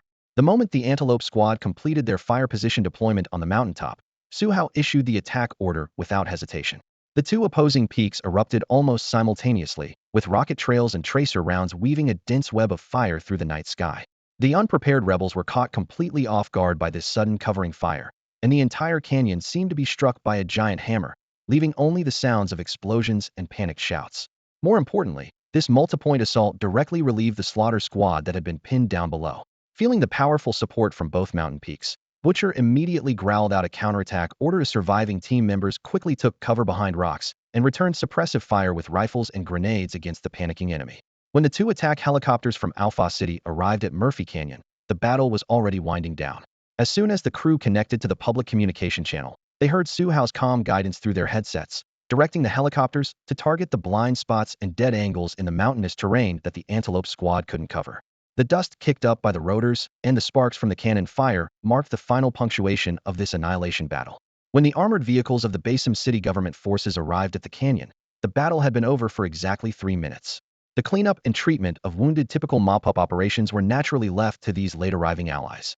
Su Hao, Butcher, and the Antelope Squad immediately returned to the base of the mountain to regroup with their financier Steve's convoy. The government forces' support was certainly bought and paid for by Steve, but at this moment he couldn't afford to worry about the cost. For him, the most important thing was to safely transport that shipment of gold and get out of crisis-ridden Iweiya as quickly as possible. Previously, he had been confident that his large force would deter the rebels from provoking them, but the reality was that they had been ambushed repeatedly and nearly wiped out several times. Without the fierce combat skills of Su Hao and his team, and the rebels' wariness of unknown consequences, Steve's convoy would likely have been reduced to scrap metal in the early stages of the firefight. However, the current outcome was reasonably satisfactory. They had won, and the rebels would be unable to assemble an attacking force of similar scale again in the short term. The group rested in Murphy Canyon for less than 20 minutes before setting off again, with the convoy racing toward Basim City. Fortunately, the government forces still held the advantage in Basim City, and they arrived safely, successfully moving nearly $1 billion worth of gold from Steve's villa without further incident. However, Basim City had no airport and was within a key rebel air defense zone. To completely transport the gold out of Iweiya, the group would have to take the overland route back to Alpha full 2-hour drive. With the enormous fortune loaded in their vehicles, Su Hao and his team kept their weapons at the ready throughout the journey, their nerves taut as steel wire if they had been heavily targeted when traveling empty-handed. No one knew whether the rebels might deploy an even stronger raiding force now that they were loaded with gold. Contrary to everyone's expectations, the road ahead was strangely quiet. On the return journey, the rebels not only failed to send large forces to intercept them, but they didn't even deploy small armed units. Su Hao and his team initially thought their opponents simply didn't care about Steve's fate, unaware that the Basim City rebels had exhausted their ammunition and supplies. The 800 men Iweiya had brought out, along with their light and heavy weaponry, had already exceeded the local command's capacity to bear. Without the high command designating Steve as their primary target, such forces could never have been mobilized. Upon learning of Iweiya's defeat at the front, Colonel Bonal, stationed at headquarters, immediately shot himself, leaving behind only one hope that the failure wouldn't implicate his wife and children abroad. His death severed the last communication link. News of the defeat was never reported to General Sylvester, creating an intelligence vacuum that provided Steve's group with a precious window for evacuation. The convoy traveled unobstructed all the way to Ofa City Airport, encountering no further attacks. The airport had already prepared an In-26 military transport aircraft according to Steve's advance payment. In this war-torn country, money spoke louder than connections, though Steve certainly had plenty of connections in Iweiya as well. At Ofa City Airport, heat waves rolled across the tarmac. The gray-green In-26 opened its rear cargo door. The ramp lowering inch by inch as gold bars were systematically loaded into the aircraft's belly by transport carts. Watching the last crate of gold locked into the securing frame, Steve exhaled deeply. Though the plane hadn't taken off yet, once airborne, the rebels would be powerless to intercept if this high-stakes gamble would be won. Before him gathered his trusted aide Angus and the survivors from 3 mercenary squads. In just one day, the casualty figures were shocking. 1. Greenlight Squad arrived with 16 men, now only 4 remained. Captain Thumb had died from blood loss en route, leaving command to Ring Finger. 2. Slaughter Squad. The war group's men had always held the most concentrated fire lines. From a full complement of 20, only 6 survived. They suffered the highest death toll. 3. Antelope Squad started with 12, 6 still alive, slightly better both proportionally and in absolute numbers. 4. Bayonet Team 3, the most remarkable unit except for the gunner's severed arm and minor injuries to blood blade and table knife. All other members survived intact. As soon as the news was announced, the other 3 teams cast complex glances their way. With blood blades still lying in the vehicle, all attention ultimately focused on Bayonet Team 3's acting commander Su Hao. How did they manage to keep everyone alive in such a rushed engagement? Were they just avoiding combat the whole time? Mercenaries from various squads gathered around the landing pad, unloading their gear while discussing in hushed tones. Some mentioned that the player in Bayonet Squad was fierce, single-handedly breaking through a rebel front line. Others suspected it was just exaggerated rumors. I heard about it too, another mercenary chimed in. That player led a few of Mr. Steve's men and completely crushed a rebel unit equipped with 9 heavy machine guns. That doesn't prove anything, someone nearby scoffed. Casualties are casualties, achievements are achievements. No matter how well you fight, it's impossible to have 0 deaths, right? Survival on the battlefield comes down to luck. You jealous of their luck? The first mercenary shook his head. They all made it out alive. That's definitely good fortune. But the record speaks for itself. 1 seriously wounded, 2 lightly injured. If I hadn't seen their combat with my own eyes, I'd be skeptical too. The noisy chatter drifted openly into the ears of Bayonet Team 3. Praise, doubt, disdain, various gazes intersected as everyone acknowledged one fact. Bayonet Team 3 had indeed suffered no fatalities in this battle. Under the prolonged stares, the team members felt somewhat uncomfortable, unconsciously drawing circles in the dust with their toes. Just as the atmosphere grew awkward, Steve approached them, his gaze sweeping over each person before finally settling on Su Hao. The mission ends here, he said directly. Player, are you coming with me, or returning to bayonet defense with your teammates first? This statement essentially revealed his intentions even before the mission. He had planned to poach Su Hao. After fighting alongside him, he had witnessed more of Su Hao's capabilities and felt even more certain, so he took this opportunity to make it clear. The other squads listened in confusion, looking Su Hao up and down. Why would the client want to take this guy alone? Mr. Steve, how long will it take you to help me terminate my contract with bayonet defense? Su Hao pondered for a moment before looking up to ask. On the journey back from Basim City to Alpha City Airport, he had repeatedly weighed his options. short on money, collaborating with Steve on arms dealing was currently his best choice. 3 days at the earliest, 5 at the latest. Steve provided a definite timeline. Once I arrange my affairs, I'll come for you. After all, we still have many details to work out between us. Su Hao nodded, then suddenly turned to glance at his Bayonet Team 3 members. Mr. Steve, I have an idea. Go ahead. Steve gestured for him to continue. I think my teammates are also worth your consideration. Some of them have contracts that have already expired, so no penalty fees would be required. Additionally, they've been working with me for a long time. If you could keep them all, you'd immediately gain a well-coordinated fighting force. Su Hao spoke quite frankly. He hadn't had the opportunity to bring this up before, but now that Steve was about to leave, if he didn't speak up now, he truly wouldn't get another chance. No, there might be opportunities later, but they definitely won't be as effective as seizing the moment right now. As soon as Su Hao finished speaking, the members of Bayonet Team 3 were stunned. A few of them had indeed seriously considered jumping ship to work for Steve, but most had just been joking around with Su Hao at the time. Now that they were actually being called out, their expressions grew complicated. The other 3 mercenary squads nearby looked completely bewildered, unable to make heads or tails of what was happening. Angus, come here for a moment. Steve only thought for a few seconds before raising his hand to summon his trusted Lieutenant Angus. He didn't give Su Hao an immediate answer in his original plan. The elite squad integration was supposed to be Angus's responsibility. Mr. Steve. Angus quickly stepped forward. You heard what the player said. I want to hear your opinion. Steve got straight to the point. Angus had always been his military integrator, whether it was the 200-plus direct armed personnel they'd expanded to later, or the early personal security team. Basically, everything was arranged by Angus. While Steve could certainly make the decision himself, he valued his confidence attitude, so he called him over directly. I think it's feasible. Angus didn't hesitate. There's a job coming up in Iweiya soon. We lost too much in this operation. It wouldn't be cost-effective to pull more people from our own ranks. Better to poach the entire Bayonet squad. Of course, the price has to be reasonable. Having worked alongside Steve for years, he naturally understood what kind of answer his boss wanted to hear right now, so he laid out his thoughts clearly. This was exactly the response Steve most wanted to hear. Right. Price is the key. Steve nodded repeatedly, emphasizing the compensation issue in front of everyone. Player, you understand I can't possibly offer your teammates the same rate as you. Too many people. Details are hard to negotiate. Should we step aside and chat? Sure. Su Hao nodded. Although he didn't actually have the authority to set prices, he could at least fight for better treatment for his brothers. The 3 men quickly moved to a secluded spot. As soon as they stopped, Steve got straight to the point about his intentions. Player, originally, I wanted you to pick people from my private forces and gradually build a direct elite squad to handle arms deals in Iweiya and surrounding smaller countries. People you train yourself would better align with your combat philosophy. But our losses this time were too severe. I need to quickly assemble a capable team, so I think your proposal is workable. He showed a bitter smile at this point. However, I can't offer much right now. When the Iweiya Civil War broke out, I took heavy losses, and I still need money to handle other matters. At most $5 million a year, that's the bottom line, including your salary. You'll manage it, and work out the specific details with Angus. He let out a long breath and shook his head with feeling. In the past, I would never have invested this much money in a single squad. It's you player, who completely changed my thinking. As Steve spoke, he even patted Su Hao's shoulder, demonstrating his closeness to and regard for Su Hao.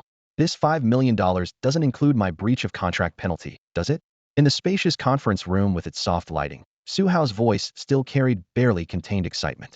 He truly hadn't expected Steve to be so generous, casually mentioning a figure that was previously unimaginable. According to the numbers he'd privately discussed with his teammates, even poaching the entire Bayonet Team 3 would cost less than $2 million, and that included compensation for explosives Xiweisi, Deadshot, and Hawkeye. But now, $5 million hit him like a sledgehammer, making his heart pound and even sparking the impulse to expand his recruitment scope even further. Of course not. Steve leaned back in his chair, his tone steady. This is just your base salary, the annual salary of $500,000 we agreed on. He glanced at his watch and patiently explained. The remaining $4.5 million is entirely the budget for building your new team. So aside from my base salary, this money is completely at my disposal? Su Hao instinctively straightened up. Mr. Steve, I'm understanding this correctly, right? Such an enormous budget left him momentarily unable to hide his excitement, even sparking an outrageous thought. Should he skim a little commission from each person he recruited? But he quickly dismissed the idea. After all, that was money his brothers earned with their lives.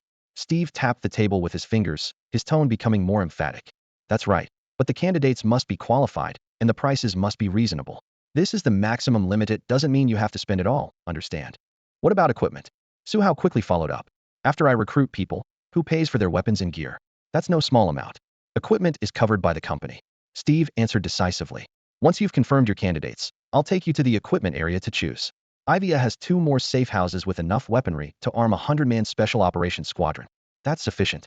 Angus, who had been silent for a long time, interjected with a brief but definitive tone. I used to handle these matters. From now on, if you need equipment, come directly to me. Steve nodded and added, right, for equipment and recruitment, see Angus. I'll handle the business side of things. If you have other ideas, you can always come to me, player. He patted Su Hao's shoulder, as if emphasizing that Su Hao was now his man. Understood. Su Hao nodded vigorously, knowing he had to show proper respect. That settles it then. Steve gathered his documents. Go back and communicate with your teammates. See who's willing to join. But remember, anyone you select must unconditionally obey your command. Those former teammates who've had conflicts with you. His gaze sharpened as he spoke each word deliberately. Don't even consider them. I'm just offering suggestions. You can handle the specifics however you see fit. All right, Angus and I have some matters to discuss, so you can head back now. With that, Steve gave Su Hao's shoulder another couple of casual, yet measured pats, a gesture that had become his trademark. As Su Hao left the room, his footsteps fading down the corridor, Steve's affable demeanor instantly vanished, replaced by sharp, cold calculation. He turned to Angus, his voice low and direct. You need to personally oversee the recruitment process. The final contracts and payments must go through you as well. We can't let those people think it's the player who's giving them opportunities. They need to understand who the real money man is. Steve never made losing deals. He was willing to give Su Hao a chance, but he wouldn't play the fool. Rest assured, Mr. Steve, I understand the stakes, Angus nodded. He'd handled these gray area operations countless times before. He quickly steered the conversation back to business. The shipment for the Iweiya government forces. Jonathan has everything arranged. Once we get the gold out of Iweiya, you want me to contact Jonathan about shipping the goods back in, correct? Steve flicked ash from his cigarette. Right. Let the player handle the in-country delivery and payment collection. Consider it his first job after joining us. He can take a small commission, doesn't matter. What matters is that he brings back every ounce of gold they pay us. Understood. Once the goods are confirmed, I'll contact the player. Angus paused, then brought up another detail. About paying the penalty fee to Razor Defense. Angus had thought through every detail for Steve. Steve pulled out his cigarette pack, extracted 2 cigarettes, and offered one to Angus. I'll cover that payment.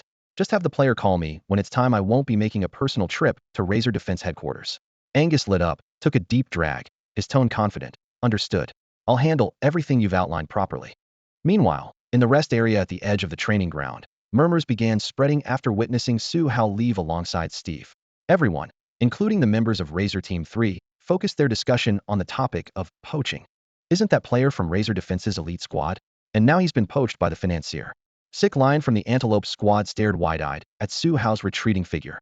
The guy's off to make big money with Daddy Financier. Seal shrugged, unable to hide the sourness in his voice. No point being jealous. The Financier didn't take a fancy to us.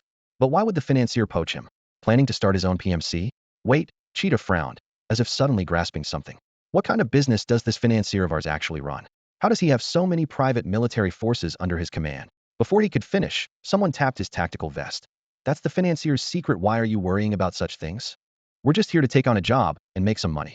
Now that the mission's done, whatever happens next isn't our concern. Kanjing bumped Cheetah's shoulder as he spoke.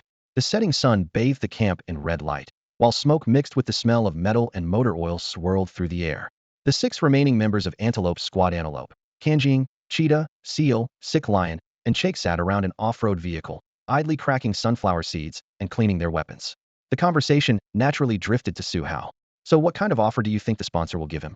Think he'll make more than us PMCs? Chike asked while scraping dirt from under his nails with a screwdriver, looking up with curiosity. What? You getting ideas? Antelope glanced at him. Hell yeah. If the sugar daddy offers me over 200 grand, I'd follow him in a heartbeat. We're risking our necks as PMCs, and I'm trying to save up enough to go home and live a decent life. Chike shrugged as if it were obvious. Sick Lion leaned against the car door, head down as he worked on his magazine, his voice carrying a hoarse weariness. Haven't made much money, and we lost half our brothers in one mission. Not worth it. I'm more interested in changing careers. Kanjing flicked ash from his cigarette. As long as the income's about the same as now. Dream on. Chike rolled his eyes. $200,000 to $300,000 a year. What other job pays like that? If there really was one, you wouldn't still be stuck at Blackwater. Sick Lion snapped the magazine back into his rifle with a click, his tone softening. From what I heard, the sponsor seems to want players to form new teams. If he really comes to poach you guys, would you jump ship? Seal was the first to straighten his back. Wherever Antelope goes, I go. He saved my life. Cheetah slid his knife into his boot and nodded in agreement. Same here. As long as we're still doing PMC work, I'm not leaving the team. Chike pressed his lips together, finally saying quietly. I'm looking for something more stable. If the pay's right, I'd leave. Antelope waved his hand dismissively. Stop overthinking it. He's not planning to poach us anyway. Don't create problems where there aren't any.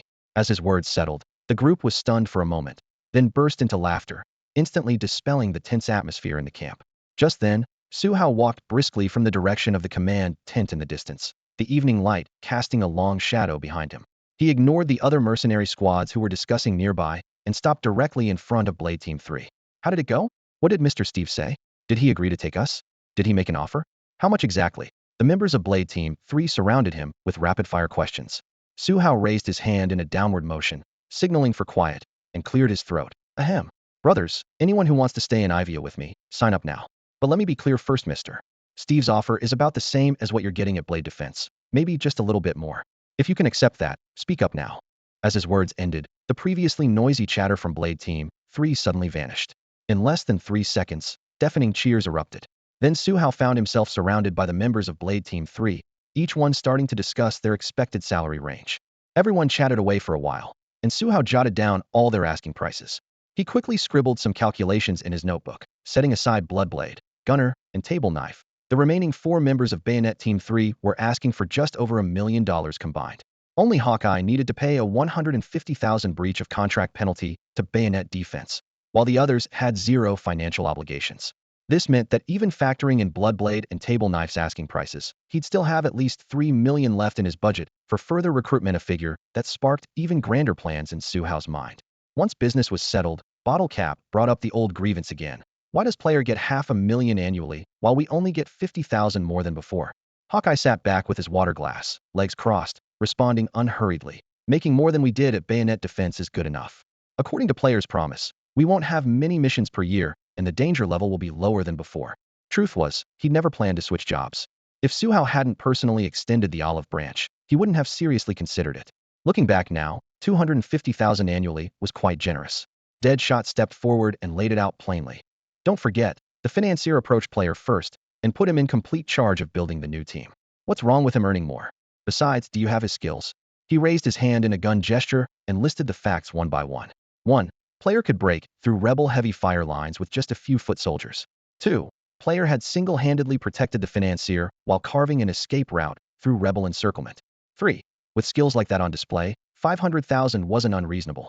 These words both defended Su Hao and reflected Deadshot's honest opinion, delivered with complete conviction. Bottle Cap had wanted to argue further, but seeing everyone's eyes fixed on him, he could only wave his hands sheepishly. I was just making conversation. Do you all have to take it so seriously? His voice gradually lost its confidence, as if he'd truly said something wrong. Explosive had remained silent until now, but suddenly frowned and counted on his fingers. Player, even if you poach all of Bayonet Team 3, we still won't have enough people. Gunner's hand is ruined, can't do PMC work anymore. Table Knife is just a rookie. Including Bloodblade, we only have 6 people, far short of a full complement of 12 or even 16. Bottle Cap's eyes lit up as he chimed in. Then let's approach guys from the other 3 teams. They're all professional PMs, offer them the right price, and they'll definitely be interested. Makes sense. Deadshot nodded in agreement. If we can be swayed, so can they. If we're really short-staffed, they're worth serious consideration. If you're truly short on manpower, they're definitely worth your careful consideration. They're all elite operators from various companies, and if you could bring them aboard, the team integration process would be much faster. Hawkeye nodded in agreement. It's definitely worth considering, but I'm not really familiar with any of them. Su Hao scratched his head, feeling there was merit to the idea. He had virtually no relationship with the other mercenary squads, so approaching them out of the blue might not go over well. Whether they'd even bother talking to him was questionable. Who cares if you know them or not? Just go over and chat. Dynamite patted his shoulder and added a reminder. But you've got to be selective. Look for guys who seem reasonable, or ones you've had some interaction with during joint operations. Skip the obvious troublemakers. Don't waste your time on them. All right, I'll give it a shot. Can't hurt to try. Su Hao nodded and was about to head out when Bottle Cap's voice came from behind. Ahem, player, so we've got a deal? When do we sign the contract? When do we get paid? And who's our point of contact going forward? Su Hao stopped and turned back to explain. You'll deal directly with me. I need to confirm the contract with Mr. Angus, first the handle's final approval. I'm just responsible for putting the team together. Being new to Steve's organization, he genuinely didn't know all the procedures. Fine, we'll wait to hear from you. Bottle Cap still seemed worried. Just stay on top of it. Don't let anything go wrong. I won't feel secure until the money's in our pockets. There shouldn't be any surprises, don't worry. I wouldn't have brought you in if I wasn't confident. Su Hao waved with a smile before heading toward the Antelope Squad's position. Teams like Greenlight Squad and Slaughter Squad had been badly mauled in the fighting, making them obviously poor targets. If he was going to poach anyone, it should be people in the best condition. Blade Squad and Antelope Squad weren't far apart, so after just a few steps, he reached their gathering spot. Seeing Su Hao approach, Antelope Squad immediately stopped their discussion. Sparrow, who was most eager for a job change, practically lit up. Sorry to interrupt. I'm Player from Blade Squad. Could I have a word with you all? Su Hao, who hadn't learned social skills in either of his lives, felt awkward speaking up, but remembering Dynamite's advice to be simple and direct, he pushed through. The Antelope Squad members looked at him, but no one spoke. He decided to lay his cards on the table. Here's the situation, Mr. Steve is putting together his own elite combat unit and has asked me to handle recruitment. I wanted to ask if any of you might be interested in switching jobs and leaving Blackwater Corporation. Of course, this is just a polite inquiry. If you're not interested, pretend I was never here. But if anyone's curious, find me privately later. The compensation would definitely be better than what you're getting now. He didn't go into detail about the work itself, just threw out the high-paying headhunting offer. As Su Hao expected, none of the Antelope Squad members responded immediately. The Antelope Squad didn't give Su Hao a direct response. Su Hao had no intention of wasting time in front of them either. After briefly explaining his purpose, he immediately turned and headed to the next mercenary squad. Xiao suggested he approach core members privately, but Su Hao decided to gather the entire team and cut straight to the chase. He was planning to form a new squad, and anyone interested should think it over carefully before coming to find him later. After all, no one would be leaving Iweiya today, and he had no other missions at hand for the time being. So there was plenty of time. Recruiting talent wasn't something that needed to be rushed. When Su Hao returned to Blade Squad 3, the other 3 squads had already gathered together, quietly beginning a new round of discussions. Unlike their previous casual gossip, this time there was only one focus: Su Hao's poaching plan.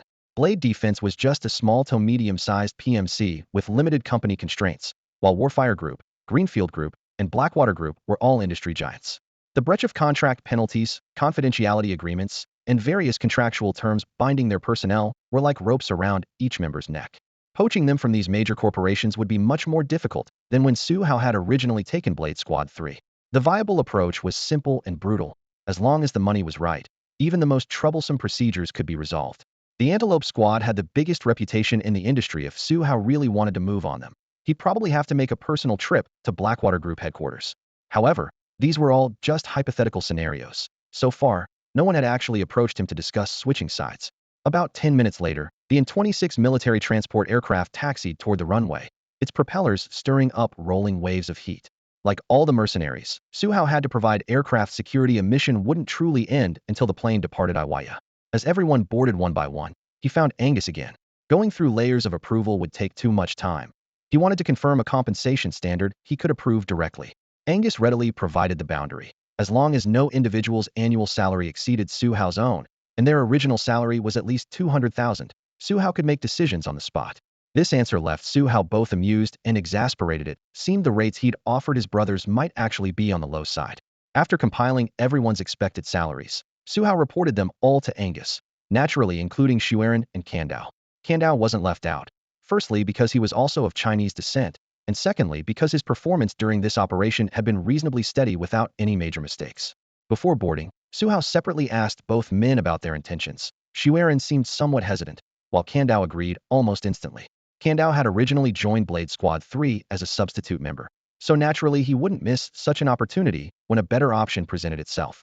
The pricing is fine with all of them, but you need to make it clear that the contract must be for at least 3 years. During those 3 years, they cannot quit for any reason except physical injury that prevents them from carrying out missions. This was the primary condition Su Hao had set when negotiating with Angus. He knew very well that Steve was in the arms business, and once Blade Team 3 got deeply involved, they would inevitably learn Steve's secrets. Under such circumstances, Steve would never allow his mercenaries to walk away freely, and a rigid 3-year contract combined with attractive compensation would be perfect for keeping everyone tied down. Got it. That shouldn't be a problem, Angus readily agreed. Su Hao verbally agreed, but privately didn't take it seriously at all. He knew that once the Warlord system entered its 3rd phase, he could walk away at any time. As for how to extract himself and go solo when the time came, he hadn't figured out a clear plan yet. Speaking of which, when do we sign the contract? And when will the money be ready? You need to give me some idea about this, Mr. Angus, Su Hao probed. Angus pointed to the still-roaring In-26 military transport beside them. Once you return to Blade Defense to complete the handover, I'll naturally come to you for the contract signing. When the plane lands later, I can settle your payment first, but the other's compensation will have to wait until after the contract is signed. Having negotiated this far, Angus wasn't worried about Su Hao taking the money and running. That sounds great. You carry on with your business, Mr. Angus. Call me if you need anything. After the pleasantries, Su Hao returned to Blade Team 3's rest area on the other side of the cabin. He told everyone all the details he had confirmed with Angus, and received positive responses all around. Things had finally reached a temporary conclusion. After days of high-intensity escort missions, plus organizing a new team and negotiating contracts, Su Hao's nerves had been stretched tight. Now that the tension was released, he deflated like a punctured balloon, leaning against the cold cabin wall. Accompanied by the transport's gentle turbulence, he soon drifted off to sleep. The In-26 military transport finally landed and taxied on the makeshift runway at Ohafa Port, and the Blade Team 3 brothers woke Su Hao up. The transport mission had come to a complete end. The gold bars were sealed in wooden crates and hoisted by crane onto a cargo ship docked at the pier. Armed soldiers stood on deck, with gun turrets and surveillance equipment everywhere. These were Steve's direct forces. The private military contractors who had accompanied them earlier were just the tip of the iceberg of his power. Looking at the formidable firepower configuration on the cargo ship, Su Hao gained a more visceral understanding of Steve's terrifying resources. Before boarding, Steve handed Su Hao a satellite phone with a low-key black matte finish. The phone contained only 3 numbers: Steve, Angus, and someone named Jonathan. Su Hao had only seen Jonathan once from a distance, and Steve didn't provide much introduction. Payment settlements were handled between Steve and the various security companies, so Blade Team 3 and other professional PMCs had completed their mission and no longer needed to be involved. Watching the cargo ship slowly leave Ohafa Port, its wake lapping against the breakwater, Su Hao finally looked away and turned to face team leader Bloodblade. Bloodblade's injuries weren't severe, and he was sitting in a wheelchair, looking fairly alert. He surveyed everyone. Do you want to rest in Ohafa Port for a day first, or head straight back to Blade Defense Headquarters to settle the mission? Ohafa Port was far from the combat zones, making it a safe place to rest and regroup. According to Angus, this would eventually become Su Hao's base of operations in Iweiya, so getting familiar with the area was clearly essential. Whatever you decide, we're good with it. The members of Bayonet Team 3 exchanged glances before turning their attention to Su Hao in unison. Ever since boarding the flight to Ohafa Port, they had accepted one fact: Su Hao was their new boss. This transition wasn't particularly difficult to adapt to. The only real difference was whose orders they'd be taking from now on. Let's take a day to rest then. Su Hao made his decision. Everyone's been on edge these past few days, so it's time to properly unwind. The port is still safe for now, so we don't need to worry about combat. Besides, the other 3 mercenary squads haven't come to see me yet, so I need to give them time for a meeting. With his changed status came increased responsibilities. Just because Su Hao hadn't wanted to think about these things before didn't mean he didn't understand them. All right, I'll contact headquarters first. Bloodblade nodded. Bottlecap, go find us accommodation and check on Gunner's condition while you're at it. At this stage, everyone hadn't officially joined Su Hao's command yet, so Bloodblade still handled the daily affairs. Su Hao also planned to continue delegating these logistical tasks to Bloodblade in the future. The man was indeed meticulous and thorough. Bottlecap was always efficient in getting things done. Before long, he had secured a hotel, settled everyone in, then quietly took Eagle Eye along to handle some mysterious business. Night had completely fallen, and the streets, made desolate by the ongoing conflict, had few pedestrians. After dinner, Dynamite Iweiya dragged Su Hao downstairs for a digestive walk. Su Hao had wanted to politely decline, but faced with those pitiful eyes, his heart softened, and he followed her out. The two had removed their external tactical gear, leaving only their close-fitting bulletproof vests and pistols concealed at their backs, making them look more like foreign tourists stranded in Iweiya. They walked along the salting streets for about 10 minutes until there weren't even any pedestrians ahead, so they tacitly turned back. Returning to the hotel entrance, Su Hao spotted a familiar face-earring finger from the Green Light Squad. I'll head up first. Dynamite Iweiya tactfully nodded and left, giving the two space to talk. Su Hao felt a touch of affection for Iweiya's thoughtfulness, then looked at the visitor. Need something? I want to join your squad. Ringfinger got straight to the point. An annual salary of $300,000 would be fine. But to leave Green Earth Corporation, I'd have to pay a penalty fee. How much is the penalty? Su Hao nodded. $150,000. Ringfinger took a deep breath. That's the going rate. I guarantee that Green Earth won't cause trouble after I leave, which is crucial. $450,000 total. Let me think about it. Su Hao's brow furrowed slightly, as if he were wrestling with something. When Su Hao had previously negotiated with Angus about the compensation for the Bayonet 3 team members, he had deliberately inflated the prices they had quoted him. Since the money wasn't coming out of his own pocket, he didn't even bat an eye. However, when he sat down with pen and paper to recalculate, he discovered that recruiting just the 6 members of Bayonet 3 had already exhausted $1.8 million of his budget. Adding his own annual salary, he only had $2.7 million left to work with. He had never mentioned the price inflation to the Bayonet 3 team, and it was precisely this padding that gave him some wiggle room. Strictly speaking, he had only inflated each person's quote by 50,000, totaling 300,000 for all 6, which was exactly enough to cover Ringfinger's signing fee. It would be even safer if he could save that 300,000. But the thought that Ringfinger was an outsider, and if his compensation exceeded that of his brothers, it would inevitably create friction within the team. This was what truly made Su Hao frown at the moment. His brothers' prices absolutely could not be cut. They had stood by his side without question. Ringfinger, on the other hand, could be negotiated down further. While Su Hao was calculating, Ringfinger wasn't feeling comfortable either. His annual salary had doubled outright, and if Su Hao turned around and rejected the offer, he would lose his current job. Although Iweiya was quite chaotic now, there weren't many places that actually required their services, no matter how he thought about it. It wouldn't be more dangerous than when he worked as a PMC for Greenland Corporation. Unfortunately, he couldn't figure out what Su Hao was really planning to do with this team, so he could only bite the bullet and wait for the pricing decision. Your price is a bit high, Su Hao said in a calm tone, revealing no emotion. We're all in the same business, so we all know the market rates. If you really want to join, give me a sincere price. Well, Ringfinger rubbed his palms together, his brow furrowed. If he conceded too much, it would pain him. If he conceded too little, he feared Su Hao would think he was being perfunctory. That fine line was right in front of him, but he couldn't gauge it properly. The two men faced each other in silence as time ticked by, the air so quiet that even their breathing was clearly audible. Su Hao didn't rush him, just looked at him calmly and waited patiently for the result. 250,000. Ringfinger finally gritted his teeth and stated his bottom line. That's 50,000 less than before. It's already my maximum sincerity, player. Deal. Welcome to my team. Su Hao extended his hand. An annual salary of 250,000 was below the average level of Bayonet 3, hitting right at his psychological bottom line, and the breach of contract issue was also acceptable. Thank you. So what's the next step? Ringfinger grasped Su Hao's hand, his expression finally relaxing somewhat. First, let's exchange contact information. You go back to your company to settle your current assignment, then call me. When the time comes, we'll sign the formal contract, and I'll handle your breach of contract penalty. After Su Hao finished speaking, the two exchanged contact information. As for having Ringfinger meet the Bayonet 3 team members, there was no rush for that yet. After parting ways with Ringfinger, Su Hao headed upstairs to his room. The moment the elevator doors opened on his floor, a figure came into view: Xiweisi from the Antelope Squad, who was also the most eager person in that team to switch sides. The two men nodded at each other from a distance, both understanding the unspoken truth. There was only one reason for tonight's visit to Su Hao. Su Hao didn't waste time in the hallway and gestured for Xiweisi to follow him straight to his room. But just as they reached the door, two people standing side by side next to it made him pause slightly. On the left was Butcher, the captain of the Slaughter Squad, and on the right was Orange from the Green Light Squad. From the codename alone, it was clear that Orange wasn't part of Green Light's core team. With one person from each of the 3 squads present, Su Hao simply waved his hand. All right, let's all go in and talk. You don't conflict with each other anyway.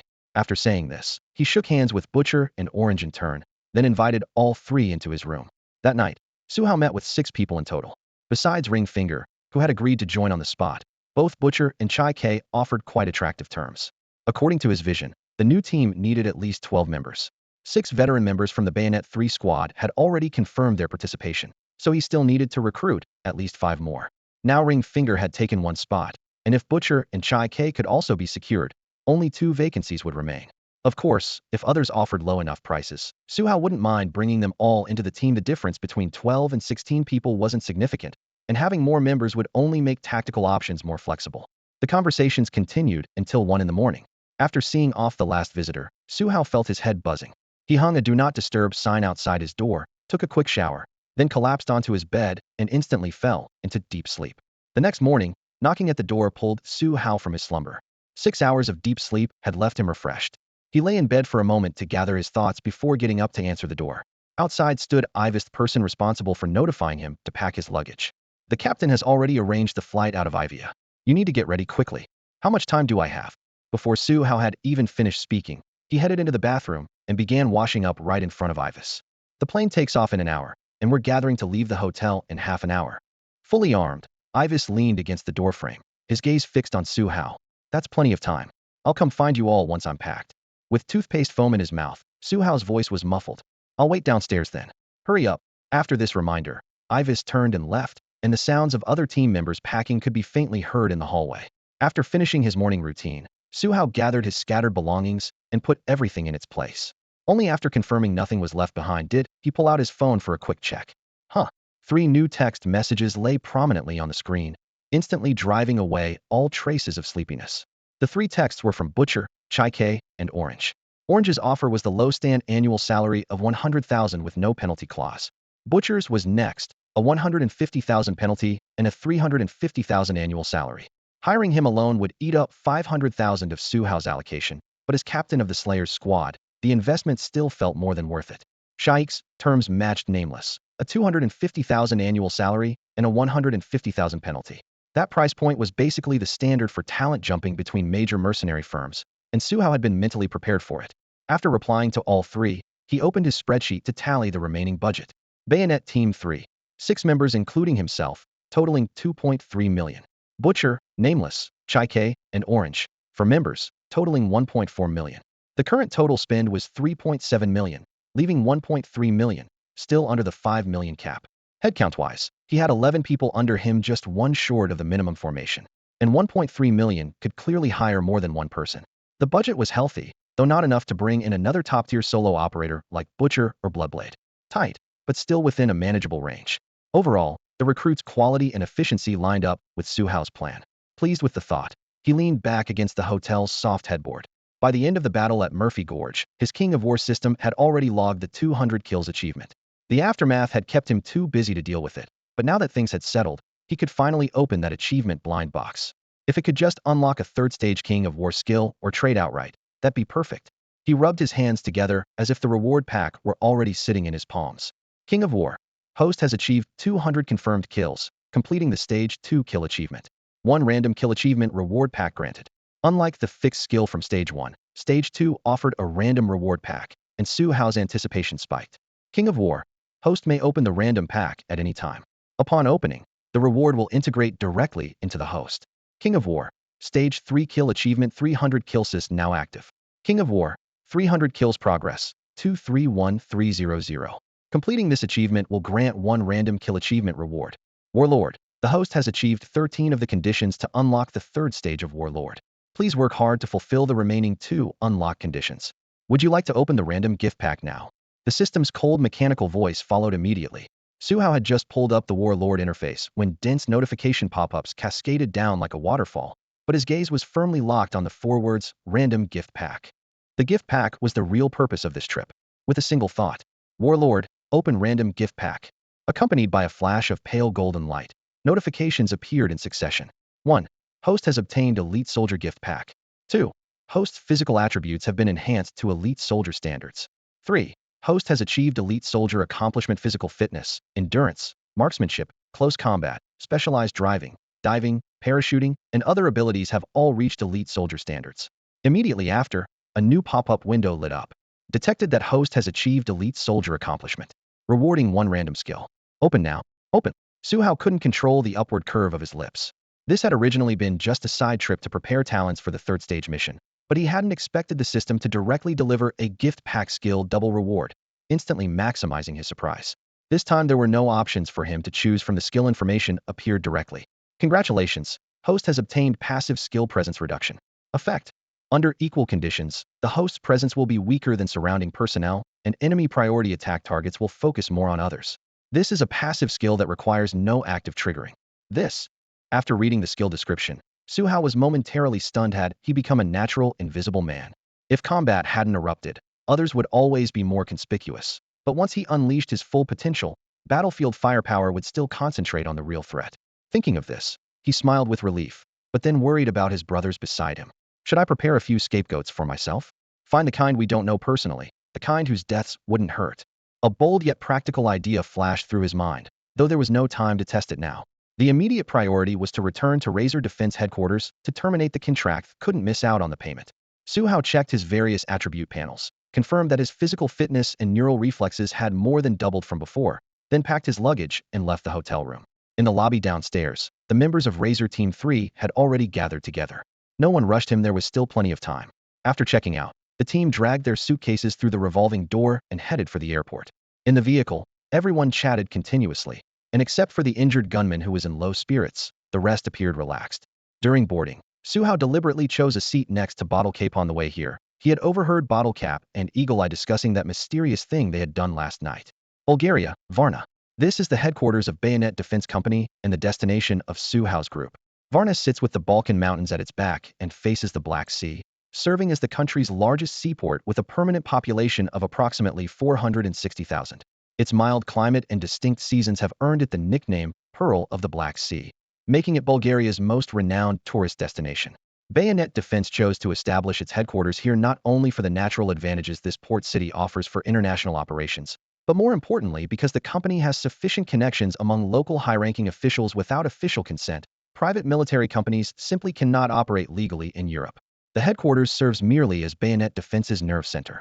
The company maintains branches in Israel, the United States, and South Africa, while the training camp where Su Hao initially received his instruction is located as far away as Duqm, Oman.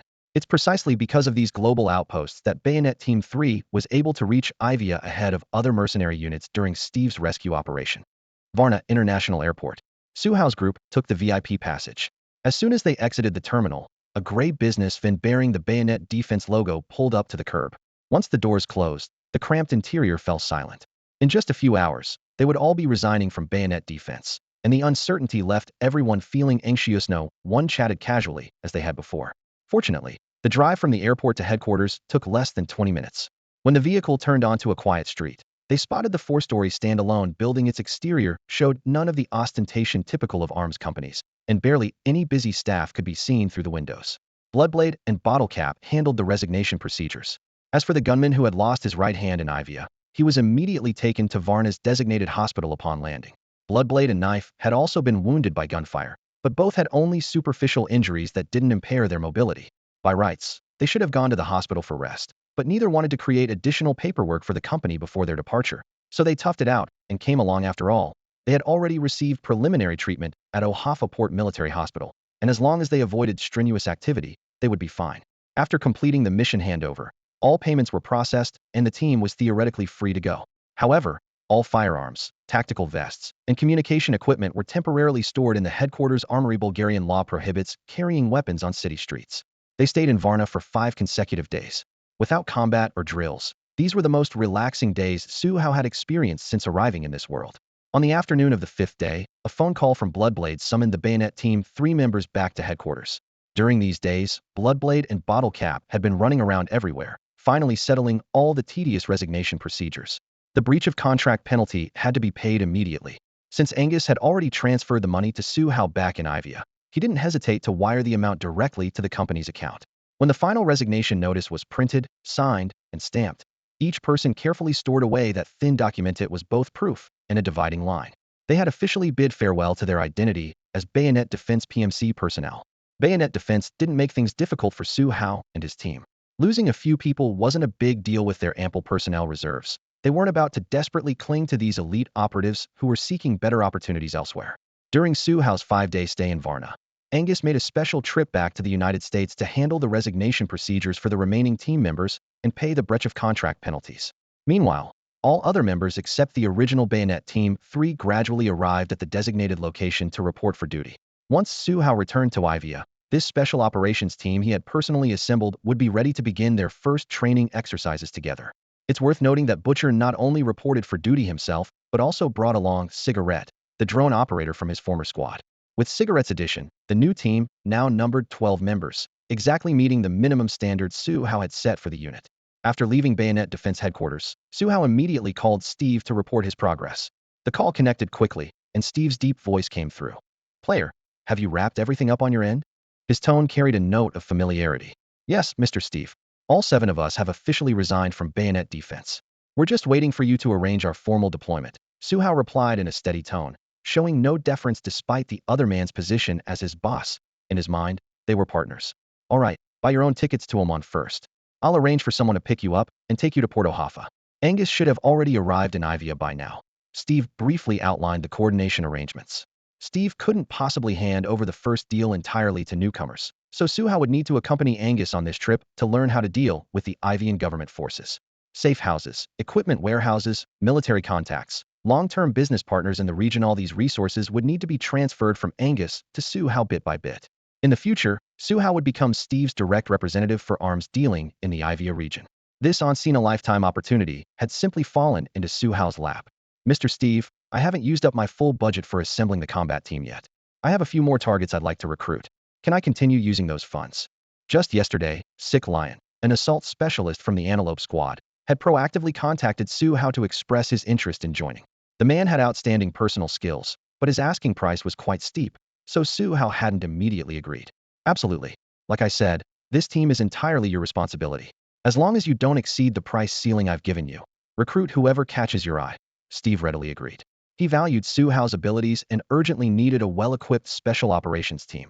As long as the budget stayed within limits, he was happy to stay hands-off. Thank you very much, Mr. Steve. Rest assured, this team will not disappoint you, Su Hao promised solemnly. I'm looking forward to it, player. Steve responded with a laugh. The two chatted about other matters for a while before finally hanging up. After the call ended, the members of Bayonet Team 3 quickly gathered around. Bottle Cap was the first to speak up, casually draping his tactical gloves over his shoulder and asking Su Hao with obvious curiosity, "What on earth did you talk about with the boss? You were on the phone for a full 5 minutes." Su Hao patted his still warm phone and shrugged, just shooting the breeze. It never hurts to maintain good relations with the boss, right? Besides, like you guys, I only met Mr. Steve after our last mission. If I don't chat him up now, it'll be too late when I actually need to call in favors. He wasn't hiding anything from his brothers. In fact, before leaving Iweiya, Steve had specifically reminded him to report any developments promptly. Having lived 2 lives, Su Hao certainly understood the underlying message: build rapport first, ask questions later. So what's next? Bottle Cap smoothly steered the conversation back to business. Do we go straight to Mr. Angus to sign the contract, or rest up in Varna for a few days first? I'm done partying. Eagle, I said, rubbing his temples and revealing deep dark circles under his eyes. I just want to sign that contract and send the money home. During their 5 days back in Varna, he'd been drowning himself in nightclubs and bars every single day. Knowing he'd receive a full year's salary upon signing, he'd indulged without any restraint. Starting from day 2, Deschat had been dragged along by Eagle Eye into this life of debauchery, and now he looked pale with exhaustion. Explosive's Eyes was the most sensible one in the team in 5 days. Eagle Eye had only managed to corrupt him twice. He adjusted his glasses and said, "The squad will be adding new members later, and we don't know when our next mission will come. I vote for signing the contract first. Once we get the money, we can start training together as a unit." Dinner Knife's gaze swept over everyone before he shrugged. "I'm fine with whatever. I'm the newbie here, so you veterans call the shots." His gunshot wound had mostly healed another week of rest, and he'd be ready for basic training. Bottle Cap looked toward Bloodblade. "Bloodblade, what do you think?" Ever since everyone decided to leave Bayonet Defense, no one called Bloodblade Captain anymore, switching to his codename instead. This was Bloodblade's own suggestion since he was earning the second highest salary after Su Hao. He figured he should consider Su Hao's position. As for the title Captain, he couldn't care less about it. What mattered to him was the feeling of brotherhood and loyalty among them. Bloodblade scratched the back of his neck and grinned. "I also think we should sign the contract first. That's a lot of money we're talking about." His injuries were more severe than Dinner Knife's, so even if they signed the contract now, he wouldn't be able to participate in team training immediately. "All right, since you all feel that way, let's go straight to that damn Mr. Angus and sign the contract." The team members had just escaped from the mission site, barely had time to catch their breath before they had to rush back for integration training. Su Hao actually wanted to stay in Varnado for a few more days to properly unwind. Bottle Cap wasn't in a great mood either. Over the past few days, he'd been busy with Bloodblade handling everyone's resignation paperwork and hadn't had a chance to enjoy even one night of Varna's nightlife. Varna was the headquarters of Dagger Defense, and except for the newcomers Su Hao and Dinner Knife, everyone else knew exactly where to find the best entertainment. It was precisely because he knew how wild and fun that city could be that Bottle Cap felt particularly frustrated.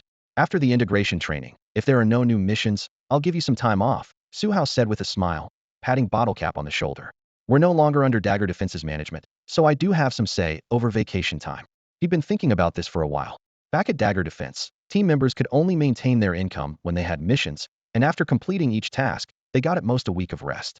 If anyone got injured, their salary was immediately suspended, though the base pay continued.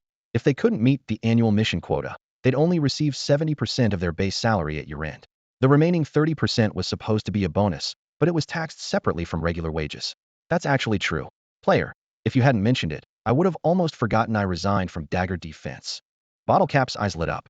As soon as he finished speaking, everyone's expressions froze. Hearing the word resigned brought back a flood of complicated emotions.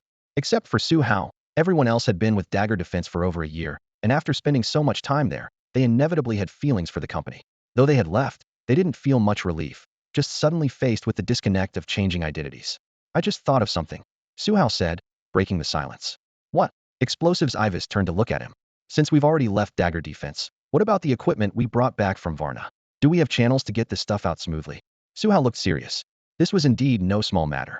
We just resigned, we didn't turn against dagger defense. Bottlecap shrugged. Just find a few contacts to help with packing and customs clearance. What are you worried about? It's that simple? Nobody told me this beforehand. Su Hao felt a bit embarrassed by his casual tone. Don't worry, player. Bottlecap patted his shoulder. Bloodblade and I will help you handle the team's logistics from now on. You're new to this business, so there's still a lot you don't know. Some things really aren't as complicated as you think, player. After saying this, Bottlecap raised his hand and gave Su Hao's shoulder a heavy pat, his thick palm delivering undeniable force.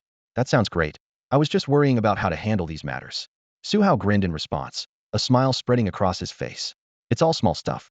Bottlecap waved his hand dismissively, but since everyone had decided to sign the contract first, they still needed to settle on a destination. Su Hao looked around. Where do we head next? Iweiya, or should we fly somewhere else first? He had taken the call, so the others weren't clear on the specific location. Su Hao simply repeated the conversation. We're flying to Duckman, Oman. Mr. Steve will send someone to pick us up in Duckman, then we'll travel overland into Iweiya. Iweiya was currently experiencing full-scale combat, so direct flights were likely suspended. Bloodblade pondered for a moment and nodded in agreement. Going to Oman first, then traveling overland makes sense. Just as the atmosphere relaxed a bit, Bloodblade suddenly remembered something. Player, didn't you say that Sick Lion from the Antelope Squad was also coming? Yeah, what about it? Su Hao looked up. Once Sick Lion arrives, we'll have 13 people in our team. Bloodblade spoke at a measured pace, but every word was crucial. Since we're going the official contract route, we'd better fill out to 16 people as soon as possible. But on your end, have any others contacted you? I mean people from those 3 mercenary squads. The question hit the nail on the head. Su Hao's brow furrowed slightly as he thought to himself that all beginnings are difficult. There really weren't any candidates at the moment. Bloodblade waved his hand. I told you to stop calling me captain. You're the captain from now on, just call me Bloodblade. Regarding the 16-person setup, I've thought of 2 approaches. First, since we're going to Oman anyway, we could swing by the training camp and ask the instructor to recommend some guys with decent skills or talent. Second, we could meet up with the rest of the squad first, leverage everyone's connections, and directly recruit reliable elites we trust. Bloodblade also laid out the pros and cons. The first option is relatively hassle-free. We've all been through that training camp, and the instructor would be willing to help. The second might be more troublesome for finding people, but we'd mesh better in combat since they'd all be trusted veterans. Both plans sounded reasonable. After weighing the options for a moment, Su Hao said, I think we should try the second approach first. We don't know when we'll get a mission, so we need to quickly put together a team that can fight, rather than risk delays from last-minute coordination. Makes sense. Eagle-Eye chimed in, glancing at Su Hao from the corner of his eye. Even though you're a standout super rookie, going back to the training camp to slowly familiarize new recruits would really drag down our pace. The usually quiet Deadshot also nodded. I agree with Eagle-Eye. Even though we're still not sure what mission we'll be executing, well-coordinated veterans are more reliable. With the discussion reaching this point, the tone was set. Bloodblade added one final note.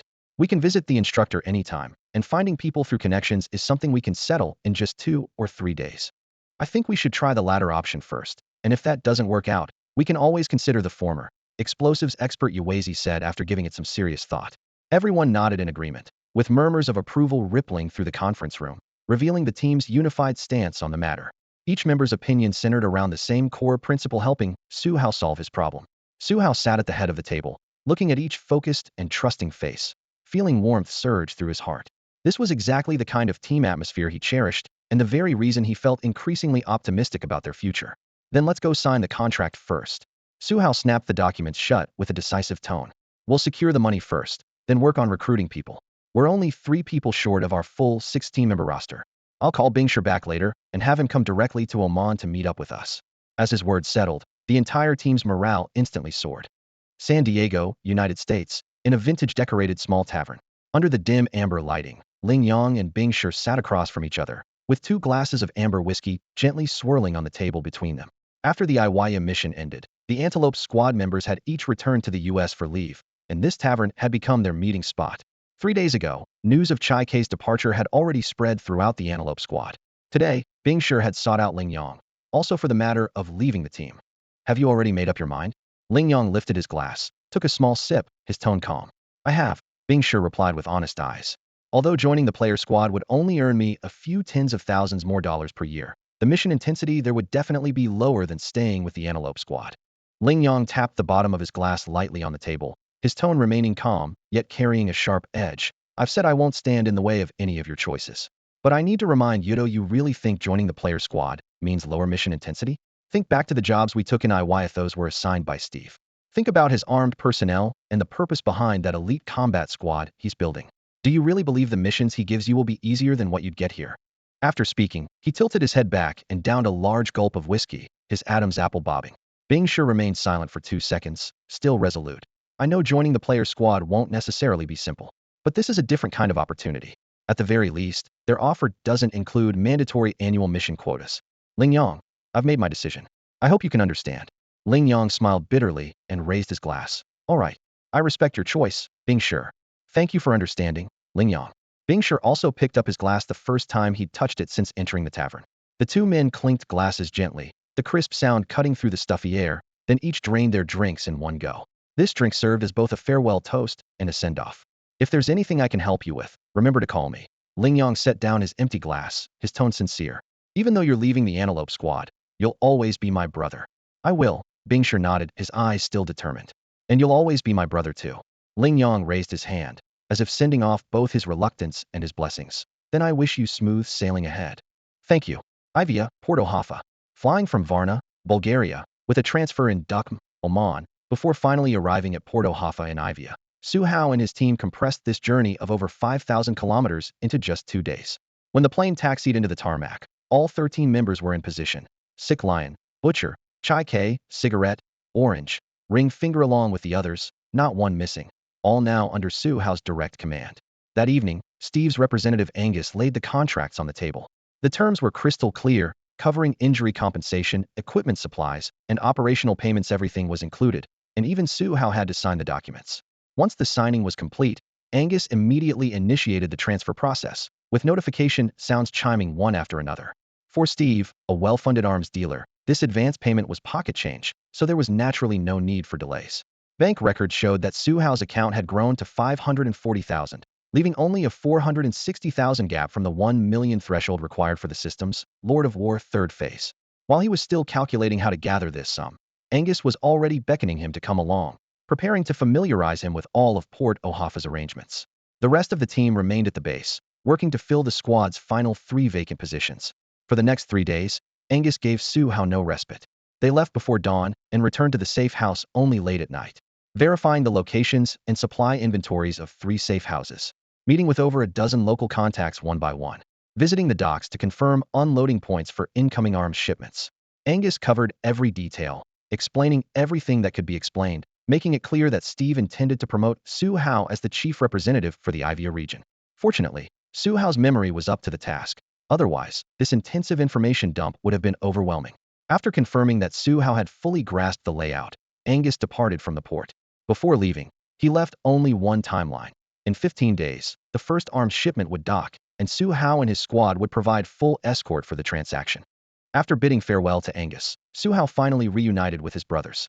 Bloodblade and the others had been equally busy during those 3 days, identifying 5 PMCs willing to venture to Iweiya. Some were active members of other squads. Others were independent contractors from major companies, all veterans with real combat records to back them up. Back at the base, Su Hao reviewed each file individually. Of the 5 candidates, 3 came from the Wagner mercenary group, each having experienced dozens of actual combat operations. The remaining 2 were from the French Foreign Legion and Israel's IZO, respectively, one a machine gunner, the other an assault specialist, both with equally impressive backgrounds.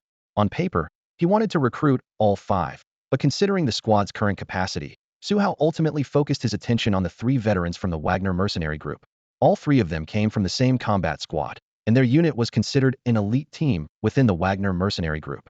This gave Su Hao an idea. Since they were already familiar with each other, it would save considerable time on team coordination. He laid out his thoughts. Why don't we just recruit all 3 Wagner operatives? It'll save us the trouble of building team chemistry from scratch. Bloodblade shook his head, a hint of concern creasing his brow. I don't think that's the best choice. Wagner personnel tend to stick together, and once group dynamics kick in, management becomes tricky. You'd be in for a world of trouble, boss. Su Hao frowned, realizing the risk after being alerted. So what do you suggest? Bloodblade quickly tapped the tactical board twice, pulling up files. The assault specialist from Lawless, plus the machine gunner from IZO, and we'll pick 1 demolitions expert from Wagner. That Israeli machine gunner once held off over 100 terrorists in Baghdad, With a single heavy machine gun, everyone in the mercenary world knows his name. That kind of firepower is exactly what our squad needs. Bottle Cap, being a machine gunner himself, wore an unusually serious expression. I have to admit, when it comes to machine gun operations, I'm a step behind him. His humble acknowledgement gave Su Hao a more concrete understanding of the machine gunner's capabilities. Bloodblade continued his analysis. The assault specialist from Lawless may not have flashy achievements, but he's seen as much action as those 3 Wagner operatives, plenty of experience. I can vouch for his combat standards. He's definitely my pick, Butcher added from the side. Clean record, follows orders well. Su Hao surveyed the room. Any other suggestions? The conference room fell silent. The members of Blade Squad 3 clearly endorsed Bloodblade's proposal, while the other members weren't familiar enough with Su Hao to voice objections. In that case, we'll go with these 3, Su Hao decided decisively. Contact them immediately and get them to Iweiya. Once contracts are signed, we'll start integration training, have our first mission in 15 days, and there's a high probability we'll see direct combat. Time waits for no one. With that, he briefed all members on the intelligence regarding the first arms deal in 15 days. Our first mission in just 15 days? That's faster than I expected. The sick lion muttered something under his breath. Not bad. By my count, we should have about 10 days for team integration training. The butcher calculated on his fingers, delivering his conclusion in a steady tone that carried the seasoned soldier's precise sense of timing. Though we don't know each other well yet, we've at least been through the same battle together, and none of us are rookies. The integration process shouldn't take long. He paused, emphasizing his point once more. Su Hao nodded, reassuring everyone with no problem. Let's rest up first. The conversation naturally wound down, leaving only the sound of sea wind battering the metal warehouse. 2 days later, the invited new members began arriving at Ohaifa Port's dock one by one. Angus flew in hastily, completed the contracts with the 3 men, and immediately departed, unwilling to delay even for the red-eye flight. From the urgency in his footsteps, everyone could sense the pressing nature of the arms deal and understood this matter was far more complex than they had imagined. The 3 newcomers went by the code names. 1. Iron Fist, a demolitions expert from Wagner, 27 years old, the youngest of the 3. 2. Captain, French Foreign Legion background, 33 years old, bearing a 7-centimeter shrapnel scar across his right cheek that stretched from temple to jawline like a pale warning. 3. Typewriter, the very machine gunner that Bloodblade had praised to the skies, around 35 years old. When carrying his M249, his steady gait resembled an old printing press, hence his nickname. Su Hao had already decided on the squad name, Hurricane. Despite considerable grumbling, he insisted on this swift and decisive spirit, and everyone eventually accepted it. With the 3 new additions, Hurricane Squad's 16 members were now complete. 1. Captain Player, Assault. 2. Vice Captain Bloodblade, Assault. 3. Bottle Cap, Machine Gunner. 4. Dynamite, Demolitions. 5. Dinner Knife, Assault. 6. Eagle Eye Spotter. 7. Deadshot, Sniper. 8. Butcher, Assault. 9. Ring Finger, Machine Gunner. 10. Orange, Medic. 11. Sick Lion, Assault. 12. Sparrow, Demolitions. 13. Cigarette, Drone Operator. 14. Iron Fist, Demolitions. 15. Captain, Assault. 16. Typewriter, Machine Gunner.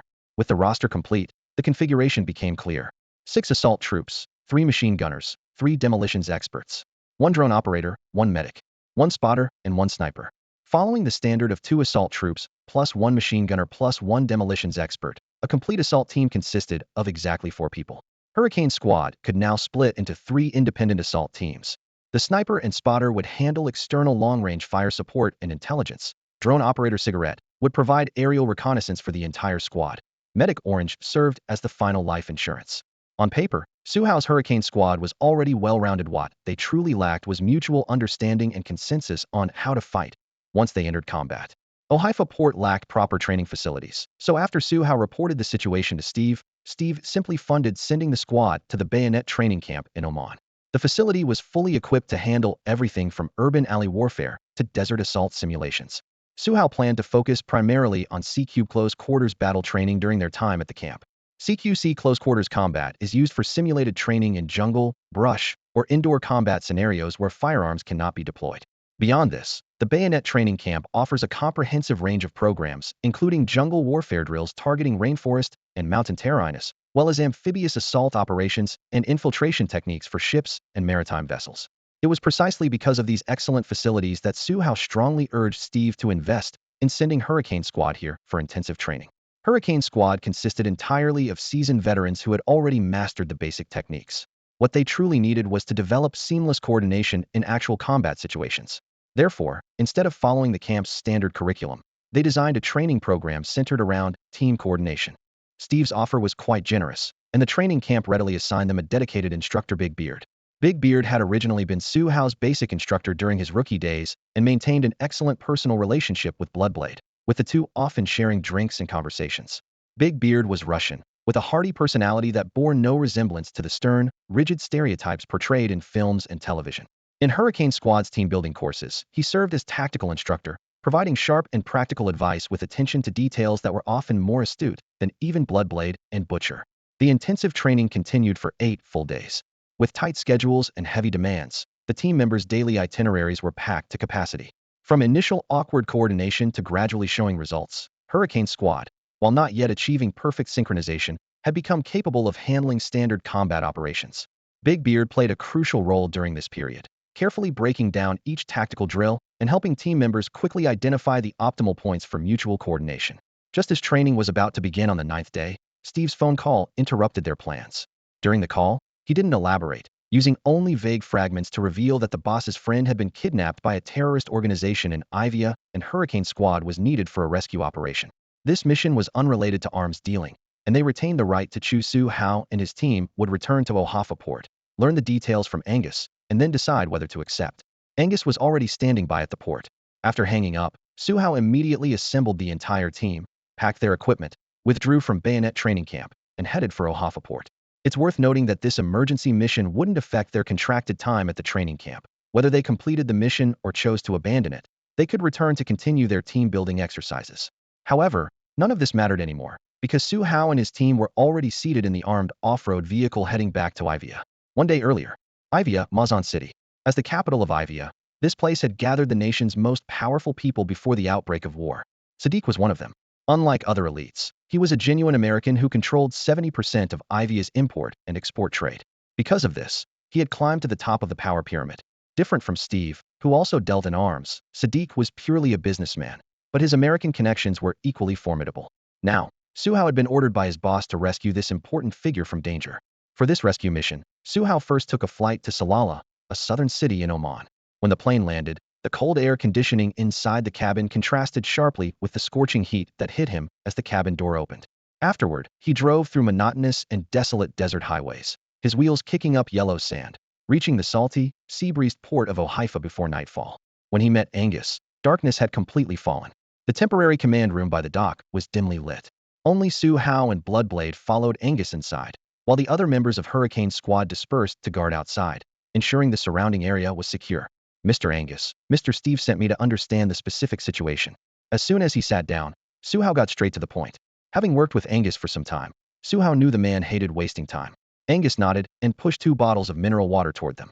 I've been waiting here for you guys precisely because of this matter. Angus twisted off the bottle cap and spoke concisely. The target is named Sadiq, a business partner of our boss. He was kidnapped by a terrorist organization called Mohad. Sadiq's family reached out to Steve through channels, hoping to hire elite PMCs to rescue him. He paused, his expression darkening slightly. You know the reason too. Mohad has kidnapped Iweiya businessmen more than once recently, and even after receiving ransom money, they've shot hostages twice. Sadiq's family isn't unwilling to pay, they just don't dare gamble with his life. In Angus's eyes, this was a standard rescue operation for Hurricane Squad. Bloodblade tapped the table lightly with his thumb, frowning. If this is just a routine rescue, why is Mr. Steve sending us? Sadiq's family is willing to pay for PMCs, so does the boss want us to earn this extra money? That doesn't seem like his style. In Bloodblade's view, they were more like Steve's Black Ops unit rather than mercenaries for hire. After all, Steve paid them well, and if they suffered losses, Steve would have to cover both the human and resource costs. Su Hao didn't quite understand these matters, so he remained silent. This isn't about making money, it's about Mr. Steve wanting to earn a favor from the Sadiq family. The conference room was dimly lit as Angus gently placed his tablet face down on the table, his gaze moving between everyone present. The Sadiq family wields considerable influence in America, and Mr. Steve is preparing to shift his business focus there. He laid it out plainly. If he can secure the Sadiq family's support, his operations there will face much less pressure. He held up 2 fingers. Finding them a team versus deploying his own direct forces, these are 2 different matters. If you feel your coordination is insufficient, you can decline. I'll relay that message to Mr. Steve. That one statement highlighted the key point. The rescue wasn't just about the personal relationship between Sadiq and Steve, but the enormous interests at stake. As a businessman, Steve's approach was understandable. As a boss, he was showing Hurricane's squad proper respect. Su Hao calculated silently. The team had only been working together for 10 days. While the mission didn't sound particularly difficult, the risks couldn't be ignored. But if Steve truly wanted the Sadiq family to owe him a favor, they would become his best bargaining chip.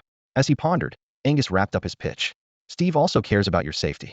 If you accept the mission, the fee offered by the Sadiq family will be yours to distribute. He specifically instructed me to mention that. How much? Su Hao's tone immediately shifted. He had no interest in volunteer work. Even small risks needed to show proper returns. $2 million. Angus smiled slightly. Provided Mr. Sadiq is rescued alive. If something happens along the way, you'll only receive a 500,000 appearance fee. Su Hao frowned, but didn't nod immediately. I need to discuss this with my team members. Is 10 minutes enough? Just give me an answer before tonight. Angus gestured for him to go ahead. Su Hao and Bloodblade left the room, closing the door behind them, and immediately gathered Hurricane Squad at the rest area at the end of the corridor. He briefly recounted all the intelligence and waited for everyone's input. This kind of money, how do we split it? Butcher was the first to speak. Bloodblade jumped in before Su Hao could respond. Captain gets 30%, the rest of us split the remaining 70 equally. Hearing this, Su Hao opened his mouth but couldn't bring himself to say what he'd originally intended. Su Hao had truly experienced Xueren's thoughtfulness during this period. Under the dim emergency lights, the team members sat around a folding conference table scattered with tactical maps, mission files, and a half-empty can of freeze-dried coffee. After Xueren arranged everyone's water bottles and compressed biscuits, he naturally spoke up for Su Hao. Xueren could not only handle daily chores, but also knew when to voice the key points when Su Hao found it awkward to speak up himself. Su Hao had never imagined having such a considerate person as his deputy, but now felt particularly fortunate Xueren had already solved too many problems for him. Just like now, if he proposed the profit distribution himself, it would inevitably seem selfish. But coming from Xueren, it was completely different. For the distribution, I suggest this. 30% for the captain, and the remaining 70% split equally among everyone else. After these words, Su Hao remained silent and shifted his gaze to his teammates, observing their reactions. Bottle Cap was the first to raise his hand. Xueren, why don't you take 20%? Everyone can see your contributions. He didn't question Su Hao taking 30%, but felt Xueren shouldn't receive an equal share with everyone else. I agree too. Explosives, I've chimed in. The player is our captain, so 30% is fine for him. Xueren has done so much logistics work. Taking a bit more is reasonable. Ringfinger frowned. I accept the captain getting 30%, but I think 20% for Xueren is too much. Don't forget, if this mission goes smoothly, 20% means $400,000. That's already more than our annual salary. He tapped the table with his finger, reminding everyone of the value of this windfall. Such missions were rare opportunities, and without middlemen taking cuts, the profits far exceeded their standard PMC rates. More importantly, if Steve insisted they carry out the mission, they couldn't refuse even without payment. Since they could get paid, he naturally didn't want to give up fighting for a larger share. I agree with Ringfinger. Butcher crossed his thick arms over his chest. The captain gets 30% because he brought us such a big mission. Xueren usually just handles logistics. One person taking 20%, I also think that's too much. Butcher had barely any previous interaction with Xueren, so he spoke without considering the others' feelings. He gestured with his hands. 20% is 400,000. If we split by head count, each Hurricane Squad member except the captain could get over 90,000. But if we let Xueren take 20%, everyone else only gets around 70,000. That's a difference of over 20,000. He looked around at everyone and added, you should know, when I worked for Steve in the Slaughter Squad, the total commission was only 700,000, and that was what the Slaughter Squad ultimately received after sacrificing 14 lives. Moreover, they still have to split this money with the company, and only what remains after that division actually goes into their pockets. Everyone gathered around the makeshift conference table, steam rising from their coffee cups. The $20,000 difference sat there like a piece of prime meat in the center of the table, and everyone could smell it. By comparison, the importance of this money was self-evident. I also agree with Ringfinger's opinion. This money should be split equally. Typewriter was the first to speak up. He had joined Hurricane Squad purely for the money, and he definitely wouldn't back down now.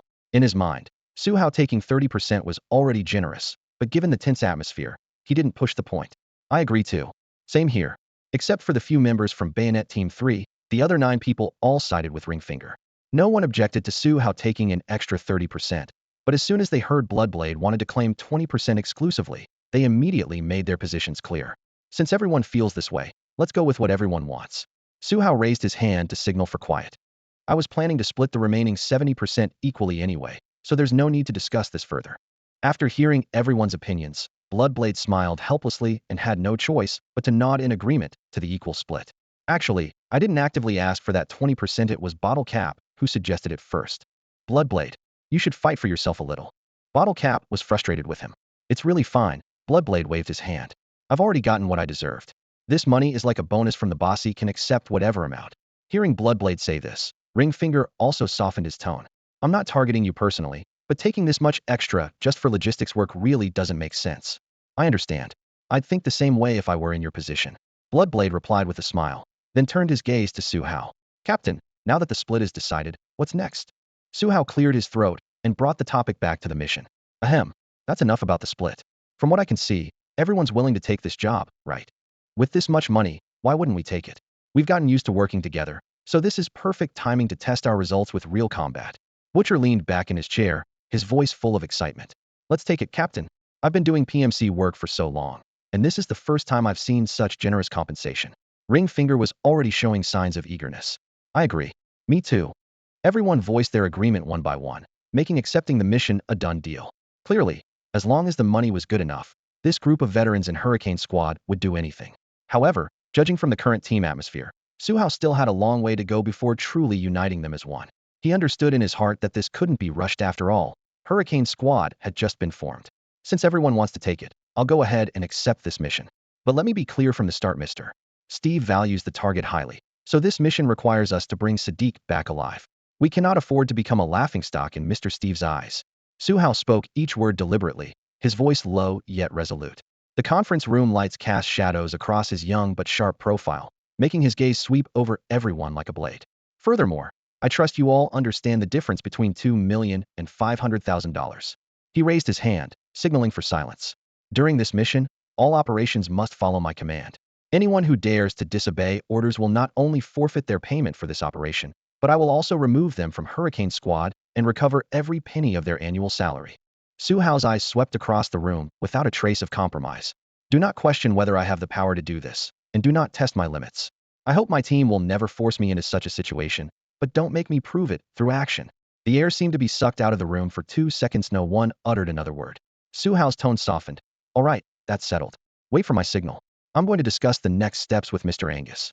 With that, he patted Bloodblade's shoulder, signaling him to follow, and the two left the conference room side by side, heading toward Angus's room. The moment the door closed, the tense atmosphere snapped like a broken rubber band, and voices immediately erupted outside. Is the captain angry?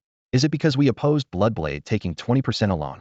Ringfinger lowered his voice, turning to look at Orange, whom he knew best. I don't think so. I feel like the captain is more worried about the mission going wrong. Orange thought for a moment before offering his assessment. But we weren't targeting the captain. He's taking 30%, and I have absolutely no problem with that. Captain chimed in. As a newer member of the team, he still seemed somewhat nervous. Butcher crossed his arms and nodded slightly. It's a headache, but this is part of team integration. When people first come together, some friction is inevitable.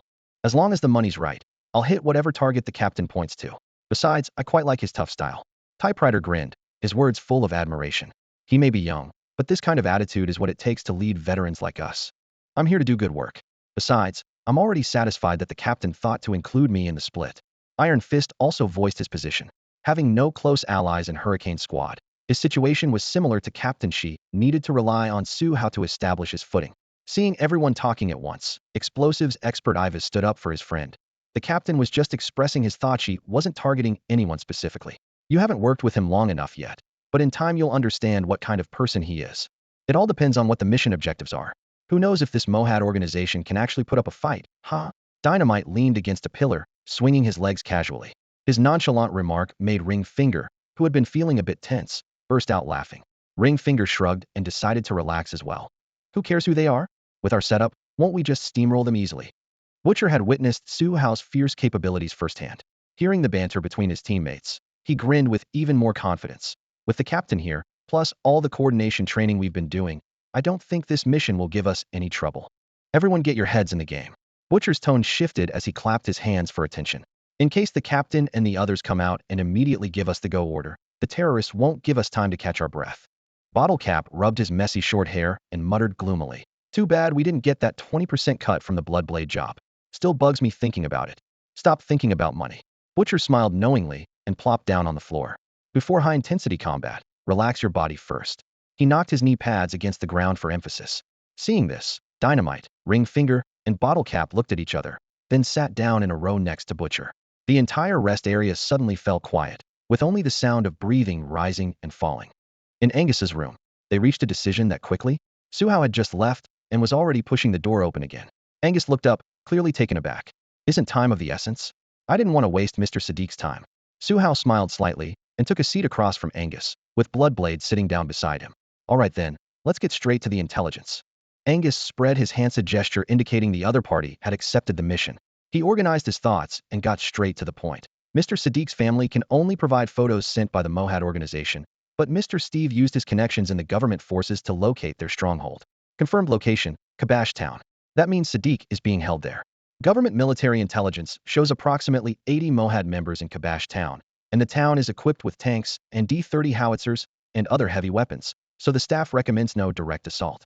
As he finished speaking, Angus synced the tactical data to the tablet in Bloodblade's hands. Su Hao looked down to review it, his fingertips sliding across the touchscreen as streets, buildings, and high ground markers became clear at a glance. You'll need to formulate the rescue plan yourselves. Angus continued his briefing. Once confirmed, I'll arrange for a helicopter to take you there. You'll parachute from low altitude approximately 5 kilometers from the town. There's no transport en route. You'll have to commandeer Mohad vehicles for extraction. Once you safely extract Mr. Sadiq and reach 3 kilometers west of Kabash Town, I'll contact the Iweiya government forces to deploy fighter jets for fire suppression on the town, ensuring your safety. Can the government forces position themselves at our extraction point to provide immediate support? Su Hao closed the tablet and looked up. Ideally, they'd be ready to take over the moment we arrive. I'll need to discuss that with Sadiq's family. As long as they're willing to pay, it shouldn't be a problem. Angus sounded relaxed. Then please contact them immediately. As soon as support is confirmed, we'll begin the operation. Su Hao stood up and handed the tablet back to Bloodblade. All right, let me call Sadiq's family. Angus pulled out his phone and walked over to the window. You can arrange for the helicopter to pick us up. Got it, just a moment. Angus made the phone call right in front of Su Hao and Bloodblade. Every word of the conversation with Sadiq's family came through the receiver clearly, reaching both men's ears without any concealment. By the time he hung up, they both understood perfectly Sadiq's family was willing to pay for hiring government forces. Is there anything else you need to prepare? I mean in every aspect. Angus asked. He had originally wanted to delay the operation until tomorrow, but Su Hao had actively requested to accelerate the process. We basically carry our equipment with us, and the safe house has supplies as backup. As long as the government forces are in position, I'm ready to move at any time, Su Hao said calmly, yet with unmistakable determination. The 8 days of intensive training had allowed Su Hao to fully experience the tremendous improvement brought by the War King Elite Soldier Package, the extent of which was so dramatic that even the veterans of Bayonet Team 3 were left stunned. Marksmanship and battlefield reflexes had always been his strengths, but in specialized subjects like parachuting, combat swimming, climbing, and low-altitude jumping, he was equally precise in movement and skilled in execution, as if he had already undergone thousands of drills. The veterans knew Su Hao's previous capabilities, yet now they felt like they were looking at a completely different person. Shocked as they were, no one questioned him directly, and as daily tasks became increasingly demanding, this amazement gradually faded into the background. Captain, we should go prepare our equipment first. Time is tight. Let's leave the helicopter arrangements to Mr. Angus, Bloodblade reminded him. You're right. The sooner we finish, the sooner we can return. Mr. Angus, contact me as soon as everything is arranged, Su Hao nodded. Don't worry, you go ahead and get busy. I'll notify you immediately once the helicopter is in position, Angus agreed, then raised his hand to make another call. Su Hao and Bloodblade didn't linger and left the room. Outside the door, Butcher and the others had been sitting on the ground chatting. But seeing the two emerge, they immediately stood up and looked expectantly at their captain. They still weren't sure if the mission had been confirmed. Return to the safe house to organize equipment. Helicopter pickup in 30 minutes, flying directly to Kabash Town. Su Hao clapped his hands to signal everyone to gather, without any hint of suspense. With this news, Hurricane Squad's morale soared. This was a big job, and everyone knew exactly how much they would earn if successful. Captain, didn't we already bring all our equipment with us? What do we need to go back to the safe house to prepare for? Iron Fist asked in confusion. Su Hao glanced at him while checking his magazines. Did the demolition experts bring all their gear? Are cigarettes drones still at the safe house? And those special equipment we rarely use in training, let's bring them all out for real combat this time. Iron Fist scratched the back of his head and grinned sheepishly. After fighting so many battles on a shoestring budget, suddenly having this much firepower feels pretty strange. Cut the chatter, Su Hao declared firmly. This is Hurricane Squad's first official operation. I want everyone to perform flawlessly. The team members immediately headed back toward the safe house. Their off-road vehicle was parked downstairs, and everyone piled in one after another. The engine roared to life, and the convoy quickly drove back to their safe house at Ohafa Port. 8 minutes later, as soon as the tires came to a stop, the doors swung open in unison. This entire area, including Angus's standalone villa, would eventually fall under Hurricane Squad's territory. The villa would serve not only as one of their dormitories, but also as Su Hao's long-term command center. When they returned from bayonet training camp, everyone's basic equipment was already in place, so aside from the demolition experts and drone operators, the others only needed to resupply ammunition. Communications remained under Bloodblade's control. In addition to Hurricane Squad's dedicated radio, he had prepared 2 different models of signal jammers that would definitely come in handy during future infiltration missions to rescue hostages in Kabash Town. In comparison, the demolition experts had the most complex gear-directional mines, high-explosive charges, landmines, smoke grenades, and flashbangs, leaving nothing behind. They also packed smoke canisters and SMOD rocket launchers among other portable firepower. Better safe than sorry this time. They practically emptied the safe house of everything they could carry. Considering they might face enemy assaults, Sick Lion and Captain simply put on heavy body armor. The lead plate inserts made breathing difficult, but they provided the reassuring protection capable of stopping assault rifle rounds at close range. After everyone finished their preparations, they regrouped in the living room. Besides their tactical gear, each person carried a tactical backpack stuffed with backup supplies, a contingency measure Su Hao had requested before entering the building. A quick inventory revealed that the 16-person team carried equipment worth at least $1 million. Laser-guided devices, high-explosive rounds, and thermobaric weapons were all accounted for. Thermal imaging devices glowed with eerie green displays. SIG Sauer MCX, Rattlesnake, short assault rifles, Scar assault rifles, MK-18S, and HK-416S stood in neat rows. PKM general-purpose machine guns and M249 machine gun belts were intricately intertwined. TAC-50 sniper rifles lay quietly in their cases, and so on and so forth, each piece capable of taking lives or saving them. In short, before all Hurricane Squad members joined Hurricane Squad, none of them had ever fought such a well-equipped battle. Good grief, it's just a routine rescue operation. Do we really need to bring this much gear? Bottle Cap followed Su Hao's gaze as it swept across the temporary assembly point. Firearms, ammunition, explosive charges, optical reconnaissance equipment, and even a thermobaric bomb were neatly packed in olive green canvas bags, stacked like a small dark steel wall. Having once been cash-strapped and forced to split bullets in half during combat, Bottle Cap couldn't help but feel that with equipment readily available, it was a case of use it or lose it. Su Hao nodded with a smile, but still patted the oversized thermobaric bomb. Bringing this thing on a rescue mission is just ridiculous. Ridiculous or not, we're taking it. Dynamite rubbed his twitching Iweiya's Hurricane Squad's demolitions expert. He had the most authority on the matter. We're going in without vehicle support. If we rescue the hostage but get pursued by Mohad's people, we need backup plans. Exactly, better safe than sorry. Dinner Knife snapped his folding blade shut with a click, chiming in agreement. During their casual conversation, Su Hao suddenly steered the topic back to business. By the way, who actually knows about the Mohad organization? The government forces only gave us a few sheets of paper. Bloodblade pulled out his personal notebook and gave a brief overview. 1. Mohad is a local Iweiyan terrorist organization, with members mostly being followers of the Iweiyan True God. 2. They conduct bombing attacks and frequently kidnap local wealthy merchants. 3. They're small-scale. Before the war, they didn't even have a fixed base. Bloodblade had gathered this intelligence during the Rescue Steve operation, and aside from him, no one else on the team knew much more.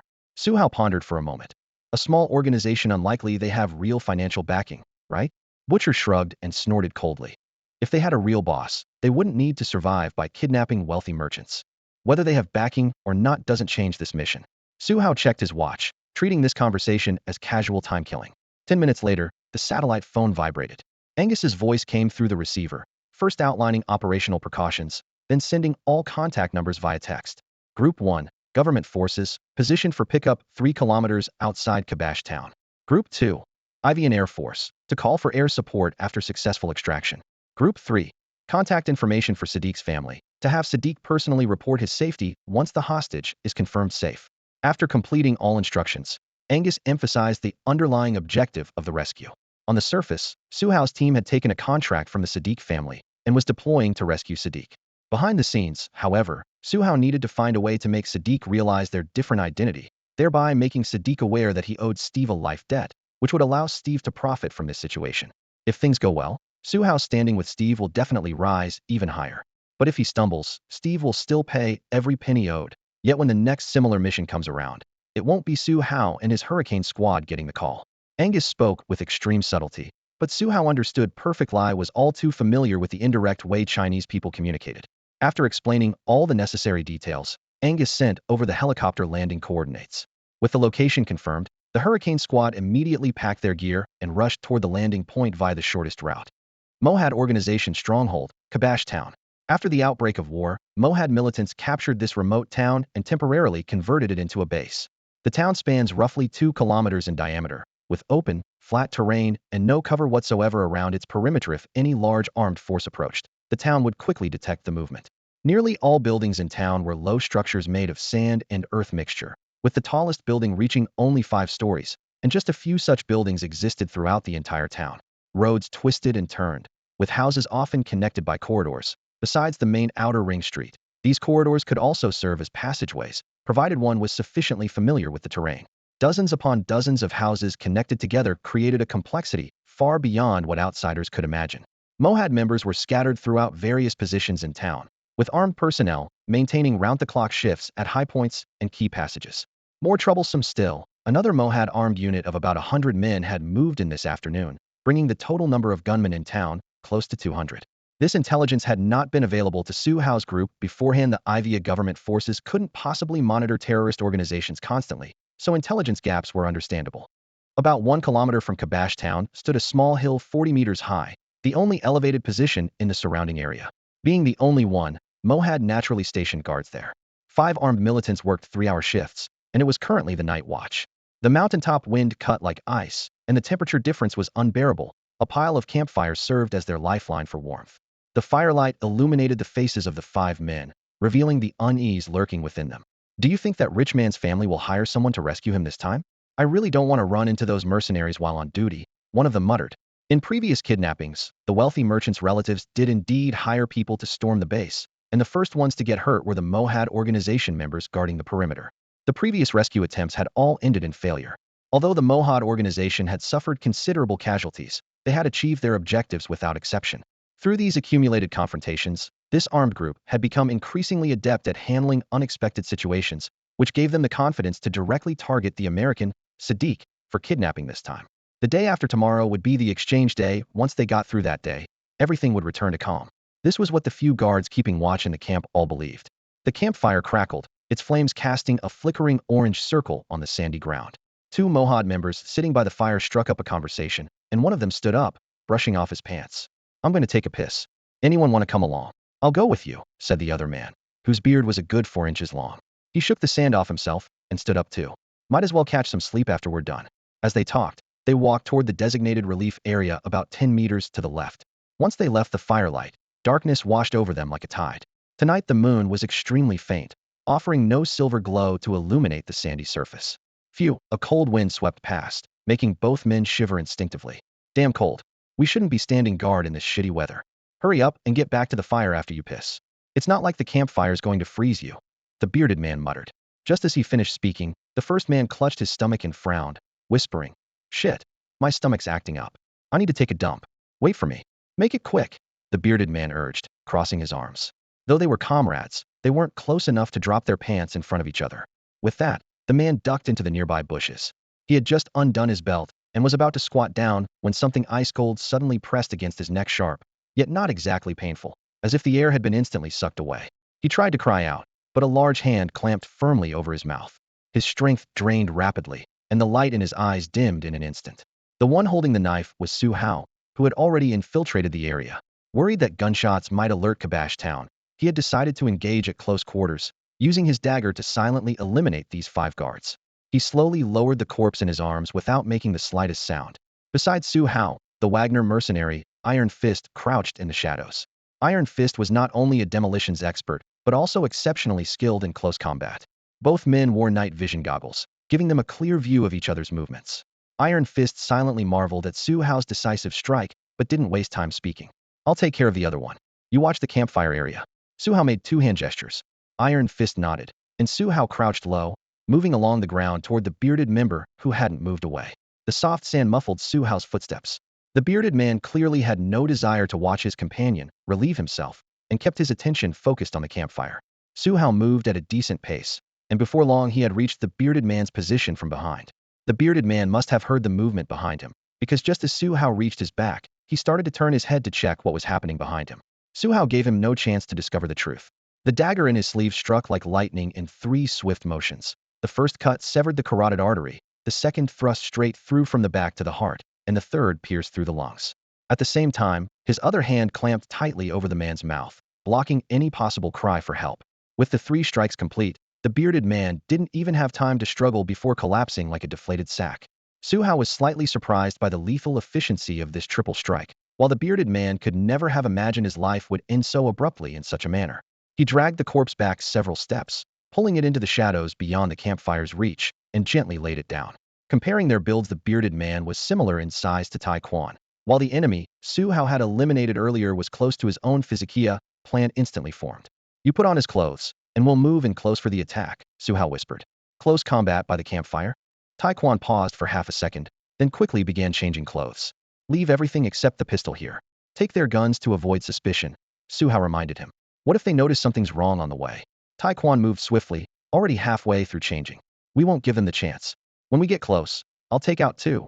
You handle one clean and quick, Su Hao confirmed while changing clothes. Should I take the left or right side? Tai Quan didn't mind who killed more. You take the right side. That one's tall. The 2 on the left are about my build, easier for me to handle. Su Hao wiped the blood from his dagger on the corpse's clothing and concealed the blade back in his wide sleeve. The outer robes from the 2 Mohad members were thick enough to hide small daggers without any telltale signs. They removed their night vision goggles and helmets, leaving them on the ground, then contacted the sniper team to continue monitoring the campfire and watch for any surprises. With preparations complete, 2 dark figures moved swiftly across the ground toward the orange glow. Perhaps due to the bone-chilling night cold, the 3 Mohad members by the campfire paid no attention to their 2 companions approaching. 5 steps, 3 steps, 1 step. At the critical moment, Su Hao struck first. All 3 enemies were seated on the ground, requiring him and Tai Quan to lean down to attack. The dagger slid from his sleeve into a reverse grip. Before the 2 men across from him could even look up, he delivered 6 strikes in rapid succession, 4 cuts across 2 necks, 2 thrusts through 2 hearts. The entire sequence took less than 2 seconds, showcasing the skills of a master with the blade. On the other side, Tai Quan covered his target's mouth while his 30-centimeter military knife cut through the windpipe and arteries with absolute force, sending blood spurting onto the campfire with a sizzling sound. Su Hao and Iron Fist moved with clean, precise efficiency. The 2 approached the 3 Mohad organization members by the campfire in complete silence, and before their targets could sense any danger, cold steel flashed blades sinking deep into flesh as 3 lives ended in an instant. Su Hao single-handedly eliminated 2 enemies against completely unprepared targets. This didn't slow his rhythm at all. The 3 fallen men instinctively clutched their wounds, trying to cry out for help, but could only produce harsh, gurgling sounds before convulsing and collapsing into the shadows cast by the firelight. Blood spread across the ground as the campfire crackled ominously, making the scene even more chilling. Iron Fist knelt to check the bodies, feeling for pulses and lifting eyelids. After confirming all 3 corpses were completely lifeless, he looked up and nodded to Su Hao. Targets eliminated. Go back and get the equipment. I'll signal the others to regroup, Su Hao whispered, simultaneously making several hand signals toward the shadows below. Iron Fist sprang to his feet and quickly disappeared into the night. In less than 2 minutes, he returned carrying their gear, while the other Hurricane Squad members emerged from their various concealed positions and gathered around the campfire. The team re-equipped themselves with clean, compressed movements measured in seconds. Su Hao took the tactical binoculars Eagle Eye handed him and turned to observe the direction of Kabash Town.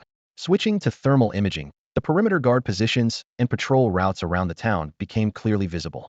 Is the drone airborne? He lowered the binoculars and asked in a hushed voice. Already up.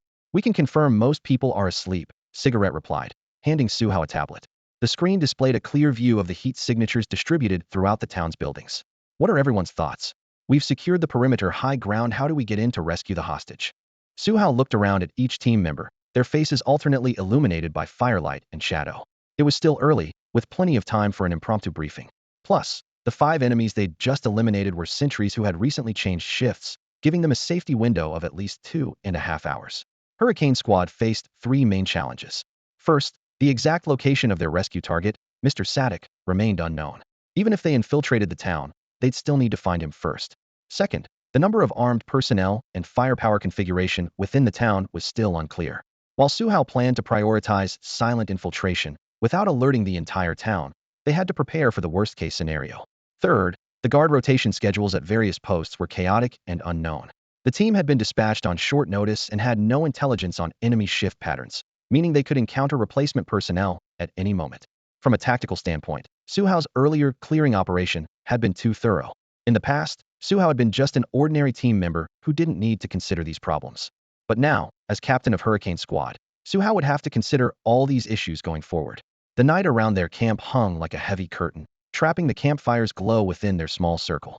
Su Hao knew that if he didn't take the initiative to propose a tactical framework, the others wouldn't speak up to remind him. So he first fixed his gaze on the burning fire, then crouched down to sketch a simple diagram in the sand. Let's continue with infiltration. We'll deploy 2 assault teams to penetrate Kabash Town and search for the target separately. Once we confirm the target's location, we'll immediately begin the rescue operation. He pointed to the symbol representing the signal jamming device on his diagram. If the Mohad organization discovers us during this period, we'll activate the jamming equipment to block internal communications within the town. Then we'll use our equipment and intelligence advantages to safely extract both the target and our assault teams. The firelight illuminated Butcher's rugged face. As a former captain of the Slayer squad, his thinking was naturally sharp, and he added seamlessly, infiltrate using CQC training methods to avoid gunfire. We have long-range fire support and drone surveillance. Bloodblade frowned, his fingertips tapping against his weapon. Is it necessary to employ CQC close-quarters combat? After all, CQC is a no-firearms tactic. Butcher shook his head. That's exactly why it's safer. Avoiding alerting Kabash Town's armed forces is the most secure rescue approach. Iron Fist pushed his night vision goggles up to his forehead, recalling their earlier firefight. The captain and I already tested them. The Mohad members' military training is mediocre.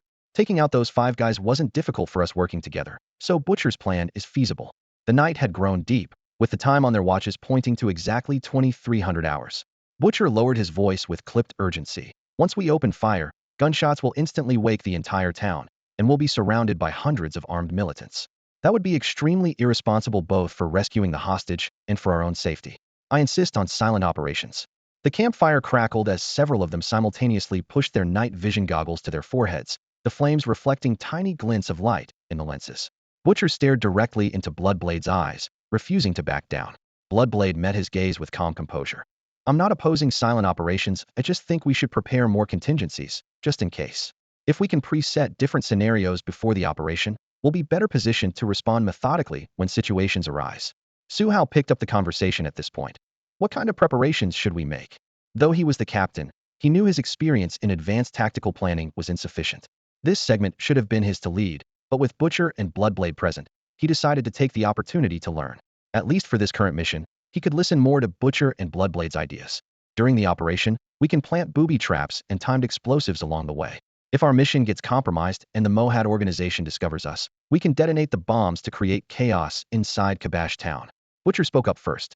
Drones can stay airborne to provide visual support, and we can also set up signal jamming equipment. Once gunfire breaks out in Kabash Town, the jamming devices can be activated immediately to take effect. Bloodblade added at the tactical table, being the expert in charge of interference equipment. To secure our escape route, a support team can lie in wait on the perimeter.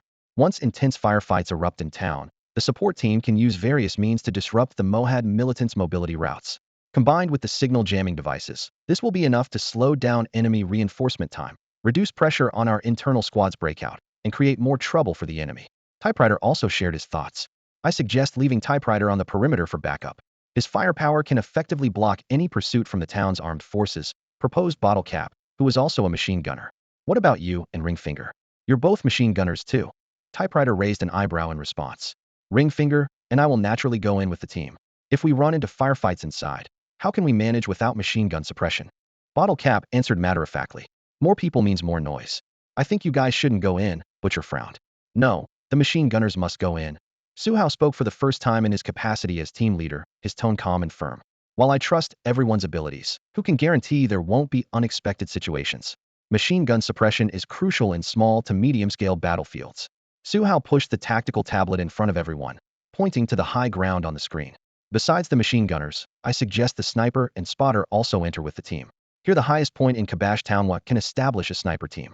Once gunfire breaks out in town, precision strikes can solve a lot of problems for everyone. He then pointed to an icon on the side. There's also this parked T-72 tank. Can anyone operate it? I can. Bloodblade raised his hand. Me too. Butcher followed. Then Iron Fist and Captain also stepped forward. 4 team members in total indicated they could operate the T-72. Su Hao looked over the 4 men, his voice low but clear. If the fighting spreads to the entire town, you're responsible for seizing the tank. It can both clear a path for our breakout and limit the Mohad organization's mobile firepower. In reality, Su Hao, having integrated the elite soldier package, could also pilot the T-72, but that experience came from data rather than actual combat, so he didn't mention it. Understood, the 4 responded in unison. Any other additions? Make it quick. Su Hao withdrew his gaze and opened the floor to everyone. Captain, I think we need to leave someone outside who can think on their feet and coordinate the operation, said Xianjian's team's drone operator, looking up at Su Hao with a quiet but firm voice. According to the established division of duties, Xianjian had to remain on the perimeter to control the reconnaissance drone and provide real-time footage for the team.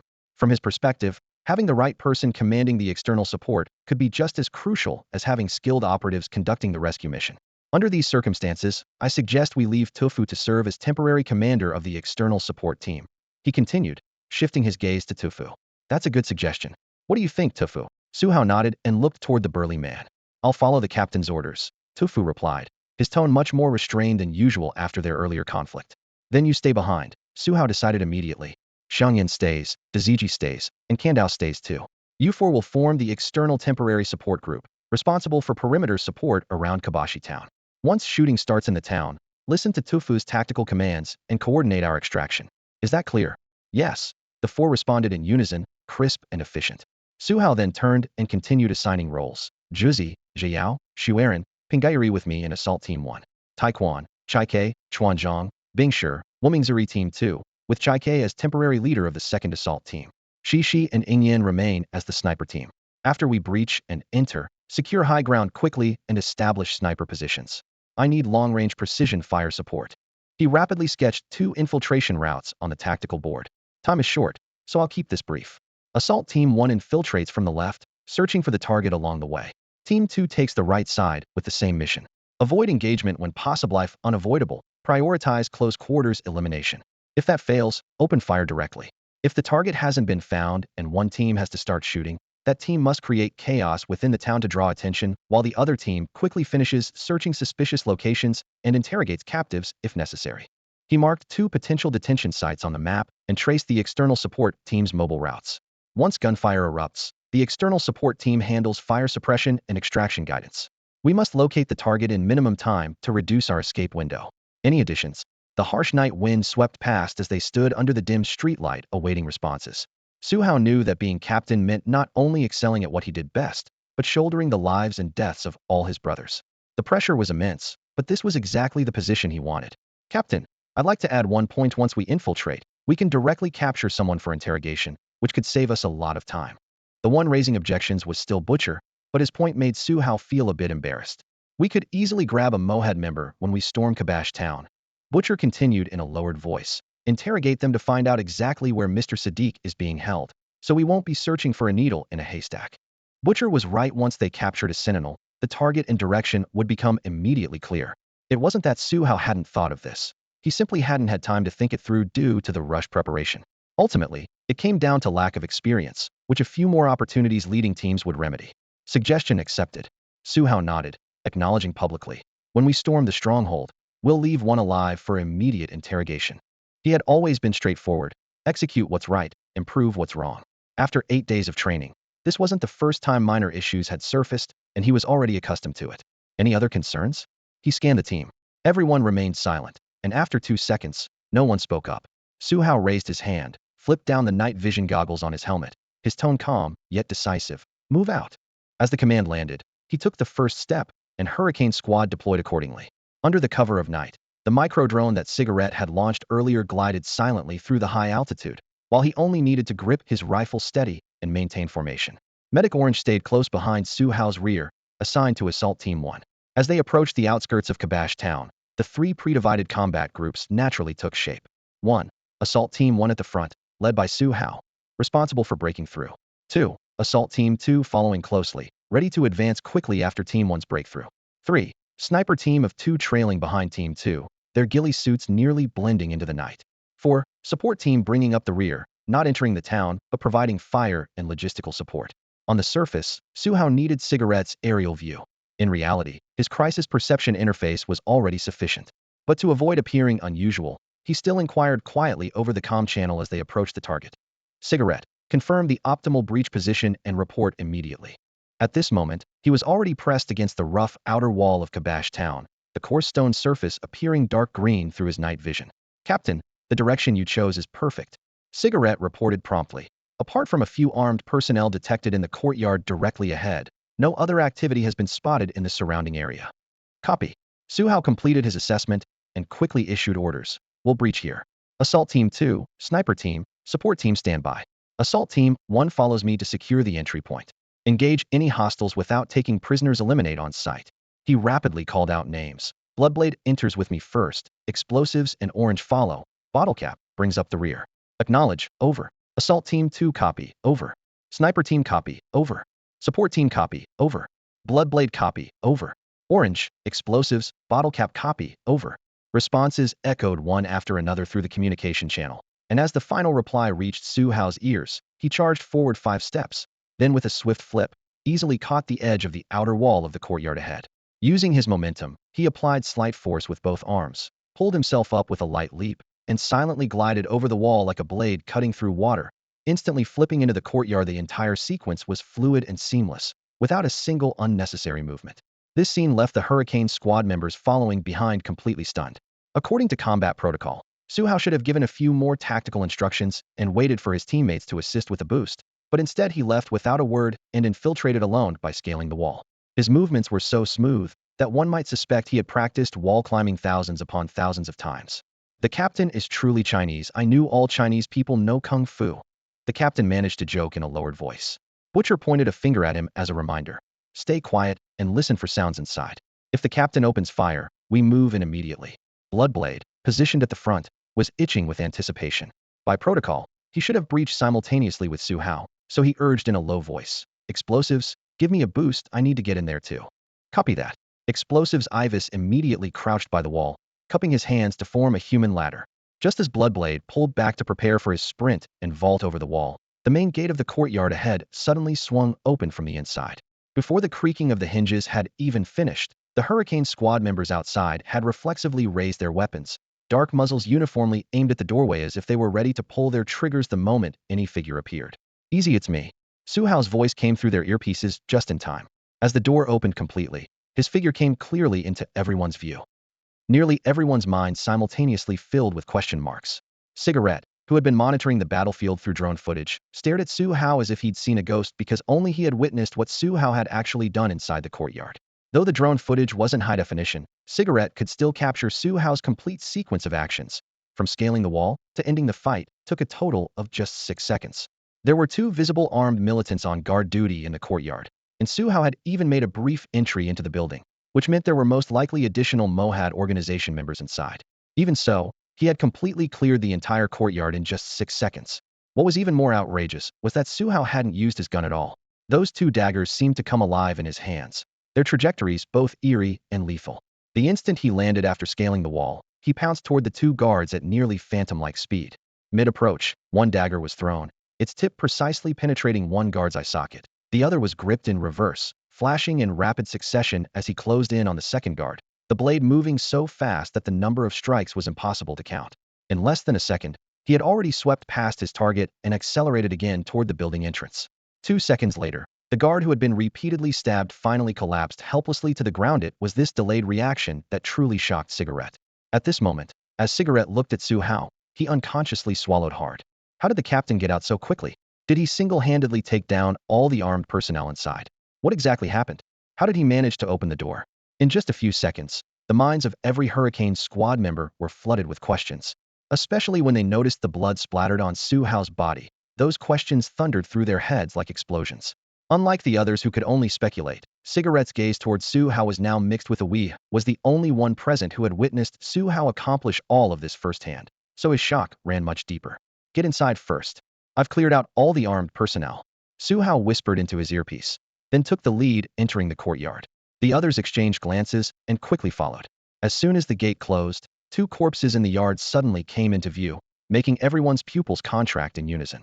When they discovered 2 more bodies inside the house, their gazes fell upon Su Hao with disbelief. I couldn't leave anyone alive. Time was too tight, and I was worried they'd shout and alert others, so I had to kill them all. Su Hao noticed their expressions and offered a brief explanation. Worried about being discovered, so he killed everyone. The team members silently cursed, "Is this guy even human?" Yet couldn't argue with his logic. From the moment they first heard sounds until now, only dozens of seconds had passed, yet he had eliminated all 4 people in the compound. The corpse with a dagger through its eye socket aside. The 2 men inside the house were 4 meters apart and were both taken out before they could make a sound. How did Su Hao manage that? Doubts rolled like muffled thunder, but when everyone met Su Hao's gaze, they swallowed their questions back down. Support team stays in the courtyard on standby. Assault teams 1 and 2, plus the sniper team, will breach from this side. I'll capture someone alive shortly. Ho's handling the interrogation. Su Hao scanned the group. I'll do it. Orange stepped forward. He had specifically trained in interrogation techniques. That someone with such a sinister appearance was also skilled in this area came as something of a surprise to his teammates. Good. Interrogation is yours. Assault Team 1, follow me. Cigarette. Provide visual coverage, Su Hao said as he pushed open another side door inside the house and stepped out first. Assault Team 1 hesitated for barely a second before immediately following. The moment they emerged, they instinctively lightened their steps. Though the night was deep and no pedestrians were around, they were still operating behind enemy lines, with tension coiling around each person's chest like a rope. There was no time for hand signals. Now the pace was too fast for unnecessary movements. Most of the time, they relied on the coordination built through long training.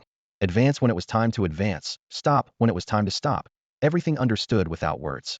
Using his crisis perception interface, Su Hao quickly identified 2 Mohad organization members conducting patrol. In less than a minute, Su Hao and his team had closed in on the 2 Mohad organization members. Su Hao lightly tapped Bloodblade's shoulder with his fingertip, then made a swift throat-slitting gesture. His intention couldn't have been clearer. Bloodblade nodded in understanding, signaling he had received the order. Next, Su Hao made a downward pressing motion to the others, indicating they should stay put and await orders. Without time to confirm whether everyone fully understood, he waved his hand and crouched low with Bloodblade, rapidly approaching the 2 enemies. The night wind swept across the dry sand as Su Hao and Bloodblade moved with steps that seemed to merge with the ground itself, producing not the slightest sound. The 2 Mohad members ahead continued their lazy patrol, completely oblivious. It wasn't until Su Hao and his partner appeared less than half a meter behind them that the enemy's pupils suddenly dilated, but it was already too late. Following Su Hao's assigned roles, Bloodblade struck like lightning, covering his target's mouth with one hand while cleanly slicing through the throat with the other, silencing even the faintest groan. Meanwhile, Su Hao delivered a sharp blow to his target's carotid artery, the dull impact sound blending seamlessly with the night. The enemy's eyes rolled back as he lost consciousness instantly. Just as the body began to collapse, Su Hao slipped his arm under the man's armpit, catching him and pulling him close only to be assaulted by an overwhelming stench of body odor that nearly knocked him out. The smell was even more pungent than the urine stench they had encountered during their earlier ambush. Su Hao felt dizzy and briefly questioned his life choices. Holding his breath, he struggled to drag the man into the shadows at the corner of the courtyard before finally letting go. The moment the body hit the ground, he staggered to one side, face pale, gasping for fresh air. "Player, are you alright?" Explosive quietly approached, asking in a low voice. "I'm fine, just the smell was overwhelming." Su Hao waved his hand dismissively, adding in a hushed tone, "Go set up the booby traps, we might need them later." "Got it." Explosive patted the small pack at his waist and turned to carry out the task. "Remember to mark them so our own people don't step on them." Su Hao reminded him again. "Okay." Explosive responded and vanished into the dark alley. By now, Bloodblade had dragged the foul-smelling man into a nearby empty room. Inside, Orange and Bottle Cap worked together to search through the man's pockets and examine his identification documents, while Su Hao crouched by the doorway downstairs, keeping watch on the surroundings. While Assault Team 1 was making smooth progress, Assault Team 2 had also infiltrated Kabash Town from the other end. Rather than rushing into action, they had advanced 100 meters deeper, searching for a more suitable strike position. In contrast, Su Hao's group remained near the courtyard area, but their rhythm remained perfectly controlled. Time ticked by, and Su Hao, standing downstairs, hadn't heard a single sound from above. Regardless of what Bloodblade and his team managed to extract from their interrogation, Su Hao had to give them major props for the soundproofing alone.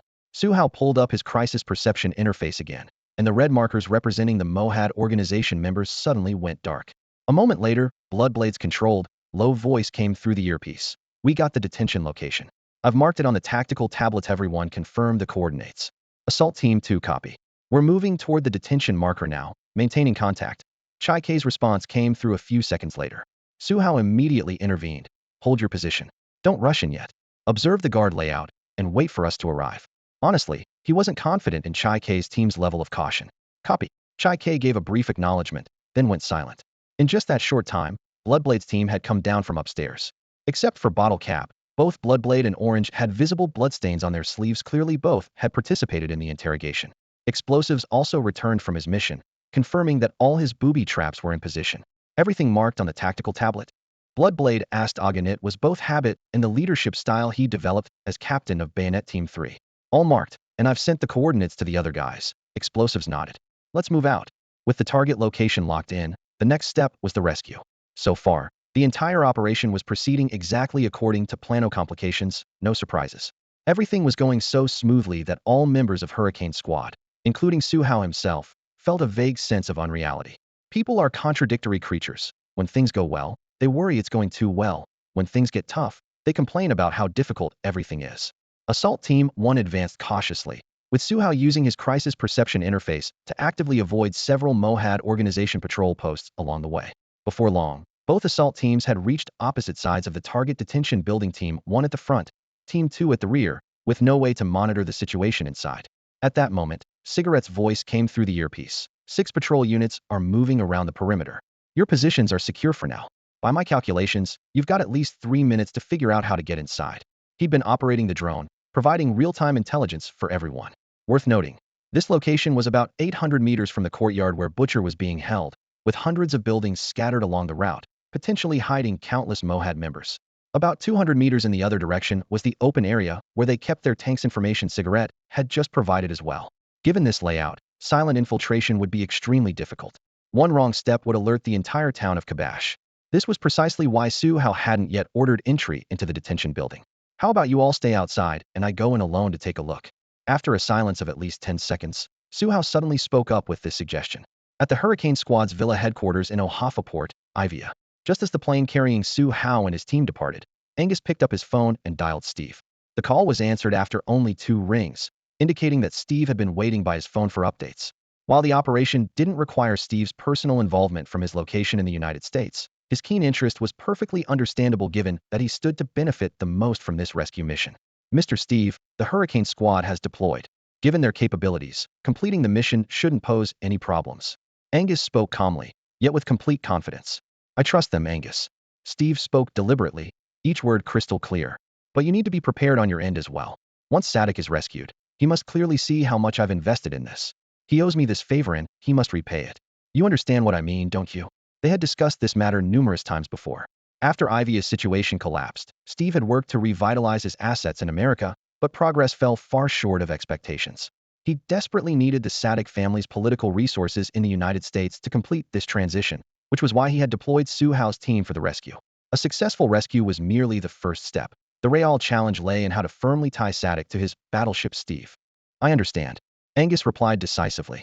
The moment Mr. Sadek reaches safety, I'll immediately take charge of the subsequent arrangements. Given his intelligence, he should know what he owes us. Angus was no fool, had extensive experience handling such matters. Steve kept it brief. I trust you to handle this. Contact me immediately if anything develops. He then hung up. As the screen went dark, Angus stared at his phone, deep in thought. How to proceed next would depend on the method Su Hao's team used to rescue Sadek. As a member of an arms-dealing organization, he valued not only the Sadek family's political resources in America, but also that highly attractive foreign trade transportation route that appealed to all arms dealers. If he could secure access to new channels through this rescue, arms dealing in the regions surrounding Iweiya would become much more profitable. While Steve only wanted to smoothly transfer his assets to America, Angus was thinking one step further how to fully utilize the other resources in Sadek's hands. However, all of this depended on Su Hao successfully rescuing their target first. As for what to do afterward, he already had several contingency plans ready. Meanwhile, with Su Hao's team, Captain, what are you saying? Bloodblade was the first to step forward, his voice lowered but resolute. We still don't know what the situation is like inside. If you go in alone and run into members of the Mohad organization, what then? Exactly. Explosive quickly voiced his agreement. If we're going to act, we should do it together. We can't let you take such a huge risk alone, Captain. The situation inside is quite complex, and having multiple people enter might not be as convenient as me going in alone. Su Hao stated matter-of-factly.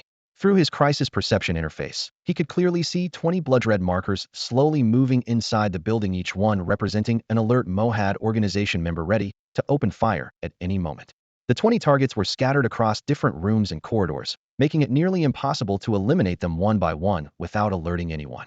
The only variable was himself. With the close combat abilities granted by Dagger Master, he might be able to infiltrate alone and attempt a silent takedown.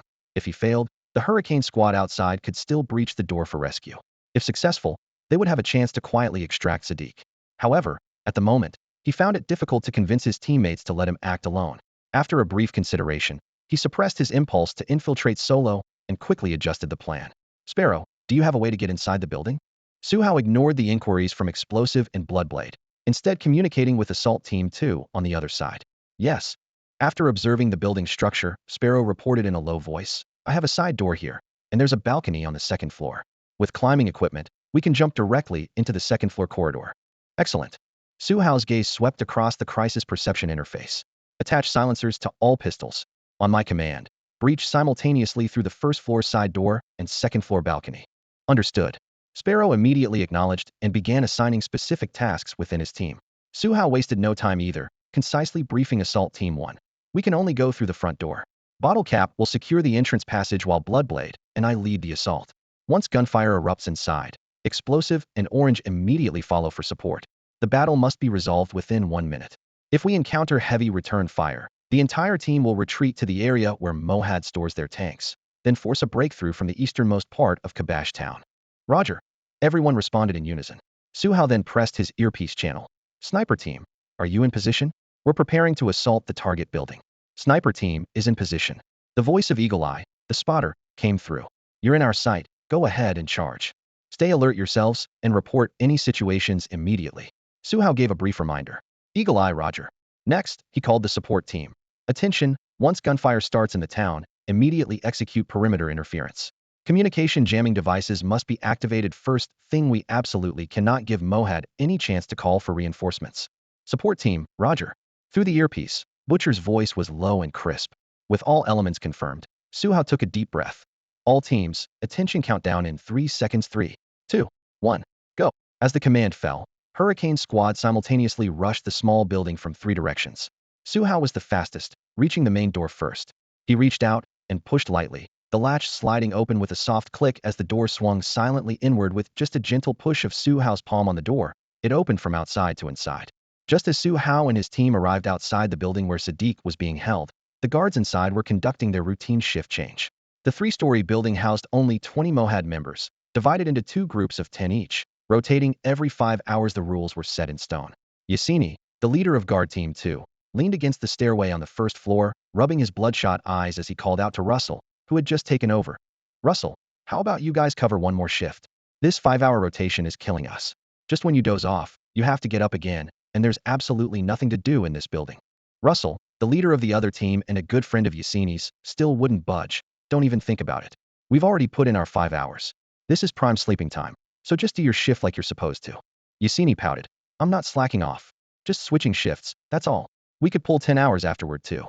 During this brief exchange, the building's personnel had already completed their handover efficiently. Russell glanced at the team members who were changing shifts and teased. Your guys are more disciplined than you are. You're the only one always looking to slack. OFFI have no idea how you made it to team leader.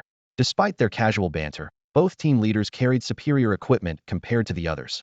Well-maintained AK-74s hung across their chests, and they wore the building's only 2 bulletproof vests in the cash-strapped Mohad organization. This was a symbol of core membership. After the shift change, Xiweisi led his men down to the first floor for guard duty. Russell took his 10 men up to the second floor rest area, which was filled with metal bunk beds with peeling paint and thin mattresses.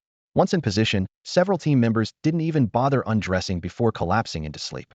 Within seconds of going upstairs, the room filled with a chorus of snoring. According to their defensive layout, 1, 4 men remained on the first floor, 1 each at the front and back doors, with 2 others guarding the basement entrance. 2, 6 men were stationed in the basement, for blocking the stairway, with the final 2 staying close to Sadiq's small room. 3, if the situation turned dire, they had orders to execute Sadiq immediately. Su Hao's team had to rescue him before the guards decided to kill. 2 minutes later, a soft thud suddenly came from the second floor. Sharp and brief, like something hard hitting the ground, not loud, but enough to make Russell, who had just lain down, snap his eyes open. He sat up, a frown creasing his brow. The sound came from the balcony? Did something fall? He muttered under his breath, hesitating for 2 seconds before finally deciding to get up and investigate. As one of the building's security chiefs, he couldn't just pretend to sleep with a clear conscience. He grabbed his AK-74, pulled the bolt to confirm a round was chambered, but didn't disengage the safety after all. It was probably just a false alarm. He tiptoed through the dim corridor to the balcony door and pushed it open casually. The door wasn't locked. The next moment, instead of night air, he was met with a cold, sting-sharp pain exploded from his neck. Before Russell could make a sound, the person outside had already clamped a hand over his mouth. Russell tried to cry out, but his mouth was firmly covered by the intruder's hand. At the same time, two additional hands appeared on Russell's left side, firmly restraining his arms as he tried to struggle. His breathing grew weaker and weaker, unable to even let out a proper cry for help. Sparrow steadied the gradually stiffening corpse and forcibly dragged the body from inside the house to the balcony. As soon as the sliding door revealed a crack, Ringfinger immediately crouched down and slipped through.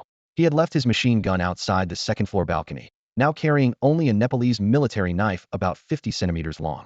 Sick Lion followed closely behind, flipping into the house. After positioning Russell's body, Sparrow rejoined them, his right hand gripping a gleaming military knife, while his left held a silencer-equipped Glock 17. Just as the second-floor team landed, the first-floor assault team too had already sprung into action simultaneously. Captain used his military knife to pick the lock. With a click, the door swung wide open. An iron fist charged in first with his knife raised. In a split second, he saw Su Hao bursting through the doorway opposite him. With barely time to think, his blade immediately slashed toward the guard in front of him. Thud! A muffled, sharp sound rang out as Iron Fist actually severed the man's head completely, the round skull sliding down along the trail of blood, a horrifying sight. At the same time, thud, thud, thud, Su Hao struck 3 times in succession, his dagger piercing through the enemy's neck and chest in sequence. He then flung another short blade toward the side. Bloodblade burst through the door afterward, charging straight at the Mohad members guarding the basement level. But the distance was too great, and they had already raised their guns. Bang, bang, bang. Bloodblade had no choice but to draw the pistol at his waist. The silencer-equipped Glock fired with muffled shots, tearing a hole in the quiet night of Kabash town with gunfire. Outside the door, Orange and Explosive heard the gunshots and immediately broke down the door to enter. Upstairs, the low rumble of pistol fire suddenly erupted as well. Move fast. Don't worry about the noise. Su Hao had anticipated this outcome, and upon hearing the gunfire, decisively picked up the pace. Butcher, activate the jamming device. Don't detonate immediately. Everyone handle your own tasks first. He simultaneously drew his Glock 17, this one without a silencer. First floor secured. Bloodblade reported. Second floor secured. Sparrow's voice followed immediately. Ringfinger and Bottle Cap, watch both sides of the street. Sniper team, prepare precision fire. Cigarette, report the situation at all times. Bloodblade, follow me down to the basement to rescue the hostages quickly. Su Hao couldn't spare a glance for the guard at his feet clutching his throat as he fell, rushing to the basement entrance in just a few strides. The entrance was sealed with a thick cover plate that had to be lifted before they could go down. Bloodblade, prepare the grenade. I'll lift the cover, and you throw it immediately. Explosive, follow up with the stun grenade. Throw the stun grenade right after the hand grenade explodes, and we'll go down after the stun grenade detonates. Time is critical. Finish the fight in 1 minute. Su Hao spoke rapidly. Understood. Bloodblade pulled the pin from the hand grenade and gripped it in his palm. Su Hao reached out to pull the cover plate, and as soon as it began to move, quite dense gunfire erupted from the basement below. The bullet pierced through the cover plate and struck the sand-concrete ceiling of the first floor. Fortunately, Su Hao reacted with lightning speed. The instant gunfire erupted from the basement level, he yanked his arm back, while simultaneously flipping the entire cover plate away. The moment the plate left his palm, Bloodblade, who had been holding his breath in anticipation, shoved the pin-pulled grenade into the opening. The two needed no words. This simple coordination could be executed flawlessly even by partners who hadn't been through life and death together for years. Boom. The grenade detonated in the basement, the shockwave stirring up dust and debris. Before the explosion's echo faded, explosives tossed in a pre-prepared flashbang. Boom. The second thunderous blast made the walls tremble slightly, white light flashed, and ears rang. Su Hao seized this brief window, leaping down into the basement first. Previously unable to fire due to his left-hand peak condition, now with a Glock 17 in hand, his combat effectiveness instantly reached its current maximum. The moment his feet touched ground, he raised his weapon and fired 4 consecutive shots. Bang, bang, bang, bang. 4 9mm rounds drilled into the same enemy's chest and abdomen in sequence. The man lost his life before he could even groan. After eliminating the last living soul in the outer basement area, Su Hao pressed forward without pause, charging straight toward the inner room where Sadiq was being held. The door was tightly shut, designed to push inward from the outside. Through his crisis perception interface, Su Hao spotted 2 red markers behind the door, 2 Mohad members holding their breath. He assessed that at least one of them had a gun trained on the door lock, ready to pull the trigger at the first sign of movement. The wooden door wasn't thick. Handgun bullets could penetrate it. Whether they'd retain lethal force after penetration was something Su Hao had no time to analyze thoroughly. He roughly calculated the bullet trajectories and aimed his weapon at the door panel. Bang, bang, bang, bang, bang. The muzzle jumped 5 times, gunsmoke rolling through the narrow corridor. On the interface, one of the 2 red markers instantly went dark, leaving one still blinking. Someone behind the door remained alive. Just as Su Hao was about to burst through, Bloodblade arrived and beat him to it, yanking the wooden door open. Rat-a-tat-tat-tat. Bang, bang. After the brief exchange of fire, the basement fell silent once more. Bloodblade hadn't been reckless, stayed behind the wall cover throughout, exposing only the minimal necessary area, emerging completely unscathed. Combat complete. Secured. Bloodblade peered inside, then announced in a low voice. Just as Xueren finished speaking, Su Hao had already passed him and entered the basement room where Sadiq was being held. The basement was lit by a bare bulb casting harsh, pale light. The moment Su Hao stepped through the door, he saw Sadiq bound tightly to a chair with thick hemp rope, his arms twisted behind his back, ankles secured, and a greasy black cloth stuffed in his mouth. Having studied Sadiq's photograph repeatedly before the mission, Su Hao confirmed with just one glance that this middle-aged man was indeed their rescue target. All Sadiq could manage were muffled groans. Su Hao stepped forward and yanked hard at the cloth, pulling it out along with a stench of sweat and mildew. As he worked, he quickly identified himself. Mr. Sadiq, we're Mr. Steve's direct armed unit. After learning of your kidnapping by the Mohad organization, Mr. Steve immediately recalled us to execute your rescue. Please stay calm and follow my instructions. Will get you out of here safely. Do you understand? Meanwhile, Su Hao and Xueren worked together, using knives to cut through the thick ropes, their fingers moving swiftly to free his arms within seconds. Once freed, Sadiq took a deep breath, his voice hoarse but quickly regaining composure. Steve sent you? Not my family. Your family contacted Mr. Steve first, Su Hao replied while continuing to cut the ropes. But we work for Mr. Steve. Simply put, Steve was concerned that hired mercenaries wouldn't be reliable, so he called us back from overseas. The implication was clear: you, Sadiq, now owe Steve a favor. Though unspoken, the message was unmistakable. Suddenly, Xianyan's voice crackled through the comm channel. Captain, Kabash Town is showing activity. Dozens of Mohad fighters are moving toward your position. Copy that. Su Hao responded briefly. Target secured, beginning extraction. The last rope snapped. Sadiq flexed his wrists and said earnestly, thank you. If I make it out alive, I'll properly express my gratitude to you and Mr. Steve. Don't worry, with us here, you'll definitely get out safely. Su Hao patted his shoulder, signaling him to stand. Just as he turned to leave, a hesitant voice came from behind. My legs are a bit weak right now. Could you help support me for a while? Su Hao stopped and turned back. Mr. Sadiq, you're not injured, are you?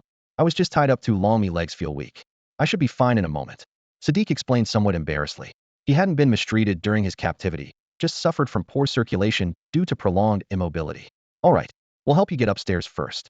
When Su Hao and Bloodblade helped Sadiq down to the first floor, Ringfinger and Bottlecap were already engaged with the arriving Mohad organization members. Chaotic gunfire tore through the previously peaceful night over Kabash Town. Bullets shattered window frames, and sparks flew alongside glass shards. The rhythmic staccato of gunfire echoed through the first-floor corridor, with most bullets pouring out from their building, indicating that Hurricane Squad still maintained fire superiority. Captain, their reinforcements keep increasing. Cigarette's voice crackled through the earpiece with static interference. I can see lights turning on in many houses. Give it 5 more minutes, and Mohad's counterattack will be much fiercer. While pushing Sadiq toward Dynamite, who was guarding the door, Su Hao quickly issued orders. Butcher, you can move now. Make as much noise as possible and draw their people away. Sniper team, keep eyes on any heavy gunners around us at all times. Sparrow, bring your men over and prepare to evacuate. The rapid succession of commands briefly filled the channel with chatter, followed by synchronized copy that responses. The street outside was illuminated intermittently by muzzle flashes, casting alternating shadows and light. Su Hao glanced at his watch. Off the multiple evacuation routes planned in advance, only one remained, a forced breakthrough, and the key to that breakthrough was the tank they had spotted earlier. Only now did Sadiq realize how few people had come to rescue him, his face changing dramatically. Just you guys came to rescue me? Quality over quantity, Mr. Sadiq. Su Hao spoke rapidly but remained calm. Come with us, save the questions for after we're safe. All right, I won't interfere with your operations. Sadiq agreed readily, though doubt was still written across his face. At this moment, Su Hao had no time for reassurance. His only concern was getting all his teammates and the target out intact.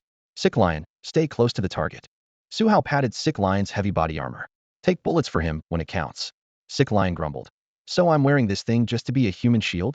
Despite his complaints, his movements were precise as he positioned himself diagonally in front of Sadiq, escorting him to the designated position. On the other side, Sparrow had already set booby traps at the back door. Once everyone was in position, Su Hao commanded in a low voice, "Break through." Bottle Cap was first out the door, his M249 machine gun spitting streams of tracer rounds, muzzle flashes blooming continuously in the darkness, the deafening automatic fire nearly drowning out all other sounds. The metallic clinking of the ammunition belt and the clatter of the bolt created an impenetrable wall of firepower. Ringfinger followed close behind, using controlled bursts to precisely target potential hiding spots behind wooden crates and earthen walls, forcing enemies out of cover. After 2 brief rounds of suppression, Su Hao, Bloodblade, Dynamite, Sick Lion, and the remaining team members protecting Sadiq exited the building in sequence. The night vision goggles' eerie green display allowed Hurricane Squad to see farther and clearer, while signal jamming devices cut off Mohad Organization's communications. Across the street, enemies moved frantically like headless flies, completely unable to locate their positions. An RPG rocket's tail flame suddenly appeared from a street corner, but was neutralized by a sniper's headshot before it could launch. Bloodblade seized the opportunity for a follow-up shot, clean and efficient.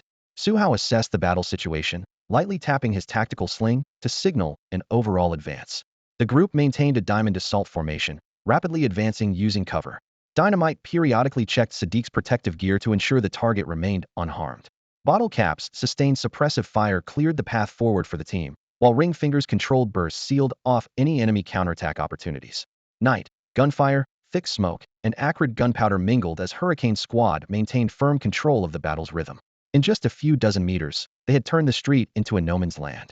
With this advantage, Hurricane Squad rapidly approached the location where the Mohad Organization had parked their tank. "Captain, there's an armed group of about 20 approaching from the right alley, and they're heading straight for you." As soon as Cigarette's warning came through, everyone except Bottle Cap and Ringfinger, who were still maintaining suppressive fire ahead instinctively, turned their heads toward the dark alley entrance on the right.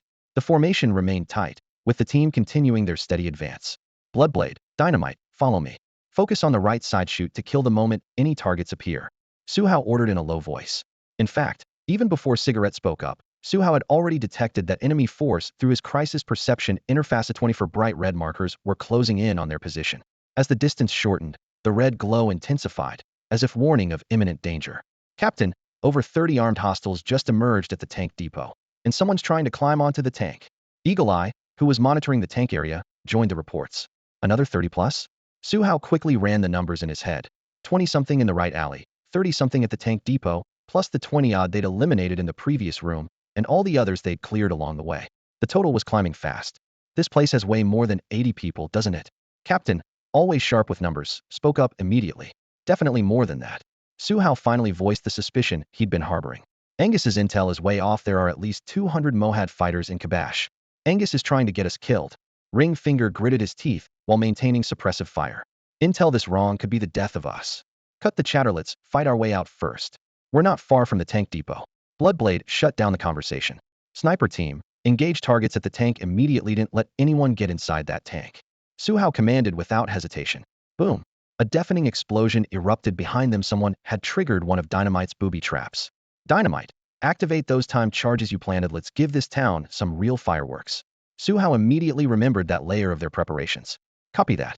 Dynamite pulled out the detonator, his fingers flying over the switches. "Captain, about my timed charges." Sparrow reminded him. "Blow them too if we're doing this. Let's do it big." Su Hao's voice was ice cold. Sparrow and Dynamite activated their devices simultaneously. At the same time, Eagle Eye and Deadshot opened fire. Equipped with night vision and thermal imaging, they locked onto targets the moment they appeared in the crowd. Bang, bang, bang. The precise bursts were like roll call, with 5 bullets claiming 5 lives as Mohad fighters dropped to the ground. After the 2 snipers had picked off 5 Mohad operatives in quick succession, the enemy finally began to react. "It's snipers. They have snipers. Everyone take cover." The man shouting was Candy, one of the high-ranking members of the Mohad organization in Kabash town, and also an experienced sniper. The sudden gunfire jolted him from his light sleep. His first instinct was to reach for his communicator, only to find the metal device silent, as all channels were completely dead. In that instant, Candy realized someone had infiltrated their position, attempting to rescue Sadiq. After a brief moment of thought, he quickly gathered nearly 30 of his trusted men and rushed toward the tank depot. Candy's original plan was simple: seize the tanks first, then return to the firefight zone to eliminate the mercenaries who had breached Kabash. However, several precise sniper rounds from the rooftops shattered his strategy deadshot, and Hawkeye were concealed in the shadows, maintaining a deadly lock on the airspace above the tank area. We need to root out those two snipers first. Candy cursed under his breath.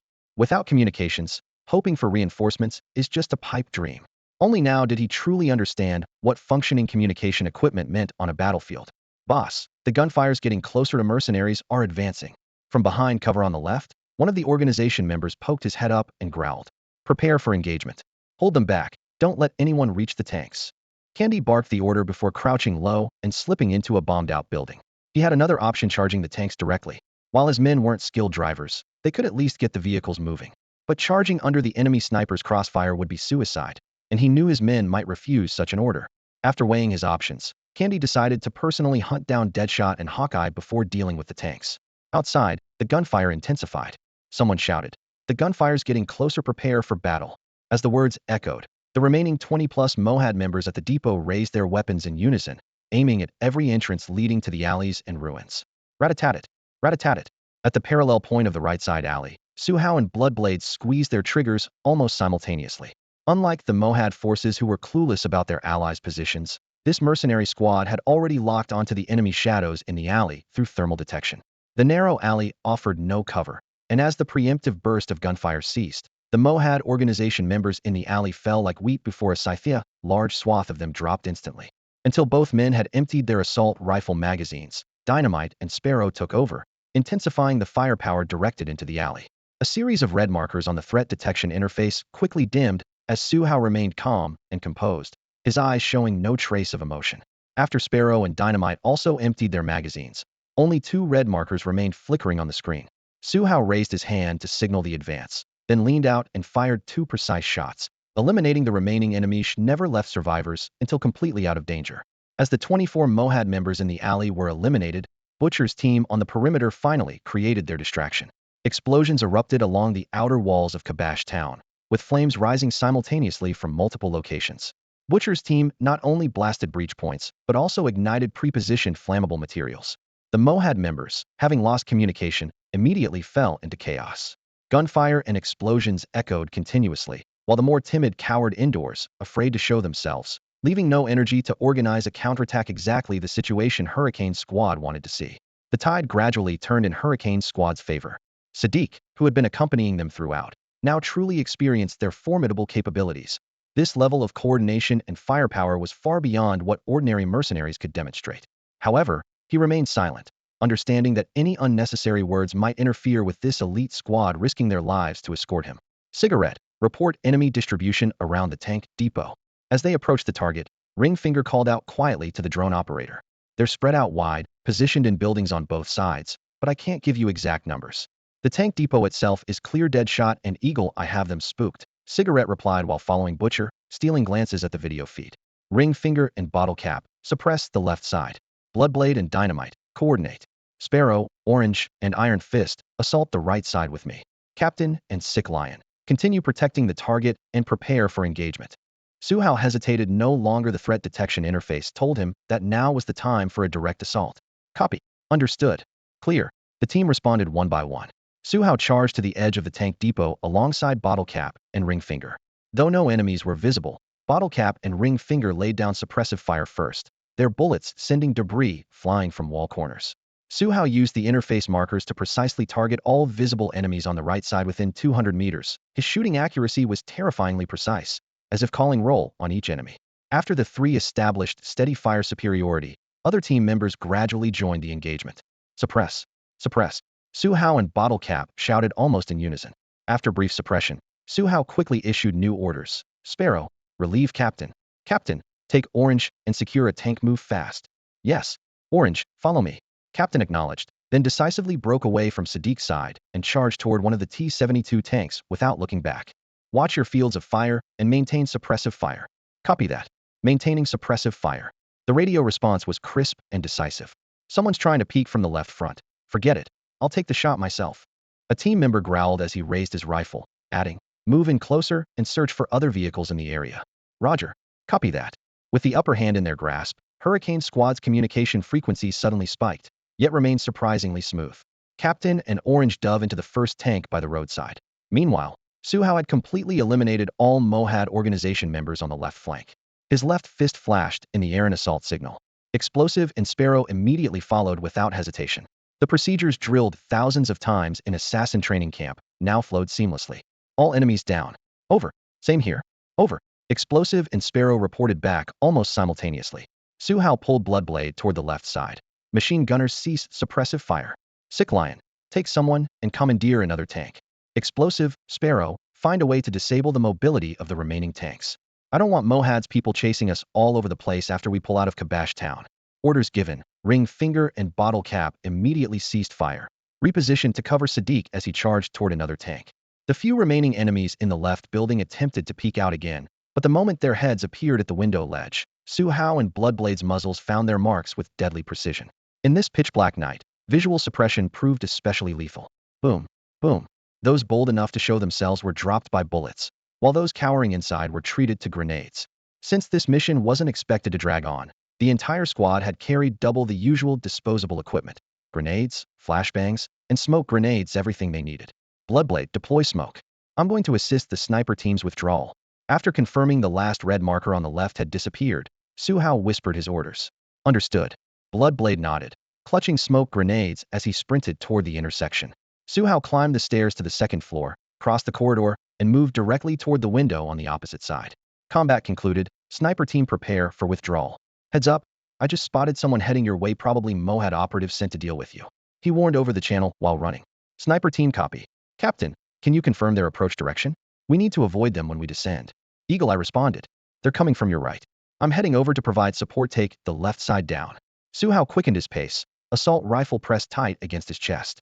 Captain, something's wrong. There's an armed force of about 50 men north of Kabash moving in our direction. Cigarette's urgent voice crackled through the comm channel, instantly putting everyone on high alert. Head straight to the extraction point. We'll be there soon. Bottle Cap, Ring Finger, have you found any other vehicles?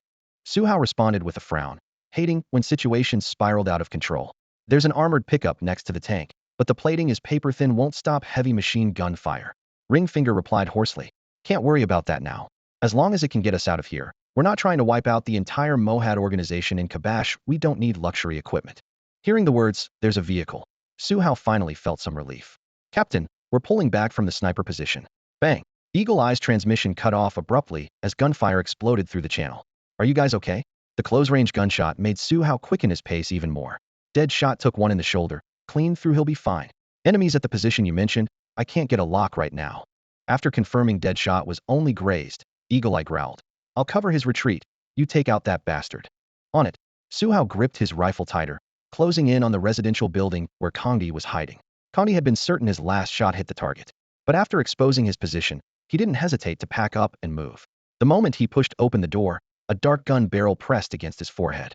Before he could even cry out as the muzzle flash erupted, he felt a violent shock to his forehead as all strength drained from his body. The gunshot rang in his ears as darkness consumed his consciousness. Phew. Almost let you take out my teammate, you really deserve that. Su Hao holstered his weapon and turned away, not bothering to glance at the corpse as he rushed toward the rally point. A minute later, he returned with Deadshot and Eagle Eye to where Bloodblade and the others were waiting. After confirming Deadshot could still move, Su Hao put both men in the lightly armored pickup while he climbed into the T-72 driven by Captain. This was his first time operating a tank in actual combat. As soon as he closed the hatch, a sharp acidic smell hit his nostrils, making him involuntarily gasp. Captain, the tank driver, caught every detail of Su Hao's movements and expression. When I first got in here, I was nearly knocked out by this stench too. God knows how long these Mohad scumbags haven't bothered cleaning the inside of this tank. The captain grumbled while stretching his stiff neck. Su Hao fought back his nausea, swallowed hard, and waved his hand. Never mind the smell, let's get out of here fast. We won't be stuck in here much longer anyway. Upon receiving the order, the captain immediately turned the key. The T-72 main battle tank's diesel engine roared to life, its tracks crushing gravel as the heavy armor slowly began moving. The other armored vehicles in the convoy followed suit, metal clanging echoing as the formation quickly departed from their position. That's far enough. Detonate the remaining explosives.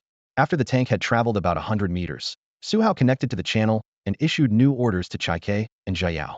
Earlier, when they had infiltrated Kabash town, Chaike, Xiao, and Taekwon had planted all their various explosives along key roads, intersections, and ammunition depots throughout the town.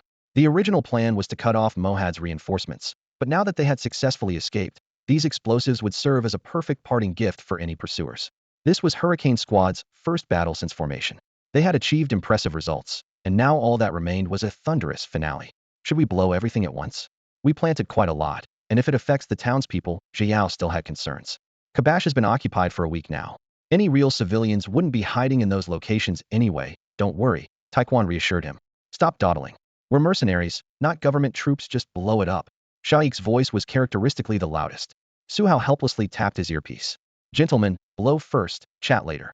If this had been back in the old days with Blade Team 3, Bloodblade would have chewed them out so badly, they couldn't lift their heads for chatting before a mission was complete.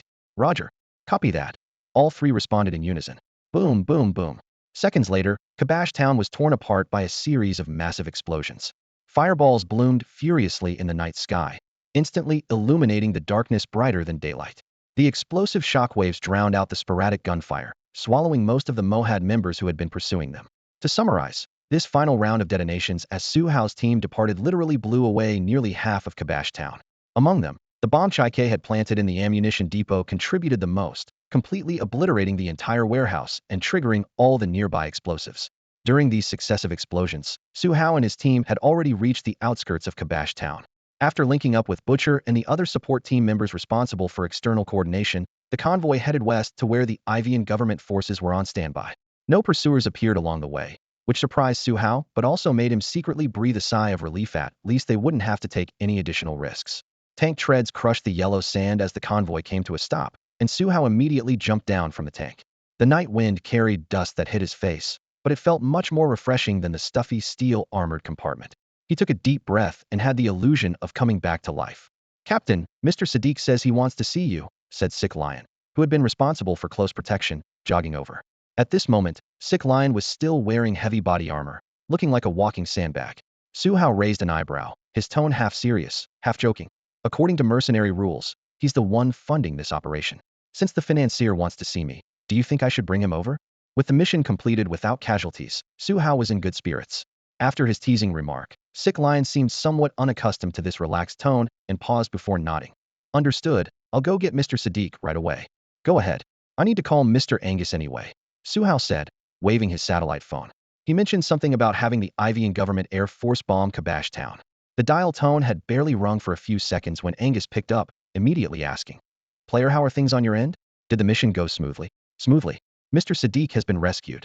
Su Hao gave a definitive answer. A long exhale came through the receiver, and Angus's tense emotions clearly relaxed considerably. Good. I'll contact the Iweiyan government forces right away and have them send fighter jets to bomb Kabash Town. He was about to hang up as soon as he finished speaking. Wait, Angus, Su Hao interrupted. Is the decision to send fighter jets the Iweiyan government forces initiative, or is it a paid service? Of course it's paid, Angus replied matter-of-factly. The Mohad organization isn't currently a priority target for government for Cessno. One's going to deploy fighter jets for us for free. The Sadiq family is covering the costs, so you don't need to worry about our expenses. Since it's paid, I think we can save this unnecessary expense, Su Hao said, recalling the crimson night sky as they departed. When we evacuated, we practically blew up half of Kabash Town. If the bombing is just to cover our retreat, I don't think it's necessary anymore. What? Angus's voice suddenly shot up. You blew up half of Kabash Town? How did you manage that? Angus was stunned for a full 2 seconds before asking this question that he couldn't comprehend. One reason was that we brought enough explosives, and another was that Chike seemed to have detonated the Mohad organization's ammunition depot in Kabash Town, which created an explosion covering at least a 500-meter radius around the town. As Su Hao spoke, the towering flames and billowing black smoke flashed through his mind once again. I see. I understand. On the other end of the communicator, Angus fell silent for a full 5 seconds, his breathing growing heavy. Remember to bring Mr. Sadek to me.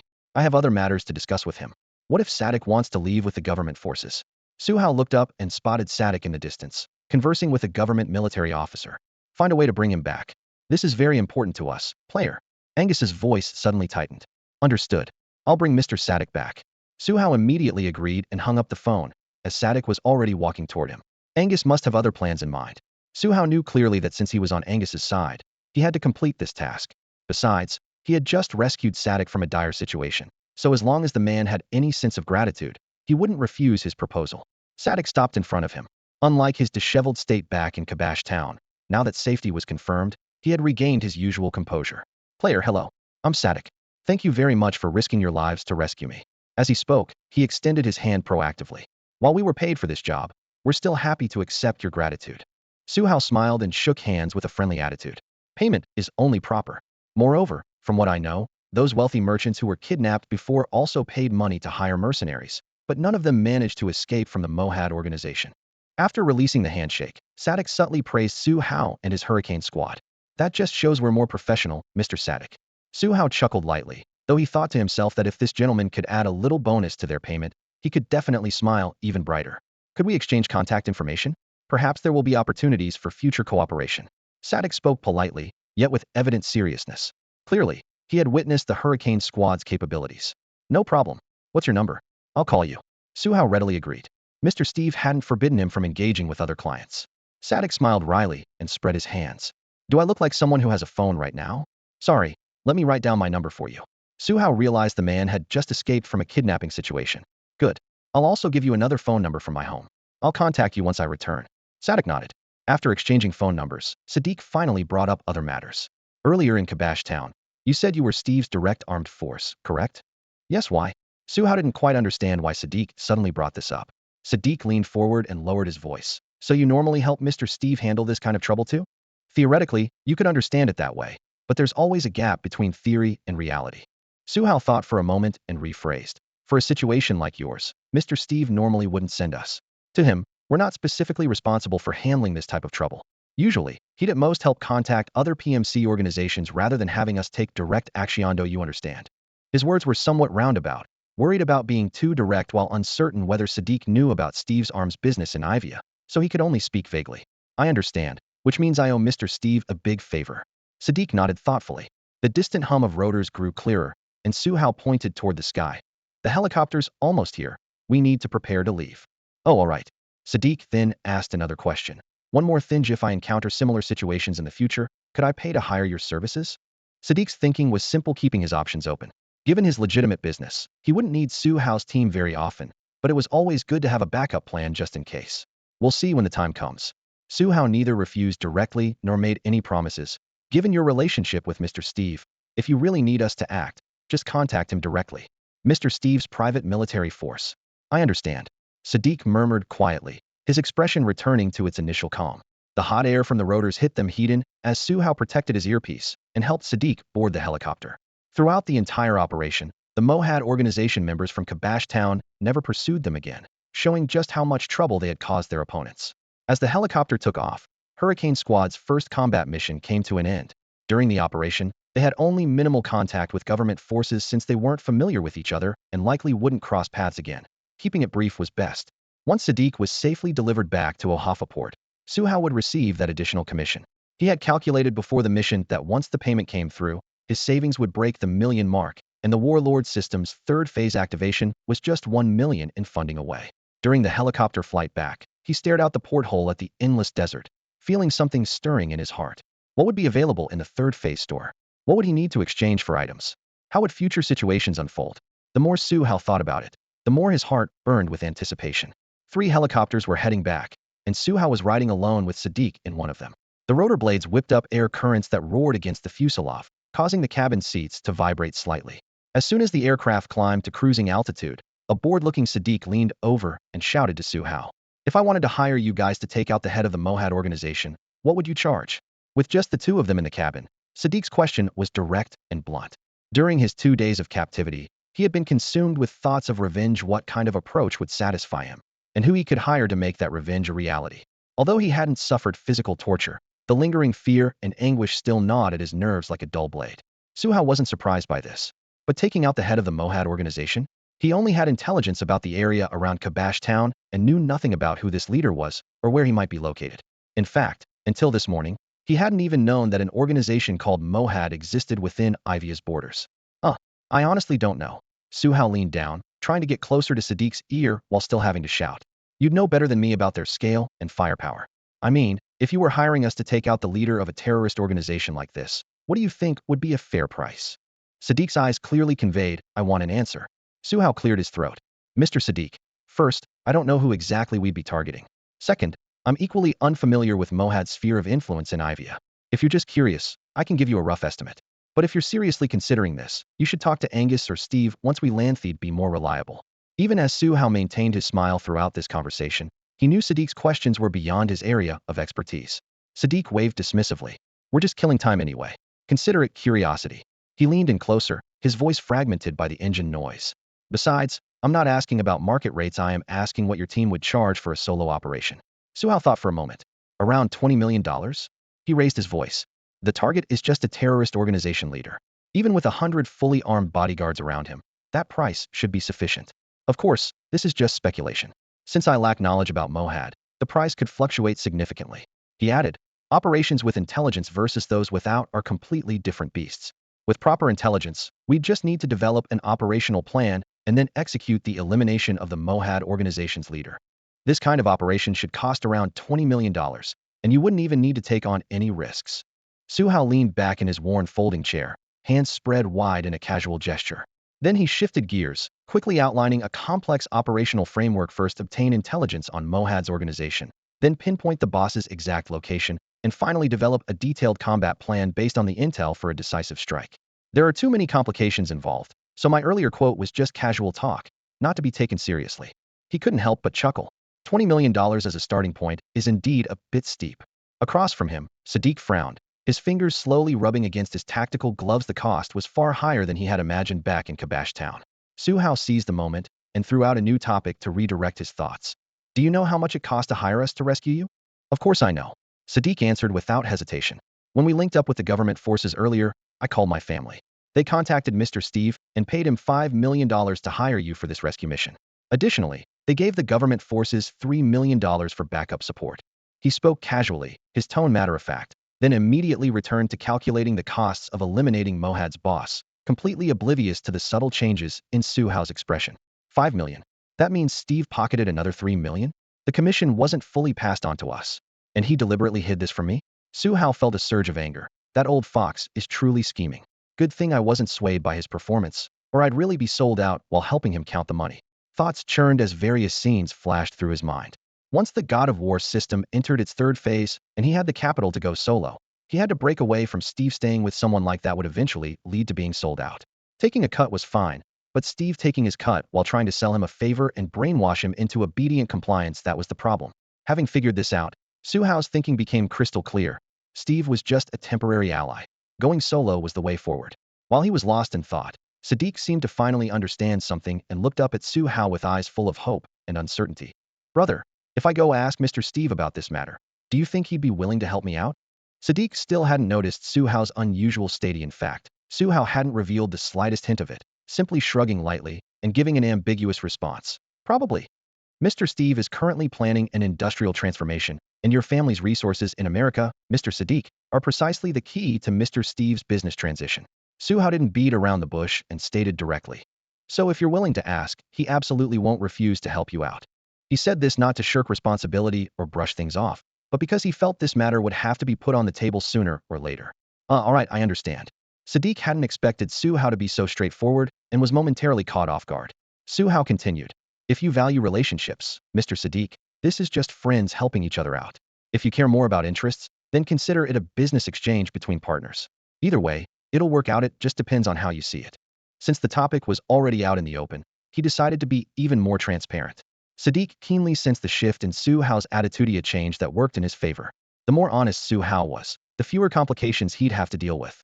Though he'd long known the reason behind Steve's help, hearing Su Hao spell it out felt different. In that instant, his regard for Su Hao soared. This wasn't some casual acquaintance you'd meet once and forget, but someone worth befriending. After a moment of silence, Sadiq's tone suddenly softened. Thank you for being so honest with me, player. It's nothing. Su Hao paused, puzzled by Sadiq's sudden change in tone. I just didn't see any point in hiding it from you. Once this trouble is over, I'd like to treat you to dinner as thanks for saving my life, Sadiq said earnestly. Just dinner for saving your life? You're pretty stingy. Su Hao joked. Why keep score between friends? Besides, didn't I already pay the appropriate compensation for this life-saving favor? Sadiq laughed. Ahem. Fine then. I'm at Ohei for port. Come find me once you're done with your business. Su Hao shrugged nonchalantly. Making a friend was no big deal, especially one as well off as Sadiq. It's settled then. I'll come find you once I'm finished. No problem. The helicopter's roar gradually faded as it descended back to O'Hafer Port in the evening light. Angus personally came to welcome Sadiq. After bidding farewell to the two men, Su Hao hurried to drive to the port hospital. O'Hafer Port Surgical Hospital. When Su Hao arrived, Deadshot had completed all his examinations. The bullet had passed through muscle without affecting bone. The situation was much lighter than Hawkeye's initial assessment. The hospital's diagnosis, at least a week of recovery. This meant that for the delivery mission in a few days, Deadshot most likely wouldn't be able to go. No worries, if the mission doesn't work out, it doesn't work out. These are all minor issues. After listening to Bloodblade's explanation, Su Hao finally felt completely at ease. For the next mission, we'll need to find another temporary sniper. Eagle Eye spoke up first. Su Hao raised an eyebrow at him. Can't you handle it yourself? Just get you a spotter, and you'll be fine. Eagle Eye shrugged. I'm decent as a spotter, but when it comes to actually pulling the trigger, my accuracy isn't quite there. Still, as long as it's not a major operation, I can manage for a while. If Deadshot isn't out of the hospital by then, I'll fill his position temporarily. It'd be best to have explosives as my spotter. We've trained together a few times. We'll see. Let me go check on Deadshot first. Su Hao shook his head. He still hadn't met the guy face to face. Pushing open the hospital room door, he was greeted by what they called a premium room. Really just a private single room with ordinary furnishings and equipment comparable to a third-tier municipal hospital back home. The room was clean and bright, though the disinfectant smell was a bit overwhelming. Captain, Deadshot tried to sit up from his bed, but Su Hao gently pressed his shoulder down. Stay lying down. The doctor said the injury isn't serious. You'll be back on your feet in a week. Just focus on recovering. Call me if you need anything. Thank you, Captain. If it weren't for your warning back in Kabash Town, I would have been done for. Deadshot's gratitude was sincere. Without that shot hitting its mark, he probably would have had his head blown off by Candy. At the time, he had no idea Mohad's men had already locked onto him. It was Su Hao's shout that made him instinctively dodge and saved his life. Why bring that up? We're brothers. Su Hao sat down beside the bed. If I were in danger on the battlefield, would you just stand by and watch? Never. Just like you said, we're brothers. Deadshot's voice suddenly grew stronger. Don't get so sentimental. Su Hao waved his hand with a smile. Our lives are just beginning. We'll make big money in the future, visit the most beautiful places in the world, and enjoy everything worth enjoying. The promises rolled off his tongue effortlessly. I really look forward to that day. Deadshot, usually a man of few words with simple thoughts, didn't probe deeper. It'll come, Su Hao said, picking up an apple from the bedside table and pulling out his personal dagger to peel it.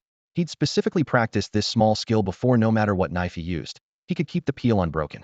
This was his first time doing it since crossing over, but the blade still moved like flowing water, the long peel forming a continuous ribbon in the air. Suddenly, Deadshot said quietly, Captain, what? That dagger you're using to peel the apple. Isn't that the same one you used to kill someone in Kabash Town? Su Hao's hand paused. Oh, let me get a fruit knife instead.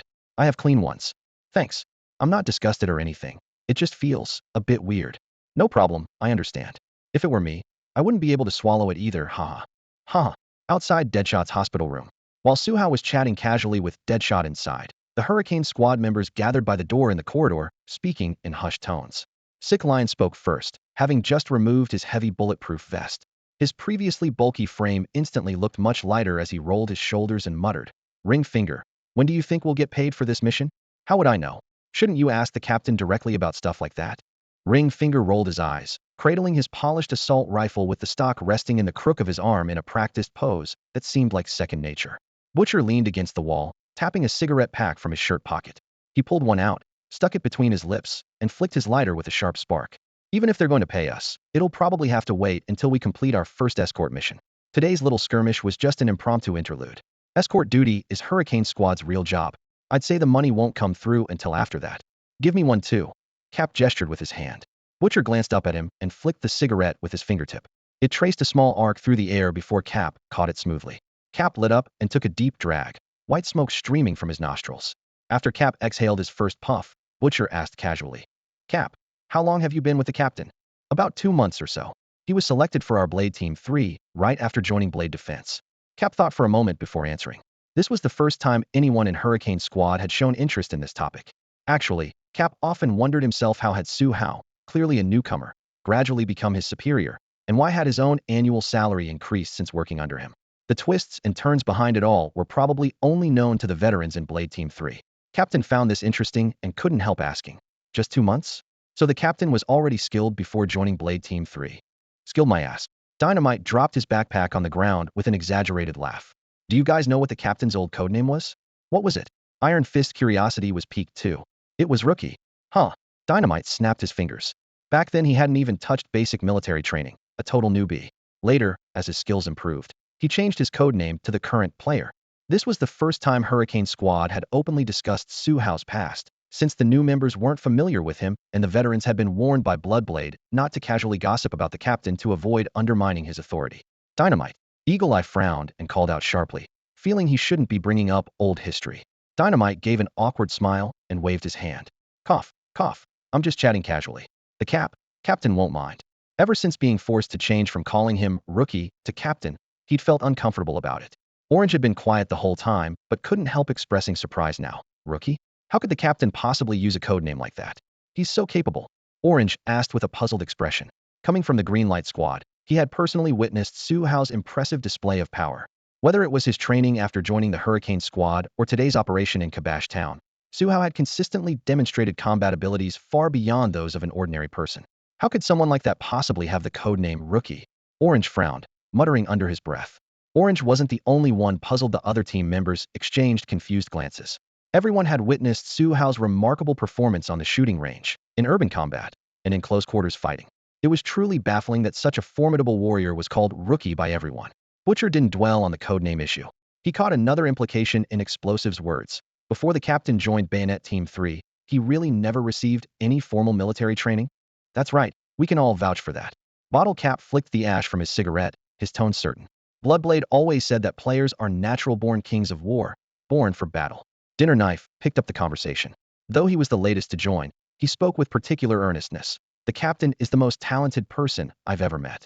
Whether it's battlefield reflexes or weapon skills, he grasps everything almost instantly. Speaking of himself, Dinner Knife's expression grew slightly more restrained. Since joining the Hurricane Squad, he had completely changed from his previous impulsiveness, steady and methodical during training, and flawless in the rescue operation just hours ago. As a Chinese American who grew up domestically, he understood the importance of seizing opportunities when they arose.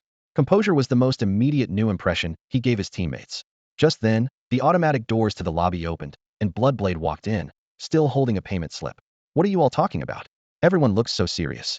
We were discussing the captain's past. Bottle Cap stubbed out his cigarette, then pointed at the slip. Deadshot's medical bills, the boss will reimburse those, right?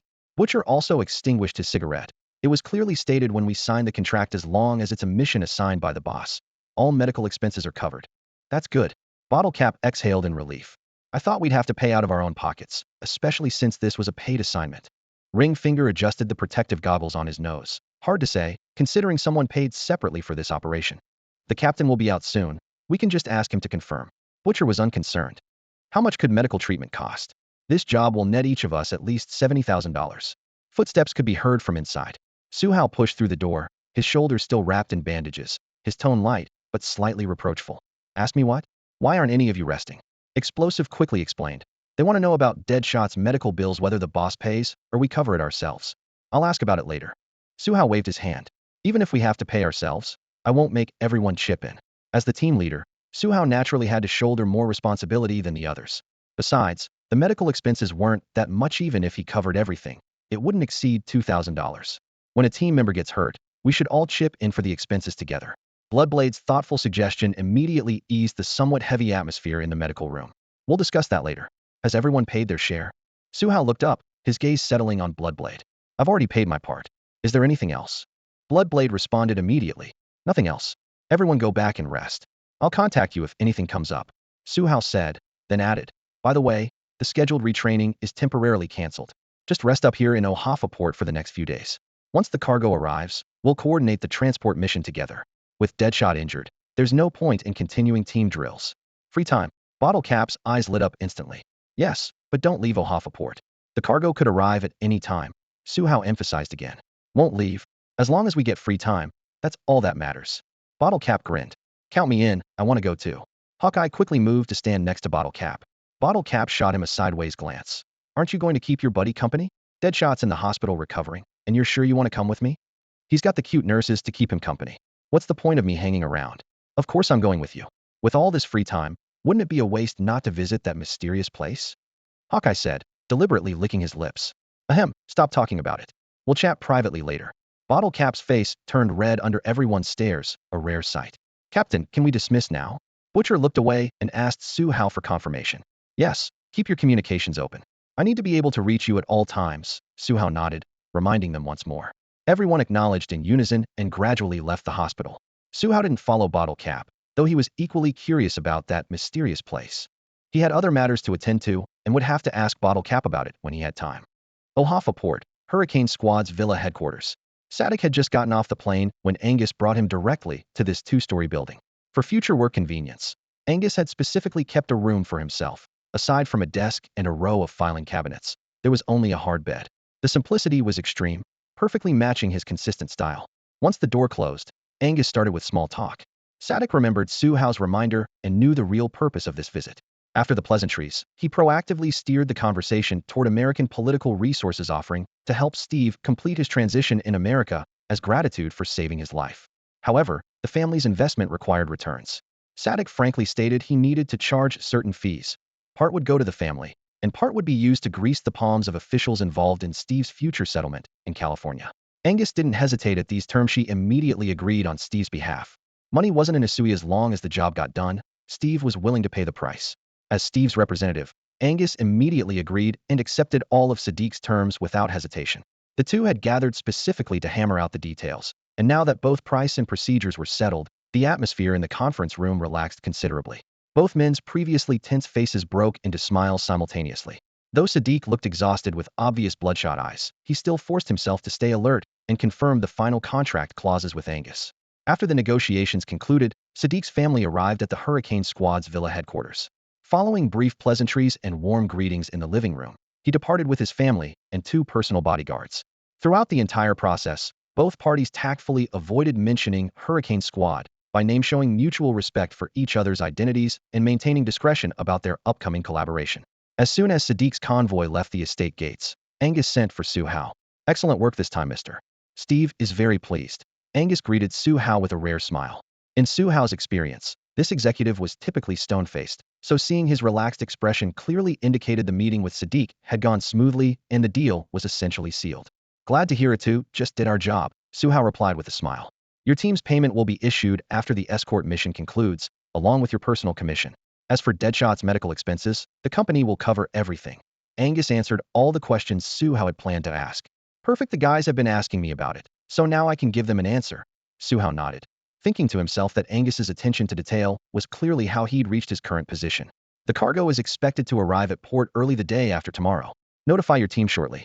I'll send you the specific departure time in advance," Angus added, then shifted his tone. "By the way, Deadshot's injuries won't compromise your overall combat effectiveness, will they?" Su Hao countered with his own question. "Will this escort mission be dangerous? Should we expect firefights?" In his view, escorting weapons shipments inherently carried risk. Xiweisi cargo inevitably attracted unwanted attention. Hostile forces, local militias, even desperate criminals with ill intentions. If any of them set their sights on this shipment, combat would be unavoidable. Moreover, while their client was the Iweiyan government forces, encountering rebel interference along the route wasn't unprecedented.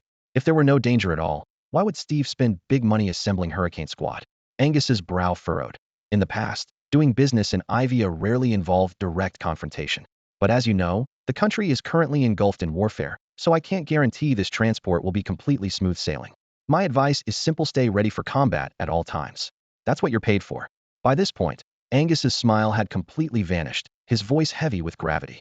"Understood, I'll make all necessary arrangements," Su Hao replied decisively. "You can go handle things now." Angus gestured that he could leave. Su Hao had just turned to go when he stopped and looked back. "Mr. Angus, I was wondering if there's any possibility of settling this mission's payment in advance." Angus looked puzzled. "That's all for today. Thank you so much for watching. I hope you guys enjoyed. If you wish to have another part of this recap, please give us at least 1,000 likes. Please don't forget to comment and subscribe to our channel for more content like this. Until next time.